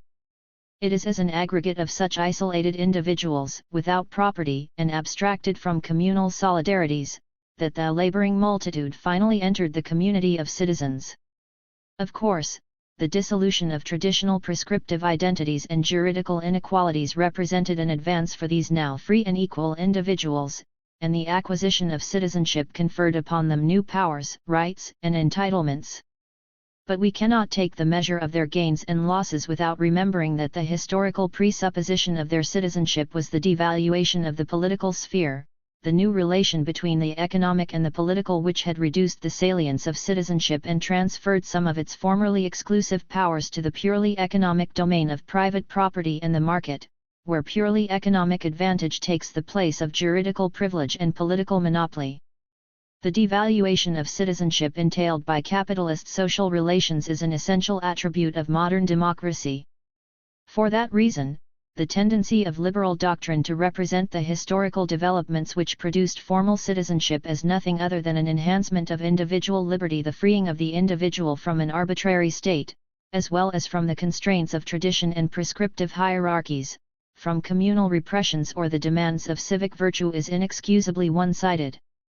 Nor can we assess the ideological effects of the modern relation between individual citizen and civic community or nation, without considering the degree to which that imagined community is a fiction, a mythical abstraction, in conflict with the experience of the citizen's daily life. 9 The nation can certainly be real enough to inspire individuals to die for their country, but we must consider the extent to which this abstraction is also capable of serving as an ideological device to deny or disguise the more immediate experience of individuals, to disaggregate and delegitimate, or at least to depoliticize, the solidarities that stand between the levels of individual and nation, such as those forged in the workplace, the local community, or in a common class experience. When the political nation was privileged and exclusive, the Commonwealth in large part corresponded to a real community of interest among the landed aristocracy. In modern democracies, where the civic community unites extremes of social inequality and conflicting interests, the common good shared by citizens must be a much more tenuously abstract notion. Here, again, the contrast with ancient democracy is striking. Constructed upon the foundation of the deme, the democratic polis was built upon what Aristotle in the Nicomachean Ethics called a natural community. That this real community had real political implications is suggested by the tangible consequences of peasant citizenship. Nor was the contradiction between civic community and the realities of social life as great in Athenian democracy as in the modern democratic state. Modern liberal democracy has in common with ancient Greek democracy a dissociation of civic identity from socio-economic status which permits the coexistence of formal political equality with class inequality. But this similarity disguises a deeper difference between the two forms of democracy, reflecting radically different relations between political and social or economic planes in the two cases. In ancient Athenian democracy, as I argued in Chapter 6, the right to citizenship was not determined by socio-economic status, but the power of appropriation, and relations between classes, were directly affected by democratic citizenship. In Athens, democratic citizenship meant that small producers, and peasants in particular, were to a great extent free of extra economic exploitation. Their political participation in the assembly, in the courts, and in the street limited their economic exploitation. At the same time, unlike workers in capitalism, they were still not subject to the purely economic compulsions of propertylessness. Political and economic freedom were inseparable. The dual freedom of the demos in its simultaneous meaning as a political status and a social class, the common people or the poor, while political equality did not simply coexist with, but substantially modified, socio-economic inequality. In this sense, democracy in Athens was not formal but substantive. In capitalist democracy, the separation between civic status and class position operates in both directions. Socio-economic position does not determine the right to citizenship, and that is what is democratic in capitalist democracy, but, since the power of the capitalist to appropriate the surplus labor of workers is not dependent on a privileged juridical or civic status, civic equality does not directly affect or significantly modify class inequality, and that is what limits democracy in capitalism. Class relations between capital and labor can survive even with juridical equality and universal suffrage. In that sense, political equality in capitalist democracy not only coexists with socio-economic inequality but leaves it fundamentally intact. The American redefinition of democracy. Capitalism, then, made it possible to conceive of formal democracy, a form of civic equality which could coexist with social inequality and leave economic relations between elite and laboring multitude in place. Needless to say, however, the conceptual possibility of formal democracy did not make it a historical actuality. There were to be many long and arduous struggles before the people grew to encompass the laboring multitude, let alone women. It is a curious fact that in the dominant ideologies of Anglo-American political culture these struggles have not achieved the status of principal milestones in the history of democracy. In the canons of English-speaking liberalism, the main road to modern democracy runs through Rome, Magna Carta, the Petition of Right and the Glorious Revolution, not Athens, the Levelers, Diggers, and Chartism. Nor is it simply that the historical record belongs to the victors, for if 1688, not levelers and diggers, represents the winners, should not history record that democracy was on the losing side? It is here that the American experience was decisive. English Whiggery could have long remained content to celebrate the forward march of Parliament without proclaiming it a victory for democracy. The Americans had no such option. Despite the fact that in the struggle to determine the shape of the new republic it was the anti-democrats who won, even at the moment of foundation the impulse toward mass democracy was already too strong for that victory to be complete. Here, too, the dominant ideology divided governing elite from governed multitude, and the Federalists might have wished, had it been possible, to create an exclusive political nation, an aristocracy of propertied citizens, in which property and specifically landed property remained a privileged juridical/political/military status. But economic and political realities in the colonies had already foreclosed that option. Property had irrevocably discarded its extra economic embellishments, in an economy based on commodity exchange and purely economic modes of appropriation, which undermined the neat division between politically privileged property and disenfranchised laboring multitude. And the colonial experience culminating in revolution had created a politically active populace. The Federalists thus faced the unprecedented task of preserving what they could of the division between mass and elite in the context of an increasingly democratic franchise and an increasingly active citizenry. It is now more generally acknowledged than it was not very long ago that U.S. democracy was deeply flawed in its very foundations by the exclusion of women, the oppression of slaves and a genocidal colonialism in relation to indigenous peoples. What may not be quite so self-evident are the anti-democratic principles contained in the idea of democratic citizenship itself as it was defined by the founding fathers. The framers of the Constitution embarked on the first experiment in designing a set of political institutions that would both embody and at the same time curtail popular power, in a context where it was no longer possible to maintain an exclusive citizen body.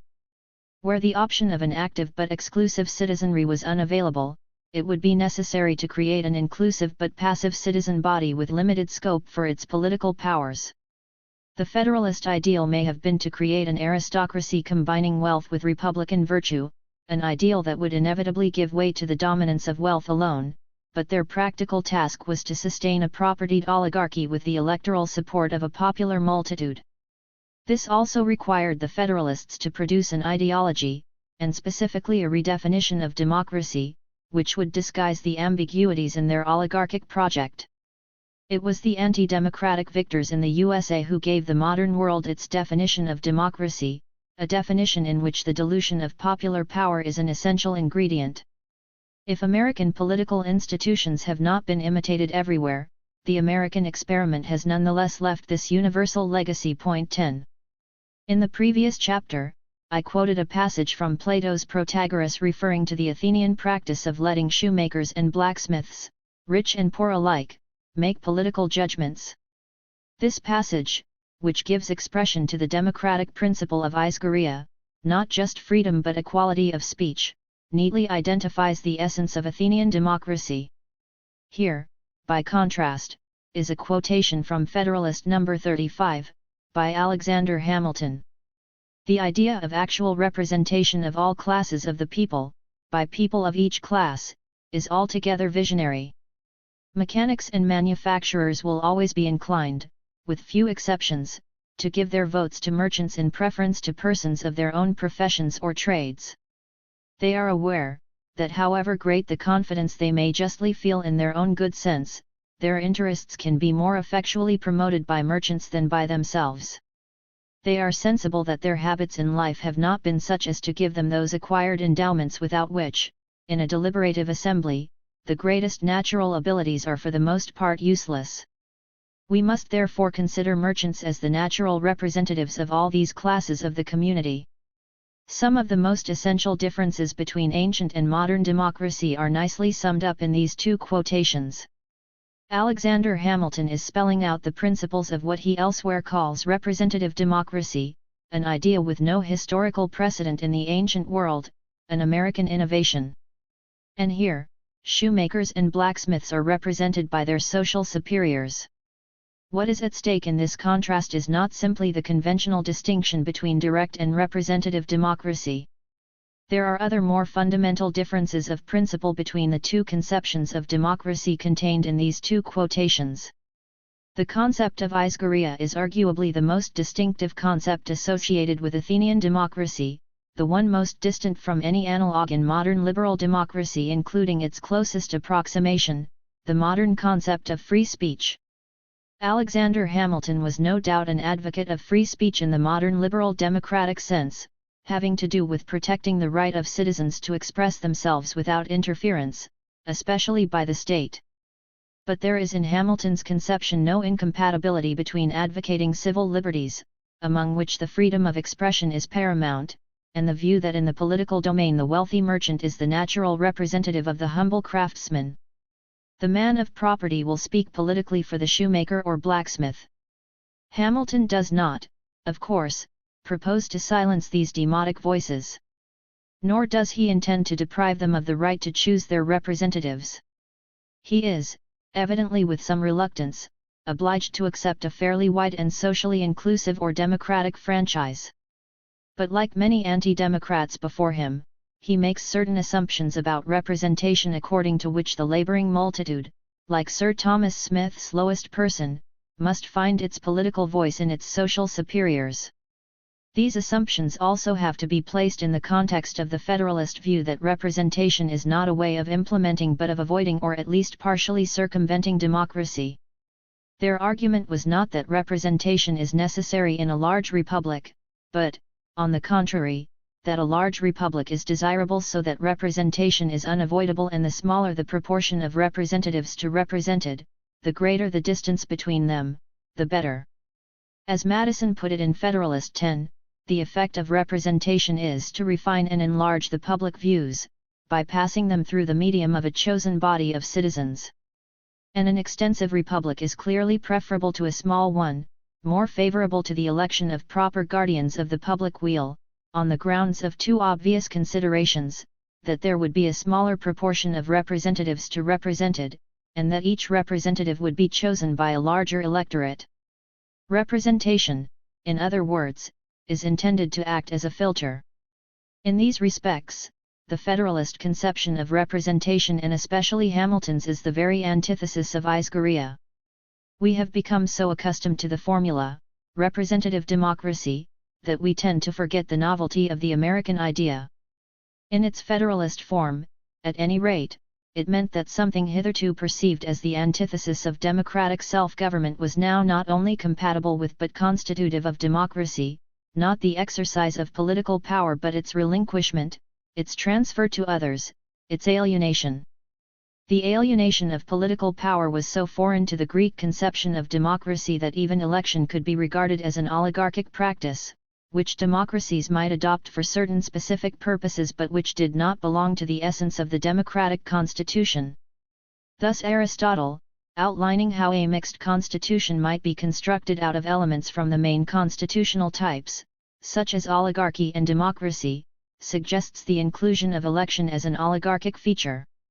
It was oligarchic because it tended to favor the nourrimois, the notables, the rich and well-born who were less likely to be sympathetic to democracy.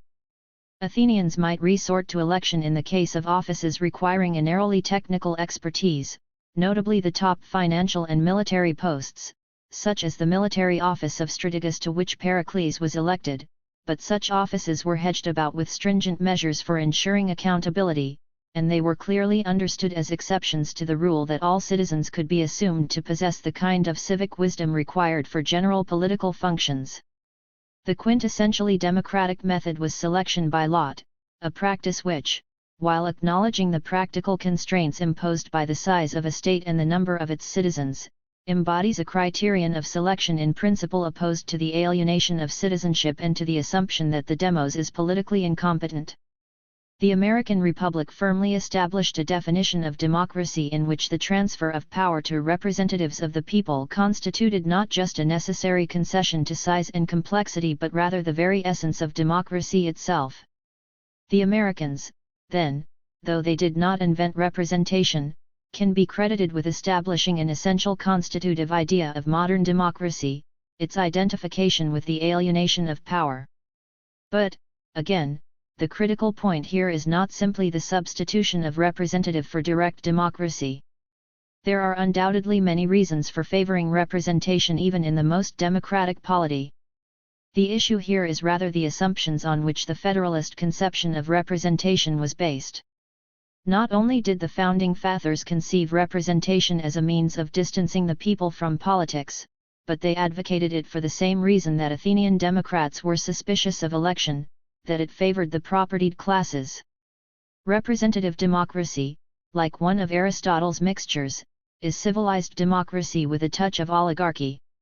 A people without social content.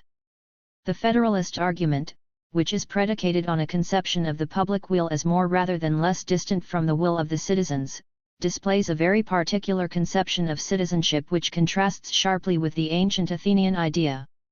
The modern American conception of citizenship may be more inclusive and universalistic than the Athenian, more indifferent to the particularisms of kinship, blood ties, or ethnicity.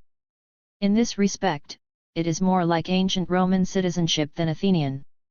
But if U.S. citizenship has more in common with Roman than with Greek civic identity in its universality, its capacity for extension to aliens, it may also have something else in common with, not just republican but even imperial, Rome in this respect, namely a greater distance between the people and the sphere of political action, a less immediate connection between citizenship and political participation.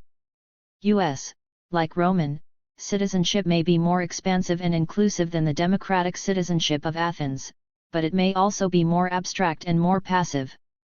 If it was the intention of the founding fathers to create this kind of passive citizenship, or at least to temper the civic activism of the revolutionary culture, it differs from Athenian democracy in another respect.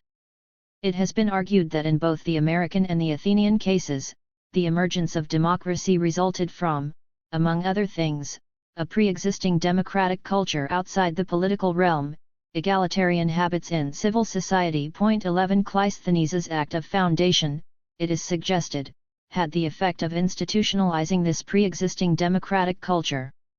But, if this is so, then the U.S. Constitution is related to its pre-existing democratic culture in a rather different sense. The founders of the U.S. Constitution were faced not only with a democratic culture but with fairly well-developed democratic institutions, and they were at least as much concerned to contain as to entrench the democratic habits which had established themselves in colonial and revolutionary America, not only in civil society but even in the political sphere, from town meetings to representative assemblies. They achieved the desired effect in part by widening the distance between civic identity and action in the public space, not only by interposing the filter of representation between the citizen and the political sphere but even by means of a literal, geographic displacement. Where Cleisthenes made the local deme the basis of Athenian citizenship, the Federalists did their best to shift the focal point of politics from the locality to the federal center.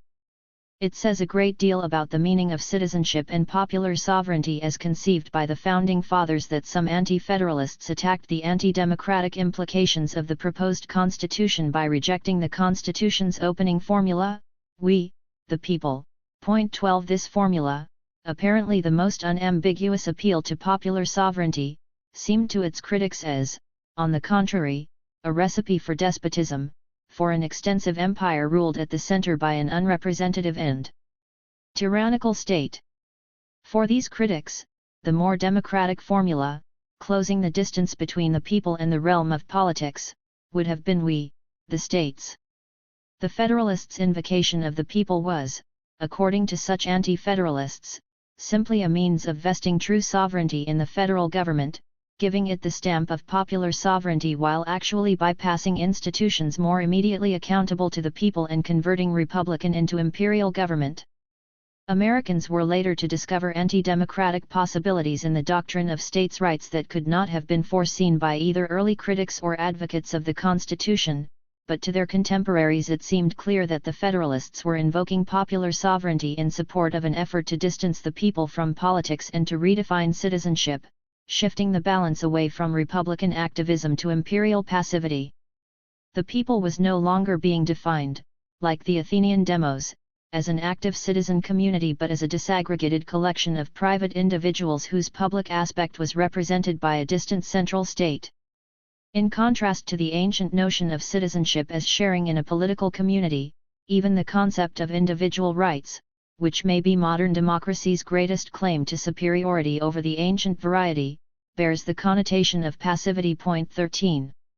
The people underwent another major transformation in the hands of the Federalists, which again sets their conception of democracy far apart from the democratic principles embodied in the idea of Isgoria.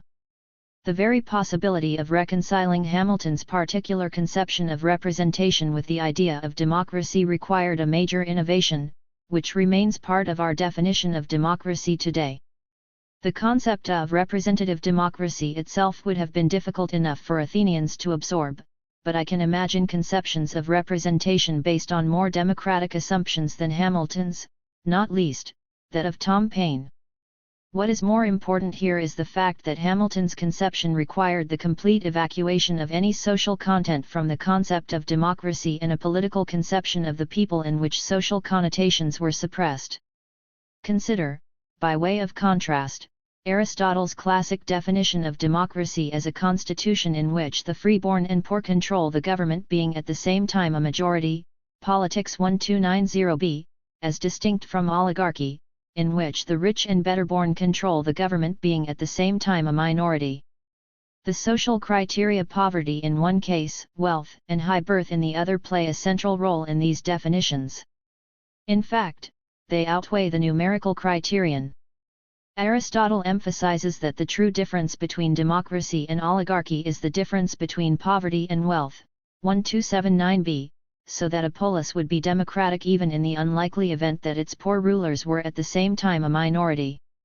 In his account of the ideal polis, Aristotle proposes a more specific social distinction which may be even more decisive than the division between rich and poor, Politics 1328a-1329a.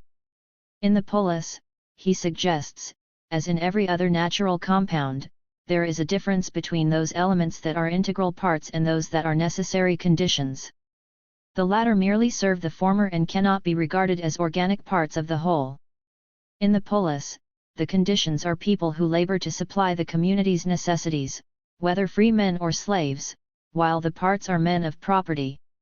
The category of necessary people who cannot be organic parts, or citizens, of the ideal polis includes bonsoirs, those engaged in base and mechanic arts and trades, as well as others including small farmers who must labor for a livelihood and lack the leisure, and freedom of spirit, to produce goodness and to engage in politics.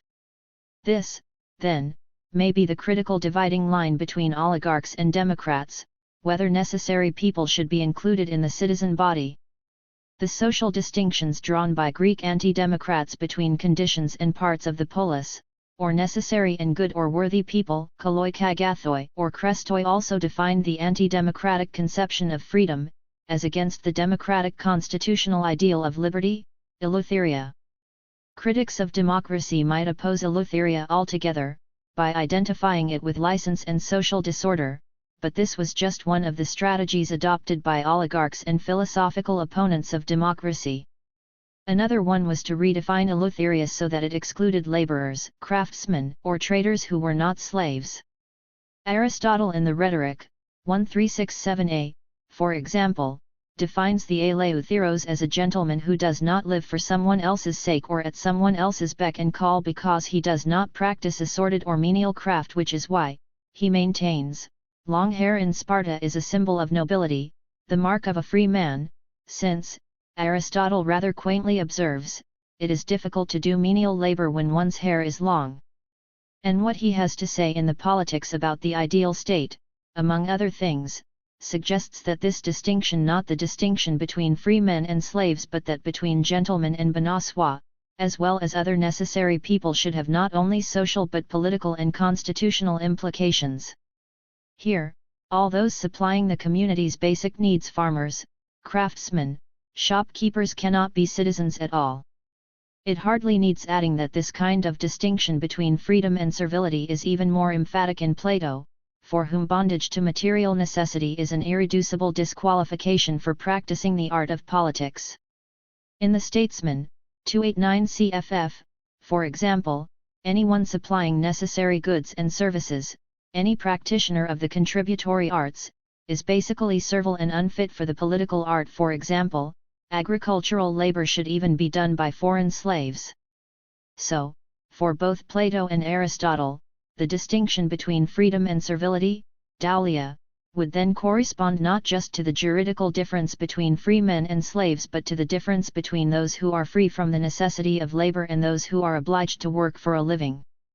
That this conception of eleutheria was not so distant from at least some conventional usages is suggested by M.I. Finley's definition, that the free man was one who neither lived under the constraint of, nor was employed for the benefit of, another, who lived preferably on his ancestral plot of land, with its shrines and ancestral tombs. 14 But if this was indeed the conventional usage, there would have been some significant differences between how the ordinary Athenian citizen understood its implications and the meaning attached to it by Plato or Aristotle. For these opponents of democracy, even the independent craftsman or small farmer, for example, could not be said to be free in this sense, to the extent that his livelihood depended on providing and selling necessary goods and services to others. I doubt that the Athenian craftsman or peasant citizen would have been prepared to accept this extended definition of doulia, however metaphorical. But the main point is that it would not, for the Democrat, be the relevant one in defining citizenship, while for Plato and Aristotle, at least ideally it would. Even in Aristotle's best practicable polis, there is some question about the citizenship of craftsmen, let alone hired laborers. This is not to say that Aristotle's definition of democracy was the conventional one. The very concept of democratia itself may originally have been an anti-democratic coinage. 15 And it was also anti-democrats who were likely to define democracy as rule by the demos in its social meaning, the lower classes or the poor. A moderate democrat like Pericles defined the Athenian constitution not as a form of class rule but simply as a government by the many instead of the few. Nevertheless, it was critical to his definition that rank was no criterion for public honors and poverty no bar to office.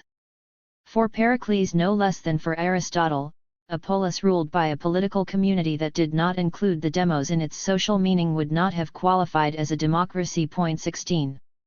Pericles may not, like Aristotle, have defined democracy as rule by the poor, but it was ruled by the many including the poor.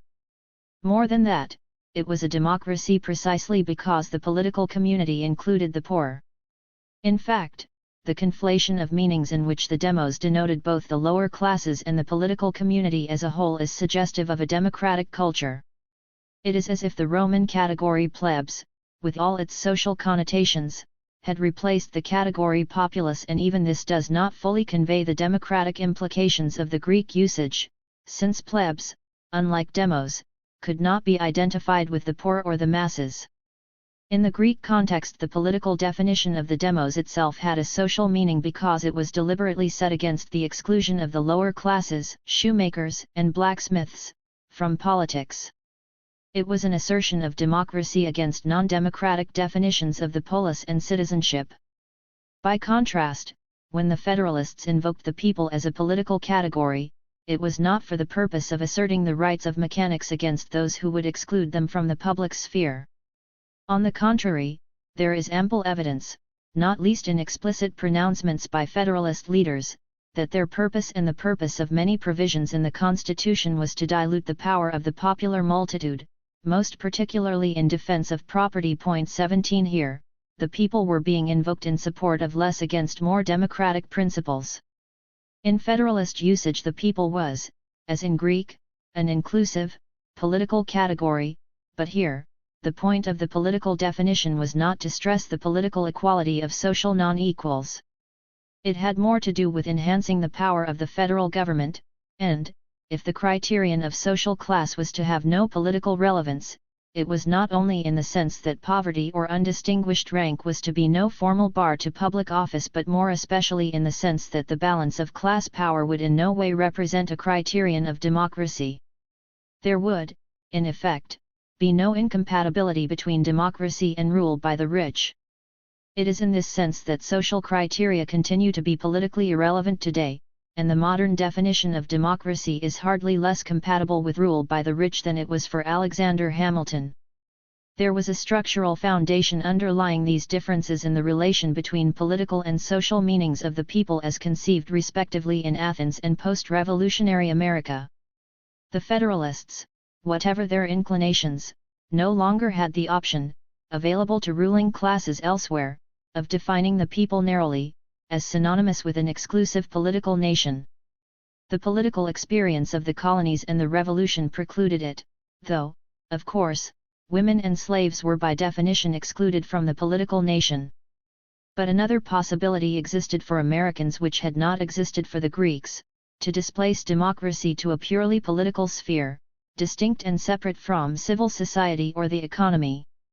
In Athens, there was no such clear division between state and civil society, no distinct and autonomous economy, not even a conception of the state as distinct from the community of citizens, no state of Athens or Attica, only the Athenians.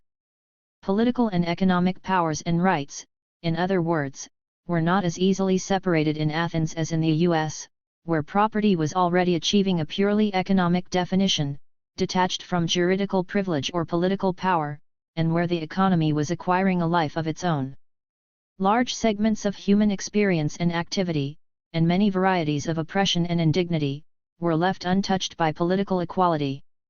If citizenship was taking precedence over other more particularistic social identities, it was at the same time becoming in many ways inconsequential. The possibility of a democracy devoid of social content and the absence of any such possibility in ancient Greece has, again, to do with the vast differences in social property relations between ancient Greece and modern capitalism. I have suggested that the social structure of capitalism changes the meaning of citizenship, so that the universality of political rights, in particular, universal adult suffrage, leaves property relations and the power of appropriation intact in a way that was never true before.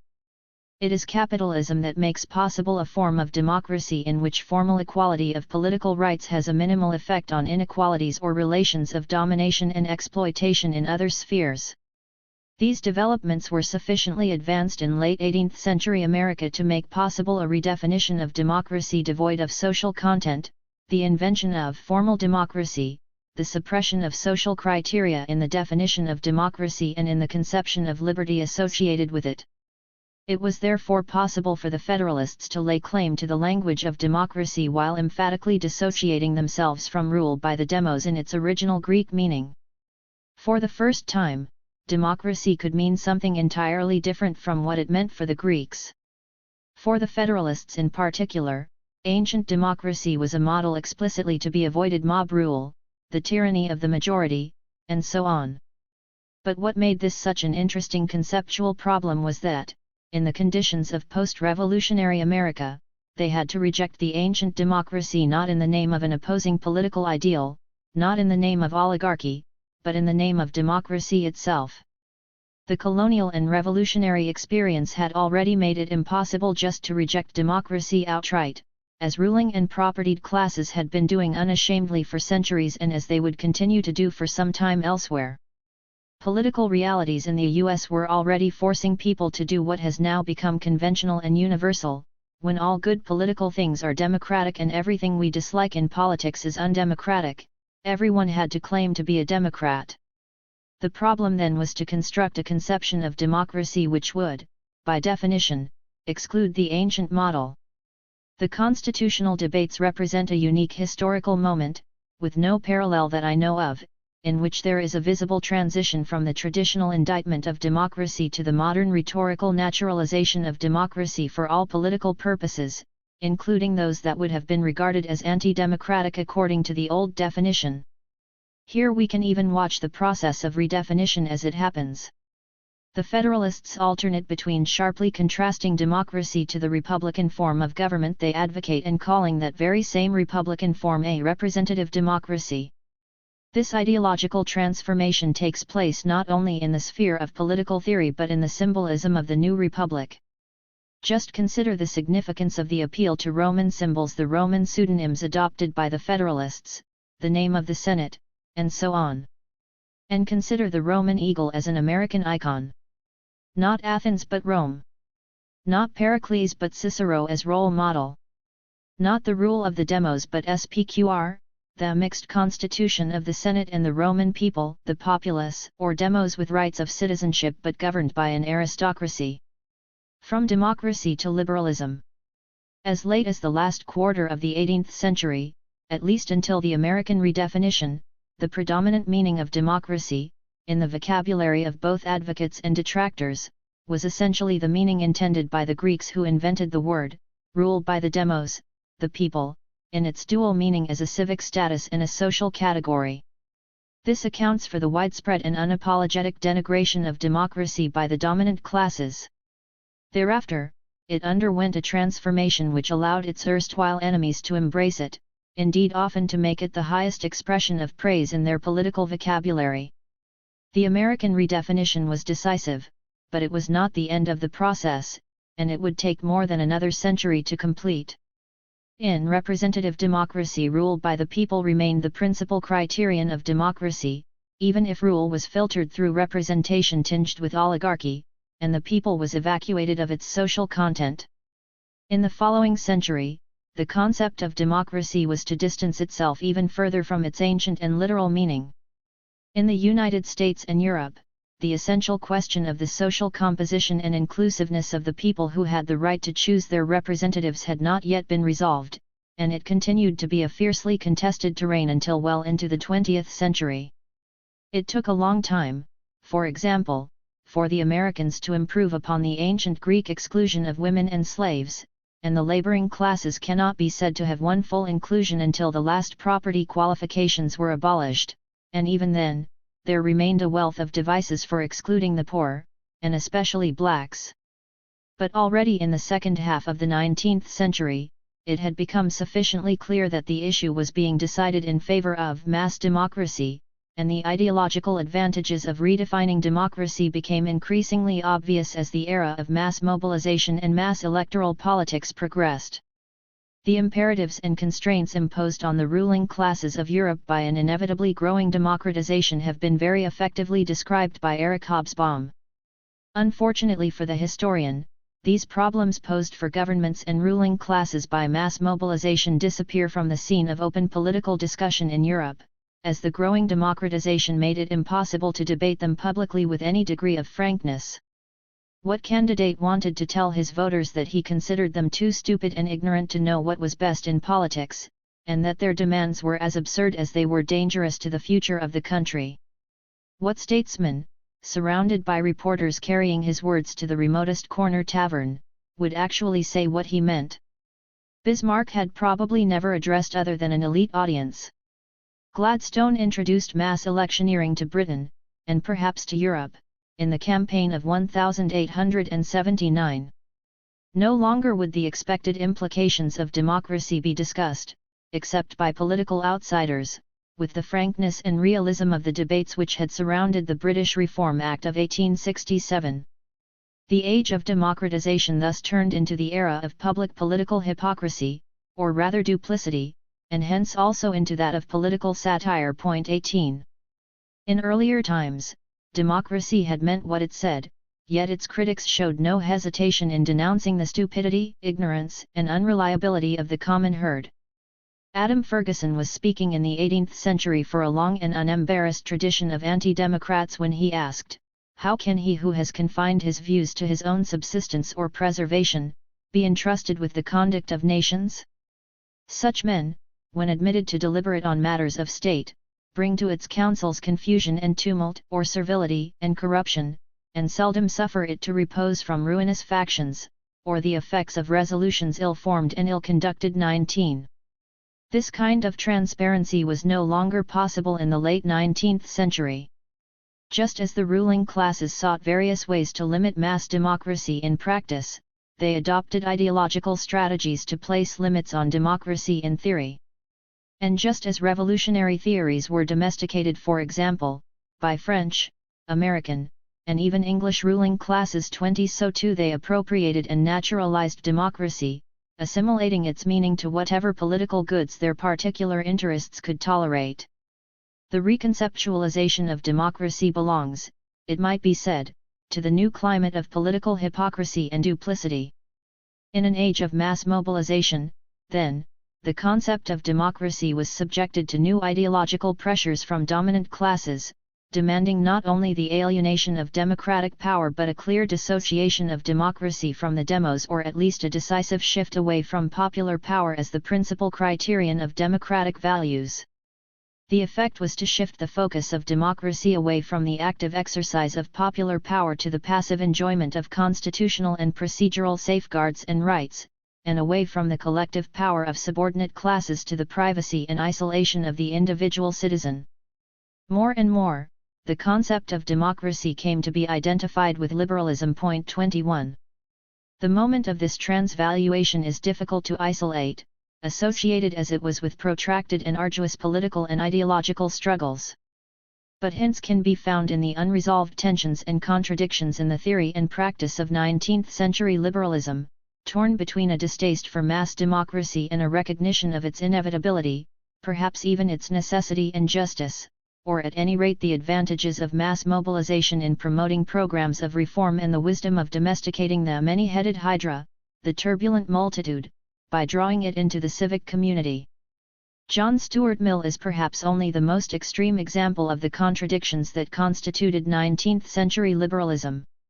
On the one hand, he showed a strong distaste for the leveling tendencies and collective mediocrity of mass democracy, nowhere more than in the locus clas siccus of modern liberalism, his essay on liberty, his Platonism, his elitism, his imperialist conviction that colonial peoples would benefit from a period of tutelage under the rule of their colonial masters, and on the other hand, his advocacy of the rights of women, of universal suffrage, which could be made compatible with a kind of class tutelage by maintaining weighted voting, as he proposes in Considerations on Representative Government, and he even flirted with socialist ideas, always on the condition that capitalism be preserved until better minds had lifted the multitude out of its need for coarse stimuli, the motivations of material gain and subjection to the lower appetites.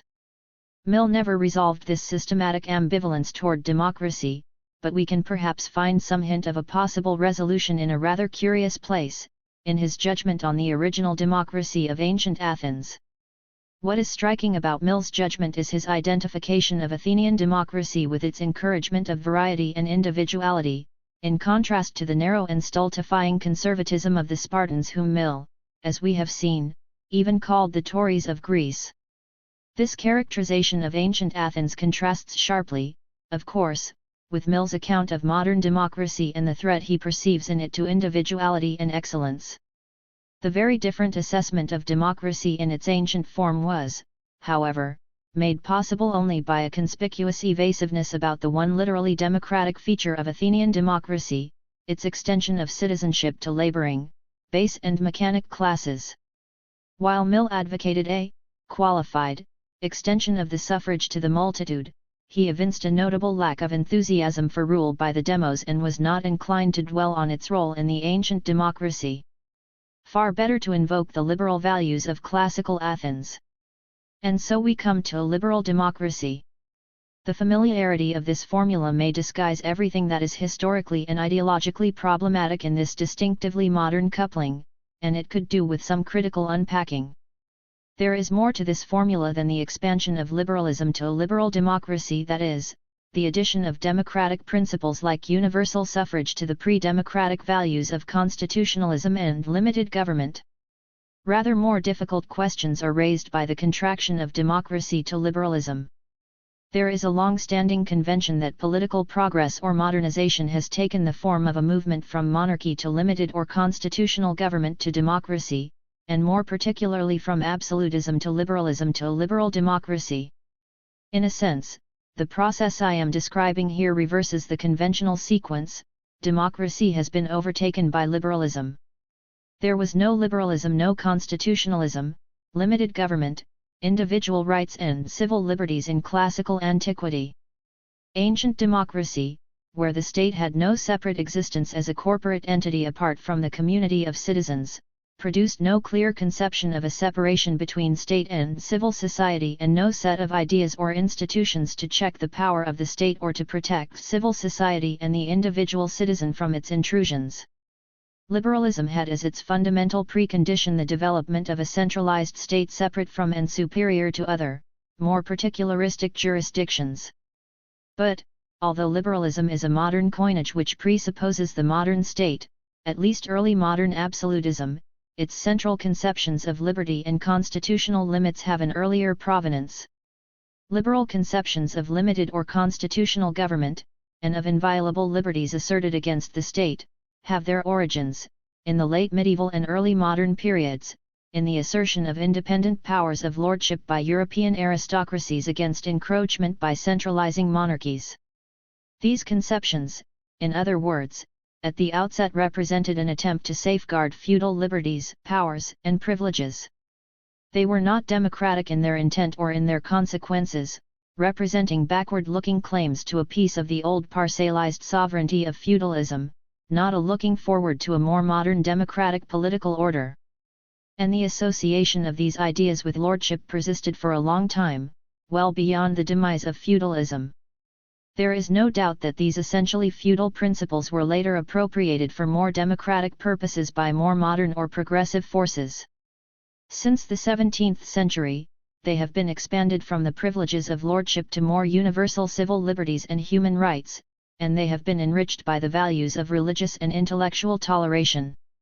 But the original principles of liberalism are derived from a system of social relations very different from the one to which they have been adapted. They were not conceived to deal with the wholly new disposition of social power that emerged with modern capitalism. This inherent limitation, about which more in a moment, is compounded by the fact that the idea of liberalism has been made to serve much larger purposes than its basic principles were ever intended to do. Liberalism has entered modern political discourse not only as a set of ideas and institutions designed to limit state power but also as a substitute for democracy. The original, aristocratic idea of constitutional checks on monarchical power had no associations with the idea of democracy. Its identification with democracy was a much later development, which had more to do with an assertion of ruling class powers against the people. The unquestionable benefits of this liberal idea should not obscure the fact that its substitution for democracy was a counter-revolutionary project or at least a means of containing revolutions already underway, stopping them short of exceeding acceptable boundaries. The first significant encounter between democracy and constitutionalism may have occurred in the English Civil War. Here, a revolutionary popular army of an unprecedented kind had been mobilized by Oliver Cromwell. But when army radicals demanded the franchise and asked what they had fought for in the revolution if they were to be denied the right to vote, the right to be governed only by their own consent, the army grandees led by Cromwell and his son-in-law Ireton responded by saying that these people had gained quite enough already. They had won the right to be governed by a constitutional, parliamentary government and not by the arbitrary rule of one man. It never occurred to Cromwell to claim that what he was proposing was democracy. On the contrary, he was deliberately offering a substitute. He might have said that political authority in some mysterious though largely notional sense was ultimately derived from the people, an idea of medieval origin, but he would have understood that democracy was something else. Like his contemporaries in general, he would have understood the idea of democracy in more or less its ancient, and literal, meaning. His successors in the settlement of 1688 were in even less doubt that parliamentary government, or constitutional monarchy, was meant to be an oligarchy. The opposition of democracy and constitutionalism may have been resolved by the later democratization of parliamentary government, but this process was not unambiguous. It was not simply a matter of adapting constitutional to democratic principles. There was also an assimilation of democracy to constitutionalism. The framers of the U.S. Constitution, while still obliged to accommodate themselves to the ancient definition, took a significant step away from it and toward oligarchic constitutionalism, seeking to appropriate the name of democracy for something not so very distant from Cromwell's anti-democratic republicanism.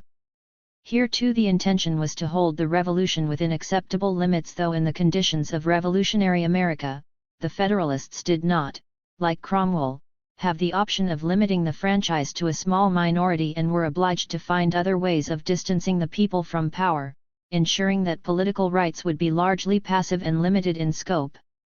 Today we have become thoroughly accustomed to defining democracy less, if at all, in terms of rule by the demos or popular power than in terms of civil liberties, freedom of speech, of the press and assembly, toleration, the protection of a sphere of privacy, the defense of the individual and/or civil society against the state, and so on. So, for example, the Glorious Revolution, said Margaret Thatcher, opening Parliament's tricentenary celebration of that ambiguous event in 1988, established the enduring qualities of democracy: tolerance, respect for the law, for the impartial administration of justice. These are all admirable qualities. It would have been a good thing if the settlement of 1688 had indeed established them, as it would have been a distinct improvement on Thatcher's regime if her government had indeed been committed to them. But they have little specifically to do with democracy. Conspicuously absent from this catalogue of democratic characteristics is the very quality that gives democracy its specific and literal meaning: rule by the demos.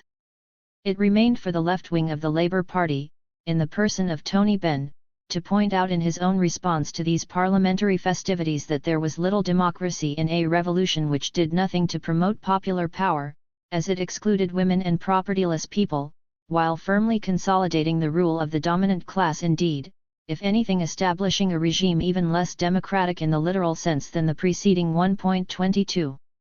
The very possibility of identifying the Glorious Revolution as a defining moment in the history of democracy bespeaks a very particular ideological disposition, by no means confined to Thatcherite Tories.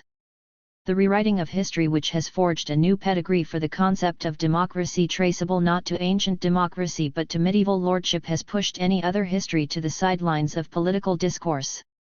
The alternative tradition which emerged in early modern Europe, the egalitarian, demotic, and democratic tradition, has been effectively suppressed, as oligarchic Rome, Magna Carta, and the Glorious Revolution have taken precedence over democratic Athens, the levelers, diggers and Chartists, while in the US, the Federalist solution has pushed aside the story of its more democratic competitors. Democracy, in its original and literal meaning, has been on the losing side. Even democratic socialist movements which kept the other tradition alive have increasingly come to accept the liberal domestication of democracy. Liberal democracy and capitalism.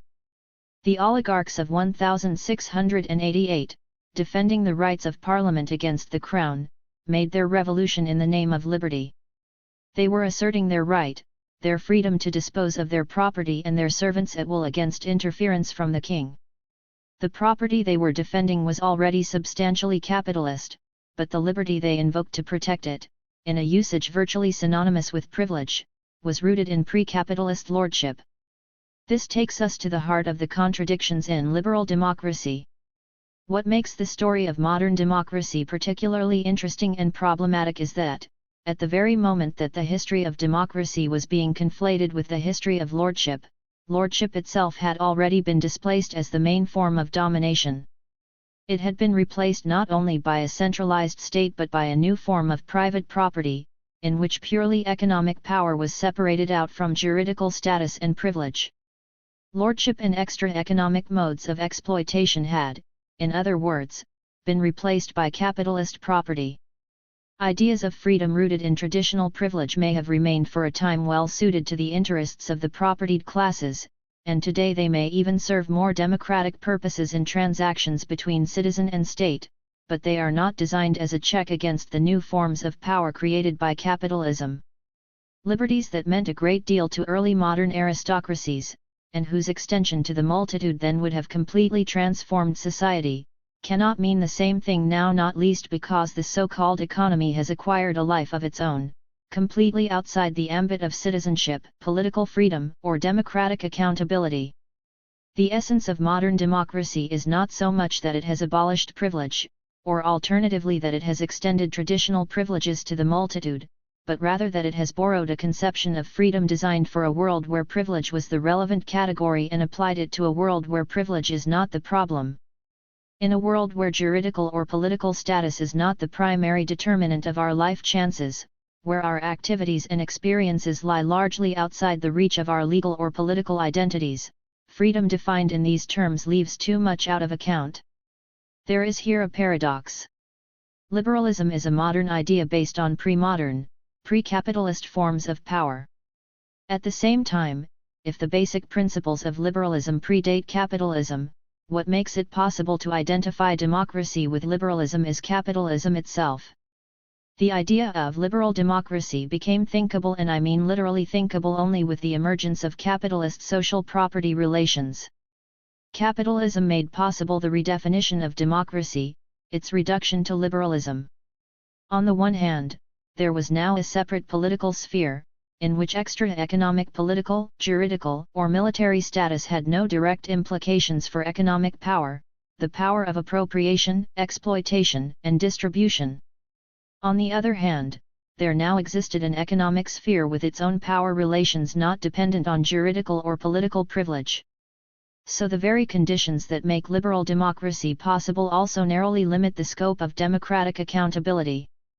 Liberal democracy leaves untouched the whole new sphere of domination and coercion created by capitalism, its relocation of substantial powers from the state to civil society, to private property and the compulsions of the market.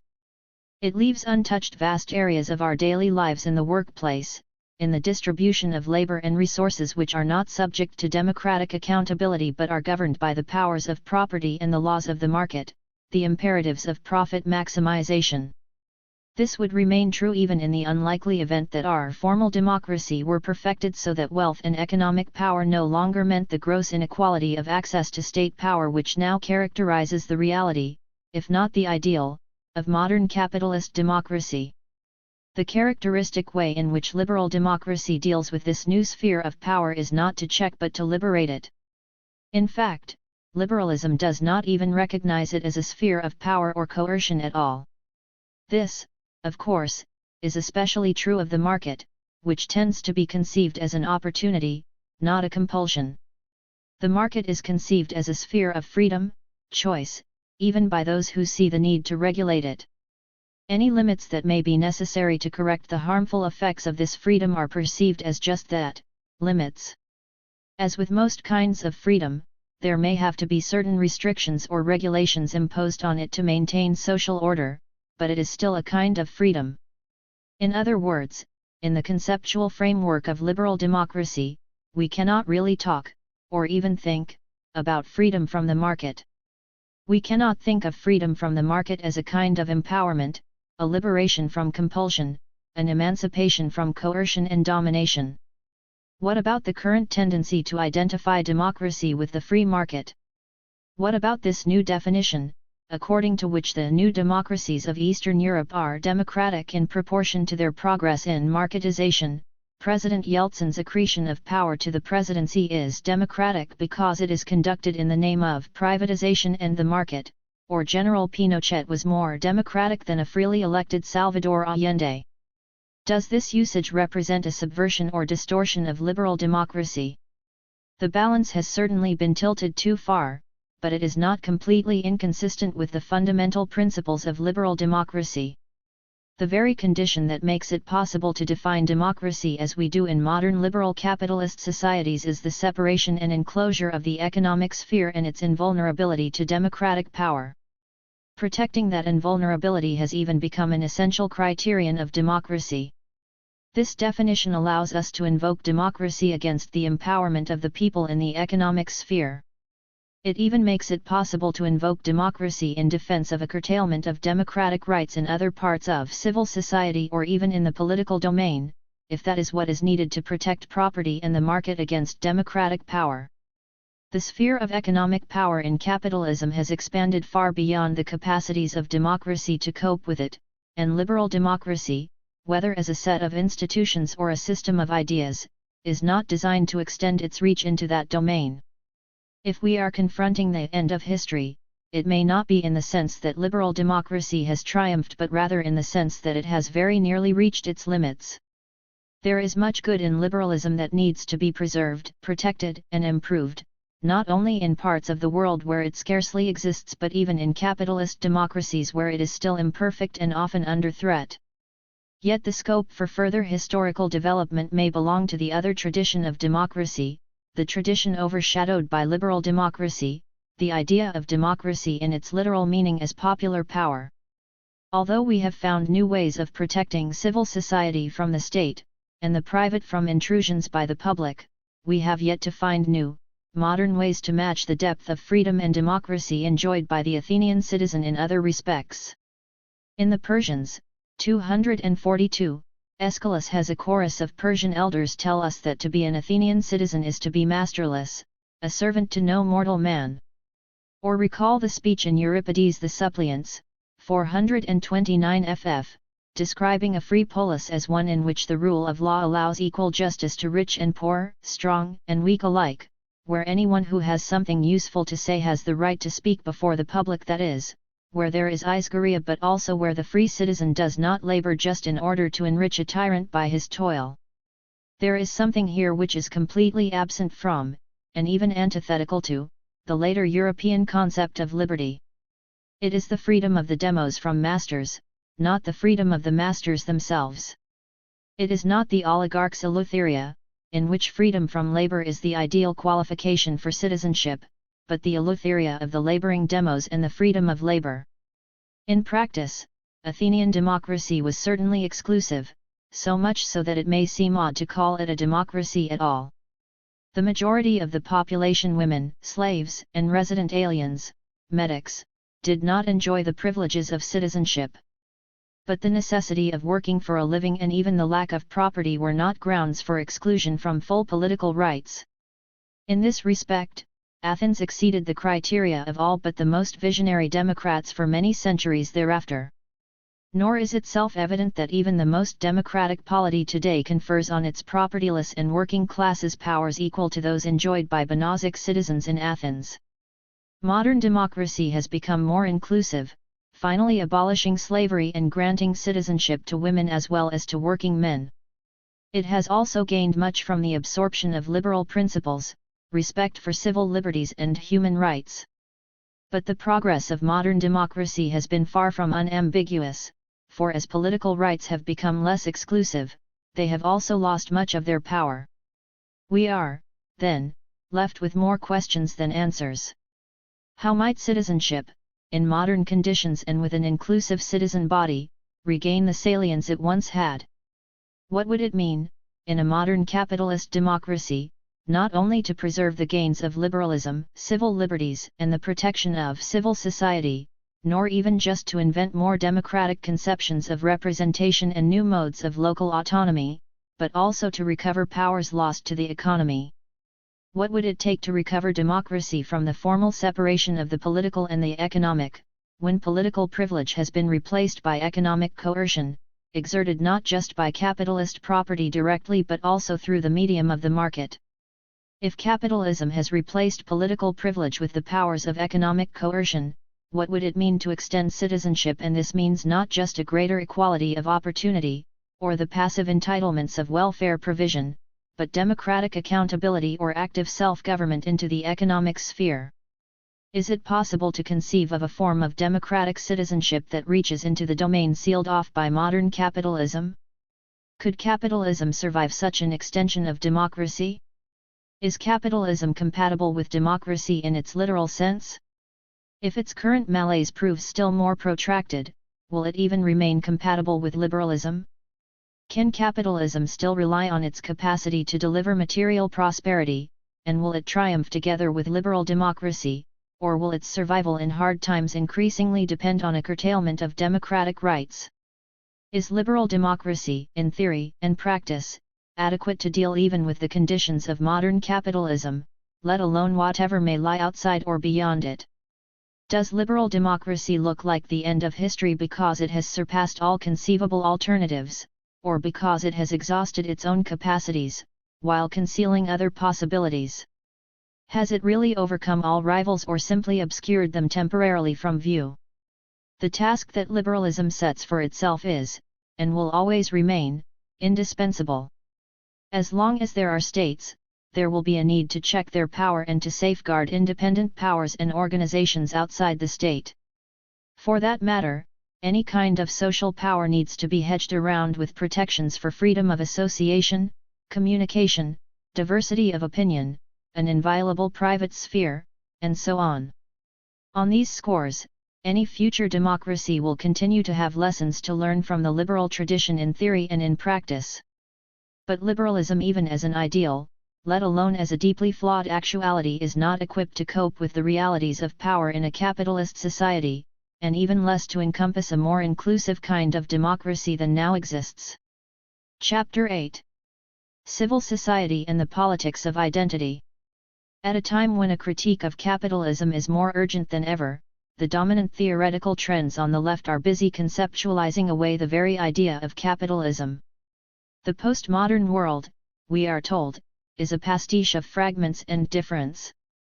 The systemic unity of capitalism, its objective structures and totalizing imperatives, have given way, if they ever existed, to a bricolage of multiple social realities, a pluralistic structure so diverse and flexible that it can be rearranged by discursive construction. The traditional capitalist economy has been replaced by a post-Fordist fragmentation, where every fragment opens up a space for emancipatory struggles. The constitutive class relations of capitalism represent only one personal identity among many others, no longer privileged by its historic centrality. And so on. However diverse the methods of conceptually dissolving capitalism, including everything from the theory of post-Fordism to postmodern cultural studies and the politics of identity, they often share one especially serviceable concept: civil society. After a long and somewhat tortuous history, after a series of milestones in the works of Hegel, Marx, and Gramsci, this versatile idea has become an all-purpose catchword for the left, embracing a wide range of emancipatory aspirations, as well, it must be said, as a whole set of excuses for political retreat. However constructive this idea may be in defending human liberties against state oppression, or in marking out a terrain of social practices, institutions, and relations neglected by the old Marxist left, civil society is now in danger of becoming an alibi for capitalism. The idea of civil society, a brief historical sketch. There has been a long intellectual tradition in the West, even reaching back to classical antiquity, which has in various ways delineated a terrain of human association, some notion of society, distinct from the body politic and with moral claims independent of, and sometimes opposed to, the state's authority. Whatever other factors have been at work in producing such concepts, their evolution has been from the beginning bound up with the development of private property as a distinct and autonomous locus of social power. For example, although the ancient Romans, like the Greeks, still tended to identify the state with the community of citizens, the Roman people, they did produce some major advances in the conceptual separation of state and society, especially in the Roman law, which distinguished between public and private spheres and gave private property a legal status and clarity it had never enjoyed before. 1. In that sense, although the modern concept of civil society is associated with the specific property relations of capitalism, it is a variation on an old theme. Nevertheless, the variation is a critical one, and any attempt to dilute the specificity of this civil society, to obscure its differentiation from earlier conceptions of society, risks disguising the particularity of capitalism itself as a distinct social form with its own characteristic social relations, its own modes of appropriation and exploitation, its own rules of reproduction, its own systemic imperatives. 2. The very particular modern conception of civil society, a conception that appeared systematically for the first time in the 18th century, is something quite distinct from earlier notions of society. Civil society represents a separate sphere of human relations and activity, differentiated from the state but neither public nor private, or perhaps both at once, embodying not only a whole range of social interactions apart from the private sphere of the household and the public sphere of the state, but more specifically a network of distinctively economic relations, the sphere of the marketplace, the arena of production, distribution, and exchange. A necessary but not sufficient precondition for this conception of civil society was the modern idea of the state as an abstract entity with its own corporate identity, which evolved with the rise of European absolutism, but the full conceptual differentiation of civil society required the emergence of an autonomous economy, separated out from the unity of the political and economic which still characterized the absolutist state. Paradoxically, or perhaps not so paradoxically, the early usages of the term civil society in the birthplace of capitalism, in early modern England, far from establishing an opposition between civil society and the state, conflated the two. In 16th and 17th century English political thought, civil society was typically synonymous with the Commonwealth or political society. This conflation of state and society represented the subordination of the state to the community of private property holders, as against both monarch and multitude, which constituted the political nation. It reflected a unique political dispensation, in which the dominant class depended for its wealth and power increasingly on purely economic modes of appropriation, instead of on directly coercive extra-economic modes of accumulation by political and military means, like feudal rent-taking or absolutist taxation and office-holding as primary instruments of private appropriation. But if English usage tended to blur the distinction between state and civil society, it was English conditions the very same system of property relations and capitalist appropriation, but now more advanced and with a more highly developed market mechanism that made possible the modern conceptual opposition between the two. When Hegel constructed his conceptual dichotomy, Napoleon was his inspiration for the modern state, but it was primarily the capitalist economy of England through the medium of classical political economists like Smith and Stoyart that provided the model of civil society, with certain distinctively Hegelian corrections and improvements.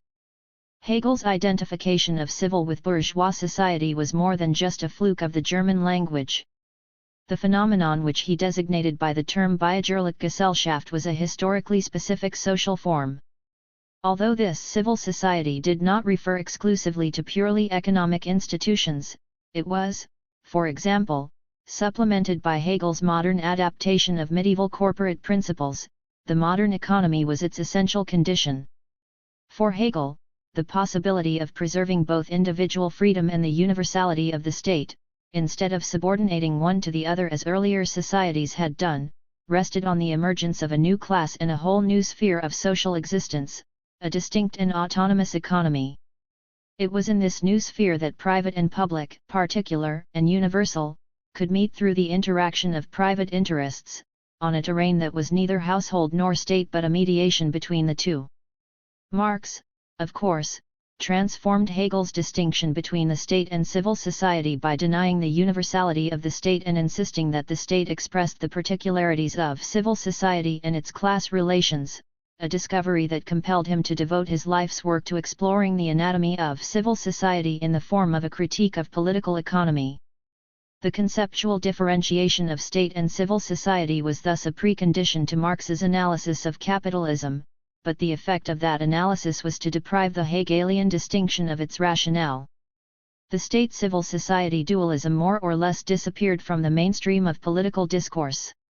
It required Gramsci's reformulation to revive the concept of civil society as a central organizing principle of socialist theory.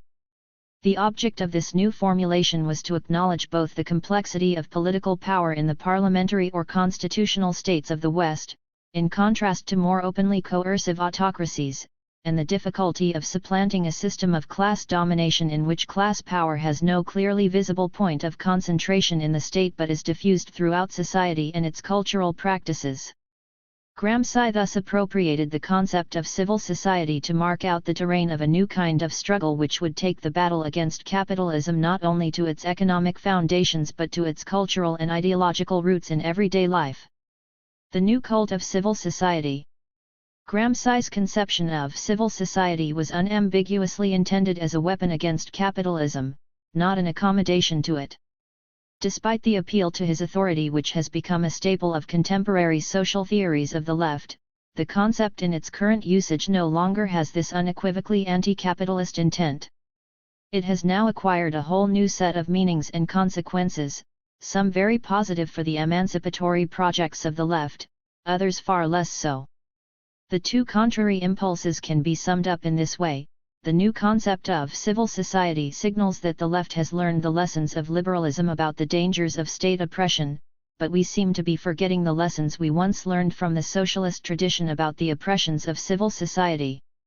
On the one hand, the advocates of civil society are strengthening our defense of non-state institutions and relations against the power of the state. On the other hand, they are tending to weaken our resistance to the coercions of capitalism. The concept of civil society is being mobilized to serve so many varied purposes that it is impossible to isolate a single school of thought associated with it, but some common themes have emerged. Civil society is generally intended to identify an arena of, at least potential, freedom outside the state, a space for autonomy, voluntary association, and plurality or even conflict, guaranteed by the kind of formal democracy that has evolved in the West. The concept is also meant to reduce the capitalist system, or the economy, to one of many spheres in the plural and heterogeneous complexity of modern society.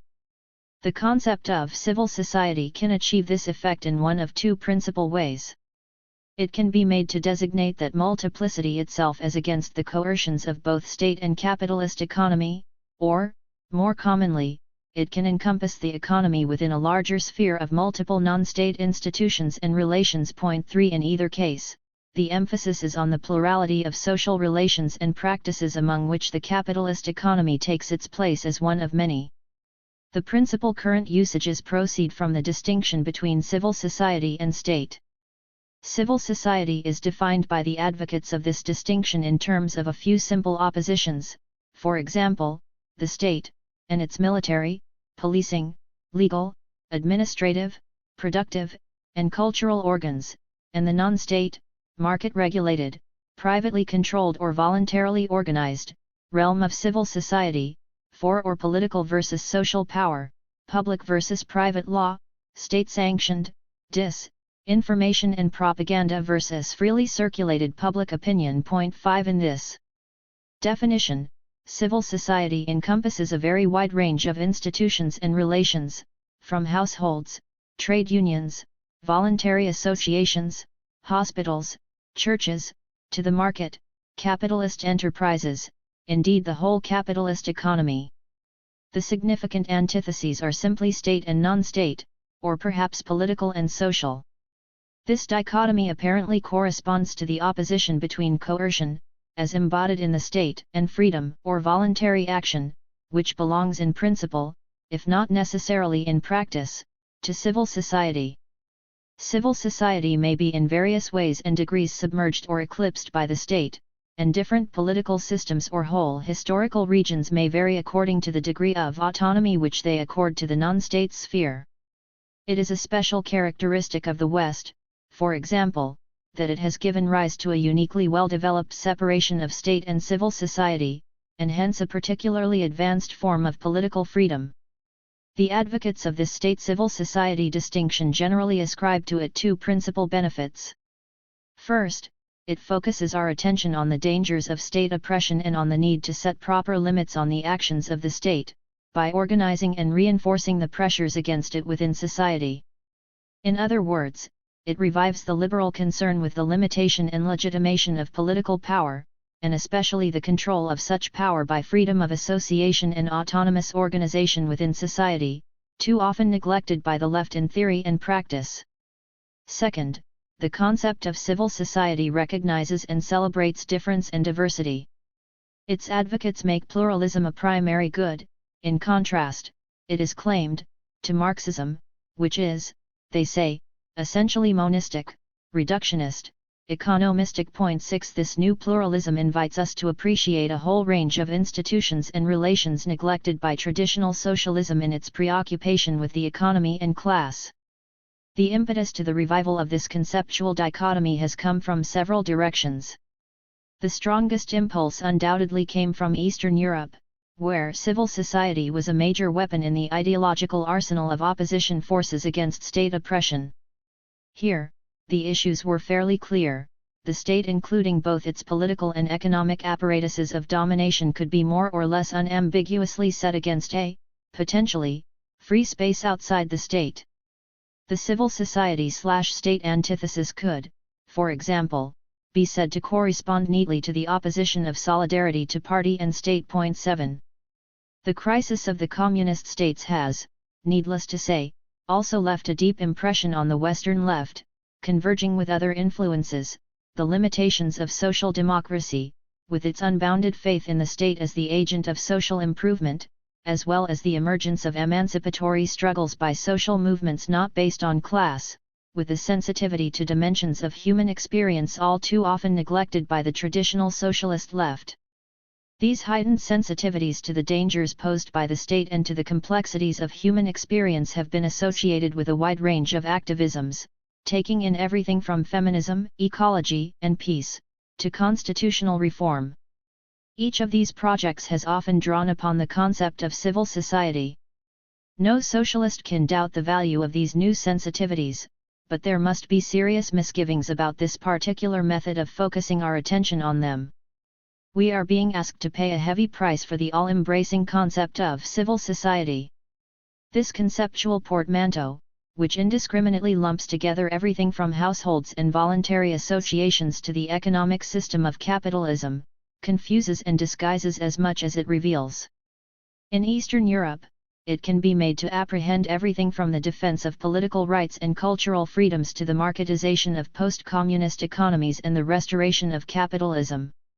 Civil society can serve as a code word or cover for capitalism, and the market can be lumped together with other less ambiguous goods, like political and intellectual liberties, as an unequivocally desirable goal.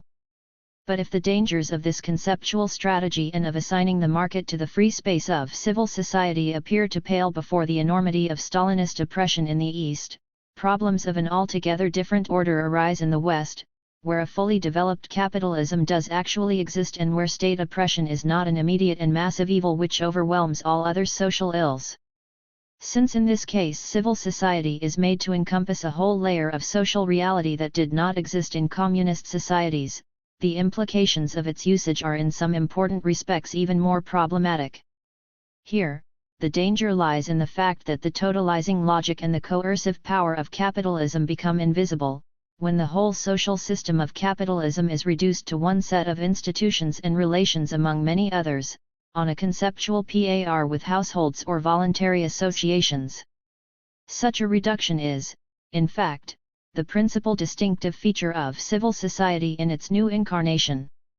Its effect is to conceptualize away the problem of capitalism, by disaggregating society into fragments, with no overarching power structure, no totalizing unity, no systemic coercions, in other words, no capitalist system, with its expansionary drive and its capacity to penetrate every aspect of social life. It is a typical strategy of the civil society argument, indeed, its raison d'etre, to attack Marxist reductionism or economism. Marxism, it is said, reduces civil society to the mode of production, the capitalist economy. The importance of other institutions of civil society such as households, churches, scientific and literary associations, prisons, and hospitals is devalued. 8.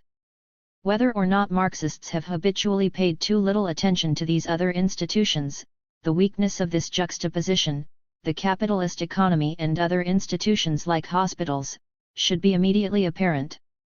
It must surely be possible even for non-Marxists to acknowledge, for example, the very simple truth that in the West hospitals are situated within a capitalist economy which has profoundly affected the organization of healthcare and the nature of medical institutions.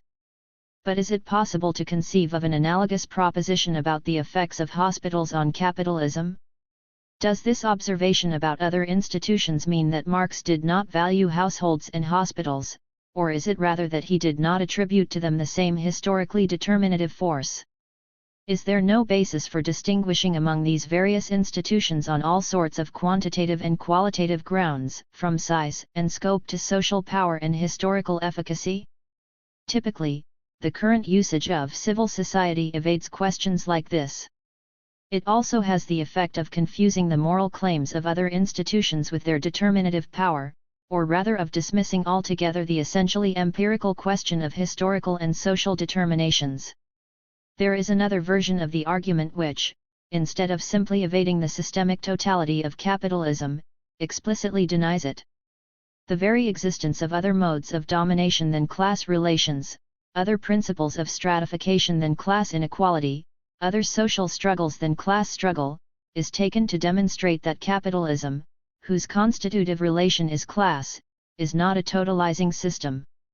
The Marxist preoccupation with economic relations and class at the expense of other social relations and identities is understood to demonstrate that the attempt to totalize all society from the standpoint of one sphere, the economy or the mode of production, is misconceived for the simple reason that other spheres self-evidently exist. 9.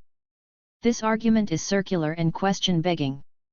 To deny the totalizing logic of capitalism, it is not enough merely to indicate the plurality of social identities and relations.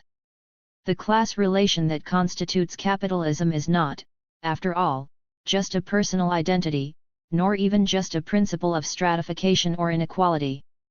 It is not only a specific system of power relations but also the constitutive relation of a distinctive social process, the dynamic of accumulation and the self-expansion of capital. Of course, it can be easily self-evidently shown that class is not the only principle of stratification, the only form of inequality and domination. But this tells us virtually nothing about the totalizing logic of capitalism. To deny the totalizing logic of capitalism, it would have to be convincingly demonstrated that these other spheres and identities do not come or not in any significant way within the determinative force of capitalism, its system of social property relations, its expansionary imperatives, its drive for accumulation, its commodification of all social life, its creation of the market as a necessity, a compulsive mechanism of competition and self-sustaining growth, and so on. But civil society arguments, or, indeed, post-Marxist arguments in general, do not typically take the form of historically and empirically refuting the determinative effects of capitalist relations. Instead, when they do not take the simple circular form, capitalism is not a totalizing system because spheres other than the economy exist, they tend to proceed as abstract philosophical arguments, as internal critiques of Marxist theory, or, most commonly, as moral prescriptions about the dangers of devaluing other spheres of human experience. In one form or another, capitalism is cut down to the size and weight of other singular and specific institutions and disappears into a conceptual night where all cats are grey. The strategy of dissolving capitalism into an unstructured and undifferentiated plurality of social institutions and relations cannot help but weaken both the analytic and the normative force of civil society, its capacity to deal with the limitation and legitimation of power, as well as its usefulness in guiding emancipatory projects. The current theories include civil society in its distinctive sense as a social form specific to capitalism, a systemic totality within which all other institutions are situated and all social forces must find their way, a specific and unprecedented sphere of social power, which poses wholly new problems of legitimation and control, problems not addressed by traditional theories of the state nor by contemporary liberalism. Capitalism, formal democracy, and the specificity of the West. One of the principal charges leveled against Marxism by the advocates of civil society is that it endangers democratic freedoms by identifying Western formal democracy, the legal and political forms that guarantee a free space for civil society, with capitalism, civil equals bourgeois society.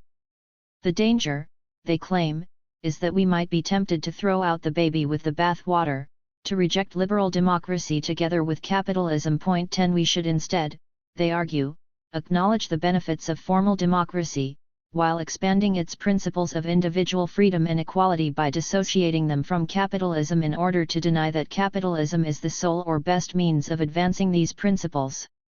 It must be said that criticism of contemporary Western Marxism on these grounds must disregard the bulk of Marxist political theory since the 60s, and especially since the theory of the state was revived by the Miliband-Poulantzas debate. Certainly civil liberties were a major preoccupation of both the principals in that controversy, and of many others who have followed in their train. Even the contention that classical Marxism in the person of Marx or Engels was too indifferent to civil liberties is open to question. But without reducing this discussion to a merely textual debate about the Marxist, classical or contemporary, attitude to bourgeois liberties, let us accept that all socialists, Marxist or otherwise, must uphold civil liberties, now commonly, if somewhat vaguely, called human rights, principles of legality, freedom of speech and association, and the protection of a non-state sphere against incursions by the state. We must acknowledge that some institutional protections of this kind are necessary conditions of any democracy, even though we may not accept the identification of democracy with, or its confinement to, the formal safeguards of liberalism, and even if we may believe that liberal protections will have to take a different institutional form in socialist democracy than under capitalism. Point 11. Difficulties nevertheless remain in the civil society argument. There are other ways, indeed the principal ways in Marxist theory, of associating formal democracy with capitalism than by rejecting the one with the other. We can recognize the historical and structural connections without denying the value of civil liberties. An understanding of these connections does not compel us to devalue civil liberties, but nor does it oblige us to accept capitalism as the sole or best means of maintaining individual autonomy, and it leaves us perfectly free also to acknowledge that capitalism, while in certain historical conditions conducive to formal democracy, can easily do without it as it has done more than once in recent history. At any rate, not to see the connections, or to mistake their character, limits our understanding of both democracy and capitalism. The historical and structural connection between formal democracy and capitalism can certainly be formulated with reference to the separation of the state from civil society. Much depends, however, on how we interpret that separation and the historical process that brought it about.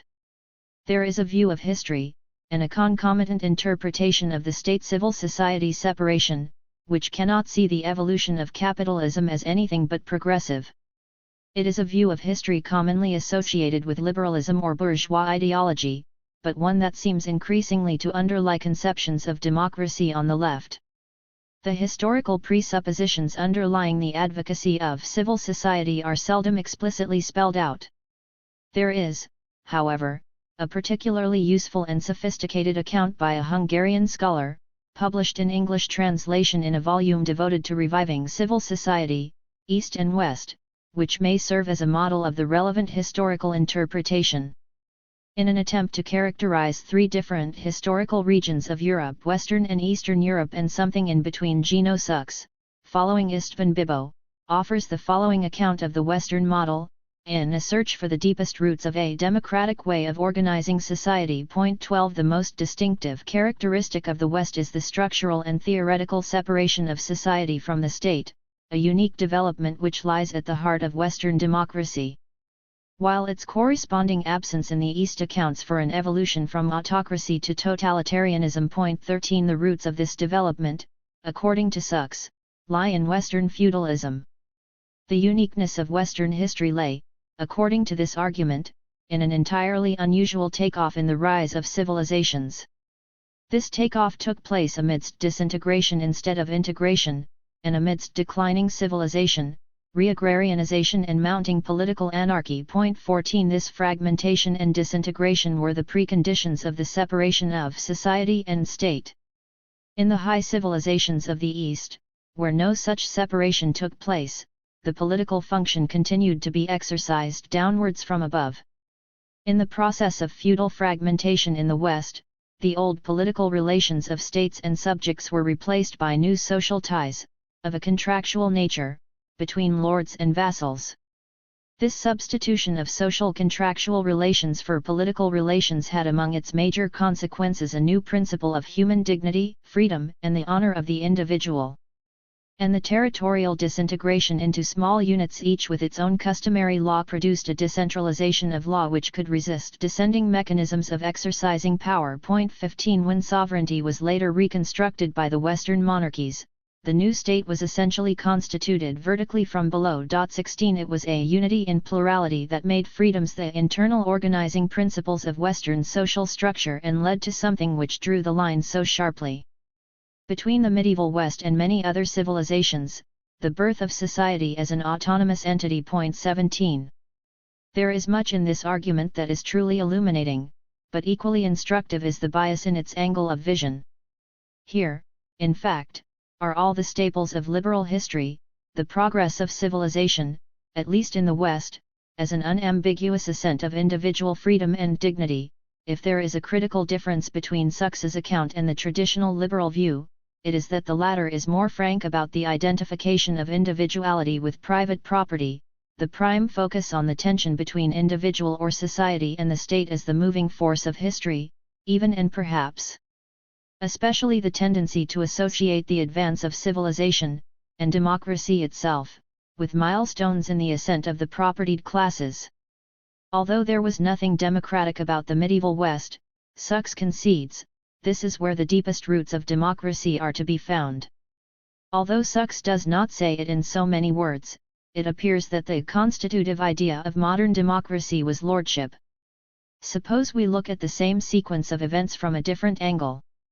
Seen from another vantage point, the same fragmentation, the same replacement of political relations by social and contractual bonds, the same parcellization of sovereignty, the same autonomy of society, even while their uniqueness and importance in the trajectory of Western development are acknowledged, can have very different consequences for our appreciation of civil society and the development of Western democracy. The divergence of the West from the Eastern pattern of state formation began, of course, much earlier than medieval feudalism. It could be traced as far back as early Greek antiquity, but for our purposes a critical benchmark can be identified in ancient Rome. This divergence, it needs to be stressed, had to do not only with political forms but above all with modes of appropriation, and here developments in the Roman system of private property were decisive.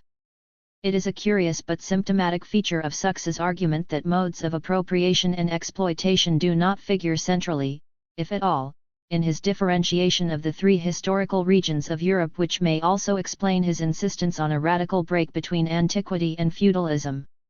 At the very least, the survival of Roman law, the quintessential symbol of the Roman property regime, should have signaled to Sucks some fundamental continuity between the Western autonomy of civil society and the Roman system of appropriation. Rome represents a striking contrast to other high civilizations both in the ancient world and centuries later, where access to great wealth, to the surplus labor of others on a large scale, was typically achieved through the medium of the state. For example, late imperial China, which had a highly developed system of private property but where great wealth and power resided not in land so much as in the state, in the bureaucratic hierarchy whose pinnacle was the court and imperial officialdom. Rome was distinctive in its emphasis on private property, on the acquisition of massive land holdings, as a means of appropriation. The Roman aristocracy had an insatiable appetite for land, which created unprecedented concentrations of wealth and a predatory imperial power unrivaled by any other ancient empire in its hunger not simply for tribute but for territory. And it was Rome which extended its regime of private property throughout a vast and diverse empire, governed without a massive bureaucracy but instead through a municipal system which effectively constituted a federation of local aristocracies. The result was a very specific combination of a strong imperial state and a dominant propertied class autonomous from it, a strong state which at the same time encouraged, instead of impeding, the autonomous development of private property. It was Rome, in short, that firmly and self-consciously established private property as an autonomous locus of social power, detached from, while supported by, the state. The fragmentation of feudalism must be seen in this light, as rooted in the privatization of power already inherent in the Roman property system and in the empire's fragmented municipal administration. When the tensions between the Roman imperial state and the autonomous power of private property were finally resolved by the disintegration of the central state, the autonomous power of property remained. The old political relations of rulers and subjects were gradually dissolved into the social relations between lords and vassals, and more particularly, lords and peasants. In the institution of lordship, political and economic powers were united as they had been where the state was a major source of private wealth, but this time, that unity existed in a fragmented and privatized form. Seen from this perspective, the development of the West can hardly be viewed as simply the rise of individuality, the rule of law, the progress of freedom or power from below, and the autonomy of civil society acquires a different meaning. The very developments described by Sucks in these terms are also, and at the same time, the evolution of new forms of exploitation and domination. The constitutive power from below is, after all, the power of lordship, new relations of personal dependence and bondage, the privatization of surplus extraction and the transfer of ancient oppressions from the state to society, that is, a transfer of power relations and domination from the state to private property. This new division of labor between state and society also laid a foundation, as a necessary though not sufficient condition, for the increasing separation of private appropriation from public responsibilities which came to fruition in capitalism. Capitalism then represents the culmination of a long development, but it also constitutes a qualitative break, which occurred spontaneously only in the particular historical conditions of England. Not only is it characterized by a transformation of social power, a new division of labor between state and private property or class, but it also marks the creation of a completely new form of coercion, the market not simply as a sphere of opportunity, freedom, and choice, but as a compulsion, a necessity, a social discipline, capable of subjecting all human activities and relationships to its requirements. Civil society and the devaluation of democracy. It is not, then, enough to say that democracy can be expanded by detaching the principles of formal democracy from any association with capitalism. Nor is it enough to say that capitalist democracy is incomplete, one stage in an unambiguously progressive development which must be perfected by socialism and advanced beyond the limitations of formal democracy. The point is rather that the association of capitalism with formal democracy represents a contradictory unity of advance and retreat, both an enhancement and a devaluation of democracy. Formal democracy certainly is an improvement on political forms lacking civil liberties, the rule of law and the principle of representation. But it is also, equally, and at the same time, a subtraction from the substance of the democratic idea, and one which is historically and structurally associated with capitalism. Point 18. I have already elaborated on some of these themes in previous chapters.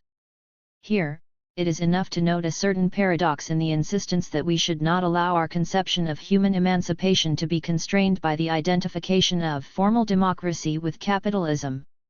If we think of human emancipation as little more than an extension of liberal democracy, then we may in the end be persuaded to believe that capitalism is after all its surest guarantee. The separation of the state and civil society in the West has certainly given rise to new forms of freedom and equality, but it has also created new modes of domination and coercion.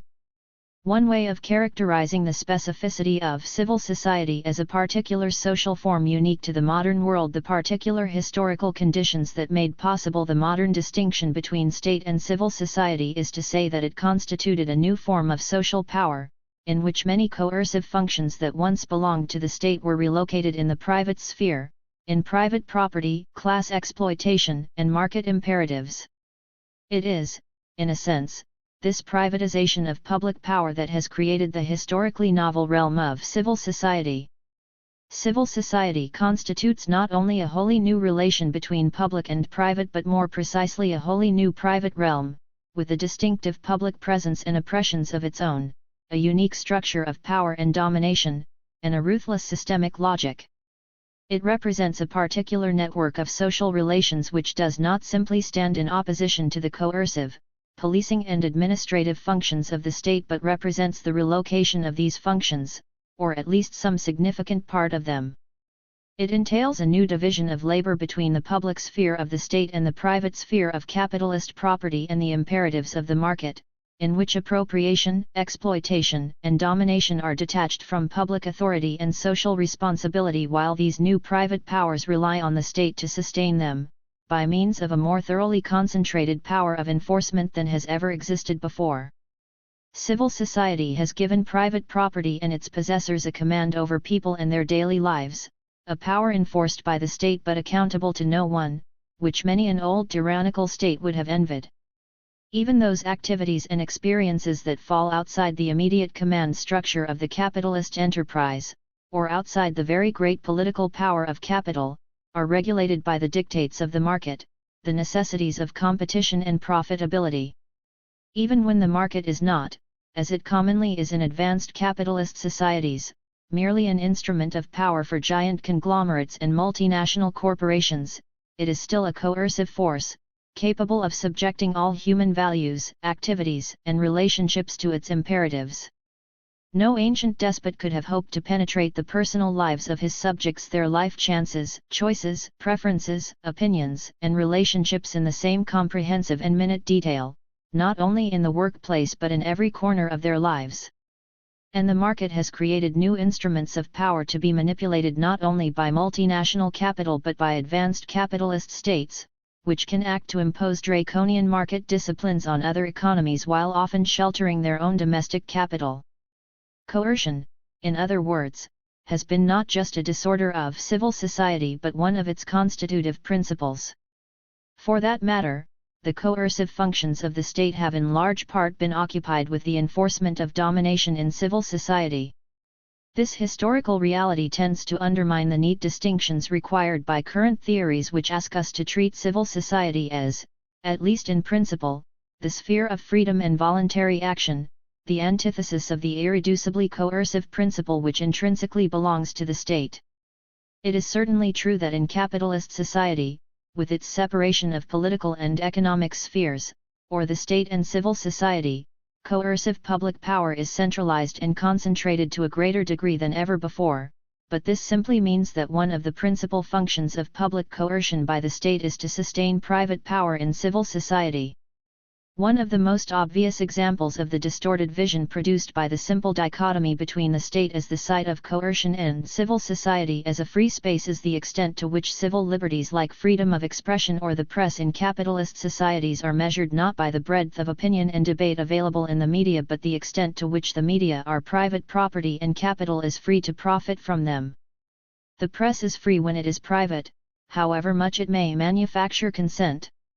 The current theories of civil society do, of course, acknowledge that civil society is not a realm of perfect freedom or democracy.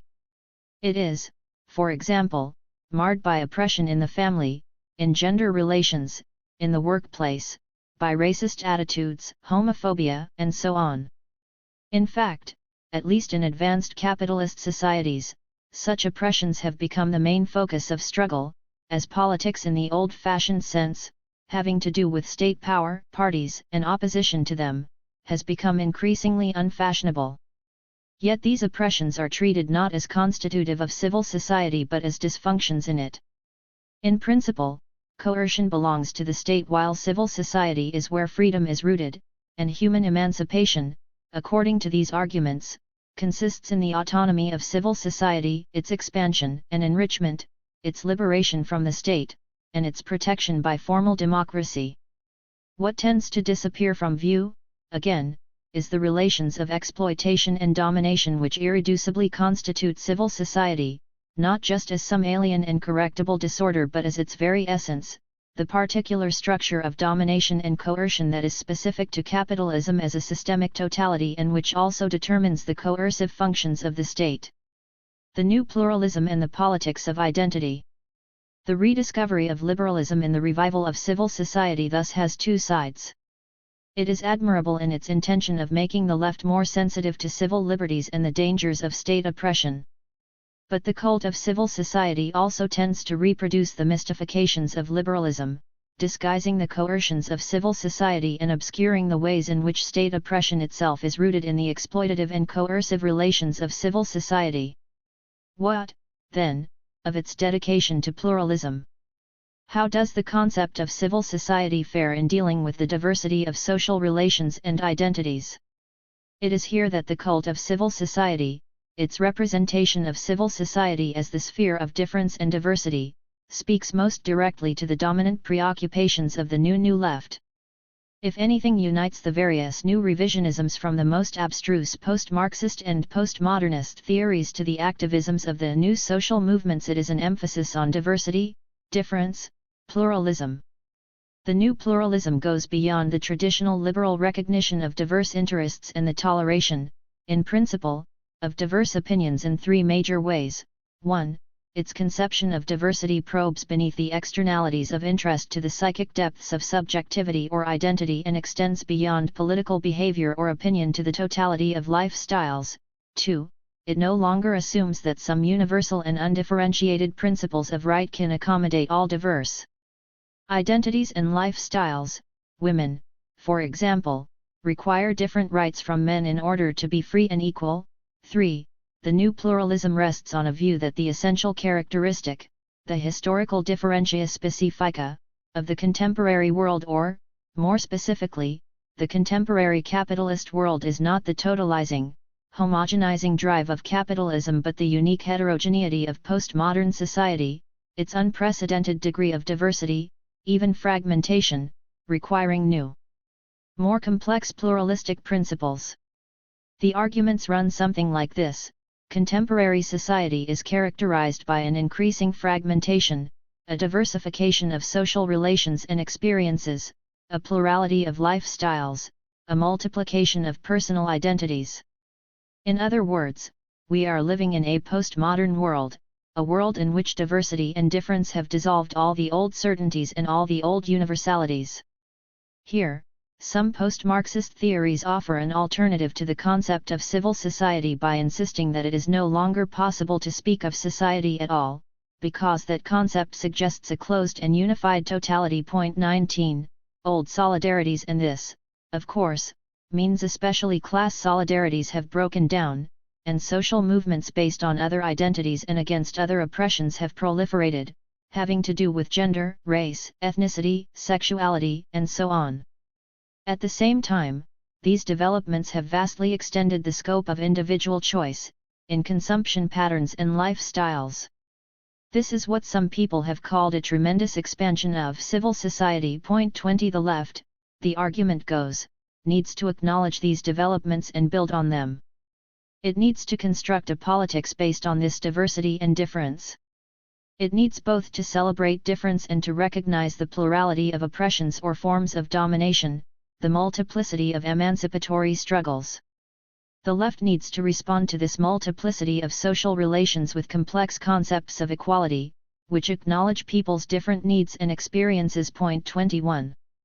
There are variations on these themes, but, in broad outline, this is a fair summary of what has become a substantial current on the left. The general direction in which it is pushing us is to give up the idea of socialism and replace it with, or at least subsume it under, what is supposed to be a more inclusive category, democracy, a concept that does not privilege class, as traditional socialism does, but treats all oppressions equally. Now, as a very general statement of principle, there are some admirable things here. No socialist can doubt the importance of diversity, or the multiplicity of oppressions that need to be abolished. And democracy is or ought to be what socialism is about. But it is not at all clear that the new pluralism, or what has come to be called the politics of identity, gets us much beyond a statement of general principles and good intentions. The limits of the new pluralism can be tested by exploring the implications of its constitutive principle, the concept of identity. This concept claims the virtue that, unlike reductionist or essentialist notions such as class, it can encompass equally and without prejudice or privilege everything from gender to class, from ethnicity or race to sexual preference. The politics of identity, then, purports to be both more fine-tuned in its sensitivity to the complexity of human experience and more inclusive in its emancipatory sweep than the old politics of socialism. What, then, if anything, is lost by seeing the world through the prism of this all-embracing concept, or any analogous one? The new pluralism aspires to a democratic community which acknowledges all kinds of difference, of gender, culture, sexuality, which encourages and celebrates these differences, but without allowing them to become relations of domination and oppression. Its ideal democratic community unites diverse human beings, all free and equal, without suppressing their differences or denying their special needs. But the politics of identity reveals its limitations, both theoretical and political, the moment we try to situate class differences within its democratic vision. Is it possible to imagine class differences without exploitation and domination? The difference that constitutes class as an identity is, by definition, a relationship of inequality and power, in a way that sexual or cultural difference need not be. A truly democratic society can celebrate diversities of lifestyles, culture, or sexual preference, but in what sense would it be democratic to celebrate class differences? If a conception of freedom or equality adapted to sexual or cultural differences is intended to extend the reach of human liberation, can the same be said of a conception of freedom or equality that accommodates class differences? There are no doubt many serious weaknesses in the concept of identity as applied to social relations, and this applies not only to class, but if emancipation and democracy require celebration of identity in one case and suppression in another, that is surely enough to suggest that some important differences are being concealed in a catch-all category which is meant to cover very diverse social phenomena like class, gender, sexuality, or ethnicity. At the very least, class equality means something different and requires different conditions from sexual or racial equality. In particular, the abolition of class inequality would by definition mean the end of capitalism. But is the same necessarily true about the abolition of sexual or racial inequality? Sexual and racial equality, as I shall argue in the next chapter, are not in principle incompatible with capitalism. The disappearance of class inequalities, on the other hand, is by definition incompatible with capitalism. At the same time, although class exploitation is constitutive of capitalism as sexual or racial inequality are not, capitalism subjects all social relations to its requirements.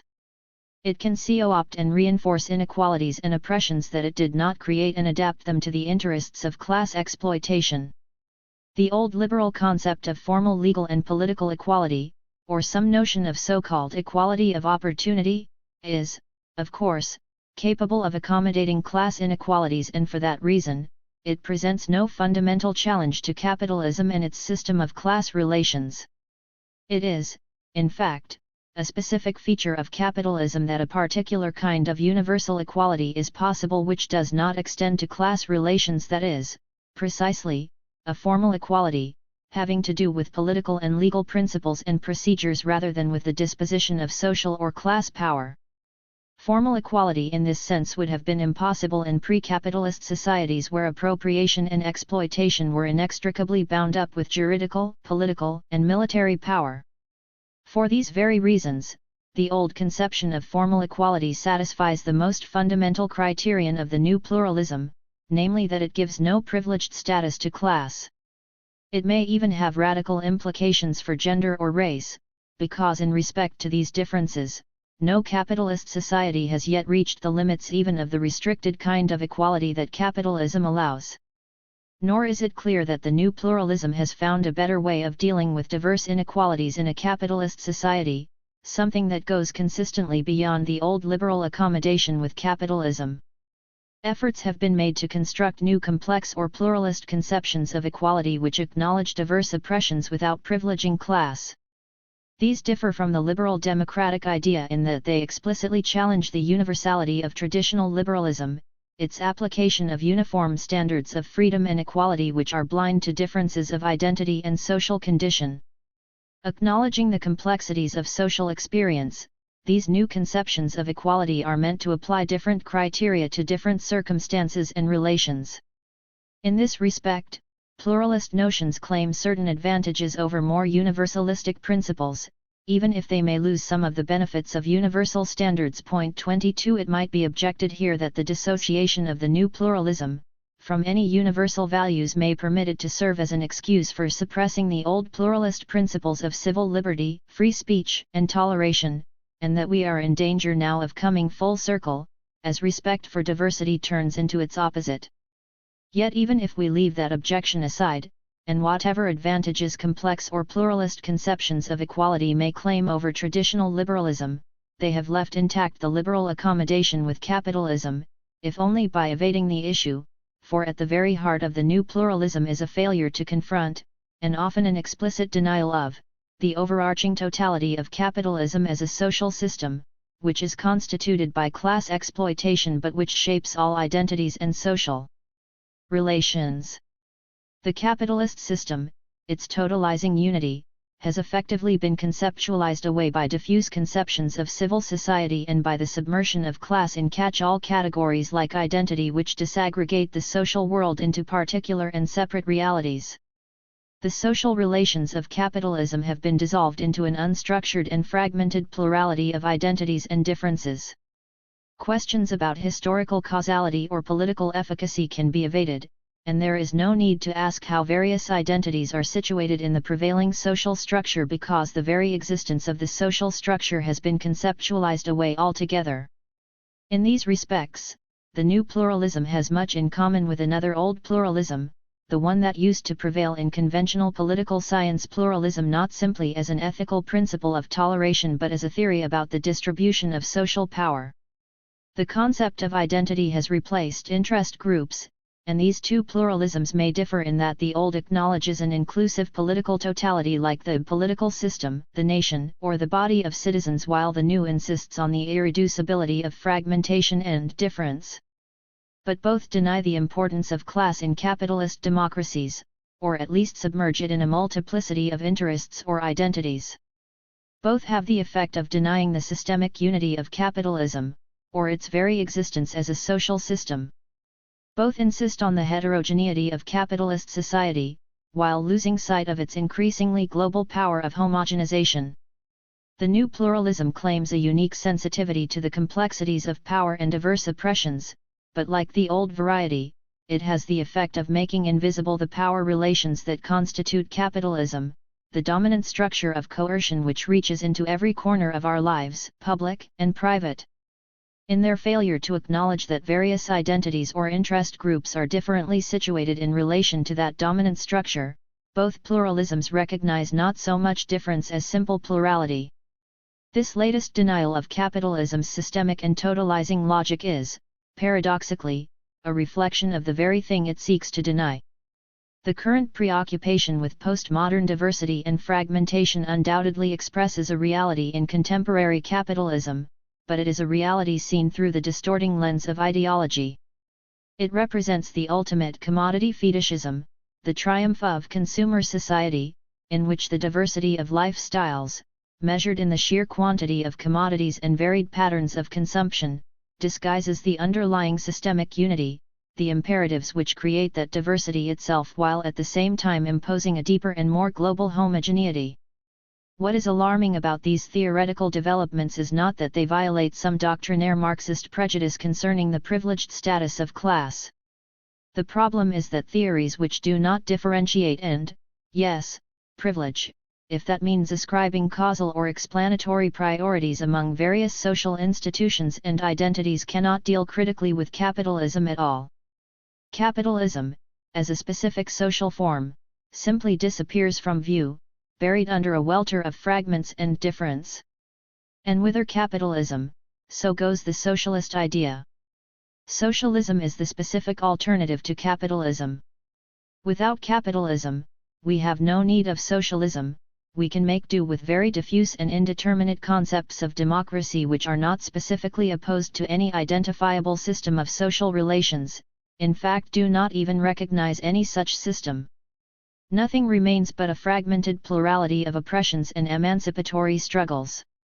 What claims to be a more inclusive project than traditional socialism is actually less so. Instead of the universalist aspirations of socialism and the integrative politics of the struggle against class exploitation, we have a plurality of essentially disconnected particular struggles, which ends in a submission to capitalism. It is possible that the new pluralism is indeed leaning toward the acceptance of capitalism, at least as the best social order we are likely to get. The collapse of communism has undoubtedly done more than anything else to encourage the spread of this view. But in the left's responses to these developments, it is often difficult to distinguish between a Panglossian optimism and the deepest despair. On the one hand, it has become increasingly common to argue that, however pervasive capitalism may be, its old rigid structures have more or less disintegrated, or become so permeable, opened up so many large spaces, that people are free to construct their own social realities in unprecedented ways. This is precisely what some people mean when they talk about the vast expansion of civil society in modern, post-Fordist, capitalism. On the other hand, and sometimes in the same breath, we hear a counsel of despair: whatever the evils of a triumphant capitalism, there is little hope for any challenge to it beyond the most local and particular resistances.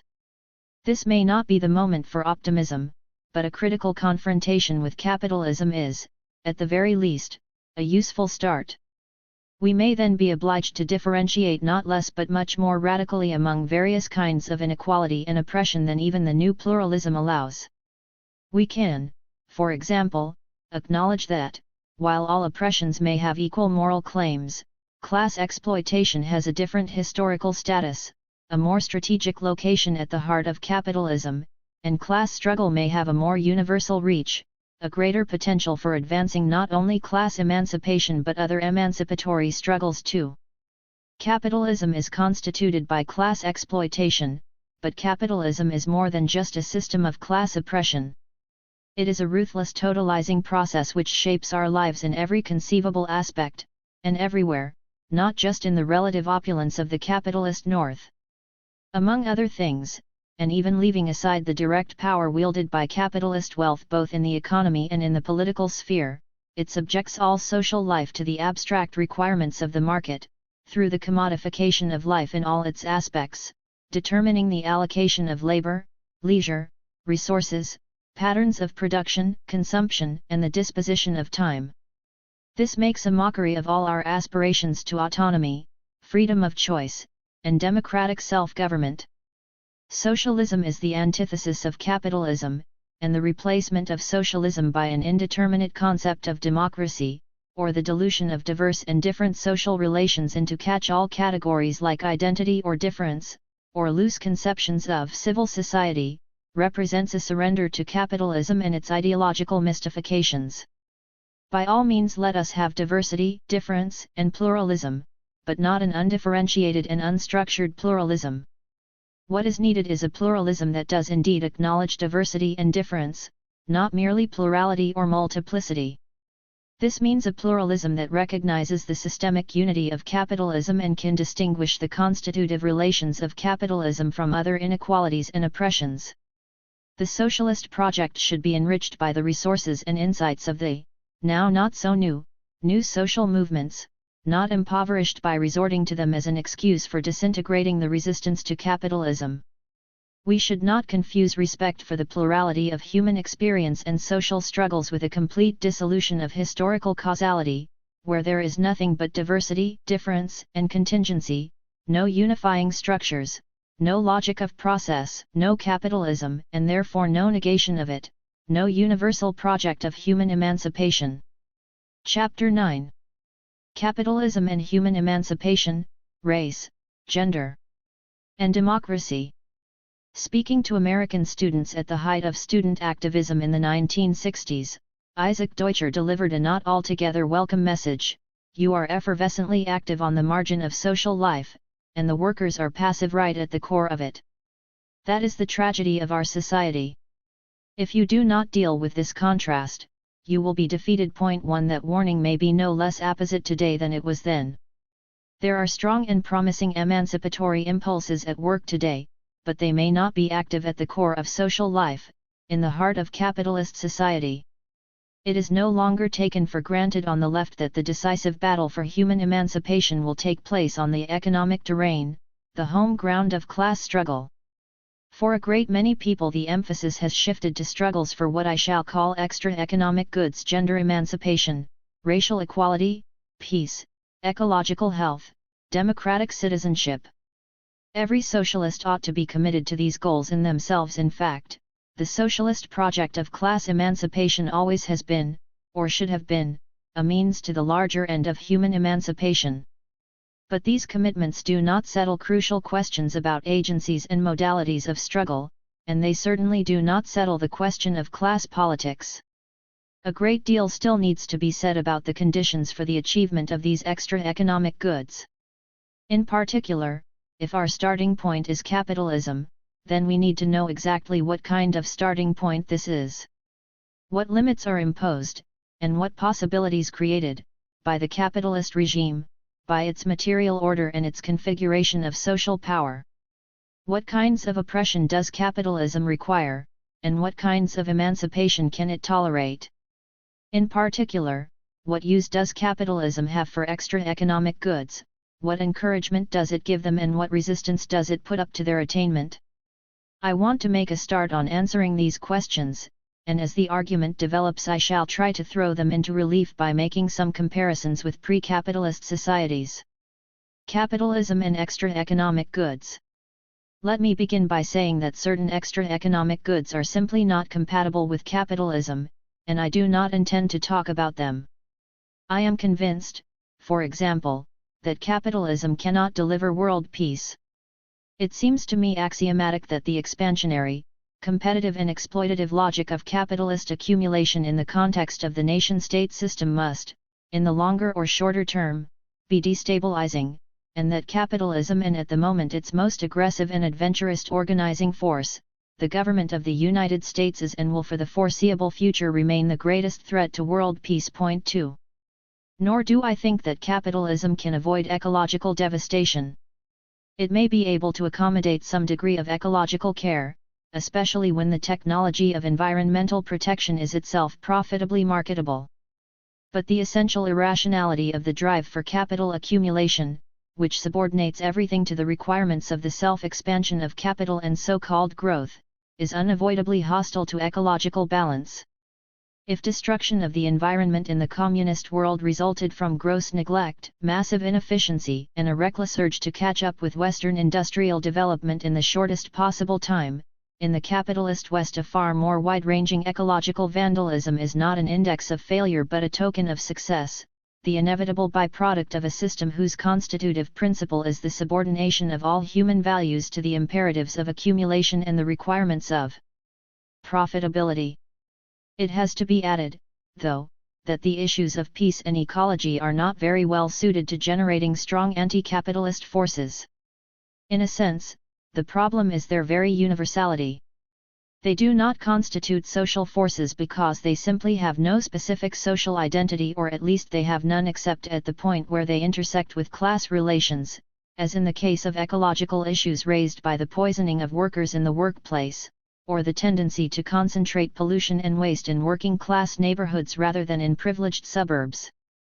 But, in the final analysis, it is no more in the interests of the capitalist than of the worker to be wiped out by a nuclear bomb or dissolved in acid rain. We might as well say that given the dangers of capitalism, no rational person should support it, but this, needless to say, is not how things work. The situation with race and gender is almost the reverse. Anti-racism and anti-sexism do have specific social identities, and they can generate strong social forces. But it is not so clear that racial or gender equality are antagonistic to capitalism, or that capitalism cannot tolerate them as it cannot deliver world peace or respect the environment. Each of these extra economic goods, then, has its own specific relation to capitalism. The first point about capitalism is that it is uniquely indifferent to the social identities of the people it exploits. This is a classic case of good news and bad news. First, the good news more or less. Unlike previous modes of production, capitalist exploitation is not inextricably linked with extra economic, juridical, or political identities, inequalities or differences. The extraction of surplus value from wage laborers takes place in a relationship between formally free and equal individuals and does not presuppose differences in juridical or political status. In fact, there is a positive tendency in capitalism to undermine such differences, and even to dilute identities like gender or race, as capital strives to absorb people into the labor market and to reduce them to interchangeable units of labor abstracted from any specific identity. On the other hand, capitalism is very flexible in its ability to make use of, as well as to discard, particular social oppressions. Part of the bad news is that capitalism is likely to co-opt whatever extra economic oppressions are historically and culturally available in any given setting. Such cultural legacies can, for example, promote the ideological hegemony of capitalism by disguising its inherent tendency to create underclasses. When the least privileged sectors of the working class coincide with extra economic identities like gender or race, as they so often do, it may appear that the blame for the existence of these sectors lies with causes other than the necessary logic of the capitalist system. It is not, of course, a matter of some capitalist conspiracy to deceive. For one thing, racism and sexism function so well in capitalist society partly because they can actually work to the advantage of certain sectors of the working class in the competitive conditions of the labor market. The point, though, is that if capital derives advantages from racism or sexism, it is not because of any structural tendency in capitalism toward racial inequality or gender oppression, but on the contrary because they disguise the structural realities of the capitalist system and because they divide the working class. At any rate, capitalist exploitation can in principle be conducted without any consideration for color, race, creed, gender, any dependence upon extra economic inequality or difference, and more than that, the development of capitalism has created ideological pressures against such inequalities and differences to a degree with no precedent in pre-capitalist societies. Race and gender. Here we immediately come up against some contradictions. Consider the example of race. Despite the structural indifference of capitalism to extra economic identities, or in some sense because of it, its history has been marked by probably the most virulent racisms ever known. The widespread and deep-rooted racism directed against blacks in the West, for example, is often attributed to the cultural legacy of colonialism and slavery which accompanied the expansion of capitalism. But on second thought, while this explanation is certainly convincing up to a point, by itself it is not enough. Take the extreme case of slavery. A comparison with the only other known historical examples of slavery on such a scale will illustrate that there is nothing automatic about the association of slavery with such virulent racism, and may suggest that there is something specific to capitalism in this ideological effect. In ancient Greece and Rome, despite the almost universal acceptance of slavery, the idea that it was justified by natural inequalities among human beings was not the dominant view. The one notable exception, Aristotle's conception of natural slavery, never gained currency. The more common view seems to have been that slavery was a convention, though a universal one, which was justifiable simply on the grounds of its usefulness. In fact, it was even conceded that this useful institution was contrary to nature. Such a view appears not only in Greek philosophy but was even recognized in Roman law. It has even been suggested that slavery was the only case in Roman law where there was an acknowledged conflict between the ius gentium, the conventional law of nations, and the ius naturae, the law of nature. 3. This is significant not because it led to the abolition of slavery, which it certainly did not, nor does it in any way mitigate the horrors of ancient slavery. It is worth noting because it suggests that, in contrast to modern slavery, there seemed to be no pressing need to find a justification for this evil institution in the natural, biological inferiority of certain races. Ethnic conflicts are probably as old as civilization, and defenses of slavery based, for example, on biblical stories about tainted inheritance have had a long history. There have also been theories of climatic determinism, from Aristotle to Bodin, but the determinants here are environmental rather than racial. Modern racism is something different, a more viciously systematic conception of inherent and natural inferiority, which emerged in the late 17th or early 18th century and culminated in the 19th century when it acquired the pseudoscientific reinforcement of biological theories of race, and continued to serve as an ideological support for colonial oppression even after the abolition of slavery. It is tempting to ask, then, what it was about capitalism that created this ideological need, this need for what amounts to a theory of natural, not just conventional, slavery. And at least part of the answer must lie in a paradox. While colonial oppression and slavery were growing in the outposts of capitalism, the workforce at home was increasingly proletarianized, and the expansion of wage labor, the contractual relation between formally free and equal individuals, carried with it an ideology of formal equality and freedom. In fact, this ideology, which on the juridical and political planes denies the fundamental inequality and unfreedom of the capitalist economic relation, has always been a vital element in the hegemony of capitalism. In a sense, then, it was precisely the structural pressure against extra economic difference which made it necessary to justify slavery by excluding slaves from the human race, making them non-persons standing outside the normal universe of freedom and equality. It is perhaps because capitalism recognizes no extra economic differences among human beings that people had to be rendered less than human in order to accommodate the slavery and colonialism which were so useful to capital at that historical moment. In Greece and Rome, it was enough to identify people as outsiders on the grounds that they were not citizens, or that they were not Greeks. The Romans, as we have seen, had a rather less exclusive conception of citizenship. In capitalism, the criterion for excommunication seems to be exclusion from the main body of the human race. Or consider the case of gender oppression. The contradictions here are not quite so glaring. If capitalism has been associated with a racism more virulent than ever before, I for one would find wholly unconvincing any claim that capitalism has produced more extreme forms of gender oppression than existed in pre-capitalist societies.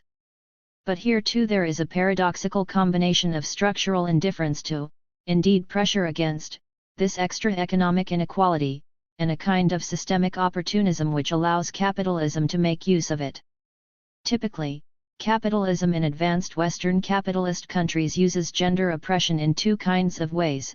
The first it shares with other extra economic identities, like race, or even age, and it is to some extent interchangeable with them as a means of constituting underclasses and providing ideological cover. The second use is specific to gender. It serves as a way of organizing social reproduction in what is thought, maybe incorrectly, to be the least expensive way. Point 4 With the existing organization of gender relations, the costs to capital of reproducing labor power can be kept down, or so it has generally been thought, by keeping the costs of childbearing and child-rearing in the private sphere of the family. But we have to recognize that, from the point of view of capital, this particular social cost is no different from any other. From the point of view of capital, maternity leaves or daycare centers are not qualitatively different from, say, old age pensions or unemployment insurance, in that they all involve an undesirable cost. Point 5 Capital is in general hostile to any such costs, though it has never been able to survive without at least some of them, but the point is that in this respect it is no more incapable of tolerating gender equality than of accepting the National Health Service or Social Security. Although capitalism can and does make ideological and economic use of gender oppression, then, this oppression has no privileged status in the structure of capitalism. Capitalism could survive the eradication of all oppressions specific to women as women, while it would not, by definition, survive the eradication of class exploitation. This does not mean that capitalism has made the liberation of women necessary or inevitable. But it does mean that there is no specific structural necessity for, nor even a strong systemic disposition to, gender oppression in capitalism. I shall have some things to say later about how capitalism differs in this respect from pre-capitalist societies. I have cited these examples to illustrate two major points: that capitalism does have a structural tendency away from extra economic inequalities, but that this is a two-edged sword. The strategic implications are that struggles conceived in purely extra economic terms as purely against racism or gender oppression, for example, are not in themselves fatally dangerous to capitalism, that they could succeed without dismantling the capitalist system, but that, at the same time, they are probably unlikely to succeed if they remain detached from an anti-capitalist struggle. Capitalism and the devaluation of political goods. The ambiguities of capitalism are particularly evident, as we have seen, in its relationship with democratic citizenship.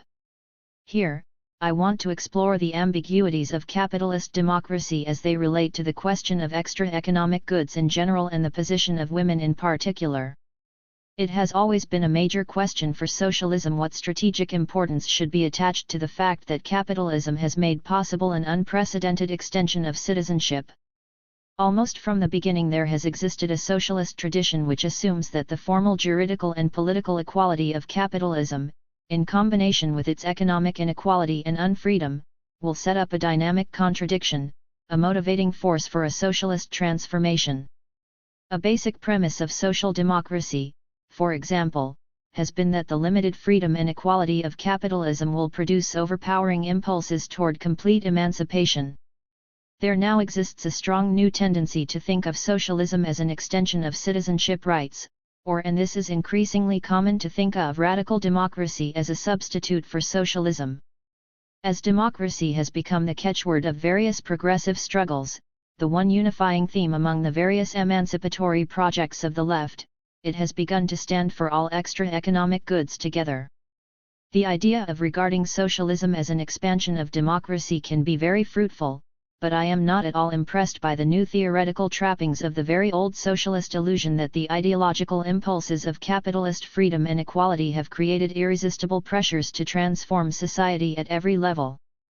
The effects of capitalist democracy have been much more ambiguous than that, and this conception of social transformation is just a sleight of hand which invites us to imagine, if not a smooth transition from capitalist democracy to socialist, or radical, democracy, then a substantial realization of democratic aspirations within the interstices of capitalism.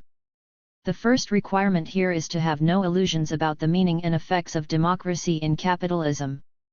This means understanding not only the limits of capitalist democracy, the fact that even a democratic capitalist state will be constrained by the demands of capital accumulation, and the fact that liberal democracy leaves capitalist exploitation essentially intact, but more particularly the devaluation of democracy discussed in our earlier comparisons between ancient and modern democracy. The critical point is that the status of political goods is in large part determined by their particular location in the system of social property relations. Here again, the contrast with pre-capitalist societies of various kinds is instructive.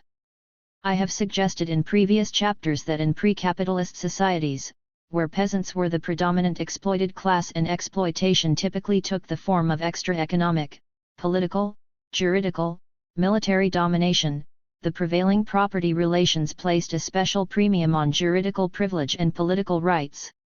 So just as medieval lordship inseparably united political and economic power, so too peasant resistance to economic exploitation could take the form of demanding a share in the privileged juridical and political status of their overlords as, for example, in the famous English peasant revolt in 1381, provoked by the attempt to impose a poll tax, in which the rebel leader Wat Tyler formulated peasant grievances as a demand for the equal distribution of lordship among all men. This, however, would have meant the end of feudalism. In contrast to capitalism, the salience of political rights imposed an absolute limit on their distribution. For peasants' economic power against exploitation depended to a great extent on the scope of jurisdiction permitted to their own political community, the village, as against the powers of landlord and state. By definition, any extension of the village community's jurisdiction encroached upon and circumscribed the landlord's powers of exploitation. Some powers, however, were more important than others. In contrast to capitalism, the pre-capitalist landlord or the surplus-extracting state did not depend on controlling the process of production as much as on coercive powers of surplus extraction. The pre-capitalist peasant, who retained possession of the means of production, generally remained in control of production, both individually and collectively through his village community. It was a characteristic of feudalism, as of other pre-capitalist forms, that the act of appropriation was generally much more clearly separate from the process of production than it is in capitalism. The peasant produced, the landlord then extracted rent, or the state appropriated tax, or else the peasant produced one day on his own plot and for his own household needs, and on another day on the landlord's domain, or in some kind of service for the state. So the appropriative powers of landlord or state could be preserved even with a considerable degree of independence for peasants in organizing production, so long as the jurisdiction of the peasant community did not cross the line to control of the juridical and political mechanisms of surplus extraction. Peasant communities have from time to time pressed hard against those barriers, achieving a substantial degree of independence in their local political institutions, setting up their own local magistrates in place of landlord representatives, imposing their own local charters, and so on. And to the extent that they have achieved this degree of political independence, they have also limited their economic exploitation. But, as I suggested in Chapter 7, the barrier between village and state has generally defeated attempts to overcome the subjection of the peasant, and Athenian democracy may be the one case where that final barrier was breached and where the village community did not remain outside the state, and subject to it, as something alien. 6. I have argued that by far the most revolutionary aspect of ancient Athenian democracy was the unique, and never equaled, position of the peasant as citizen, and with it the position of the village in its relation to the state.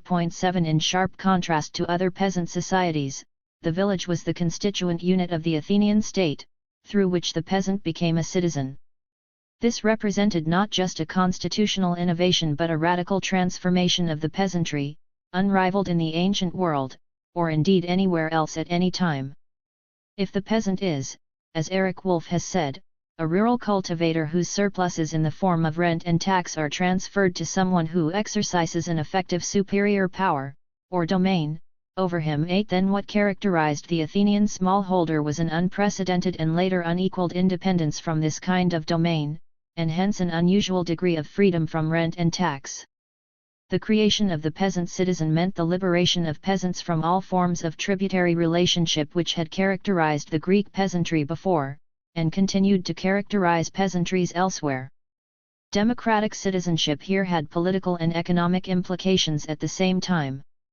We saw in Chapter 6 how radically the ancient democracy differed from other advanced civilizations of the ancient world, in the Near East and Asia, as well as Bronze Age Greece, in respect to the relation between rulers and producers, how sharply the democratic polis diverged from the widespread pattern of appropriating states and subject villages of peasant producers, and from the rule universally recognized everywhere under heaven, that those who work with their minds rule, while those who work with their bodies are ruled. 9. It was no accident that, when anti-democratic Greek philosophers like Plato and Aristotle depicted their ideal states, they very consciously and explicitly reinstated the principle of division between rulers and producers, a principle whose violation they clearly regarded as essential to Athenian democracy.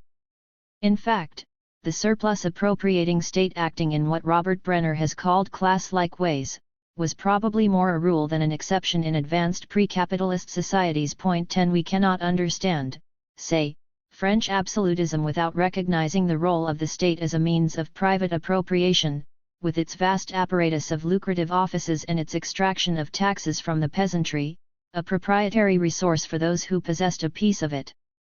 For that matter, we cannot understand an upheaval like the French Revolution without recognizing that a major issue in it was access to this lucrative resource. 11. If these very diverse cases have in common a unity of political and economic power which gives political rights a special value, the devaluation of political goods in capitalism rests on the separation of the economic and the political. The status of political goods is bound to be diminished by the autonomy of the economic sphere, the independence of capitalist exploitation from direct coercive power, the separation of appropriation from the performance of public functions, the existence of a separate purely political sphere distinct from the economy, which makes possible for the first time a democracy that is only political, without the economic and social implications attached to ancient Greek democracy. To put the point differently, the separation of the political and the economic in capitalism means the separation of communal life from the organization of production. For instance, there is nothing comparable to the communal regulation of production exercised by the village community in many peasant economies. And political life in capitalism is separated from the organization of exploitation. At the same time, capitalism also brings production and appropriation together in an inseparable unity. The act of appropriation in capitalism, the extraction of surplus value, is inseparable from the process of production, and both these processes have been detached from the political sphere and, so to speak, privatized. All this has implications for the conditions of resistance. There is, for example, no parallel in capitalism to the function of the village commune as a form of peasant class organization in the struggle against lordly exploitation, that is, a form of class organization that is inseparably economic and political at once. In capitalism, a great deal can happen in politics and community organization at every level without fundamentally affecting the exploitative powers of capital or fundamentally changing the decisive balance of social power. Struggles in these arenas remain vitally important, but they have to be organized and conducted in the full recognition that capitalism has a remarkable capacity to distance democratic politics from the decisive centers of social power and to insulate the power of appropriation and exploitation from democratic accountability. To sum up, in pre-capitalist societies, extra economic powers had a special importance because the economic power of appropriation was inseparable from them. One might speak here of a scarcity of extra economic goods because they were too valuable to be widely distributed. We might, then, characterize the situation of extra economic goods in capitalism by saying that it has overcome that scarcity. It has made possible a far wider distribution of extra economic goods, and specifically the goods associated with citizenship, than was ever possible before. But it has overcome scarcity by devaluing the currency. The position of women. What I have said about the devaluation of political rights applies, of course, to everyone, men and women alike, but it has some interesting consequences for women in particular, or rather for gender relations, which go well beyond purely political questions. First, there is the obvious fact that women under capitalism have achieved political rights undreamed of in earlier societies, and I think it is safe to say that the general tendency toward at least formal equality has created pressures in favor of women's emancipation with no historical precedent. This achievement was not, needless to say, one without a considerable struggle, but the very idea that political emancipation was something women could aspire to and struggle for was fairly late in its appearance on the historical agenda. In part, this development can be put down to the general devaluation of political goods, which has made it possible for dominant groups to be less discriminating about their distribution. But in this case, there is much more at stake than formal rights of citizenship. Let us return to our pre-capitalist examples. We have focused our attention on the typical combination of peasant production and extra economic exploitation. Now we can consider what this meant for the position of women. Here it is important to keep in mind that where peasants have been the primary producers and sources of surplus, as they typically have been in pre-capitalist societies, it is not just the peasant himself but the peasant household that has constituted the basic unit of production, as well as, and this point needs to be stressed, the basic unit of exploitation.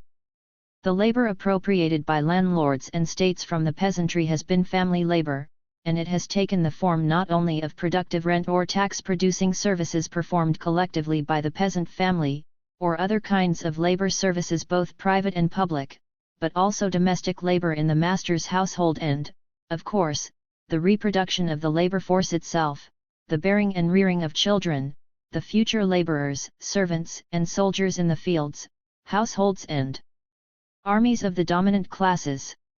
The division of labor within the peasant family, then, has been deeply and inextricably linked to the demands placed upon the household unit by its role in the process of exploitation. Whatever may have been the historical reasons for particular sexual divisions of labor within the household, in class societies they have always been distorted by hierarchical, coercive, and antagonistic production relations between the household and forces outside it. It is particularly important to remember that pre-capitalist peasants generally kept control of the production process, while landlords increased their surpluses not so much by directing production as by employing and enhancing their powers of surplus extraction, that is to say, their jurisdictional, political and military powers. Apart from the general implications of this fact for the distribution of political rights, it also had implications for gender relations within the peasant household. The critical point can be summed up by saying that wherever there is exploitation there has to be hierarchy and coercive discipline, and that in this case they are concentrated in the household and become inseparable from the day-to-day relations of the family. There can be no clear separation here between family relationships and the organization of the workplace of the kind that has developed under capitalism. It has been said that the peasant's dilemma is that he is both an economic agent and the head of a household, and the peasant household is both an economic unit and a home. On the one hand, the household must meet its own demands as a unit of consumption and as a set of effective relationships, and also the demands of the peasant community of which it is a part. On the other hand, from the point of view of the exploiter, the peasant household is, as Eric Wolf has put it, a source of labor and goods with which to increase his fund of power. 12. One consequence of this contradictory unity seems to be that the household reproduces the hierarchical and coercive relations between exploiter and exploited. As the organizer of production, the head of the household in a sense acts as the agent of his own exploiter. It is possible, of course, to say that there is no absolute necessity for that hierarchical structure to take the form of male dominance, though it has generally, if not universally, done so. But apart from any other factors that may encourage this particular form of hierarchy, such as differences in physical strength, or the reproductive functions that occupy the woman's energies and time, there is a disposition to male dominance inherent in the relation between the pre-capitalist peasant household and the world of landlords and the state. Again, that relation is inseparably economic and political at once. Since the exploitative powers confronting the peasant household are typically extra-economic, that is, juridical, political and military, they are inescapably linked to the one social function that has been most universally a male monopoly: armed violence. In other words, the organization of society in general, and specifically the nature of the ruling class, places a special premium on male dominance. The power and prestige attached to the male role in the society at large and in the dominant ideology of the ruling class have typically had the effect of reinforcing the authority of the male both in political and ceremonial functions within the peasant community and inside the household. If inside the household the head is the agent of landlord and state, outside it he is also the household's political representative, in the encounter with the male-dominated extra-economic powers of landlords and state. So the extra-economic, political coercive character of pre-capitalist exploitation tends to reinforce any other dispositions to male dominance within the peasant household. Incidentally, one significant test of these propositions might be to imagine a dependent family of producers in which the male has no such political role outside the household, or where the surrounding social relations are not of this extra-economic kind. The closest approximation is perhaps the slave family of the American South, a group of people completely deracinated, cut off from their communal roots, without juridical and political standing, and inserted into a capitalist economy. And it turns out that one of the distinctive characteristics of the American slave family, even in the midst of a society where male dominance remained very tenacious, was the unusual authority of the woman. At any rate, in capitalism the organization of production and exploitation is generally not so closely connected with the organization of the household, nor is the power of exploitation directly extra-economic, political, or military. Although capitalism has an unprecedented drive for accumulation, it fills this need mainly by increasing labor productivity rather than by means of directly coercive surplus extraction. Of course, the compulsion to maximize productivity and profitability, and the resulting antagonism of interest between capital and labor, create a need for a hierarchical and highly disciplined organization of production, but capitalism does not concentrate these antagonisms, this hierarchical and coercive organization, in the household. They have a separate locale in the workplace. Even where the home is more closely tied to the workplace, as, say, in the small family farm, the capitalist market creates relations of its own with the outside world which differ from and supersede the old relations with the peasant community and the political, juridical, and military powers of pre-capitalist landlords and states.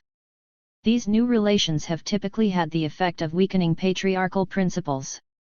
The major factors disposing feudalism to male domination are missing here, that is, the unity between the organization of production and exploitation and the organization of the family, the extra-economic relation between exploiters and exploited, and so on. Where feudalism operated through a relation between lord or state and the household, mediated through the male, capital strives for direct and unmediated relations with individuals, male or female, who from the point of view of capital take on the identity of abstract labor. Men who are interested in maintaining old patterns of male domination have been forced to defend them against the dissolving effects of capitalism, for instance, against the effects of growing numbers of women leaving the household to enter the wage labor force. Capitalism and the contraction of the extra-economic domain. These, then, are the various consequences of capitalism's separation of economic exploitation from extra-economic power and identities. There remains something more to be said about its ideological effects. It has become commonplace among post-Marxist theorists and their successors to say not only that capitalist democracy has produced powerful ideological impulses toward every kind of freedom and equality, but also that the economy has a limited importance in people's experience, that the autonomy of politics and the openness of social identities are the essence of our current situation in the capitalist West. Let us look at the features of capitalism to which these propositions apparently refer.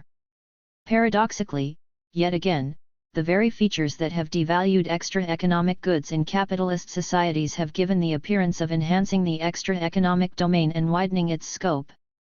This appearance has been taken for reality by capitalist ideologues who assure us that liberal capitalism is the last word in freedom and democracy, not to mention the end of history, and it now appears that people on the left are, for better or worse, accepting it too.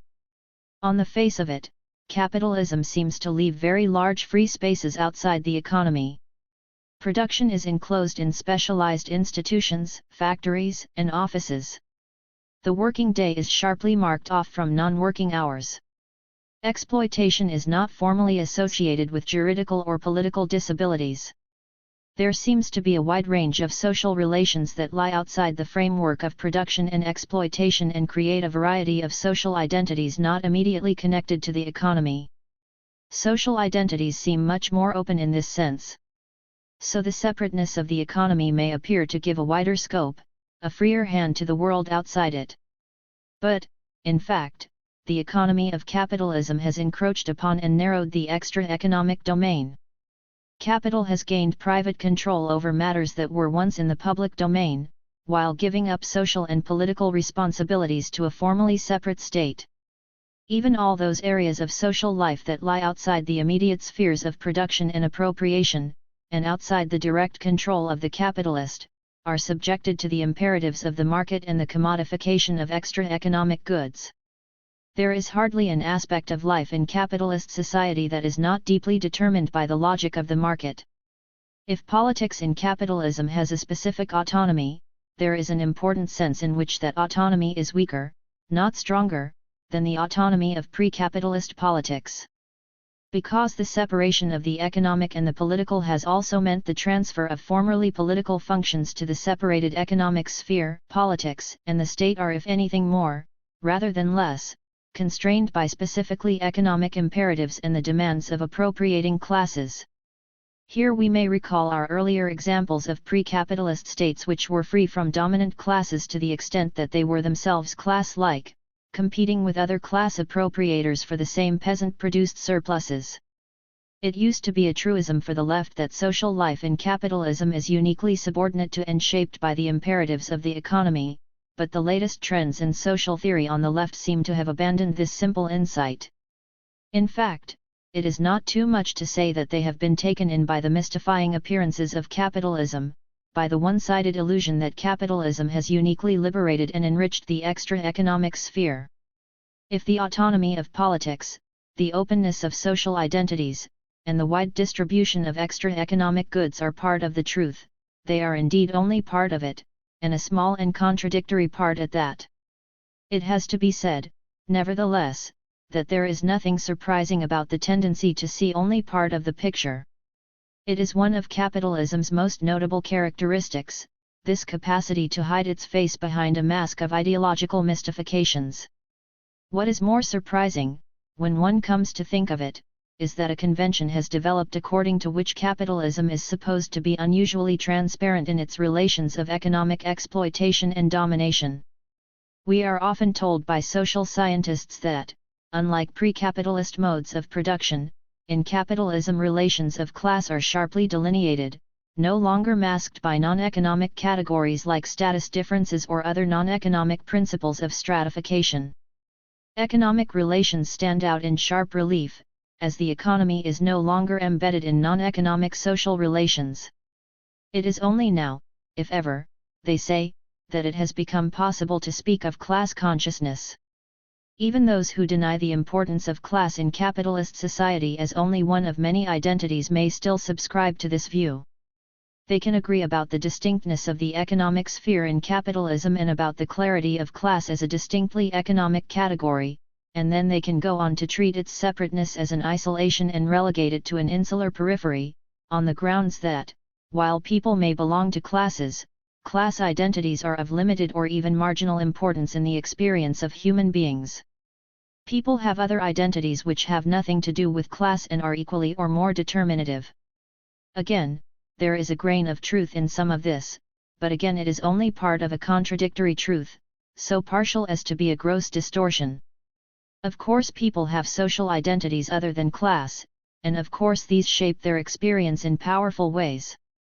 But this simple truism will not advance our understanding very far, and it certainly will not tell us much about how these identities should figure in the construction of a socialist politics or indeed any emancipatory program as long as we remain vague about what these identities mean, not only what they reveal about people's experience but also what they conceal. Far too little attention has been given to capitalism's unprecedented capacity to mask exploitation and class, or rather, there is a growing failure to acknowledge that this mask is precisely a mask. Capitalist exploitation, far from being more transparent than other forms, is more opaque than any other, as Marx pointed out, masked by the obscurity of the relation between capital and labor, in which the unpaid portion of labor is completely disguised in the exchange of labor power for a wage, where the capitalist pays the worker in contrast, for example, to the peasant who pays rent to a lord.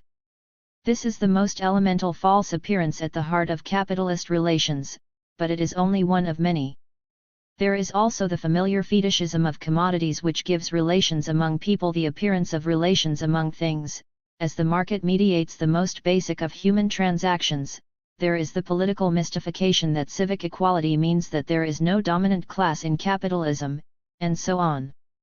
All this is familiar enough, but it needs to be emphasized that capitalist exploitation and unfreedom are in many ways less, not more, transparent than pre-capitalist domination. The exploitation of the medieval peasant, for example, was made more rather than less visible by feudalism's juridical acknowledgement of his dependence. In contrast, the juridical equality, contractual freedom, and citizenship of the worker in a capitalist democracy are likely to obscure the underlying relations of economic inequality, unfreedom and exploitation.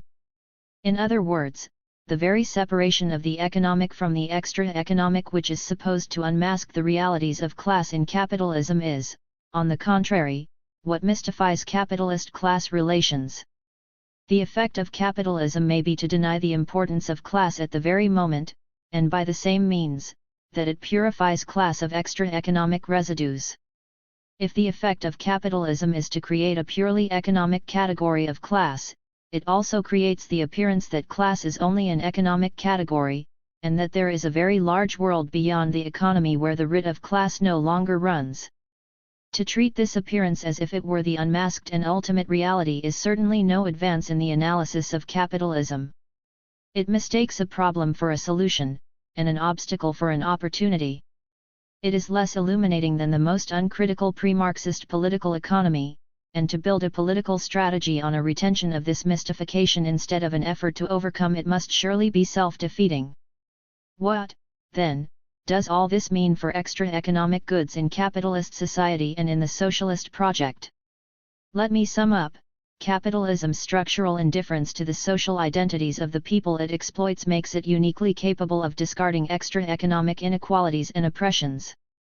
This means that while capitalism cannot guarantee emancipation from, say, gender or racial oppression, neither can the achievement of these emancipations guarantee the eradication of capitalism.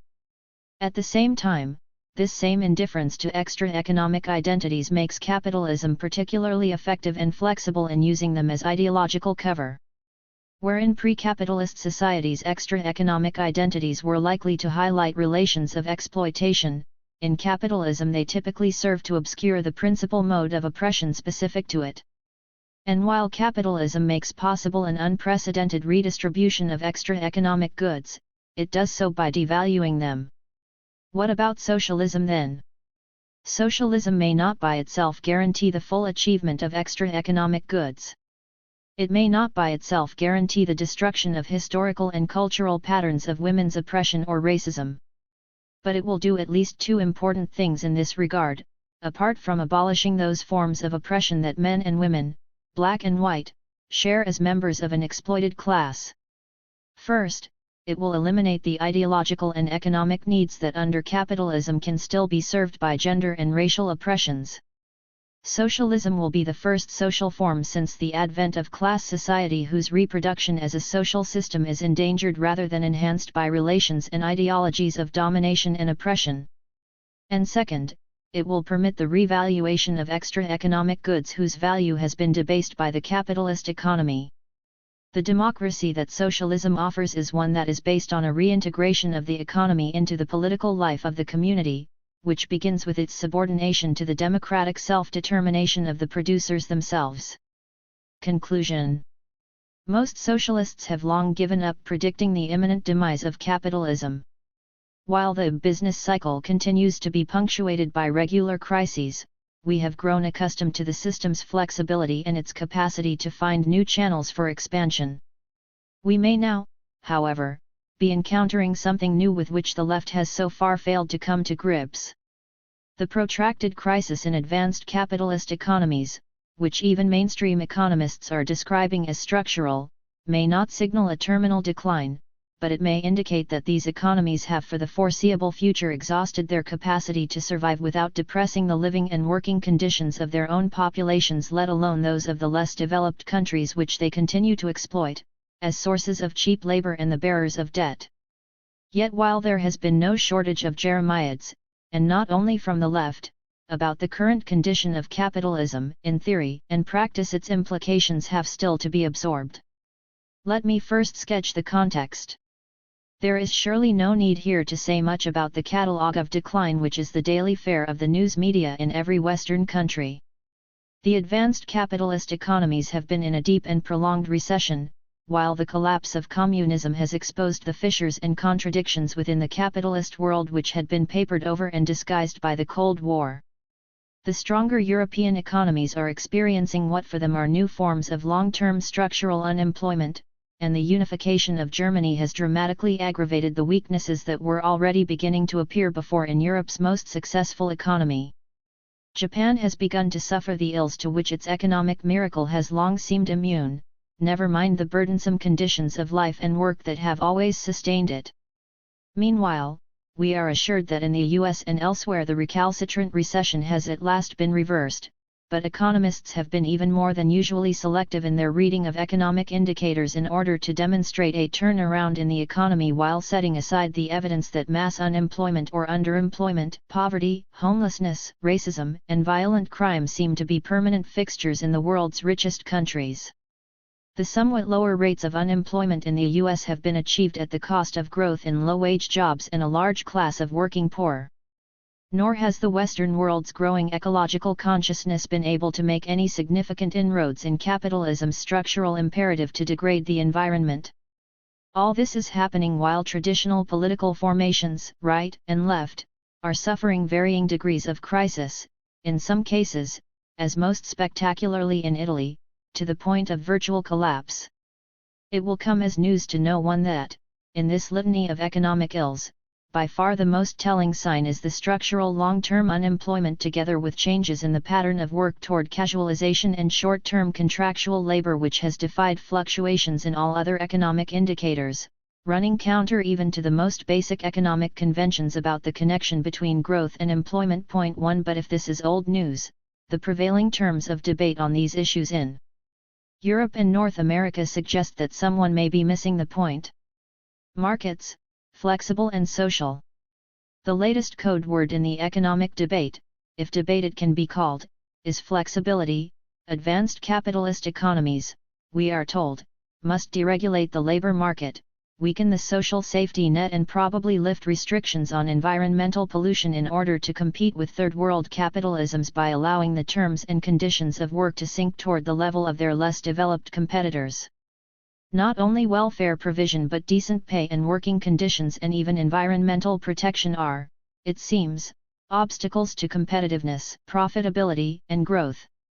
This by itself may not be so new, at least on the far right, but there appears to be a new willingness to be explicit about the need to depress the condition of workers in the interest of flexible labor markets and a new inclination to include among the enemies of flexibility even rights and protections that all but the most rabid neoconservatives might once have left intact. There may also be a new leftward drift of this demand for flexibility.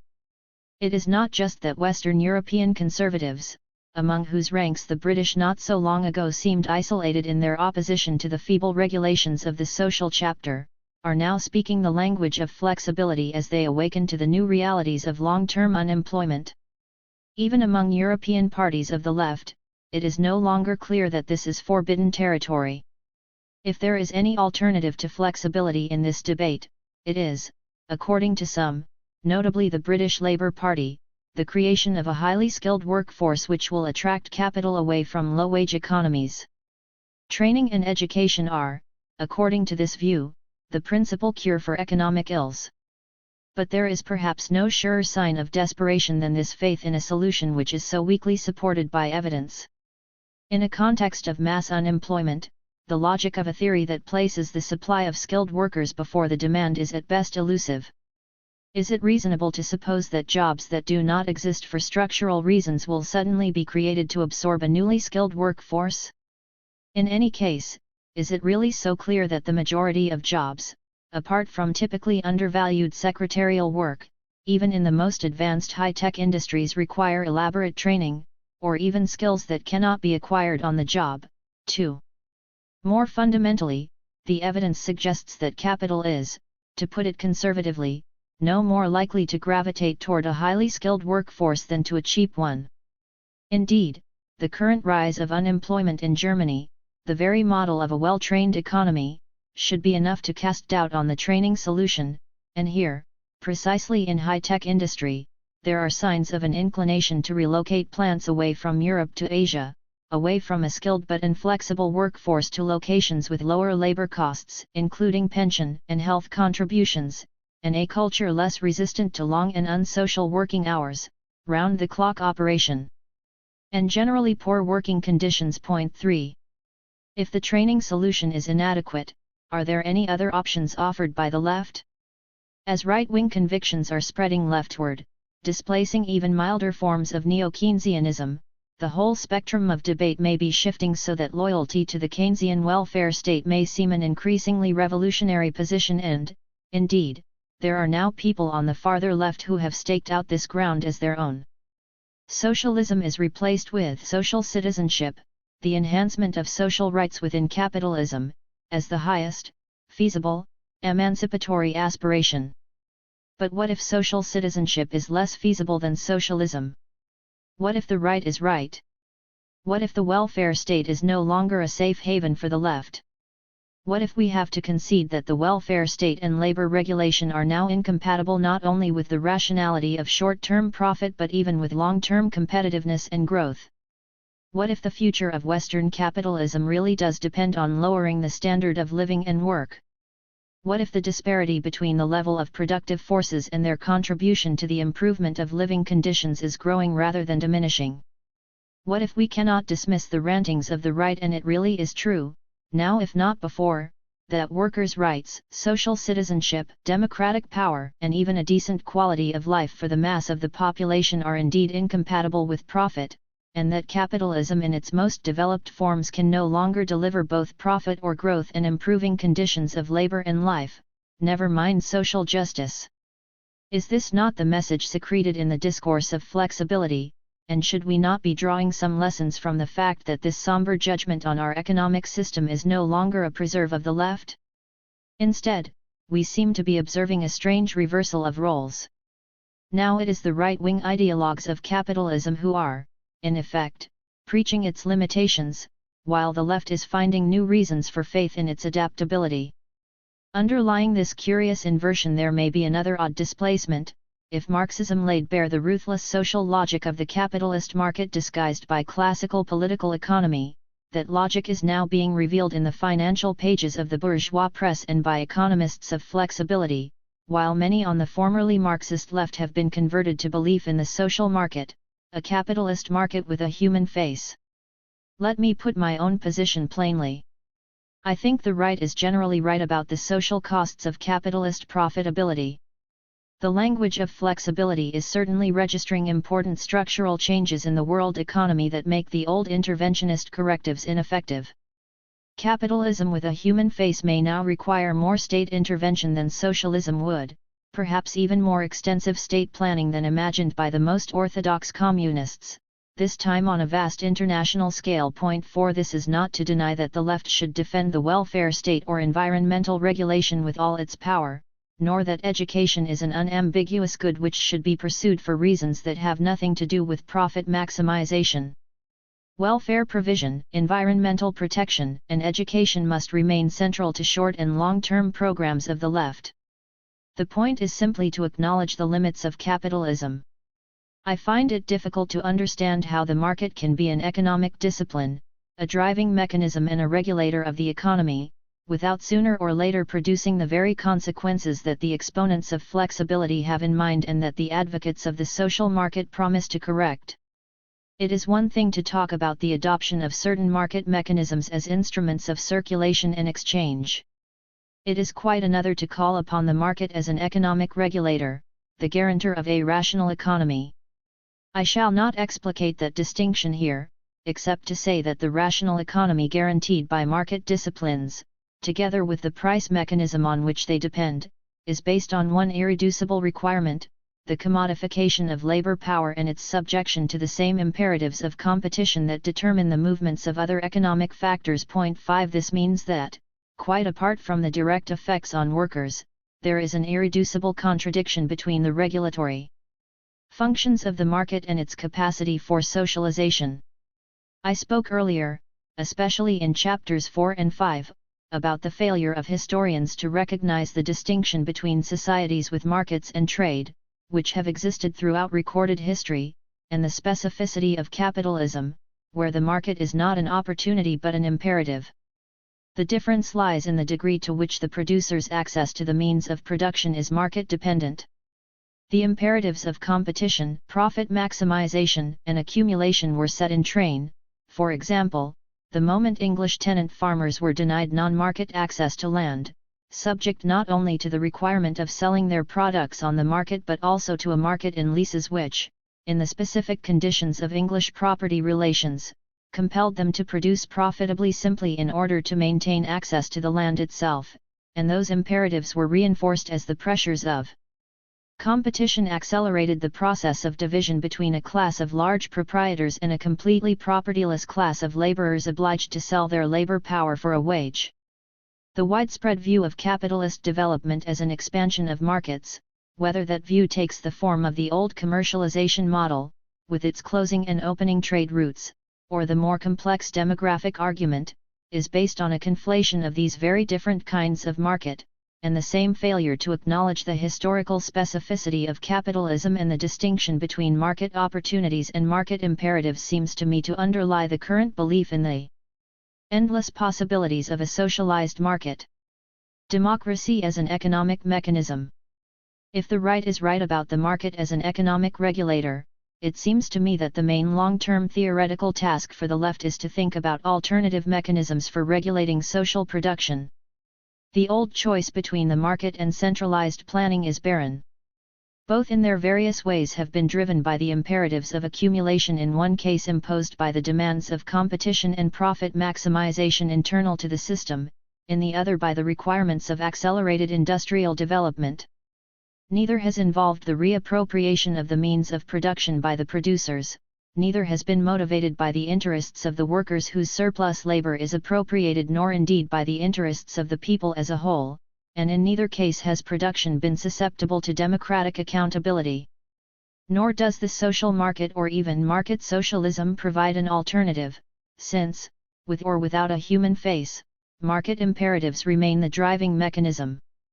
In today's world economy, as the social market begins to look more utopian, less feasible, even a contradiction in terms, it may now be more rather than less realistic to think about radical alternatives. I have suggested throughout this book that the capitalist market is a political as well as an economic space, a terrain not simply of freedom and choice but of domination and coercion. I now want to suggest that democracy needs to be reconceived not simply as a political category but as an economic one. What I mean is not simply economic democracy as a greater equality of distribution.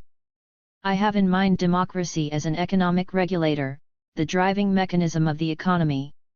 Here Marx's free association of direct producers, which does not, even in Marx's terms, include only manual workers or people directly involved in material production 6, is a good place to start. It stands to reason that the likeliest place to begin the search for a new economic mechanism is at the very base of the economy, in the organization of labor itself. But the issue is not simply the internal organization of enterprises, and even the reappropriation of the means of production by the producers, while a necessary condition, would not be sufficient, as long as possession remains market-dependent and subject to the old imperatives. The freedom of the free association implies not only democratic organization but emancipation from economic coercions of this kind. Establishing a democratic organization of direct producers, as distinct from the present hierarchical structure of the capitalist enterprise, is in some respects the easy part. Up to a point, even capitalist firms can accommodate alternative organizations such as the team concept. There is, to be sure, nothing especially democratic about the team concept as it actually operates in capitalist enterprises, but even with the most democratically organized teams, such enterprises would be governed not by the self-determined objectives of those who work in them but by imperatives imposed upon them from without, not even by the needs and desires of the majority of citizens, but by the interests of employers and the coercions imposed by the capitalist market itself, the imperatives of competition, productivity, and profit maximization. And, of course, the workers would remain vulnerable to dismissal and plant closures, the market's ultimate discipline. At any rate, these new modes of organization are conceived not as new forms of democracy, making the organization more accountable to its workers, or to the community at large, but on the contrary, as means of making the workers more responsive to the economic needs of the organization. These organizations do not satisfy the most basic criteria of democracy, since the people, neither the workers nor the citizen body as a whole, are not in any sense sovereign, nor is the primary purpose of the organization to enhance the quality of life enjoyed by its members or even to pursue goals which they have set for themselves. Even outright takeover by workers would not by itself circumvent the alienation of power to the market. Anyone who has listened in on the debates surrounding the buyout of United Airlines in the US will understand the problem. The most powerful argument the workers were able to muster in defense of their bid was that they would be no less responsive than their capitalist employers had been to market imperatives, including, it must be supposed, the disciplines of closure and dismissal without which the market cannot function as a regulator. New, More democratic ways of organizing the workplace and workers' takeovers are admirable objectives in themselves and potentially the basis of something more, but, even if all enterprises were taken over in this way, there would remain the problem of detaching them from market imperatives. Certain instruments and institutions now associated with the market would undoubtedly be useful in a truly democratic society, but the moving force of the economy would have to emanate not from the market but from within the self-active association of producers. And if the motivating force of the economy were to be found within the democratic enterprise, in the interests and objectives of the self-active workers themselves, modalities would have to be found for harnessing those interests and objectives to the management of the economy as a whole and to the well-being of the larger community, and that means, in the first instance, working out the modalities of interaction among enterprises. I do not pretend to know the answers, but, as always, the questions need to be clarified first. And, on that score, we have barely made a start, to judge by the state of current debates.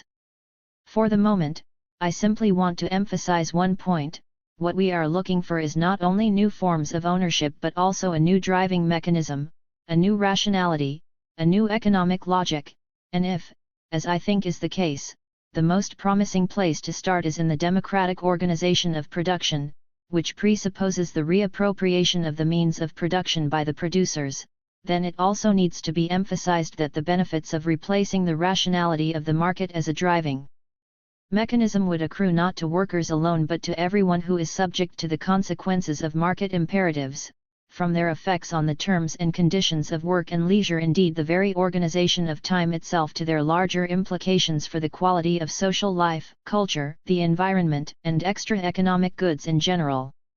In the meantime, the current logic of the market is having immediate effects for which the left as it is now constituted is politically and theoretically unprepared. The very developments that are supposed to reinvigorate Western capitalism, European integration and North American free trade seem to be creating conditions for new class confrontations between capital and labor. For example, as NAFTA, transparently designed to depress the conditions of labor in the U.S. to converge with its Mexican neighbors, has been instituted against the resistance of organized labor, European integration is having the effect of weakening the mechanisms such as deficits and devaluation by which European national economies have in the past been able to accommodate wage rises and to cushion unemployment. The effects have already been manifested in a spate of labor unrest in Europe and in an increasing politicization of trade unions, most significantly, and symptomatically, in Germany. At the same time, one of the Asian miracles, Korea, is now for the first time experiencing a modern class politics, while Russia and the so-called new democracies have become fertile ground for class conflict as market disciplines take hold. Where are the political and intellectual resources to deal with these developments, when parties of the left have abandoned the terrain of class politics while the new post-left is off in search of identity?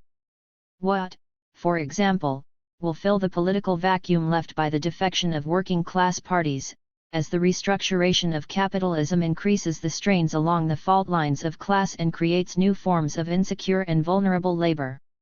More right-wing extremism, perhaps? No one can deny that the New World Order sets wholly new tasks for the left, as for everyone else.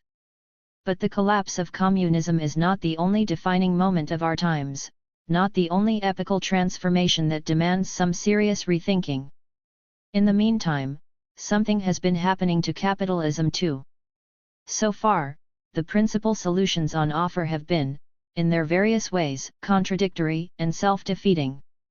The flexible market enhances flexibility and competitiveness by undermining its own foundations as it subtracts consumers from the market, while the social market, by submitting itself to capitalist imperatives, sets strict limits on its own capacity to humanize capitalism. The lesson we may be obliged to draw from our current economic and political condition is that a humane, social, truly democratic, and equitable capitalism is more unrealistically utopian than socialism.